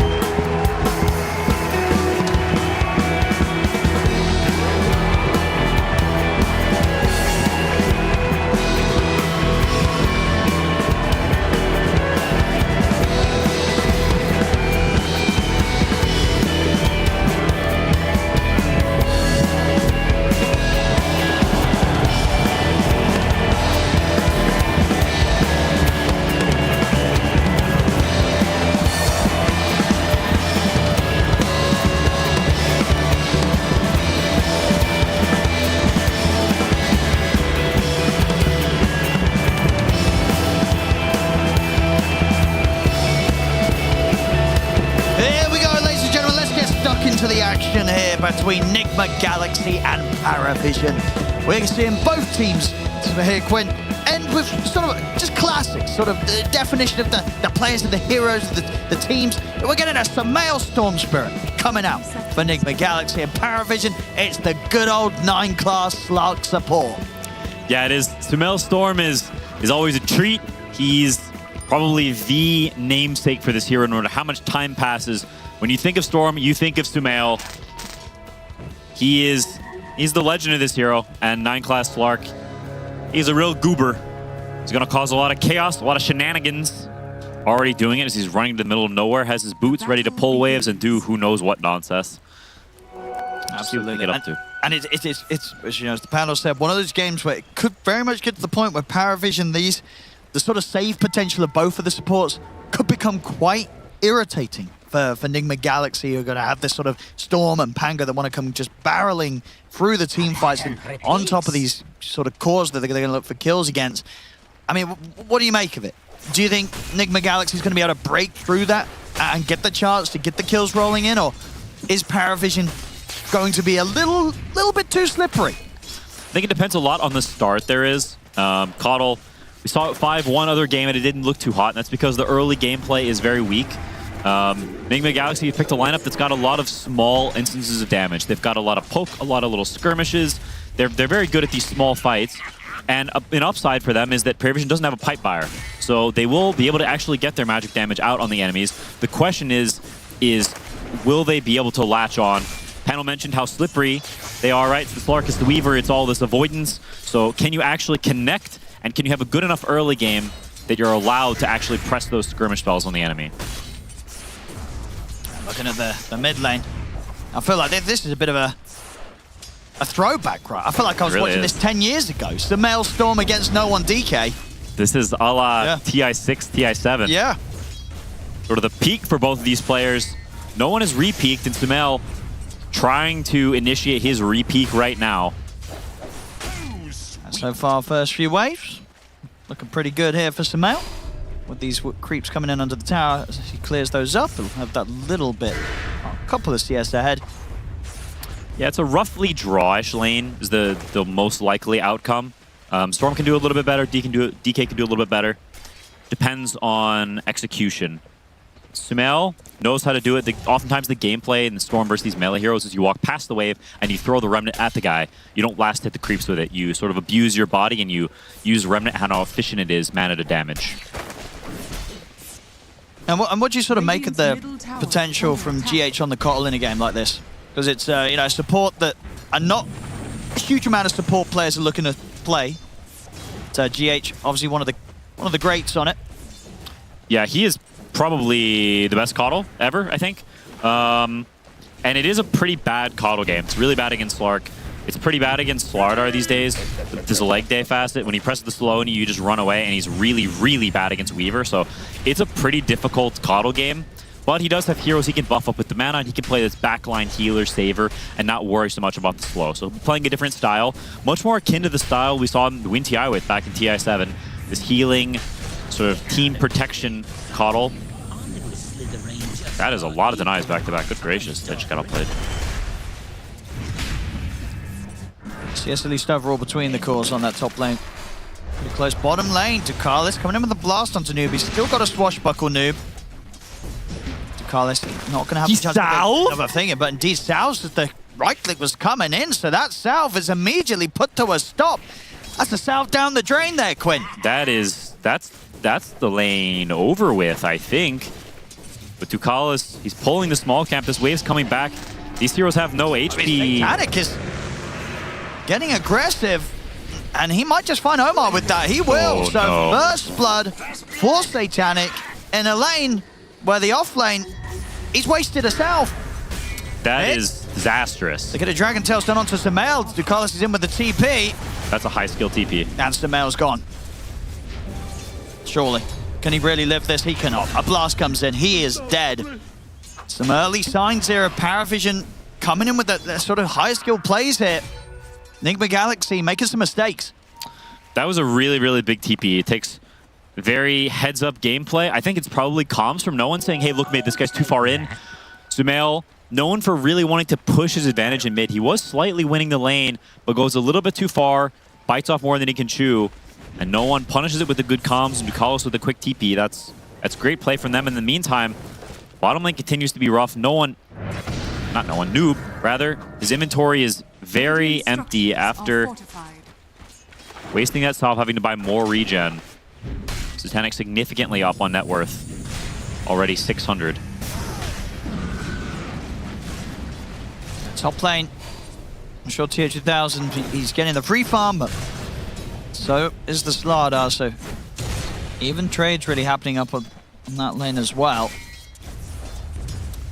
Slark's still in his weak period. It's the daytime, but now night has hit.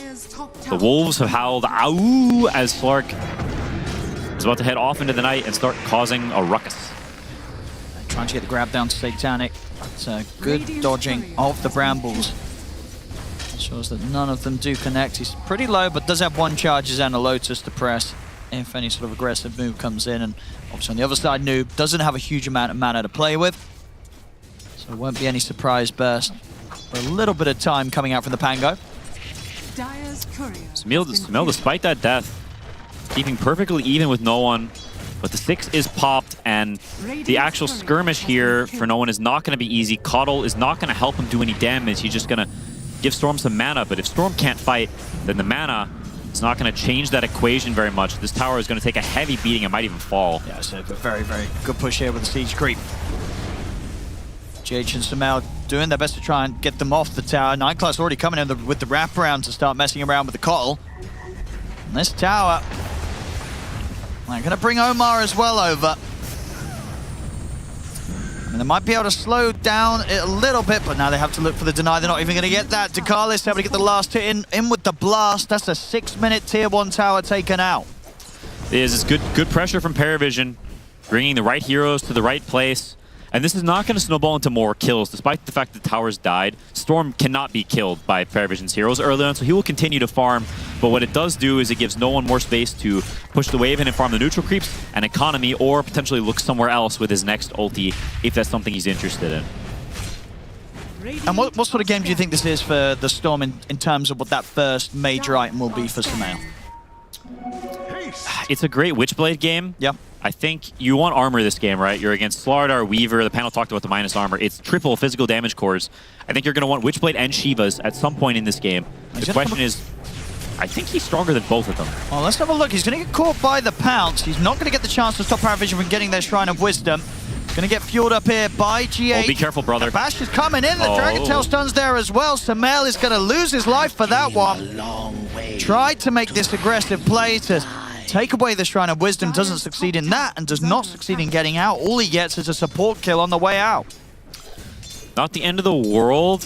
He does force some reactions, but no one takes the pressure of naturally being top and heads into hitting this top tower. Pugna here as well. The creep wave did get dragged on some wild goose chase, so they don't have that additional force here, but with T2000 only being level 5, not opting to defend this too much, and Kato really likes to keep his towers alive. He wants to be able to maintain his areas because his aggressive potential is so bad, so if he can keep his stuff online, farm these stacks, we see him making some here. He needs to get to that 6 before he can really do anything in this game.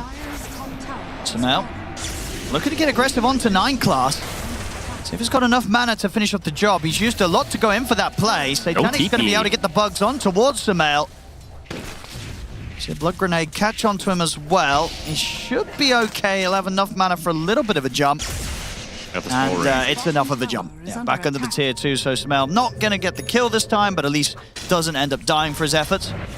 That has massively hurt his economy, though. He TP's out, doesn't farm anything, attacks some heroes, runs all the way back to base, and then runs all the way back out.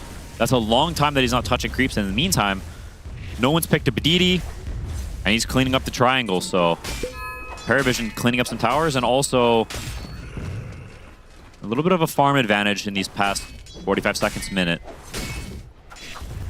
I mean, because at this sort of stage of the game, is it down to Sumail to be the one to try and look to go for these aggressive moves to set up some sort of chance to get kills in return against PARIVISION? It's honestly really difficult for them to get kills anywhere. This Weaver is completely immortal. He can never die to anything in this early game. And with the mid tower being dead, it's very difficult to actually get to DK with enough numbers to kill him without him sniffing it out. Slaughter can run away from you. He's 1400 HP. You look at every lane and you don't really see any kills. And so I think his job is to farm and get fat, but with those kind of mishaps, he's fallen a little bit behind on the net worth too. It's going to be a slower game for Nigma.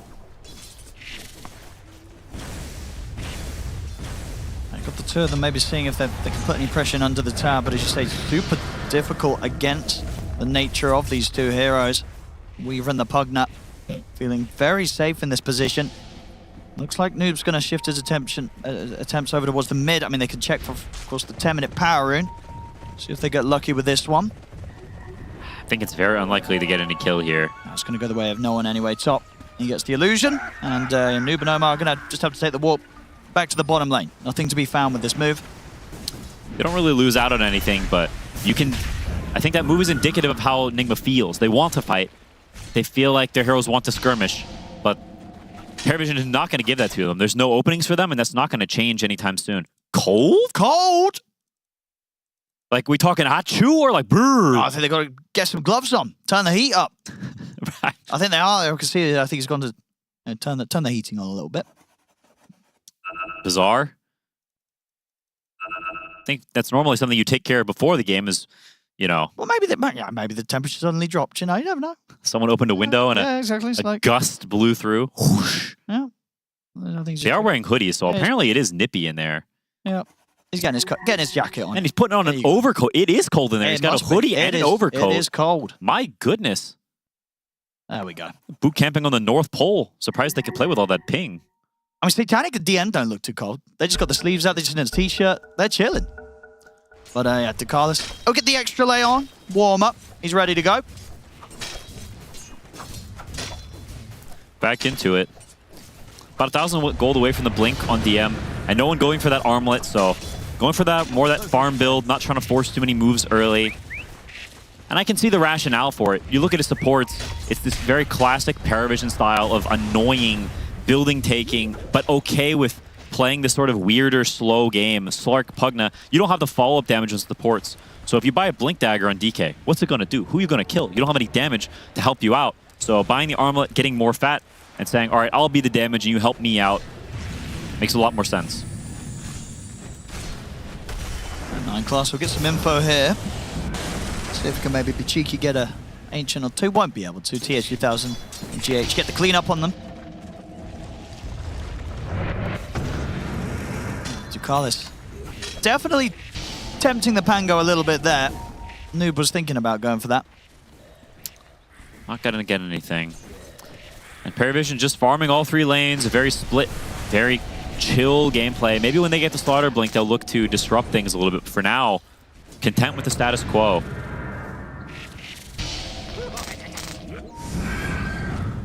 And 9 class just continuing to just sort of be annoying. They have to use quite a bit if they ever want to go on him.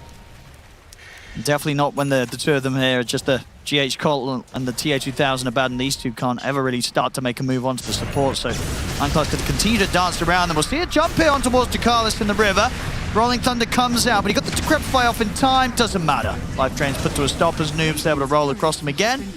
They'll manage to pick off the Pugna. You can see that gold lead is staying steady, so PARIVISION not really building. They're playing very flat, and none of their heroes are pressuring any of Nigma's heroes, so both teams are just hitting creeps. It doesn't take a lot of skill to press the right-click button. Stacking camps, right-clicking creeps. GH is no stranger to stacking up on his Coddle and playing for that economy, so Nigma keeping pace.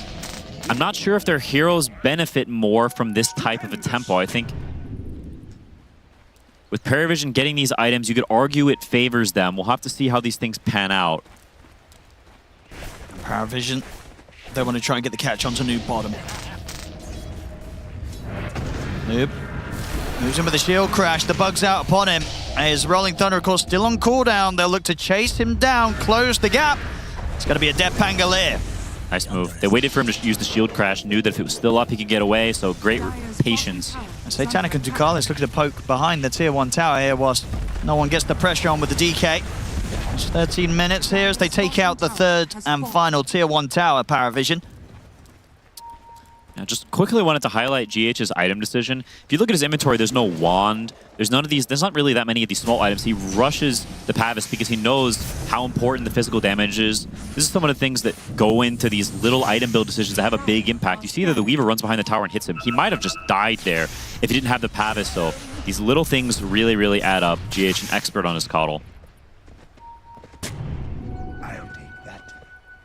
Radiant are scanning.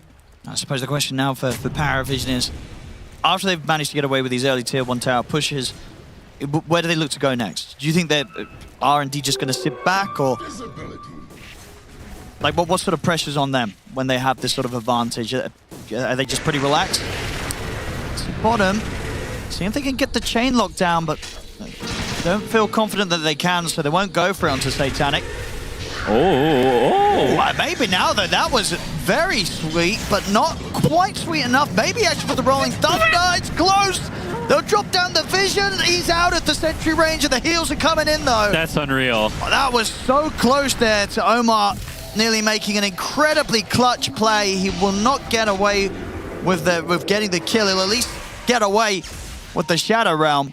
Oh my goodness, that was close. Holy crap. They nearly had him there. Wow. They were so close to having him there, getting that really nice angle with the Fear, just pushing him into the remainders of the Bramble. What a play from Omar. That was super clutch and really close. But to answer your question, I think PARIVISION, they're not going to play for too many towers, I think, early game. They're waiting for that DK blink, and then I think they're going to look to get more involved again. As I say that, DM goes through the gate, so looking to fight down here. I think they want to include their Weaver in the game. He's extremely stronger now, and he wants to be in these fights.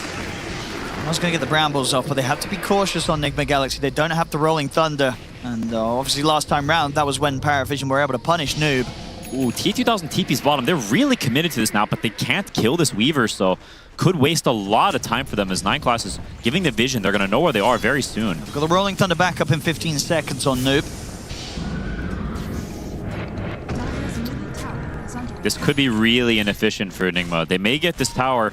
PARIVISION may choose to give it up, but in the meantime, they're going to farm everywhere else on the map. Radiant's bottom tower is under attack.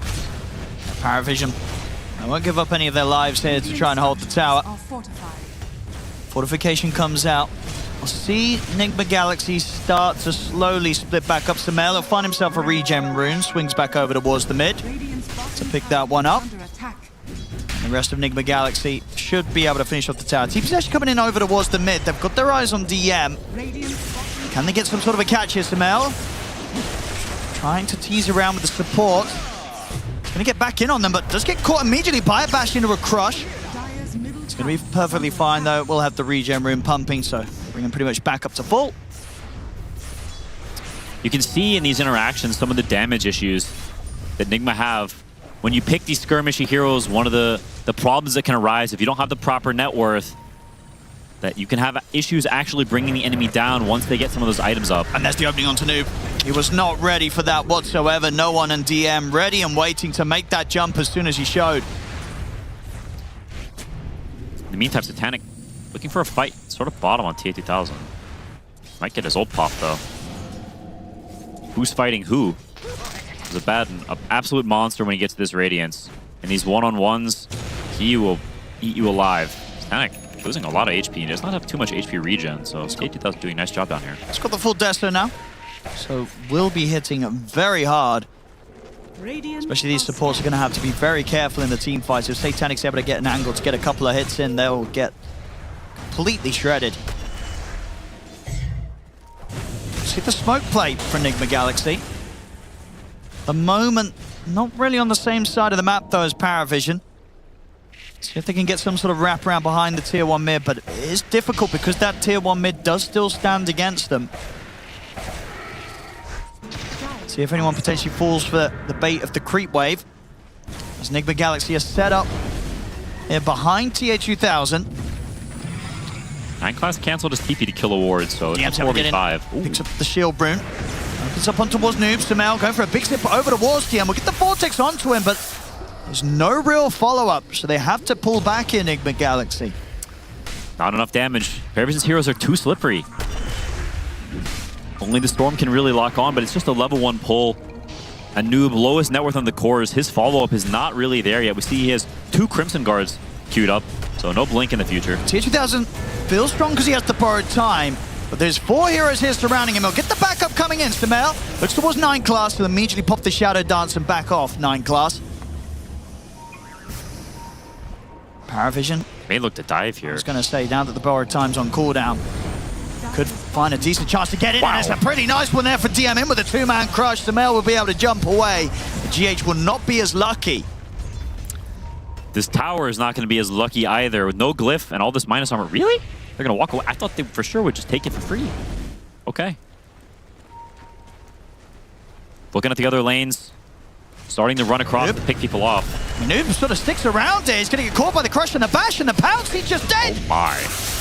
They'll get the grab on towards 9 class, but the Decrepit find the heals there. 9 class perfectly fine, and now with the jump from no one, they're in on top of him. Abandon, who doesn't have his borrowed time available. That weren't great there, Quinn. No, it's not. Noob just sort of standing there, watching them approach him, felt that he was not going to die. He did, and then somehow the carry gets roped into it as well. TA2000 walks in and dies.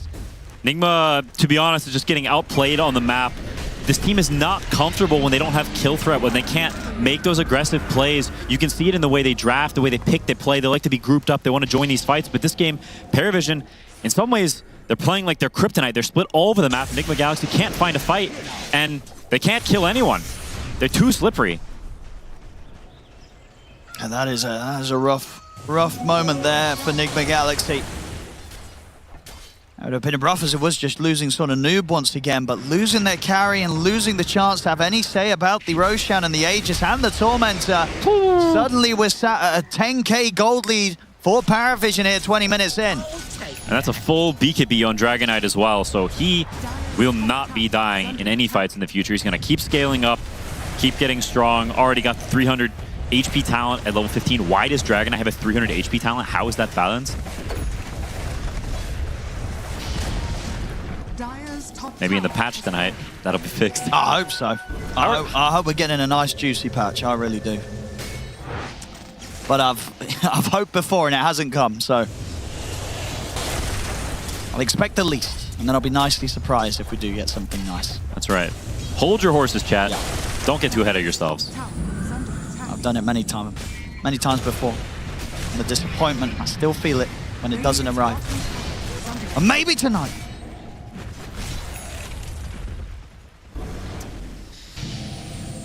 Oof, 12k gold lead at 21 minutes. That is not what you want to see the Nigma Galaxy fans, and there are many of them, and their tears could fill the Pacific Ocean. Noob. Orchid on 9 class. Full Orchid. Tough one for Noob here. Really tough one. They're catching him out. It's not looking good for him. He's slipping down on the net worth. He's nearly going to be overtaken by both of the supports of PARIVISION. Yeah, Pangolier is a hero that is really, really bad from behind. He's predicated on being ahead because his laning is so strong. He is that powerhouse early game. 2 nukes. Not many heroes have the luxury of having 2 strong nukes, and one of them also makes you tankier. But when you fall behind, you lack that catch, you lack the ability to stick on people, and PARIVISION is also drafted against it very well. Slardar, Weaver, Dragon Knight, and Pugna, all 4 of these heroes good against the Pangolier. Back on with the push, PARIVISION. Tier 2 on the bottom lane.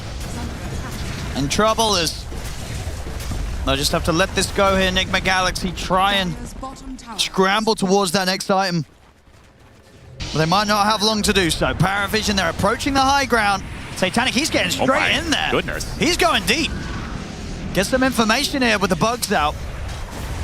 He'll back off and return to focusing the tier 3. Somehow trying to get some sort of a grab onto him. It's not going to happen. Satanic's out.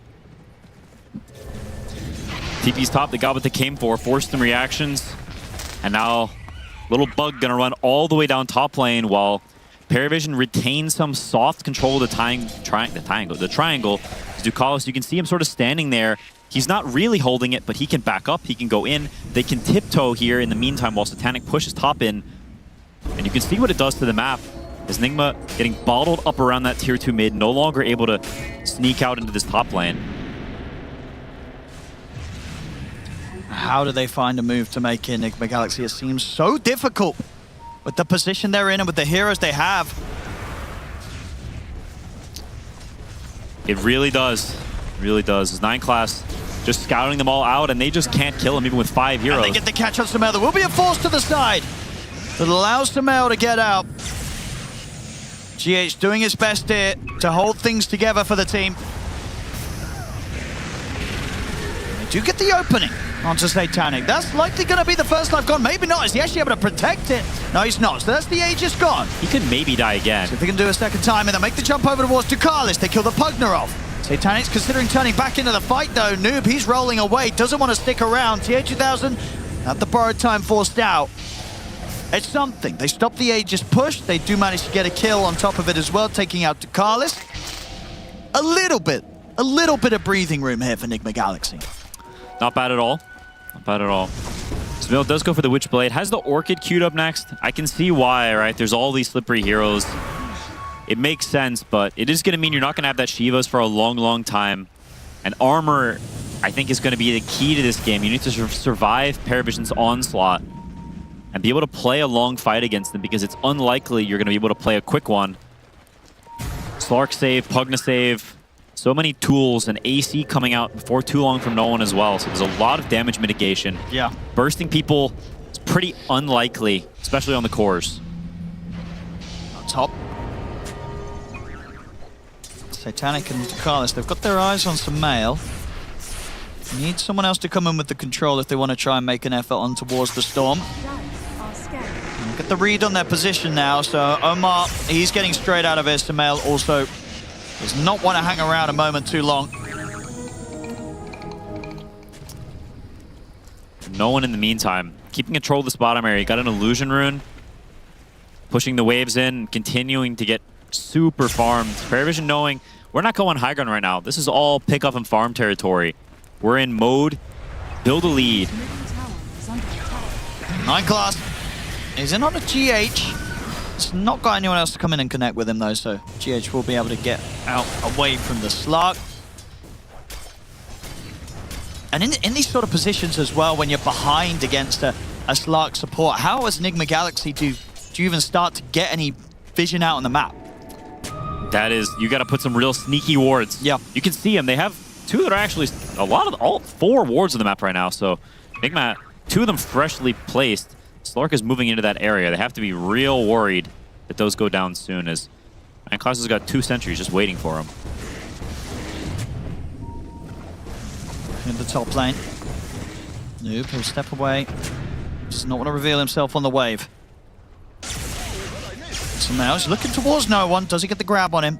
Even if he did, it's not going to be an easy target to tackle here, this Dragon Knight. No one. Absolutely massive. TM gets the opening with the Dragon Tail follow-up. The Force will allow Sumail to get back to the side. Noob having to use the Rolling Thunder to get back to safety. The push is going to start coming in from PARIVISION. They did force the BKB out from Satanic at least. Sumail tried to get the jump onto Noah, but no one's got the BKB at the ready. Tier 2000 trying to stand at the front of the fight. He'll have to back off. They'll use the fortification, Nigma Galaxy.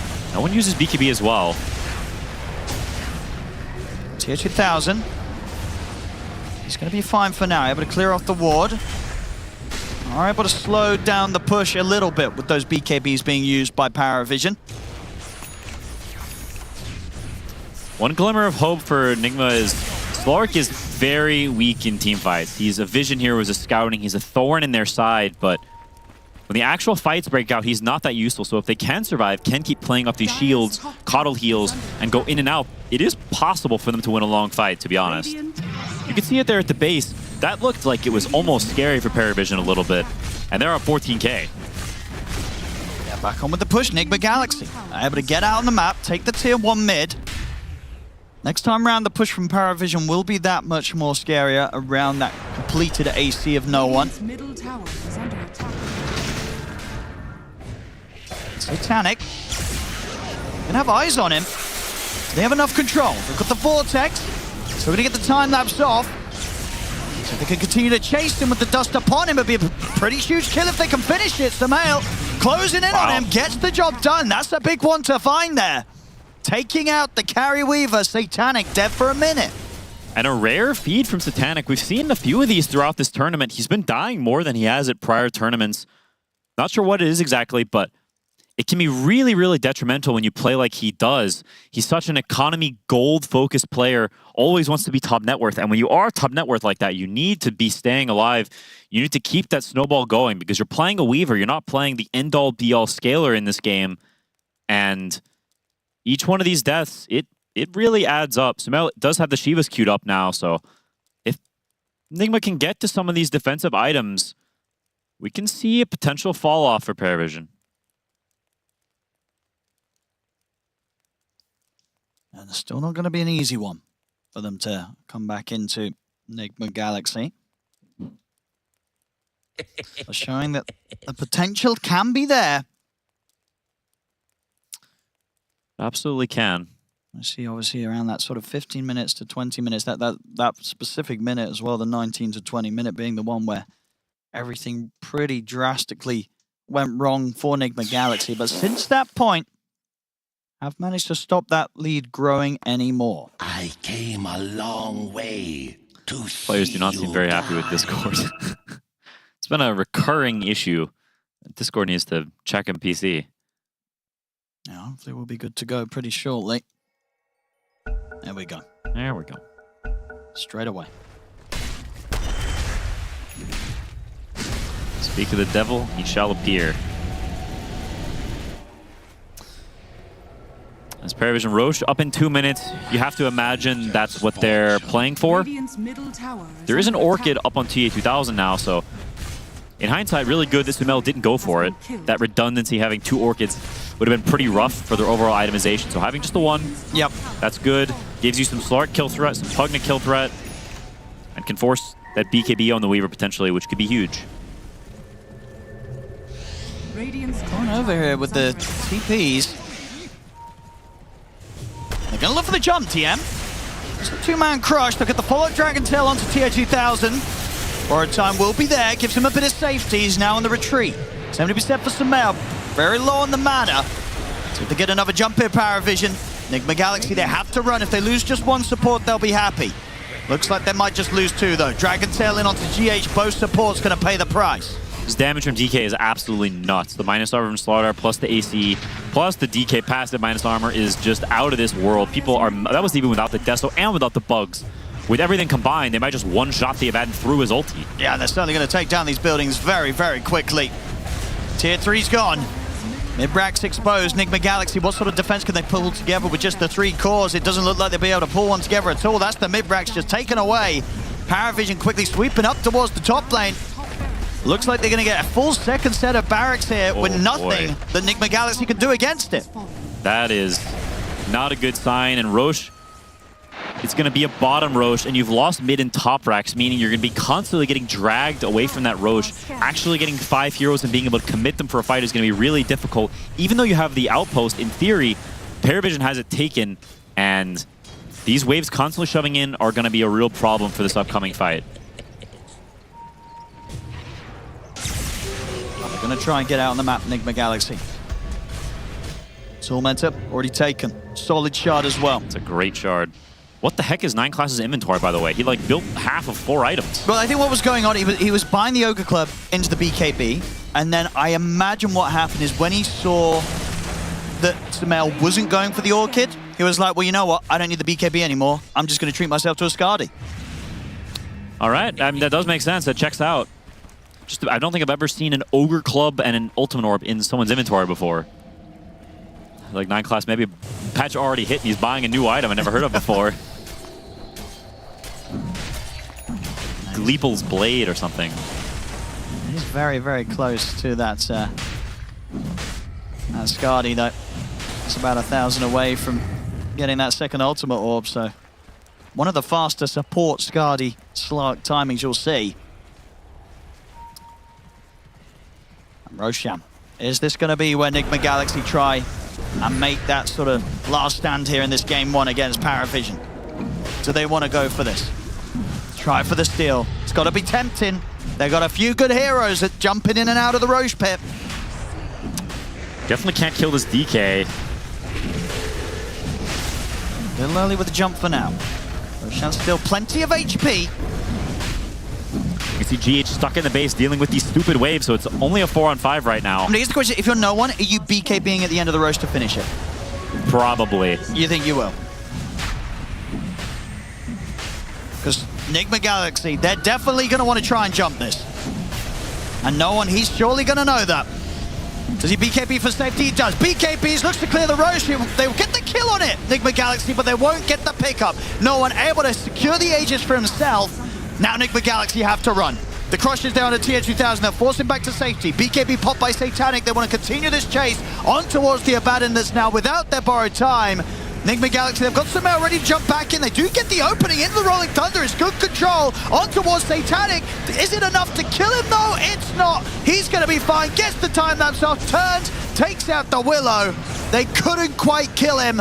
And now the escape has to be attempted to be continued by Nigma Galaxy. They're not going to get away with it. TH2000 gets caught, and PARIVISION, they're going to be ready to push up to the base once again. The buyback comes out from Omar, but TH2000 does not have the money for buyback himself. Short 750 gold. DM continues to play around with Noob outside of the base out on the map. That's Noob gone. He's got buyback here on the Pango, but it's almost certainly not going to matter. The mega creeps are up here for PARIVISION. Sumail, caught by the silence, tries to slide back towards the fountain. He'll live, but the base in shambles here as PARIVISION are ready to close up this game 1. And indeed, it's over. GG is called. PARIVISION take this game 1. Nigma Galaxy, they just couldn't really get anything going in this. The numbers don't look too hot at the end of this one here, Quinn. 15-4, 30k lead for PARIVISION as they close this up.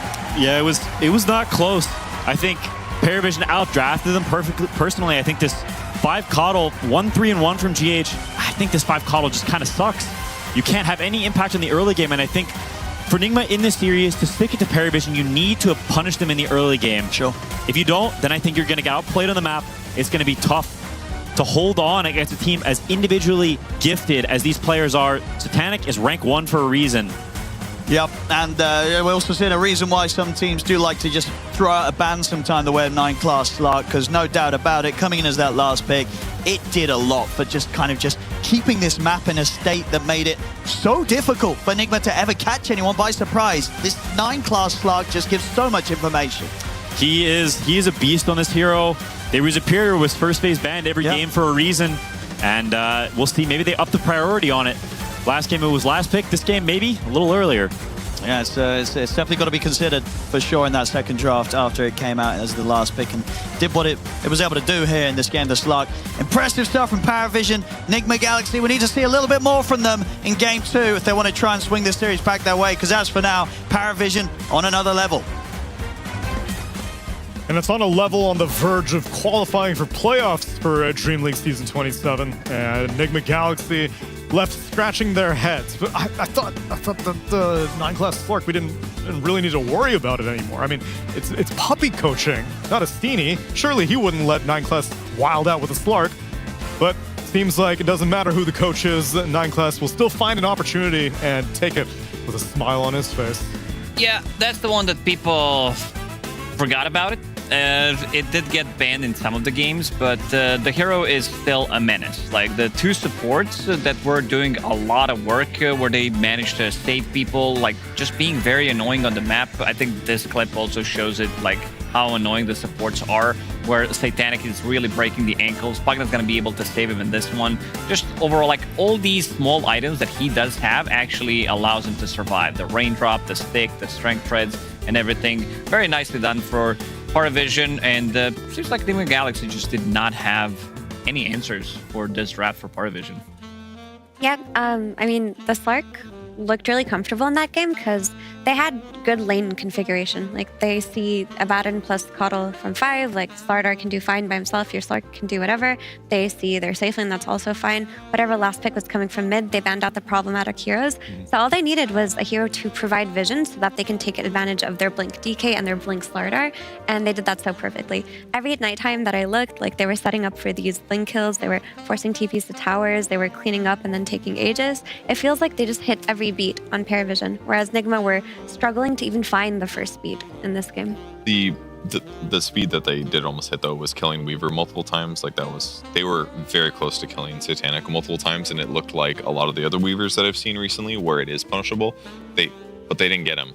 He survived many times, and that would have been like a nice way to get a gold injection into the game. We also never saw an Orchid come from Storm, which would have been a great item to pick off heroes. I'm not saying it was the right or the wrong decision for him to do that, but that was like the other thing that maybe we were expecting to see that would allow them to get kills on the map. So instead, it just ended up being the opposite thing, which was just a lot of kills from PARIVISION towards the enemy squad. It did seem uncharacteristic. Quinn remarked on it during the cast, but seeing Satanic die a little bit more than I usually do throughout tournaments. Maybe, again, Weaver is a squishier hero than most, and you have to play it riskier, but it's not surprising to me that this is a matchup that's like just trying to squeak through to playoffs. Yeah, and like he died only once, Tsunami. Like yeah. one death on, on Weaver, but also he's the #1 on the least deaths, averaging 2.2 deaths per game. Really? Because Satanic is really breaking all the records pretty much when it comes down to GPM, KDA, efficiency on lane, last hits, creeps denied, 20 denies per game, which makes it impossible to lane against. Like, he's a super strong laner. I guess he dies so little that even one death is a shock to you. That's what it seems like.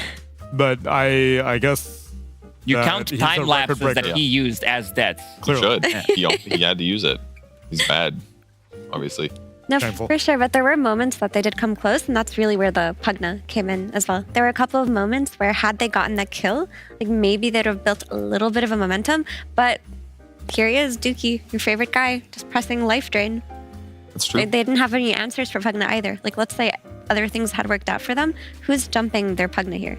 Like, if the Storm jumps the Pugna, he's going to get stunned by the DK or the Slardar. Like, who's taking care of them? Picked Pango into Dookie's Pugna, which is usually the other way around, where Pugna is used as a response to these Panglers that have been a menace. But I also want to point out that they've been playing a bit of a slower game. And if you go back to like previous TI, this is where PARIVISION, how many times we saw them like low kill game, they pretty much always got on top of it. Maybe not at the later portions of the tournament, but they're the masters of low kill games where they are gonna like kind of choke you out on the map and you're not gonna be able to get much. The same thing happened in this game. And we have some clips of them choking Nigma Galaxy out that I'd love to show you guys, because once they avoided all those Weaver kills and things like that, it was just quick kill and quick kill. This is 16 minutes in, double blink with minus armor. Pango dies very easily. This isn't a bad enemy here that's supposed to die easy, but look at his armor. He's got 8 basically, plus 8, which 16? isn't that much. I was trying to figure out where the extra 8 was coming from. Oh, probably phase boots and something else. But he's very easy to burst, but the speed at which they can jump in and go for these kills is really quick. Ends up making this dangerous. Even for a hero like Storm Spirit, he's got a lot of HP typically, not that much armor outside of Witchblade, I suppose. Here's another kill. They crossed the map to go for this one. Got a kill into a kill, basically. Abba doesn't even have his ulti here because it was still on cooldown from the previous fight. There's an example of the Pugna save that Mira was talking about. And look at this, there's the bat, and finally the previous pressure paying off. They get that kill as well. And then they move into Roche immediately after this one, which is so fantastic for them, obviously. 7k advantage, only 8 kills, a huge gold advantage and discrepancy there because they just got, they squeezed hard. They choked them. The game was so slow that at one point of the game, Dookie had 3 blood grenades, which is something that you don't see. You know, the games that slowed down, they were waiting for item timings, all this minus armor that they did have. It's way too much. You're basically getting one shot. And coming into the third game, I'm not sure if I want to be a third game. All right, I don't think we're going to be seeing a third game because if I don't want to see Coddle. I feel like this hero, they made it work in 2 of the other games, but like the whole team composition just didn't look too good. Coddle didn't really have a hero to play with. On paper, it sounds good because you have Storm Spirit, but you also have heroes who are super slippery and you can't really kill them. That's the problem. And heals aren't good against lineups that have a lot of amplifiers like that because heals, the whole purpose is, oh, I'm going to offset the damage you do, but when I lower your armor by 15 or something, the amount of damage that your whole team does is so high that like a little 400 HP heal is not going to make a huge difference. And it takes a little bit too much time for that to come through for it to even pay off. So amplifies counter heals. So the Coddle didn't even feel that good. Yeah, at best we were going to get some hopeful chakra combos with Swashbuckle, but the PARIVISION lineup was so slippery that even if you managed to land one Swashbuckle, that's a miracle. So I think overall, it wouldn't be a miracle then. It would be a TA 2000. They didn't play this time. Nice. I did it for you. Yeah. I personally, I don't mind Coddle. I think GH plays a mean Coddle and Nigma are comfortable playing with this hero. It's just that the pairings did not exist on the side lanes necessary, I believe. Because when I watch Nigma, I really think the key to their success this DreamLeague has been crushing those side lanes. And Coddle alone doesn't pose a kill threat unless he's paired with a hero that has like a stun or something. And these heroes are out of meta, you know, like the CKs and the Svens and the PLs, things you can use Chakra Magic to abuse and bully the offlaner out. It doesn't exist. But let's say the other lanes were doing fine in mid and the off lane, then the Coddle wouldn't be too bad, right? But Nigma, they really need to win lanes. This is how they look good. They need to just draft to crush these lanes.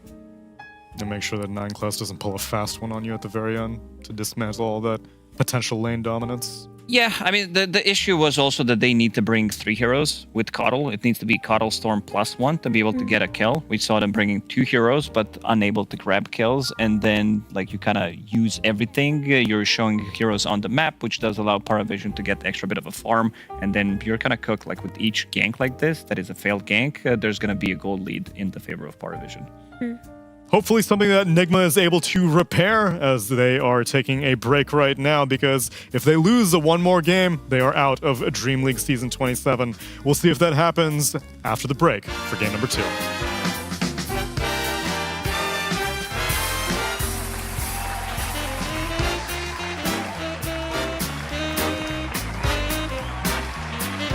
DreamLeague Season 27 is brought to you by DHL.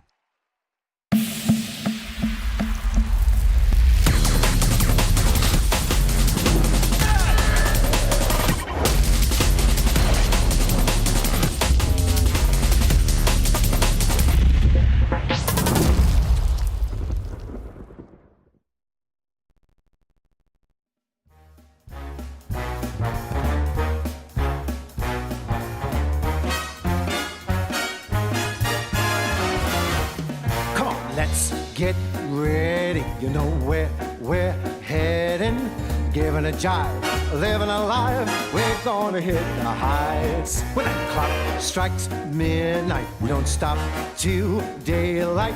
So banish your blues, polish your shoes, we're gonna hit the heights. Cause I lose my head, feel my body sway when I hear that Creole music start to play. Gotta find that feeling when your mind starts reeling. Ready to blow, raring to go, we're gonna hit the heights. Hit it, boys!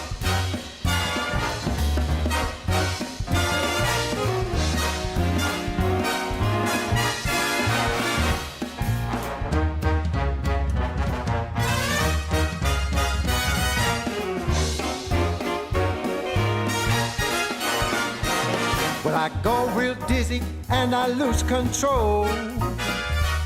When I feel that rhythm burning in my soul, I said, come and get it, 'cause you won't regret it. Follow the drum, get out of the slum, we're gonna hit the heights. I said, follow the drum, get out of the slum, head for the neon lights. We're gonna hit the heights. Gonna hit the heights.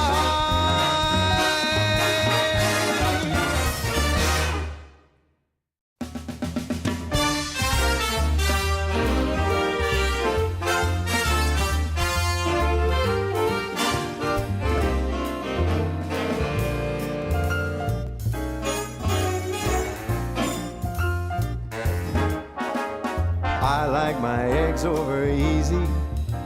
She likes her scrambled on rye. So we strike a deal with our morning meal, but we kind of see eye to eye.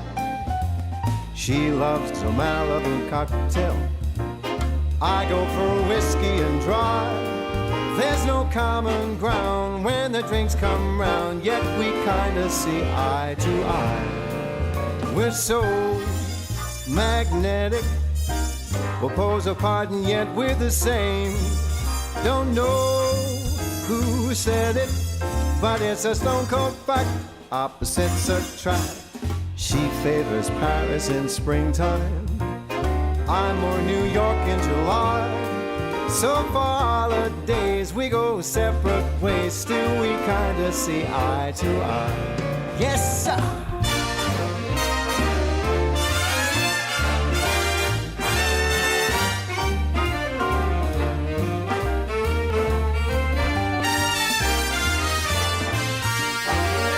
We're so magnetic, we'll pose apart and yet we're the same.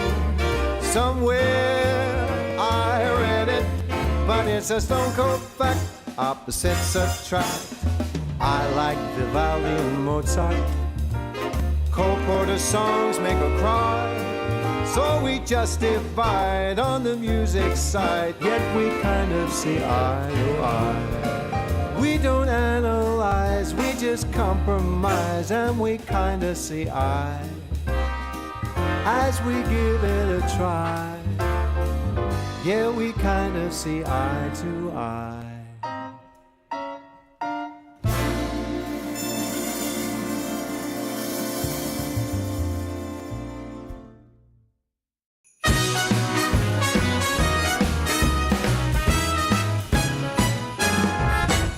The holiday's here to greet you, and it's coming around to meet you.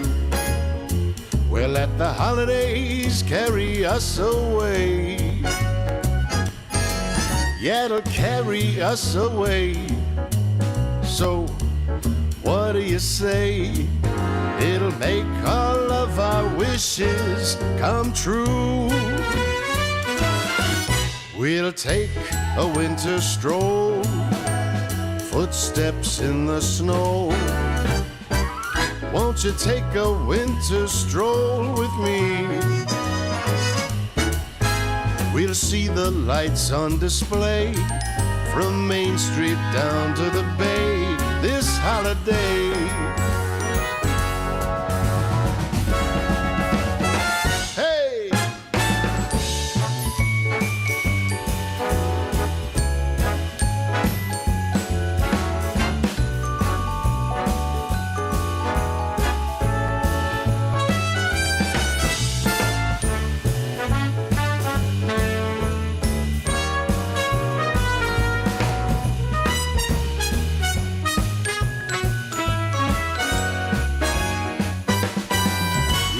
Take a winter stroll, footsteps in the snow.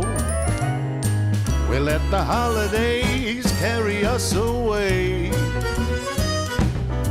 We'll see the lights on display. Everything starts today. So we'll let the holidays, yeah, let the holidays.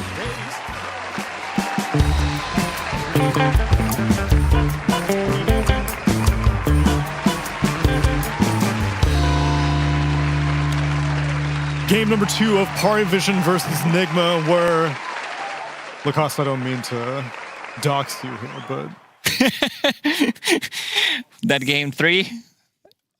Not that likely? Nah, I don't know. No. Nigma will need to step it up. They need to, like, you're playing against a team that is super experienced. I would also say that Nigma is slightly overperforming so far at the tournament. We have seen that from many other teams as well in the last couple of tournaments as well. I think Mao's just straight out of nowhere starting to win tournaments. Even though when they reformed, they got like good placements. Yandex as well, getting 3rd place, getting 2nd place at 2 lands.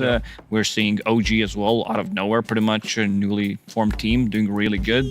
Nigma trying to follow the same path, but I feel like Nigma needs a little bit of oomph. Gotcha. When we may be approaching the ceiling for this tournament, perhaps? we might. Okay. If not, then this is the game to prove otherwise. Because I will emphasize yet again, this is an elimination series for both teams. And Nigma Galaxy are now 1 game away from leaving DreamLeague Season 27. But they're hoping that if they ban out a Nyx Assassin and a Timbersaw, they should be okay. PARIVISION, they take out Jakiro, Shadow Demon, DK, and Naga Siren. I mean, this time around, Nigma are first picks, so we'll see what hero they prioritize the most, and it will be the Axe. I already like this pivot a lot. This is a fight hero. This is a hero that pairs well with the Dark Willows and whatnot that Omar wants to play, and if they can just focus on crushing the lanes, that is a much easier way to tackle PARIVISION than losing lanes and trying to play mid-game against them.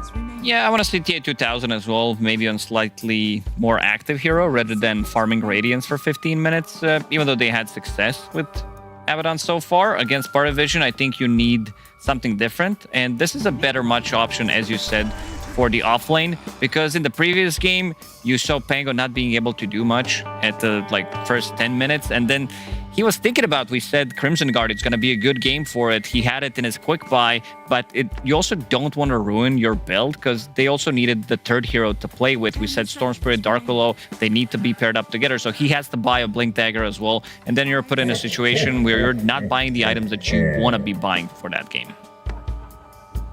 And then you just push people out of lane. Yeah. Get them out of there. They don't stand a chance. Santa's not very good at this. He's aiming. He's doing a little Not supposed pan, to move. Squeeze in. Not supposed to move the camera while it's live that much. Oh, there it is. Very cinematic. Look at that bouquet. It's his first time touching the camera. He's used to making them and giving them to good little boys and girls, not operating them. It's like an Office episode now. Why is he wearing sunglasses inside?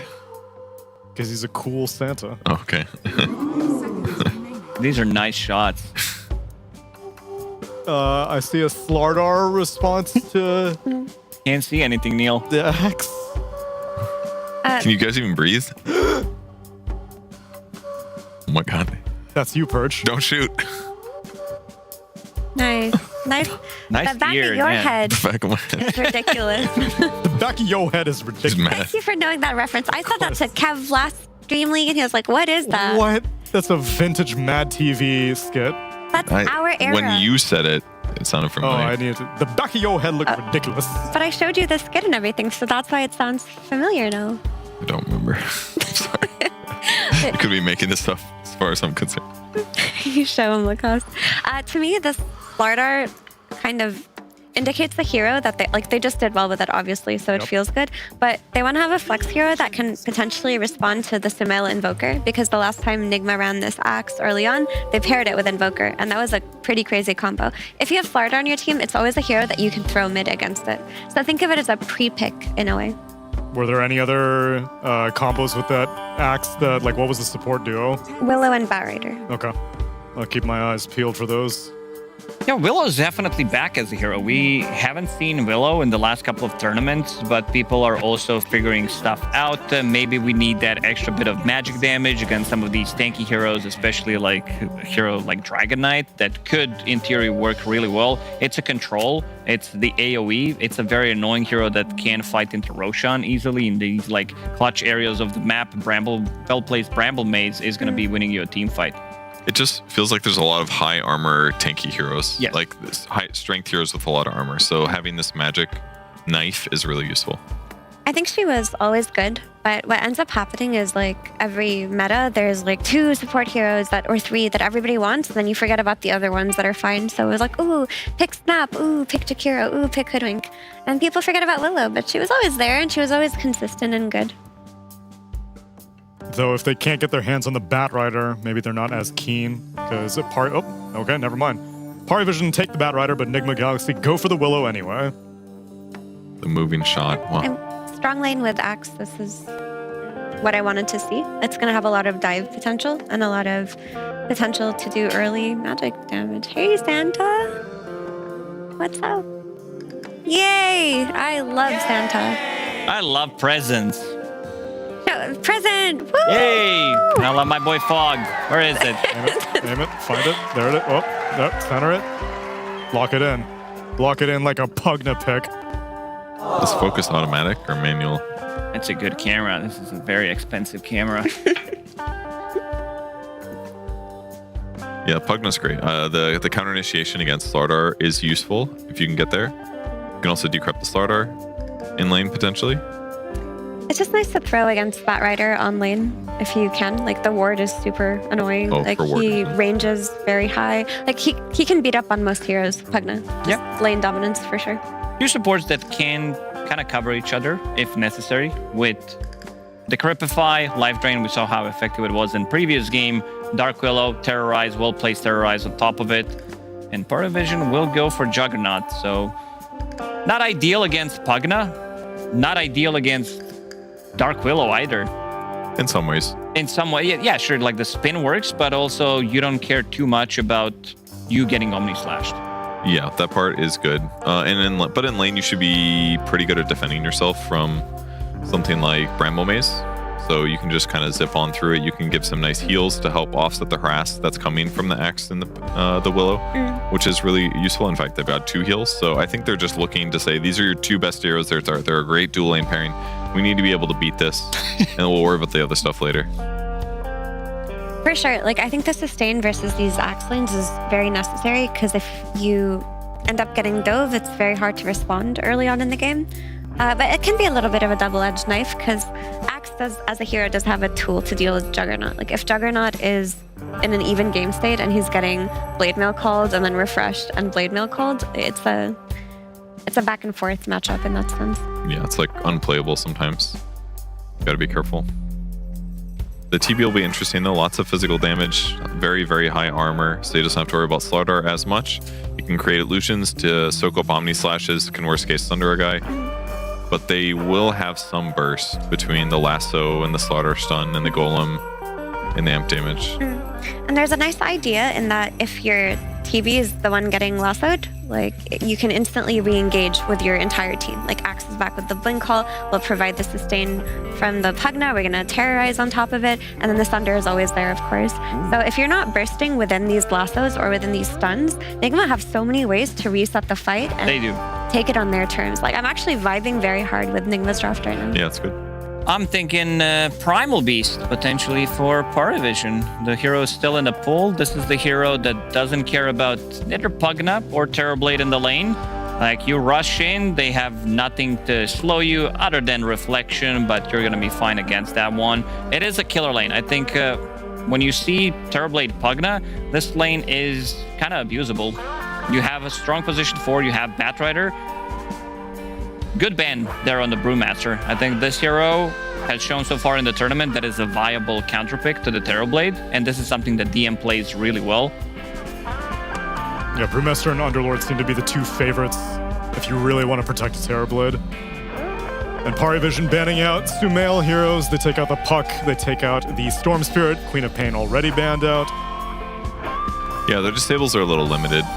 It's not going to be super, super easy to guarantee chain stun a guy, so taking away those mid controllers that have good jump and can also escape, you know, another benefit of low lockdown. Those are the most worrying things. It's a bit concerning to pick when you don't have last pick. Like you need to pick a mid hero that will do fine regardless of matchups. And typically that kind of hero is the Viper-esque styles. But how well does that fit into Nigma's draft right now? I wouldn't mind to see it come out personally. I think it's very stable. Aren't they just gonna, I assume they're just gonna do like a Void Spirit or something, I don't know. Or just Invoker, run it back. Okay. I'm still down for Primal. I think Primal crushes this game. The matchup that he doesn't like to play so much is Dark Willow. Maybe they can swap the lanes a little bit. You look confused, Purge. I felt something behind me. I didn't like it. It was Primal Beast. Poking you, huh? No. Primal Beast does sound really good, though. I could see blink, grab the guy, smash him 3 times, stun follow up. That's a dead hero most of the time. If that's the TB, TB's not going to have a game. But they have counter initiations now. They've got Invoker, Tornado, they've got Axe, they've got Terrorize. It's a lot of burst damage from their side as well. Yeah, I mean, when I mentioned, I think they pre-picked Slardar in case the Invoker did come out. In that case, they just throw it mid and they do try to get something like the Primal that Lacoste was talking about that can open up the game from them through the offline. But their choice is theirs. If they want to keep this Slardar in DM, they can. Should I be worried about a filthy Huskar at any point, or no need? Excessive. Does it lane that well against Invoker is the question, I guess. You heard Insania. It destroys everything other than AA, Viper, and Sniper. Nah. Okay. They go with a Centaur. Good old Centaur. Just get us some extra stun. Send the Slardar mid in no one's hands to go up against Sumail's Invoker. They have save against a stun Cataclysm as the game continues, which is cool. That'll protect the Juggernaut. And then buy Crimson, make your team really tanky against TB. They might have damage issues on Nigma Galaxy outside of Cataclysm. So kind of a cool way to go for it when the support duo is the Pugna plus Willow. Yeah, I think the auras that Centaur will buy for you are definitely the greatest value he's providing right now. Like, if you can hit that group up timing with Pipe plus Crimson, and then you have this healing ward, it can be difficult to fight into if you're Nigma. But if you're Nigma and you're winning lanes, you can set the tempo yourself. You can play off of this Axe, play for like the Axe plus Willow plus the Sunstrike from a distance, take objectives with the TV. Also, lots of playmaking potential here. Definitely a much better draft for Nigma in this game too. I think Santa's trying to use this flute as a weapon rather than as an instrument. Blow dart strat. Is that what? A Ricky sleeping dart. Inhale something, I think. I missed that spell. It's coming back in 7. Please don't. 4. Please don't. All right, well, let's see if this draft is going to be good, bad, or ugly as we get into game number 2 with ODPixel and Quinn.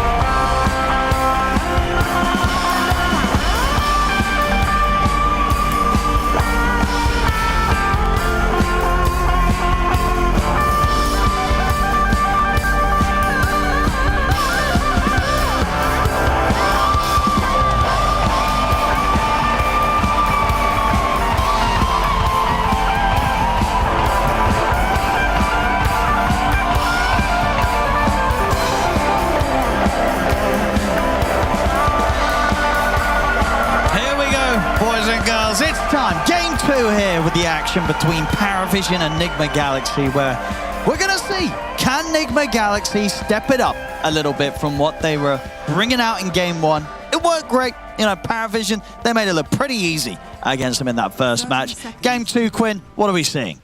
I think they've got much better chances. They've got TB in a very good TB game. They've got Axe. This hero is very good. I think it's also a better hero for Noob than Pangolier. And they've got the Sumail Invoker. We've seen him do really well in this hero prior in this tournament, and I think he has the potential to do well in it again. They are not, it's not a free win by any means. PARIVISION, I think, still favorites just off gameplay alone, but in terms of the draft, Nigma has definitely done better for themselves. The battle begins. Yeah, let's see if they can hold things together through the early game. They will find Satanic stepping into them, but Satanic's got a Blade Fury at the ready. The Fatal Bonds are out onto the 3 of them. So they will not mind chasing them down. Decent Flame Break as well. What the heck? Excuse me? Well, he's dead. What? That was bizarre. Sunstrike. They group up. 9 clusters going to be fine. That's the first blood for PARIVISION. And for Satanic as well on the carry. He's going to be very happy. He will. He will appreciate that. At the very least, he comes back to the lane with full HP. So it's not the end of the world, but definitely a very good start for PARIVISION. lane that any sort of carry plus Warlock's going to feel very safe. Obviously, eventually Satanic will also have a healing ward to play in as well, so a lane that's going to have a lot of sustain between the two of them up here.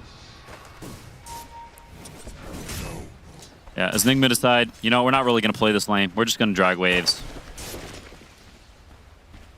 Yeah, very understandable, at least on these early few levels. Meanwhile, on the other side of the map, obviously this last pick coming in from PARIVISION, DM getting the Centaur. What does that sort of mean here for this bottom lane? Is this a lane where they can threaten the Terrorblade, or is the Terrorblade pretty safe here? I think it's pretty safe. Pugna is super good against Batrider. When you place the healing ward, or the nether ward rather, Batrider just cannot fight into you. And Centaur is not really an aggressive hero in a lot of cases, so Terrorblade is going to free farm. Centaur is going to do just fine.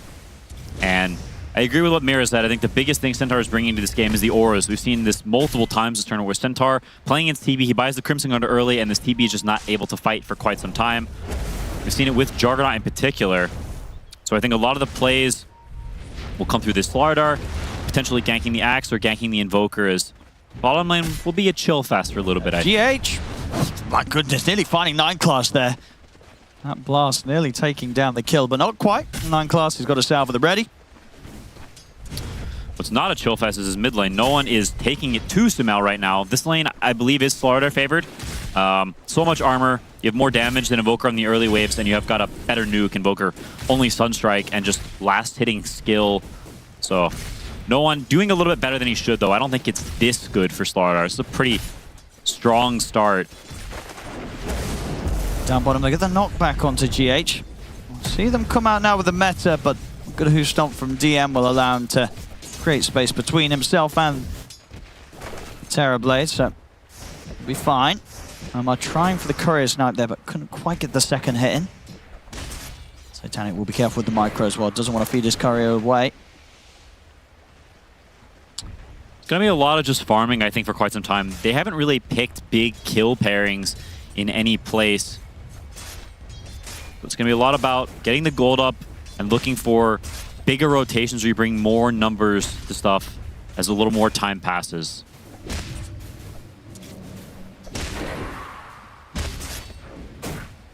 Once they got the level 2 Blade Fury, maybe can push for something if they find the chance. Easy deny there for Satanic. Mid lane continues to get opened up in terms of CS gap, 20-9 to 9-6. He does have a wave coming in, so it's a little bit inflated, but he's going to get crushed and messed with under this tower. It's not going to be easy to last hit here at all. Let's have a look. That's one deny. Not going to get the CS there. TPing. Okay. Okay. And they get the kill. They got the Blood Grenade. Good damage as well with the Cold Snap. Crushing a bash to hold Sumail back, but all right. That is no one dead. Very much needed there. So good bit of backup coming in from Omar. It's a very high skill TP. That's the kind of one that he may have just read, just clicked around and saw it. It didn't look like Sumail called it per se. It looked like just an individual skill thing from Omar, so no one gonna miss a few creeps from that of XP. Sumail getting a much needed breather, bringing things much more into a reasonable territory. Signs of life for Nigma. Back to Carlos. Down here with the 3 of them tops. Sunstrike's going to be off the mark. Backup's now coming in for Satanic. He's got the Blade Fury and the body blocks as well on towards Noob. Noob. Oh boy. He's dead. Satanic able to kill him off there with some good blocking.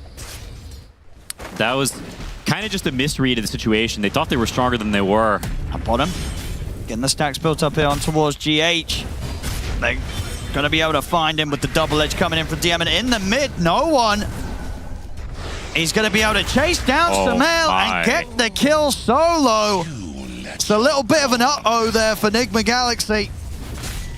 Just getting out-skilled, making mistakes on these lanes. Mid, Sumail's just been straight up outplayed by no one. Top lane, they get a little too aggressive. I think in this lane, there's not really any way you're going to pressure the Juggernaut. He has been available. Getting a little too optimistic there. Could have just farmed. Was doing really well in the CS on Noob, but now after feeding that kill, Satanic is absolutely enormous. Almost has the cornucopia and the treads this early on. Very difficult to find the timing to dive him again. And look at this rotation. No one heads up towards the top lane to ensure that Noob continues to suffer. At least at the same time, they will find a kill off the back of the two supports coming in for TA2000 down on the bottom lane, but some of their cores on Nigma Galaxy starting to show signs of really struggling. They really are, and this Invoker hero is not a fast hero. He's going to sit mid, he's going to farm, and he's going to cast stun strikes, but they don't really have much setup for these stun strikes. It's just a bramble, which is not easy. Mom, trying to come in with the setup here. Behind the tower, looking to find DM. He's into the trees, though. He'll get the Who Stomp off. TA2000 will still be able to finish the job off, though. So, this aggression in turn now from Nigma Galaxy. This time around, getting them a big kill. They're able to kill off DM on the Centaur. Good plays from Omar. He's been the standout this game so far for Nigma Galaxy. TPing mid, and now the move down bottom. They may even get the full tower from this. Looks like they will with the push from TA2000. So Omar is absolutely cooking, and keeping him in this game without these kills, it would look incredibly dire as a start for Nigma with these. See those 7-minute wisdom. Nigma Galaxy is going to be able to get over and take PARIVISIONs. And on the other side of the map, PARIVISION will be able to get over and take Nigma Galaxies. Middle tower is under attack. No one leaned over for that, so missed a little bit of creeps mid, but still doing much better than the Invoker. And now with top tower dead, and these kills from the Warlock, he almost has rock. You have to imagine there is a mid move coming soon with Sumail being so vulnerable. You see 9 class around, so they are definitely eyeing it up. Glyph this wave and consider the potential. And the other cores of Nigma are really bad at TPing in. Axe with just level 1 Battle Hunger, and TB 032. He's not joining any fights for a long time, so it's just the supports in Sumail if an attack does come mid.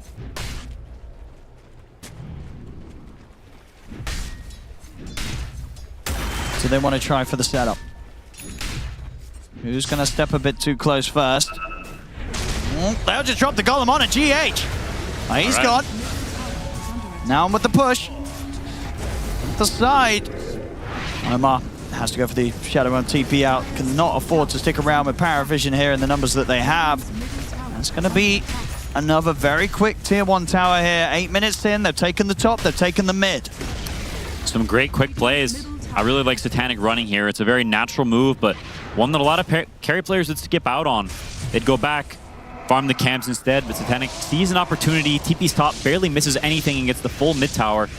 Something that Invoker and these slow farming mid heroes really want to keep alive to protect where they can farm these waves, protect the camps behind the tower, and now a little more dangerous for Sumail to try to farm around this area. TA2000 turned up to the top, was considering being a part of the push, but looks like he doesn't want to stick around or spend any more time up there.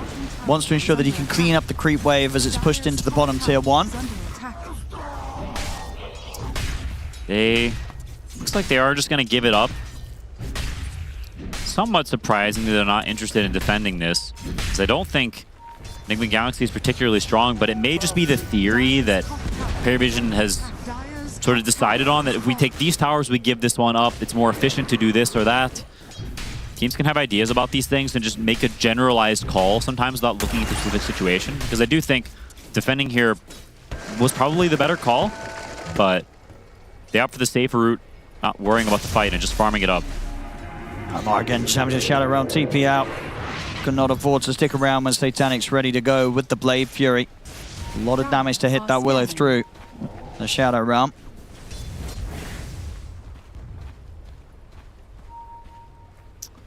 Satanic, even though the tower dies, does not mean that he's been kicked out. I've seen this in similar games before, but just because the tower dies, it doesn't change the matchup. So Juggernaut still fully free to run all the way down this lane, almost has Battle Fury completed at 10 minutes. He is gigantic, and how many times this tournament and others have we said Satanic is super farmed? It seems just like a universal constant. Yeah, it's going to be tough. Tough for TA2000 to keep up with him when Satanic's been given this sort of start. Death, taxes, and Satanic being farmed. 3 unshakable qualities of the universe. Nigma Galaxy, we did see them start to fall into sort of a similar position in that early stage of game 1, and They were never quite able to recover from it. I mean, this time around, you said from the draft that you do feel that there's a bit more hope for them with this lineup. Is there hope necessarily in the sense of their ability to make plays even when they fall behind here in the early laning stages? Unfortunately, I don't think that is one of the strengths. If they had gotten off to a better start, I think they would have a lot going for them. But in this situation of being behind, that's when you see the weaknesses of having Invoker Terrorblade together and Axe with this bad of a start. Who's going to make plays? Who's going to get that? Who's going to lead in and get their hands on someone, get that lockdown to open up a move? It's tough to see. At bottom lane, PARIVISION, they take another tier 1 tower. As you can see, now holding back with Dakalis, ready to just drop these golems, get these objectives, keep this pressure on, and continue to take away the map from Nigma Galaxy. It's one of the incredibly difficult things about playing against super good teams like PARIVISION is their laning is just insanely good. They're so incredibly individually skilled, all the little things. If you fall behind early, PARIVISION's not a team to give you a foothold back for free, so Nigma Galaxy's going to have to earn it.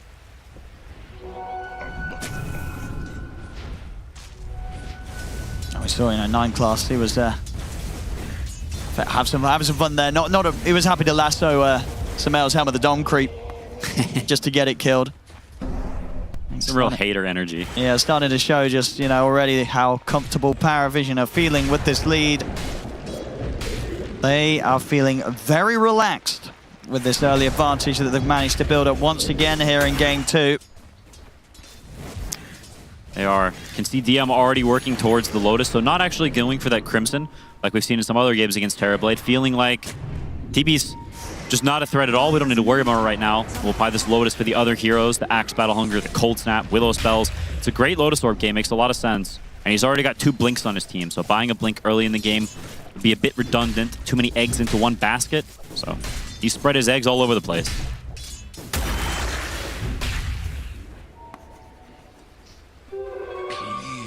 Nigma.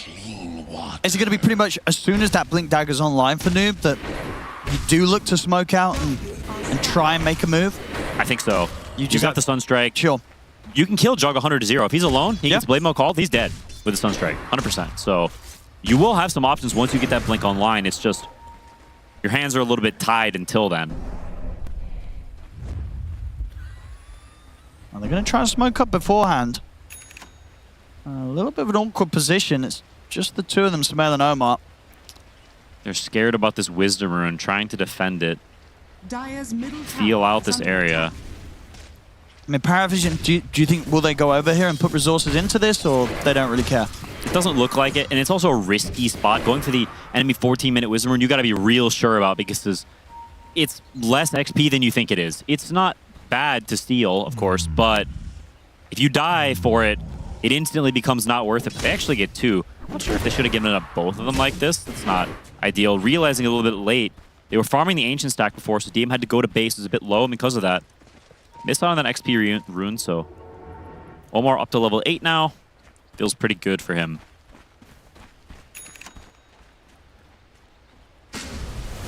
Still maintaining that gold lead, PARIVISION.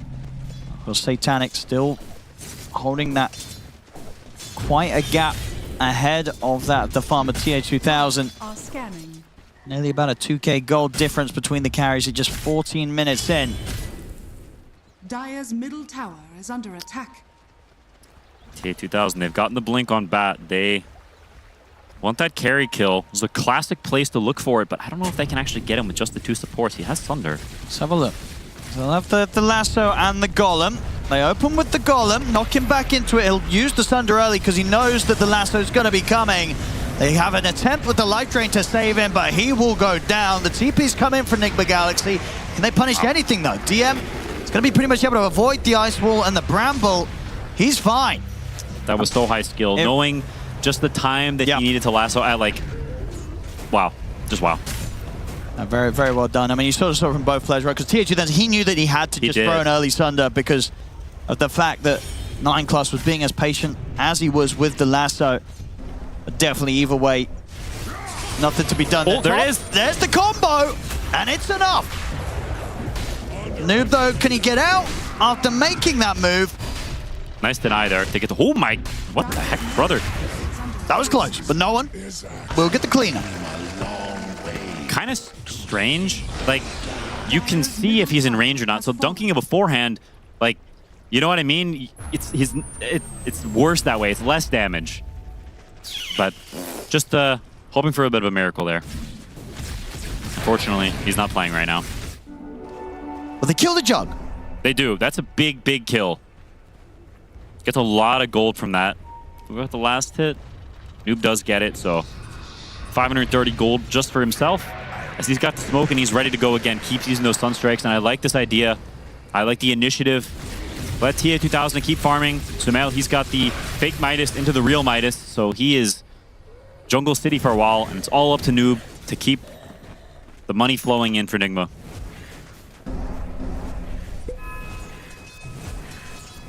Let's see what sort of chance he can find. Looks like he doesn't want to immediately get out onto the map. Starting to work just towards the Lotus. On the other side, DM, he has his Lotus Orb done. Satanic definitely going to be a bit more aware that these potential moves will be heading his way from Nigma Galaxy. The gold lead has not really gone up, though. PARIVISION with a super dominant early game. So many moves, so many great kills, but now in that typical PARIVISION style, farming it up. Also in the typical PARIVISION style, talking about Discord. Hopefully they're able to sort that quickly. I guess we're not quite at the spot where we saw Nigma Galaxy really tested in last game, right? It was that sort of 19 to 20 minute. That sort of timing where PARIVISION's going to be looking to make a move, turning it into Roche, turning it into a Tormentor. That was, we really saw the big jump up in lead for PARIVISION. So I feel like if you're Nigma Galaxy, you're looking towards that timing and making sure that you're going to have some sort of solid plan to either get aggressive yourself or be very prepared for the move PARIVISION is going to try and make in that that minute just before those 20-minute targets. 100%. Noob, he's got a smoke on him, farming down on this bottom lane, but they have spotted him. He's okay. But Satanic, after that kill top, he's been hiding in the woods. He knows that he can die, and so he's farming in much more safe spots. He's being more considerate, understanding where this axe is, and farming differently. Fool me once, shame on you. Fool me twice, shame on me. Satanic says, I don't want to be shamed. I'm up. Pushing up pretty deep here. And will not get away with that at all.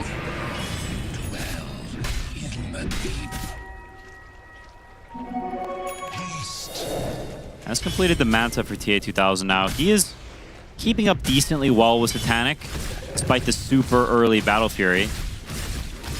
But hasn't quite interacted with the game yet. Another big kill. They're going to catch.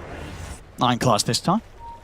They'll still definitely take what they can get here in Nigma Galaxy. Sure, it's not one of the big cores, but any little thing that they can find to just try and slow PARIVISION down.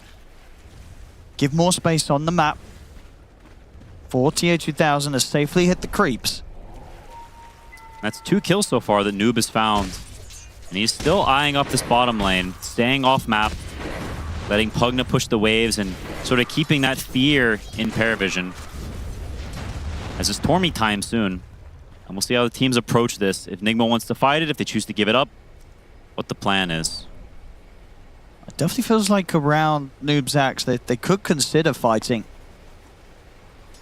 Wouldn't be completely off the table for them at this point. Even though they are this sort of 5k gold behind that of PARIVISION. Ults are going to be back up for PARIVISION. DM very close to having the Stampede back online. Of course, the Golem is there ready to drop. We'll see 9 class. On the high ground here, Nigma are making their way over. They want to have something to say about this 20-minute Tormentor. Satanic TPing to smoke over as well, and 9 class has got a really good ward. Posture behind them. He may break their smoke. We'll be able to get the start. Can they take this fight here, Nigma Galaxy? The high ground position. Who's going to get seen first? DM going in at the front. He's a tough one to really go on for Nigma Galaxy, so they have to respect him. getting pinned into the corner here. It's getting a little bit awkward now, and there's the jump. They're able to make it first here. PARIVISION straight on towards him. The call comes out from Noob, but it's only onto the Centaur. The Golem dropped down now onto Noob. The Stampede's ready to go. They run over the axe, and now they can turn towards GH and Sumail. Omar will buy back, but Sumail gets caught in a full Omni Slash. Satanic takes him out. That's going to be GH dead. And not going to get out with the TP there, TA2000. No one finds him with the bash and the crush. TA2000 will get a bit of safety with the fear coming out, but not enough to allow him to do anything crazy to turn this fight around. Triple kill for Satanic. Make that an ultra as he kills off Omar. A dieback from the Willow. They tried to get in position to set something up, but again, unfortunately for Nigma Galaxy, a little bit of a similar story to last game. This was sort of the crushing moment at which that lead for PARIVISION jumped up against Nigma in game one, and it's happened again here. And this time, very much more of sort of Nigma's choice, right? They wanted to go for this move. They wanted to put everything into this play. It just didn't work out. I feel like they felt like they had to. They're walking in, and it didn't feel natural at all. The whole sequence felt like this is just doomed to go poorly, and I think Nigma knew that too. But they could feel the writing on the wall that the gold is slowly creeping up. They're not getting that momentum they want. Nigma wants to play fast, and they haven't been able to find it. As I say that, holy moly. Back in action indeed. That's always a big one to find. They can pick off Satanic like that. We'll slow PARIVISION down a little bit. Emphasis, though, on the little, because it won't slow them down a lot. That's going to be Noob in trouble. So they can get these sort of pickoffs, but it's just not really going to be enough to get them back in the game. They need something bigger than that. Nigma Galaxy, they're not getting him, and they're losing hero after hero after hero. GH is dead as well. They just cannot find a favorable trade, and this game, this series, this tournament is slipping away from them big time now. And you can see the net worth disparity on these supports. It's having so much impact in these fights. Solar and Drummond Ducalis, 9 class with the Blink, and now the Force finished up. They have so many more tools to do these things. The Lotus, the Crimson now completed, Stampede. They've got an entire arsenal, and it feels like Nigma just doesn't have anything up their sleeve right now. You can see the frustrations here in this game. Not an easy one at all for Nigma Galaxy. And after a pretty rough game one as well, PARIVISION looking very comfortable in their control and moves around the playing field. And now with the Aegis on Satanic, that one little sort of trick that Nigma Galaxy's been getting away with, not going to work at all now for the next 5 minutes or so. This Jug's prepared with the Aegis. He's got a reset button, and they're going to walk straight at this tier 2 with that reset button. I think Nigma has to try to find a fight where Centaur's a little bit split. This Crimson Guard is going to be way too problematic for TV, but it feels like you need to find a way to get him involved. The Butterfly on Jug too. They're building tools to deal with him. It was meant to be their big damage dealer. They picked it on 18. It's supposed to be their Knight in Shining Armor, but definitely not shiny. Dire's top tower is under attack. There we go. 24 minutes coming up. PARIVISION are in a position where they're ready to go into the base. Noob will get the call off here onto the two of them. Cataclysm coming in as well, but it's going to be enough to burst through the Jug the once. Sumail's caught in the Fatal Bonzi, taking a lot of damage. He's trying to run, but no one's in with the crush. That's going to be Noob and Sumail dead. They got the Aegis out of the hands of Satanic, but that's all they'll get. And they may continue to lose heroes here. No one in on the TA2000. A great flame break to knock him back. He's gone. Omar will move forward, but they just do not have the damage between the two of these supports to threaten anyone on PARIVISION. As PARIVISION can resume the push, take the tier 3, move on to the barracks. This is just an outclassing. PARIVISION showing why they won so many tournaments last year. It's because they're great players and a great team. Made the decision to not change at all after TI. Took a break to reset some after, skipped out on a couple of tournaments, but with a strong showing in this series, putting themselves in a great position to move on in the tournament. Nigma. They might just have one final move in them at this point. PARIVISION showing how easily they can take a team fight, even if these ultimates. And so it was more so the jump is there from Nigma Galaxy. At this point, it's going to take some sort of 5-man call into a full combo, really, to have a chance of starting the fight in a way that allows Nigma Galaxy to get the cleanup in their favor. It's just not happening. No, it's not. They're gonna need some perfect jump, bursting at least one hero right off the bat with the Cataclysm. You need to reduce these numbers. Maybe be able to play a long fight where Sumail can pop off, get some big Tornado Meteor plays. You just have the Exort Mat, so these spells do a lot of damage if they can get them off. There's no pipe from PARIVISION, just the Crimson, so the magic damage can still work. Looking at DM. Very, very tanky on the Centaur. They've got the call on him as well. They get him down to about half HP, but it's not enough. He's able to just stampede out of this, and now no one's made the jump straight over towards Sumail. The Decrepify comes in an effort to keep Sumail alive, and it will allow them to turn and take no one down. All right. Pretty much the best trade that Nigma Galaxy has been able to find so far this game. Only losing their Willow, but gaining the opportunity to take down the Slardar. Looks like the fight's not over, though. PARIVISION get the chance to get a grab on a GH. Still, I think it's a decent trade for Nigma and shows... Noob's going to try and keep this going. He'll get the call off. The Cataclysm's not enough, though. Satanic's going to be fine. The Hoostomp comes out on towards Tier 2000 and Noob. They're trying to run, but the Omni Slash comes in. Sumail getting caught very low. Turn with the Deafening Blast, trying to put them back. Maybe they can kill Satanic. He's under the Tier 2. He's trying to run. DM, though, back in with the jump. Has to stun on his Sumail. Tier 2000 desperately trying to chase down Satanic. He cannot kill this Jug, though, as Tier 2000 has to start backing off himself. They just don't have enough left to throw at this Juggernaut, and Satanic and DM, they're ready to come back in over towards GH. The Fear being teased by Omar. Satanic jumps in, the quick Swift Slash. He's ready to turn his efforts over towards the Pugna. DM holding Omar back in the base as PARIVISION playing around with Nigma Galaxy now. They'll get him with the stun. Almost the crush. Don't have the detection on the front of them now, but now they do. No one able to get the ult in on towards him. The Decrepify will allow GH to get back up to the high ground. I mean, you can really feel it. You know, Nigma Galaxy, they're trying to throw whatever they have at PARIVISION to try and find some way through these calls and these cataclysms to get back in, but it's just not happening. And with each attempt, the game drifts further and further away from them. It's just hard. 20k gold lead at 28 minutes. We're talking massive items on each hero difference. Overcoming that amount of net worth. They honestly did a great job. Baited Satanic deep under the tower. Got the Sunder off. We're so close. Just needed a little bit more.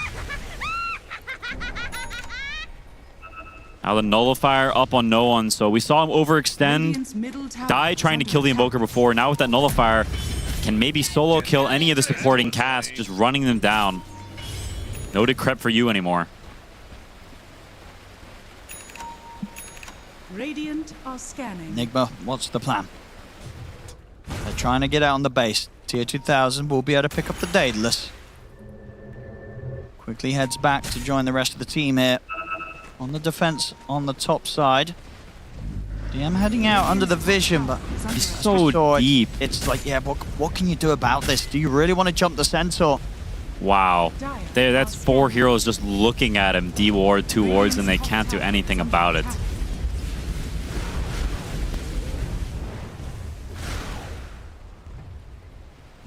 PARIVISION perfectly fine here to play this one out safely. Dire are scanning. And they're content to just split the map, farm up, wait for that Aegis. I think they felt how close that last fight was to going badly for them and thinking, all right, if we're going to start approaching more of these towers, we're going to want an insurance policy. And Roche, he's going to be the one they go for.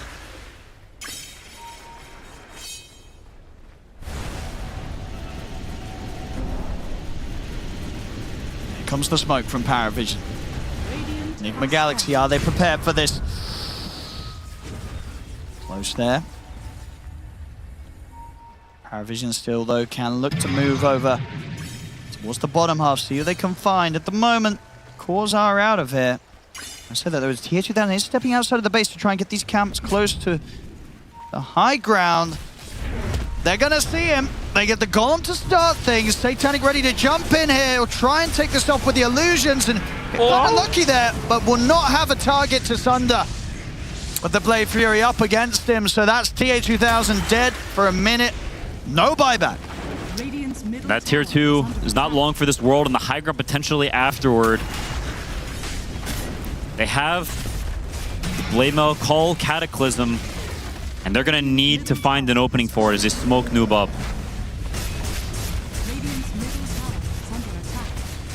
Shield Rune on Satanic, though, and the 3 hits healing ward. What can they do? 4 versus 5. Up against the lineup, a team that is so far ahead right now. PARIVISION, they'll get Koi on the front, but they're just able to just pretty much turn. The Lotus will buy a little bit of safety here for Noob, but we're not allowed to get out. They will manage to take out 9 class here off to the side, but Samel's got to be careful. Starting to fall low, they'll heal him up with the life drain.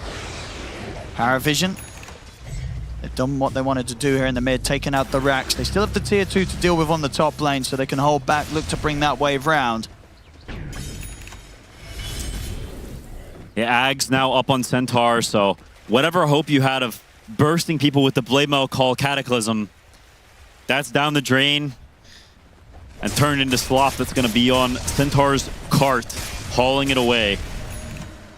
This is a pretty bold play here, but you know, you have to try for these, making this smoke whilst they don't have Noob in play. You know, there's no axe here for this smoke move. Just seeing if they did find one of the squishier heroes out on their own. It's not going to be the case. They only end up walking into the Centaur. Meanwhile, Torment is claimed. DM will want to get the shard.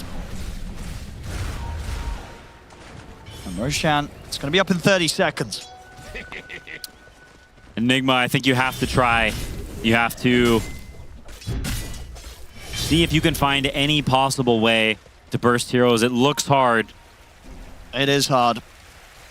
Very hard. I mean, if they could somehow swing this game up against PARIVISION that's nearly 30k ahead around this 30-minute mark, this would be something incredible. PARIVISION, they are just one swift blow away from closing this game up, closing this series. Let's see if they can find it here. They get the jump straight in on towards Samel. That's Samel gone. TA2000, he's on the run, but they're ready to chase him down. They're also going to get the jump on a GH as well. They're off to the side. They'll get some sort of safety here with the Ghost Scepter, but they'll be able to take him low through it. We'll get the heal off, so he'll live. Not to the side, they did the 9 class. TA2000 is able to get off the Sunder, and the dunk from Noob sets up for the double. It's something here from Nigma Galaxy, but is it going to be enough? GH, he's going to stand his ground with a life drain. So unlucky. Satanic and Ducalis, they're not done yet, of course. They're looking for TA2000. He's going to go for the TP out. He's away. Not bad. A 2 for 1 is... the situation that they're in, you got to give that a not bad. That's fantastic, considering the there situation. There we go. You'll give it a fantastic. Stupendous, whatever adjective you want to come up with. Down 30k at 30 minutes, getting a 2 for 1. That's more than good. Oh. GH. I mean, obviously that last fight as well proved to be rather tricky to deal with. Not too tricky when the jug comes for you like that, though. He didn't get a chance to press any buttons there. A couple of hits from Satanic, and the Pugna is dead. And Roche probably soon to follow. Does Noob go for a crazy play?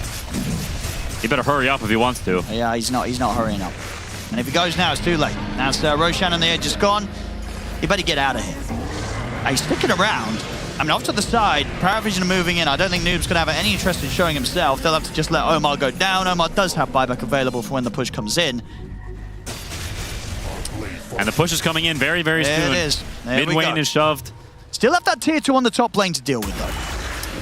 That's true. I wonder if they're just going to go for the jugular. Straight for the throne. As top lane is pushing it. Oh, they're going to backdoor this tower, huh? I should be able to do that. They most certainly can. Damage the Satanic's got online, slowly but surely. The tier 2 taken out through the backdoor protection. And they're ready to go up to the high ground. They're going to be having the mid lane and the bottom wave pushing in. Nigma Galaxy, 10 seconds until they got the full lineup. Noob will get the opening here, but in return, jump from no one. They'll get the lasso off onto tier 2000. It's a big catch. They've managed to catch the Terrorblade. He's gone, and he does not have the money for buyback. They could not afford for Satanic to get, for tier 2000 to get caught like that. Dead for a minute. Can Nigma Galaxy really hold 4 versus 5 without their carry against Satanic's Aegis? I don't know. They'll get the call off. Being able to drag him in a little bit. DM in with the Hoostomp, going pretty deep, but feels that he can with how tanky he is in there. The jump off with the slash. Huge damage coming out now from Satanic. They'll get the bash and the crush onto Samael. He's gone. He does have buyback available. It's a good call. They're going to be able to drag them into the fountain. That's him gone the once. Can they set up to kill Satanic a second time? They're getting a position. They're not able to stop him from getting the blink off. So the Aegis is gone, but Satanic will keep his second life intact. Gets out of the fountain. They're able to reset PARIVISION. They got the mega creeps. And now they're ready to look onto the tier 4. Still 20 seconds until they get the backup here from the Terrorblade. The lasso catches GH. He's out. Dead without buyback. Healing ward's out. Everyone back up to full soon. The tier 4s getting completely destroyed here by PARIVISION. Noob is in with a call. They'll get it on towards no one, but didn't quite manage to grab Satanic. That's Noob gone. He's got the buyback available. Uses it immediately. Ancient now exposed. Noob. 2000. It's going to be fine at tier 2000. They don't look to get the jump on him yet. So let's be so careful, and Noob has to get perfect Berserker's calls off, because the Ancient getting beaten down now by the siege creeps. PARIVISION 40k gold lead, ready to close this one up. Satanic's not even there. He's farming and getting runes. He's not needed, as it seems. No one. Just ready to end this. Hitting the Ancient. They got to do something soon here. And in fact, no one actually ends up taking a lot of damage. Noob's in with the call. He's actually might just be able to kill him. The dunk comes in. That's no one gone. No one will buy back. Omar off to the side, run down by DM. They'll come in with the ultimate straight away, cutting down the Terrorblade. That's TH2000 out again without buyback. The fortification comes to an end as PARIVISION close up the game, close up the series. A 2-0 for them today, an important one against Nigma Galaxy. As Nigma Galaxy, they hold on a little longer this game, but they were holding on by the thinnest of threads here, Quinn, and they just could not make it work. They could not. It's sad to see them go, but PARIVISION just clearly the better team. It was a 2-0, and it was not a close 2-0. Both games absolutely dominant. Nigma Galaxy, it's back to the drawing board. More lessons to learn, replays to watch, and for PARIVISION, a great showing and something to fear for other teams who come up against them next. They looked amazing this series. They really did, and I got to say, to point out in this game in particular, look at the Carlos' scoreline. Wow. He never died. Holy you don't crap. see that on a Warlock. You don't. I want to say, I don't know how many games with this tournament we will have that had a Warlock that didn't die once. Or a 5-player in general. Yeah. That is crazy. 4-0-30, and on top of that, involved in the most amount of kills on his team. 34 of the 38 kills. Ducalis, he was there. He was cooking. That was, he really was. What a Warlock performance, and what a performance as a whole there from PARIVISION. A rough day for Nigma Galaxy today, and for PARIVISION, a bit of a walk in the park. They take the 2-0 easily. Which means that you're going to see a whole lot more of them for the next few days of DreamLeague Season 27, because they have made it to playoffs and are now our 8th team to lock in their playoff slot. Unfortunately, the flip side of that coin means that Nigma Galaxy's journey ends here. Unfortunate, but technically it is, I mean, I don't know how often I will make excuses for this team, but GH came back, you know? It was Toby for a little bit, GH just came back. Yeah. For some jitters. Throwing some copium in there. Yeah, this one was not a Tsunami. Like, this whole series was very one-sided. Some, you know, maybe highlights here and there. 1-2 kills on Satanic throughout the whole game, but you could see Satanic, as soon as he got killed first time, immediately playing the opposite side of the map, not going for any of the, like, the spaces where he could potentially die, because Axe did go for the right build in this one, going for the Blade Mail into Blink Dagger. With the Sunstrike, you want to be getting that damage.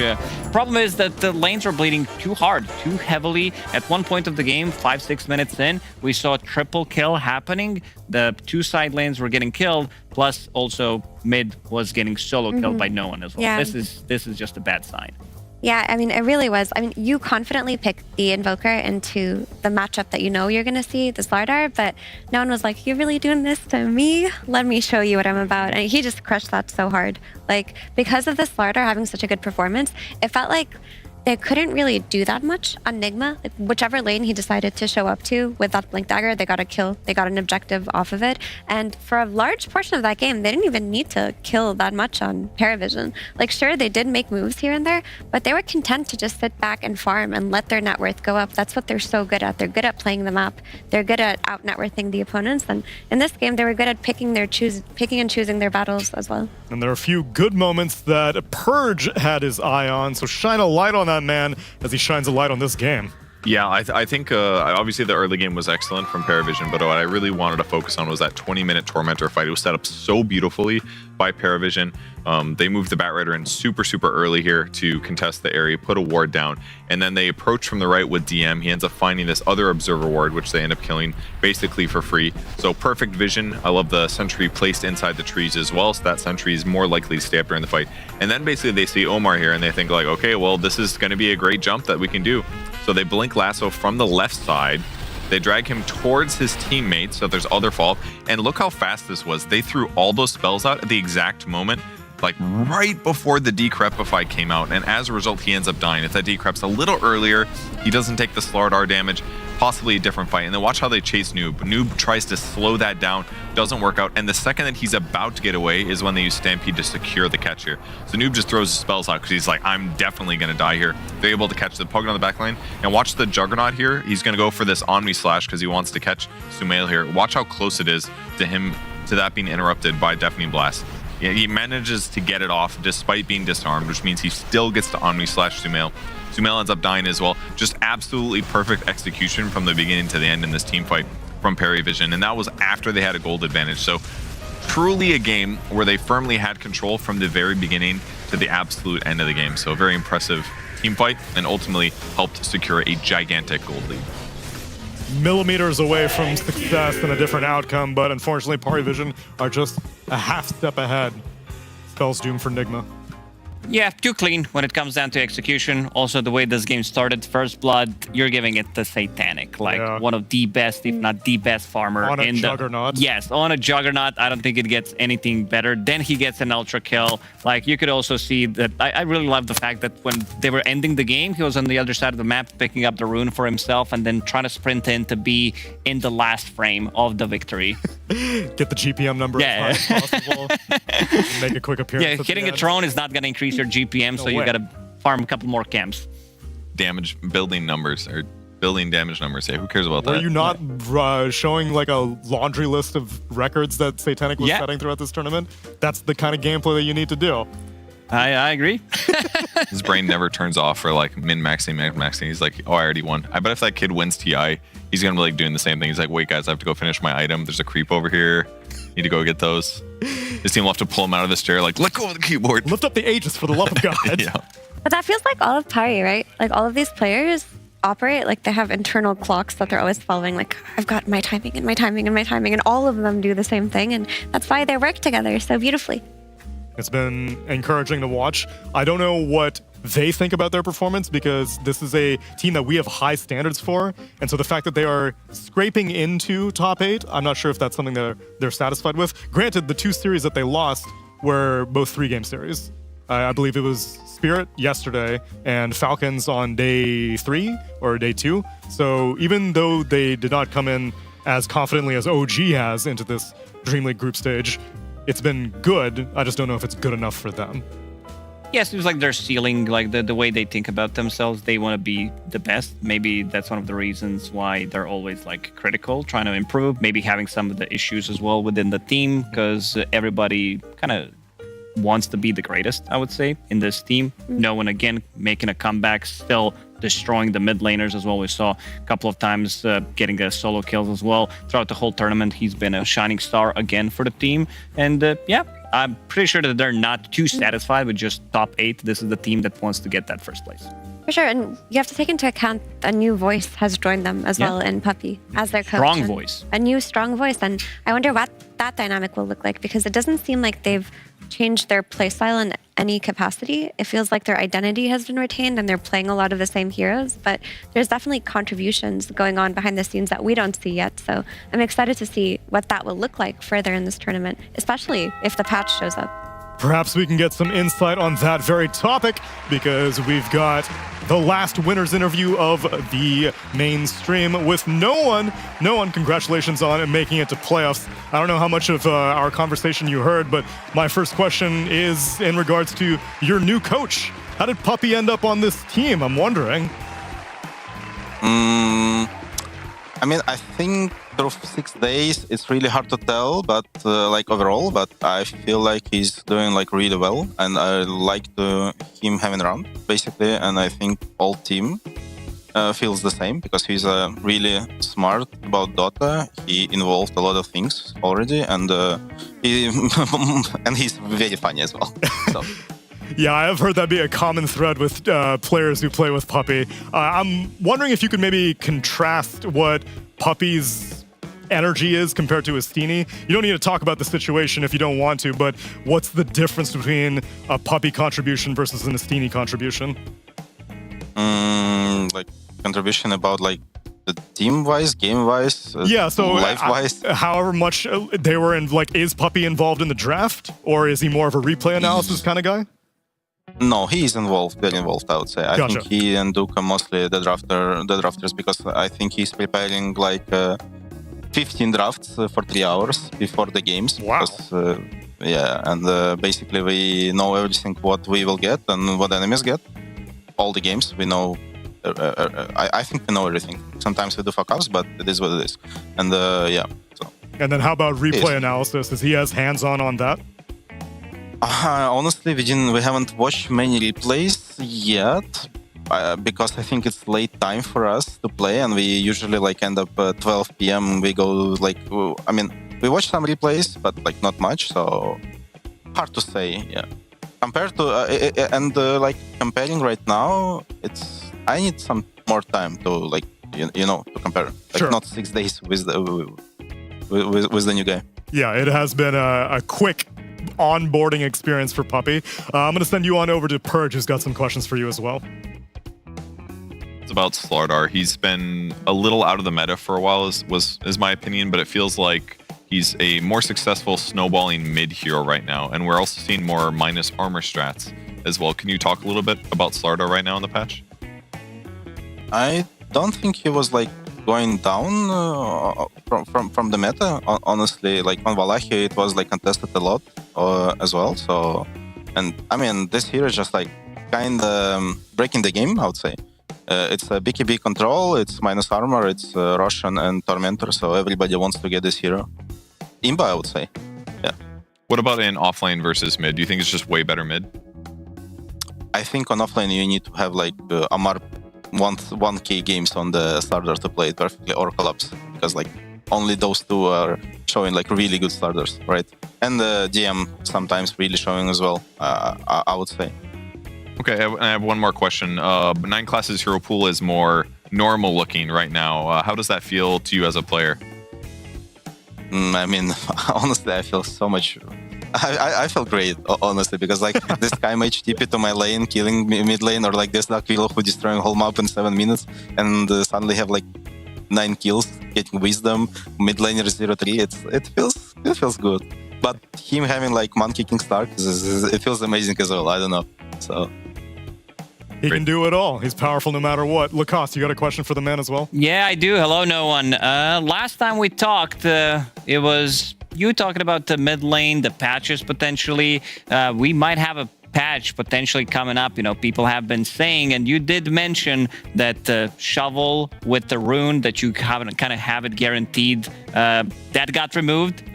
Bottle refill, that got removed as well. So it seems like you are onto something. What are the changes that would you like to see in this patch?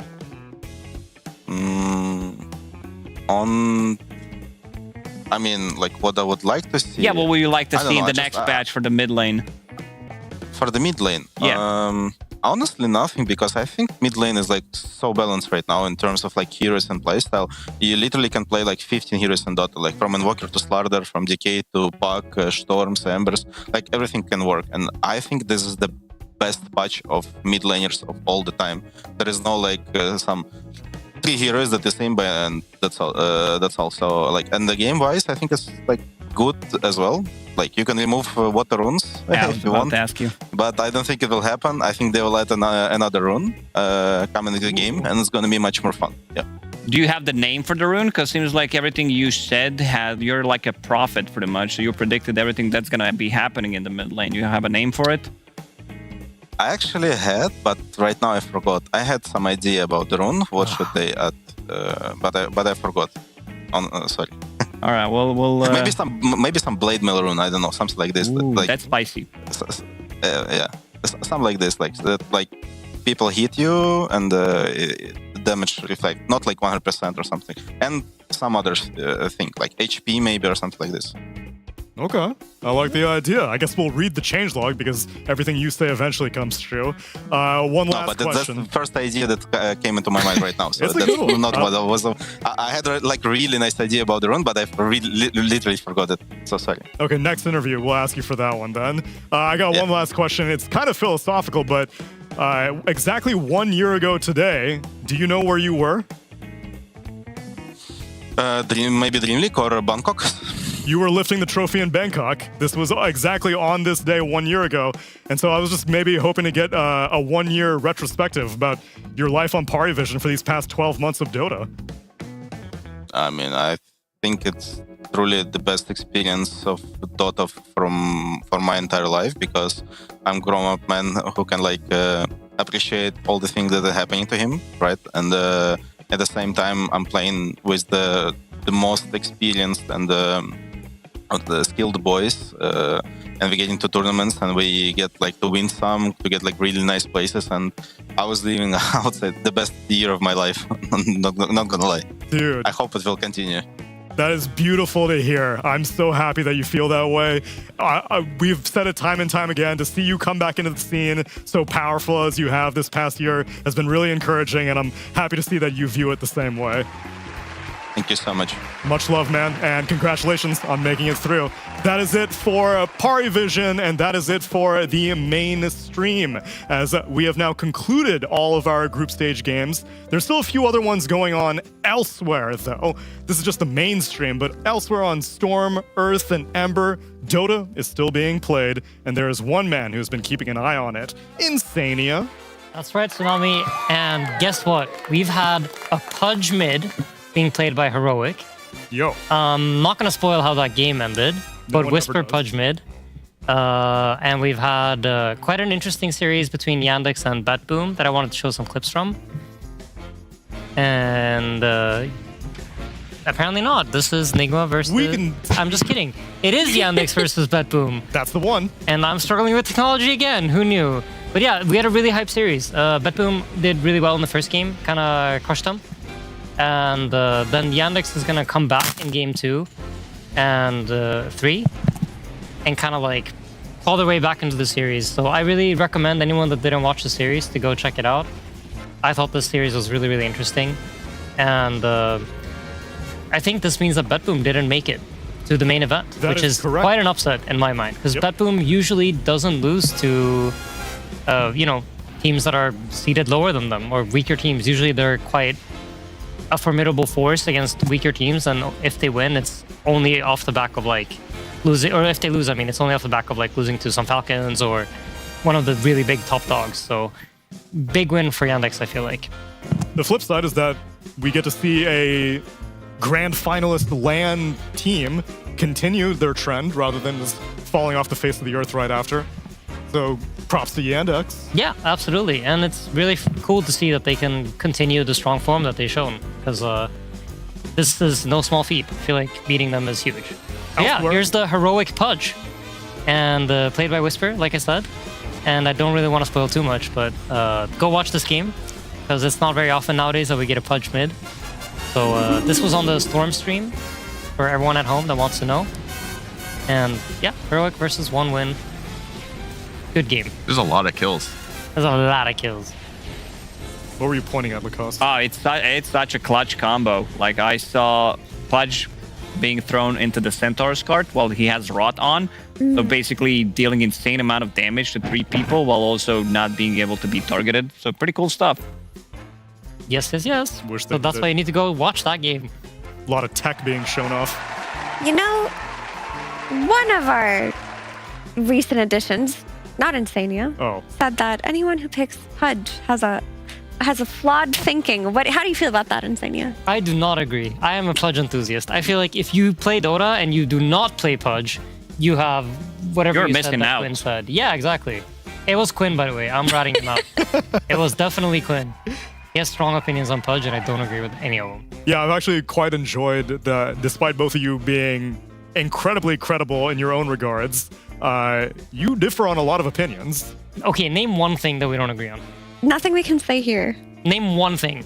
Certain players that I will not throw under the bus. But some of you two have wildly different opinions on certain players who I will not throw under the bus. I can't believe Quinn said that about FY. That's crazy. Insania, thank you very much for the report on the secondary streams, but that is the last time we will need those services because it's just the main stream from here on out, which means that there's just a handful of standings left to look at. Only 8 teams are going to be progressing forward into our playoffs, and we know all of them. OG Esports, Team Falcons, and Team Spirit take the first 1, 2, 3 spots with their 5-1 Swiss score. After that, you heard from Insania. Yandex managed to beat BetBoom Team, getting themselves a 4-2. Virtus Pro beat OG today.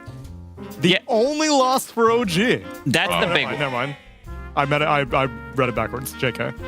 It's JK, never mind. They lost to OG. They lost to OG. But Virtus Pro is definitely a surprise for me so far at DreamLeague Season 27, and also Peep Squeak +4 not getting into top 8 as well. That was a shocker. Yeah, it's big shocker. Game changer. But Virtus Pro, yeah, definitely a team that kind of surprised us most. I don't think anybody expected this team to do so well. Let it be known that I said on the first day when we were seeding teams, I said I think Virtus Pro's top 8. Aiden was there. He can account. He turned the light off on him. He can no longer verify. Well, he just verified. I said that and everyone was like, haha, that's funny. That's funny that you said that, but Look who's laughing now. look who's like, well, the teams will always surprise you. They always will.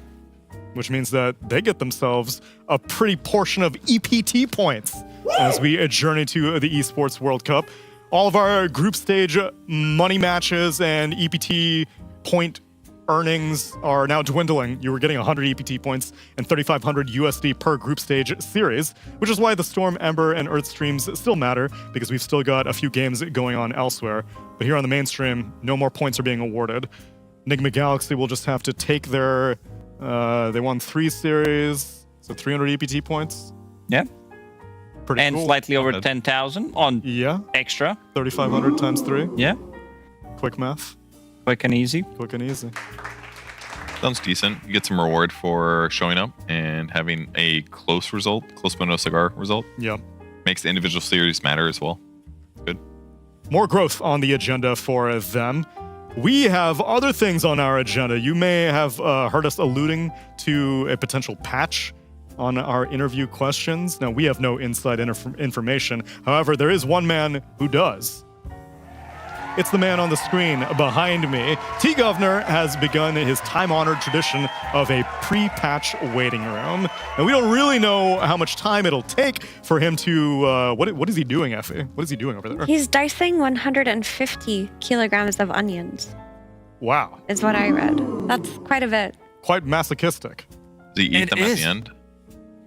Now, not sure what he plans to do with them, but I can imagine the smell in that room and the amount of tears. You can dice them eventually if 150 kilograms is going to build up. As I said, there are certain dicing techniques to reduce tears in your eyes, but I think after all of them out those with a onions, it's not going to matter too much. Shake your eyes out ahead of time. It's probably easier that way, honestly. Supposedly the strat is you set up like a table fan. It'll Blow it all away from you. That's not good for the microphone, though. That's true. And it's not good for the fans. They want to see him cry. I have to imagine that was the reason. The fans are not good for the fans, what you're saying. The mistake people make is cutting the root out too early. Oh. That makes you cry giga hard. I see. The root out? What do you mean? Like the root of the onion. Oh, okay. You do that part at the end? Yes. Yeah, for sure. Because like it keeps it together as well, so that you can do the vertical chops into the horizontal chops, and then you get the root off, and then they don't fall apart. Okay. That's the knife tech. Didn't know that. I see people doing YouTube videos, but I'm like, it's like you watch a magician do a trick, and you're like, oh, that looked really nice, but you don't actually pay attention to how to do it. That's fair. You're like, I'm sure I could do that. I'm really good at I still microwaving. struggle with peppers, like those like. Dude, the core is all over the place. It's just that you gotta like fillet them or know. something. Like, what is that? It's a vegetable. Why do I have seeds to? get everywhere? That's what I'm saying. What a pain. It is such a pain. That's why I just don't. Hey, how do we have seedless watermelon, but we don't have seedless peppers? That's what I'm saying. You're onto something. Yeah, it's a I sense a philosophical business question. idea here. Look Are there us. any seeds in vegetables? I sense for waste. a bearded presence in our midst as we have to wrap up this day of our group stage action by taking a look at the arts and crafts that we did today. So, lady and gentlemen, could we all grab these mugs? Grab these, yeah. Grab these mugs and bring them up for Santa to inspect. I don't know if there were more. I think Owen was starting on doing one for Quinn, but I only care about my present, Konami. Is this Aiden's? that is, yes, that was Jenkins making one for Aiden, and we want to. Well, we're gonna put them on the table for right now so that Santa can take a look at it. This one was, I think Jenkins made it for Shiver. It's is that a Tundra? Is that 33? Kind of looks like 33, yeah. The Tundra? Kind of looks like a Tundra. Oh, I think that the joke is Expedition 33. Oh, yeah. Very clever. Wow. Great dots. Great dots. A lot of. Anything on the inside? Nope. Nope. Barcode on the bottom. So that's the first one, Santa. Lucas, would you like to show off the one that Effie made for you? Yeah, this one is really, really cool. This is my best buddy that I like to lane with, play Dota. I don't know how many games we have. This is my boy Fogged. I don't know what I would do without him. Every other player I play with grieves my games. So shout out to my boy Fogged. And there's also like a couple of other things. The biggest one that I would like to show is this is the Pepe. See? Good old Pepe memes. Quality stuff. That's Very some good good. Lacoste stuff going on. Yeah, there's a lot of things. Santa, you gotta see that so you can pick me as winner, obviously. Mira really likes to win these games. I do like to. Really likes to. All the favorites. He's surveying it, evaluating it, and putting it into the consideration pile. Next up, we've got an Insania mug. Effie, you mind showing off what Jenkins created for Insania? Yes. As we have here, I believe this is the Team Liquid Dota. Oh, yes, the logo. There's a logo. I'm not sure who these people are. I'm going to assume that it's Mickey and Insania. That's my initial assumption. Am I? Oh, I think the top left was the one next to the handle was supposed to be Insania. Yeah, because so Mickey and Insania, maybe? Or no? Or his partner, maybe. I'm not sure. Cody? Oh, and it's the Aegis above it. Cody? And it's Santa as well. Well, it's great. Whatever it is, it's amazing. And then if you turn it around, Yeah, Santa, that's you. and it says Insania. Who is that? This is Insania. I am proud of you. I don't know. Who is it? Who did he say it is? I would assume some representation of a father figure. Maybe. That's Santa Claus. What do you mean? Are you sure it's Santa? He's got a crown. He's pandering? Maybe it's Jesus Christ. I don't know. A thick beard. But someone is proud of you. Someone is proud of Insania. Well done, Jenkins. Here you go, Santa. Truly in the Christmas spirit. You want And a closer lastly- examination. But we both know there's a clear victor, right? Well, there's still one more mug to consider. Yeah, Neil Hold wants to the win phone. too. We know that, right? We know it. No, I'm not deciding. Neil made me this mug. He plagiarized a design. I don't know what you're talking about. It's from my a merch website. a that loving homage. But you can, this way when you drink, it kind of looks like you have a mustache if you don't have a mustache. And then on the other side, it alludes to a patch coming out tonight, which was perfectly fortuitous. Who said tonight? It could be tomorrow. Could be tomorrow. God, I hope it's tomorrow. I'm going to sleep. 7.4 Abaddon Alchemist is my dog Tango. And this is me with my headphones. I believe there's a mustache here. And I do like using a calculator It does. to calculate damage increases and total DPS. You got to do the math because Ice Frog doesn't want to make it super obvious what's the best skill. No. So true. Gotta So true. have some There you go. mystery. That's also an option. Santa, which one of these 4 mugs would you consider to be your favorite? Cast some Christmas magic over it, evaluate it, consider it, and decide on. Ooh. Of course. Round of applause for Effie. She's done it yet again. Effie and It's Lacoste. not that I strong arm Santa We every win. night.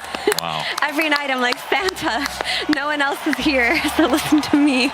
The cup looks. The cup. Yeah, I believe I'm gonna be taking that one because Yeah. it's my present. You can take that one. I will take this one. If you could both grab your mugs. Thank you. And we can all cheers. Cheers for the end of our group stage. Lacoste. Yeah.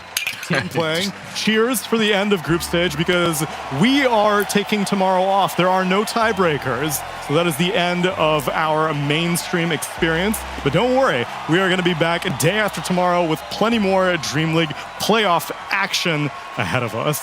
That's it for the group stage, though, and that's it for us. But don't worry, we're going to keep you entertained by sending you on over to the Onion Cutter himself. Stick around, and we will raid you into T-Gov as we say goodbye and blast off to another place. Let's step back.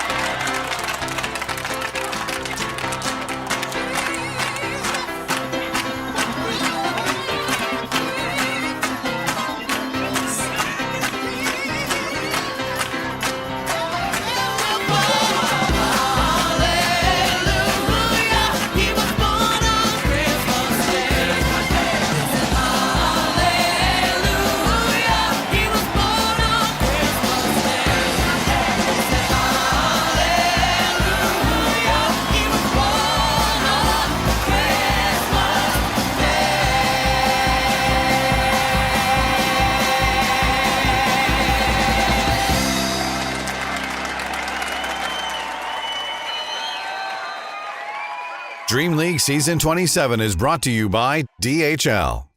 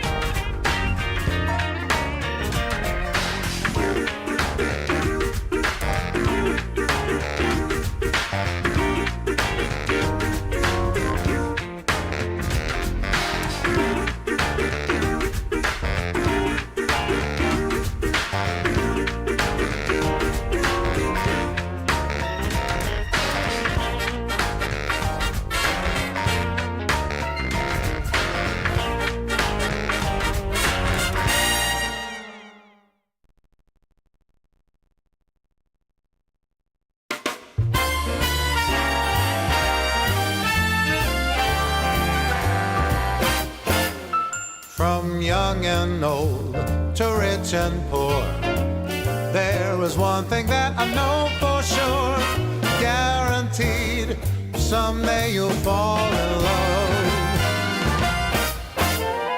Yes, Cupid has his ways and means. Angels often act as go-betweens.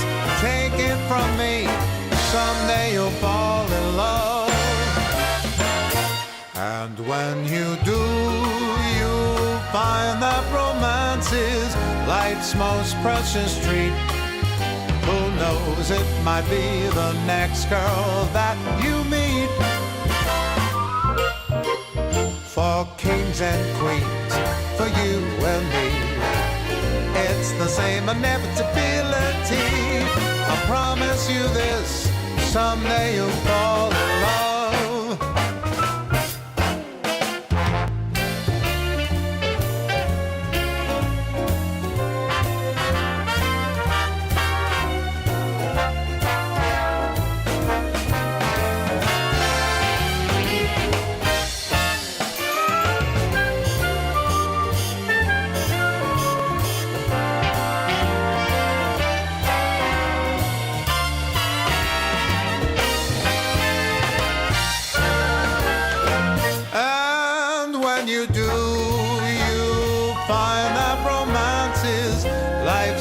Precious treat.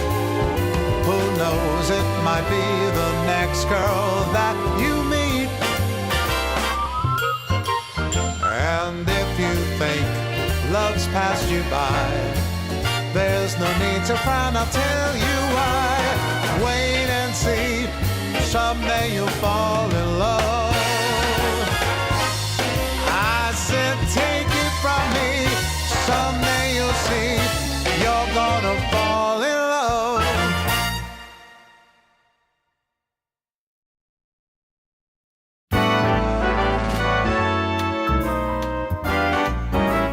You and me, we could have been happy so easily. I got an alignment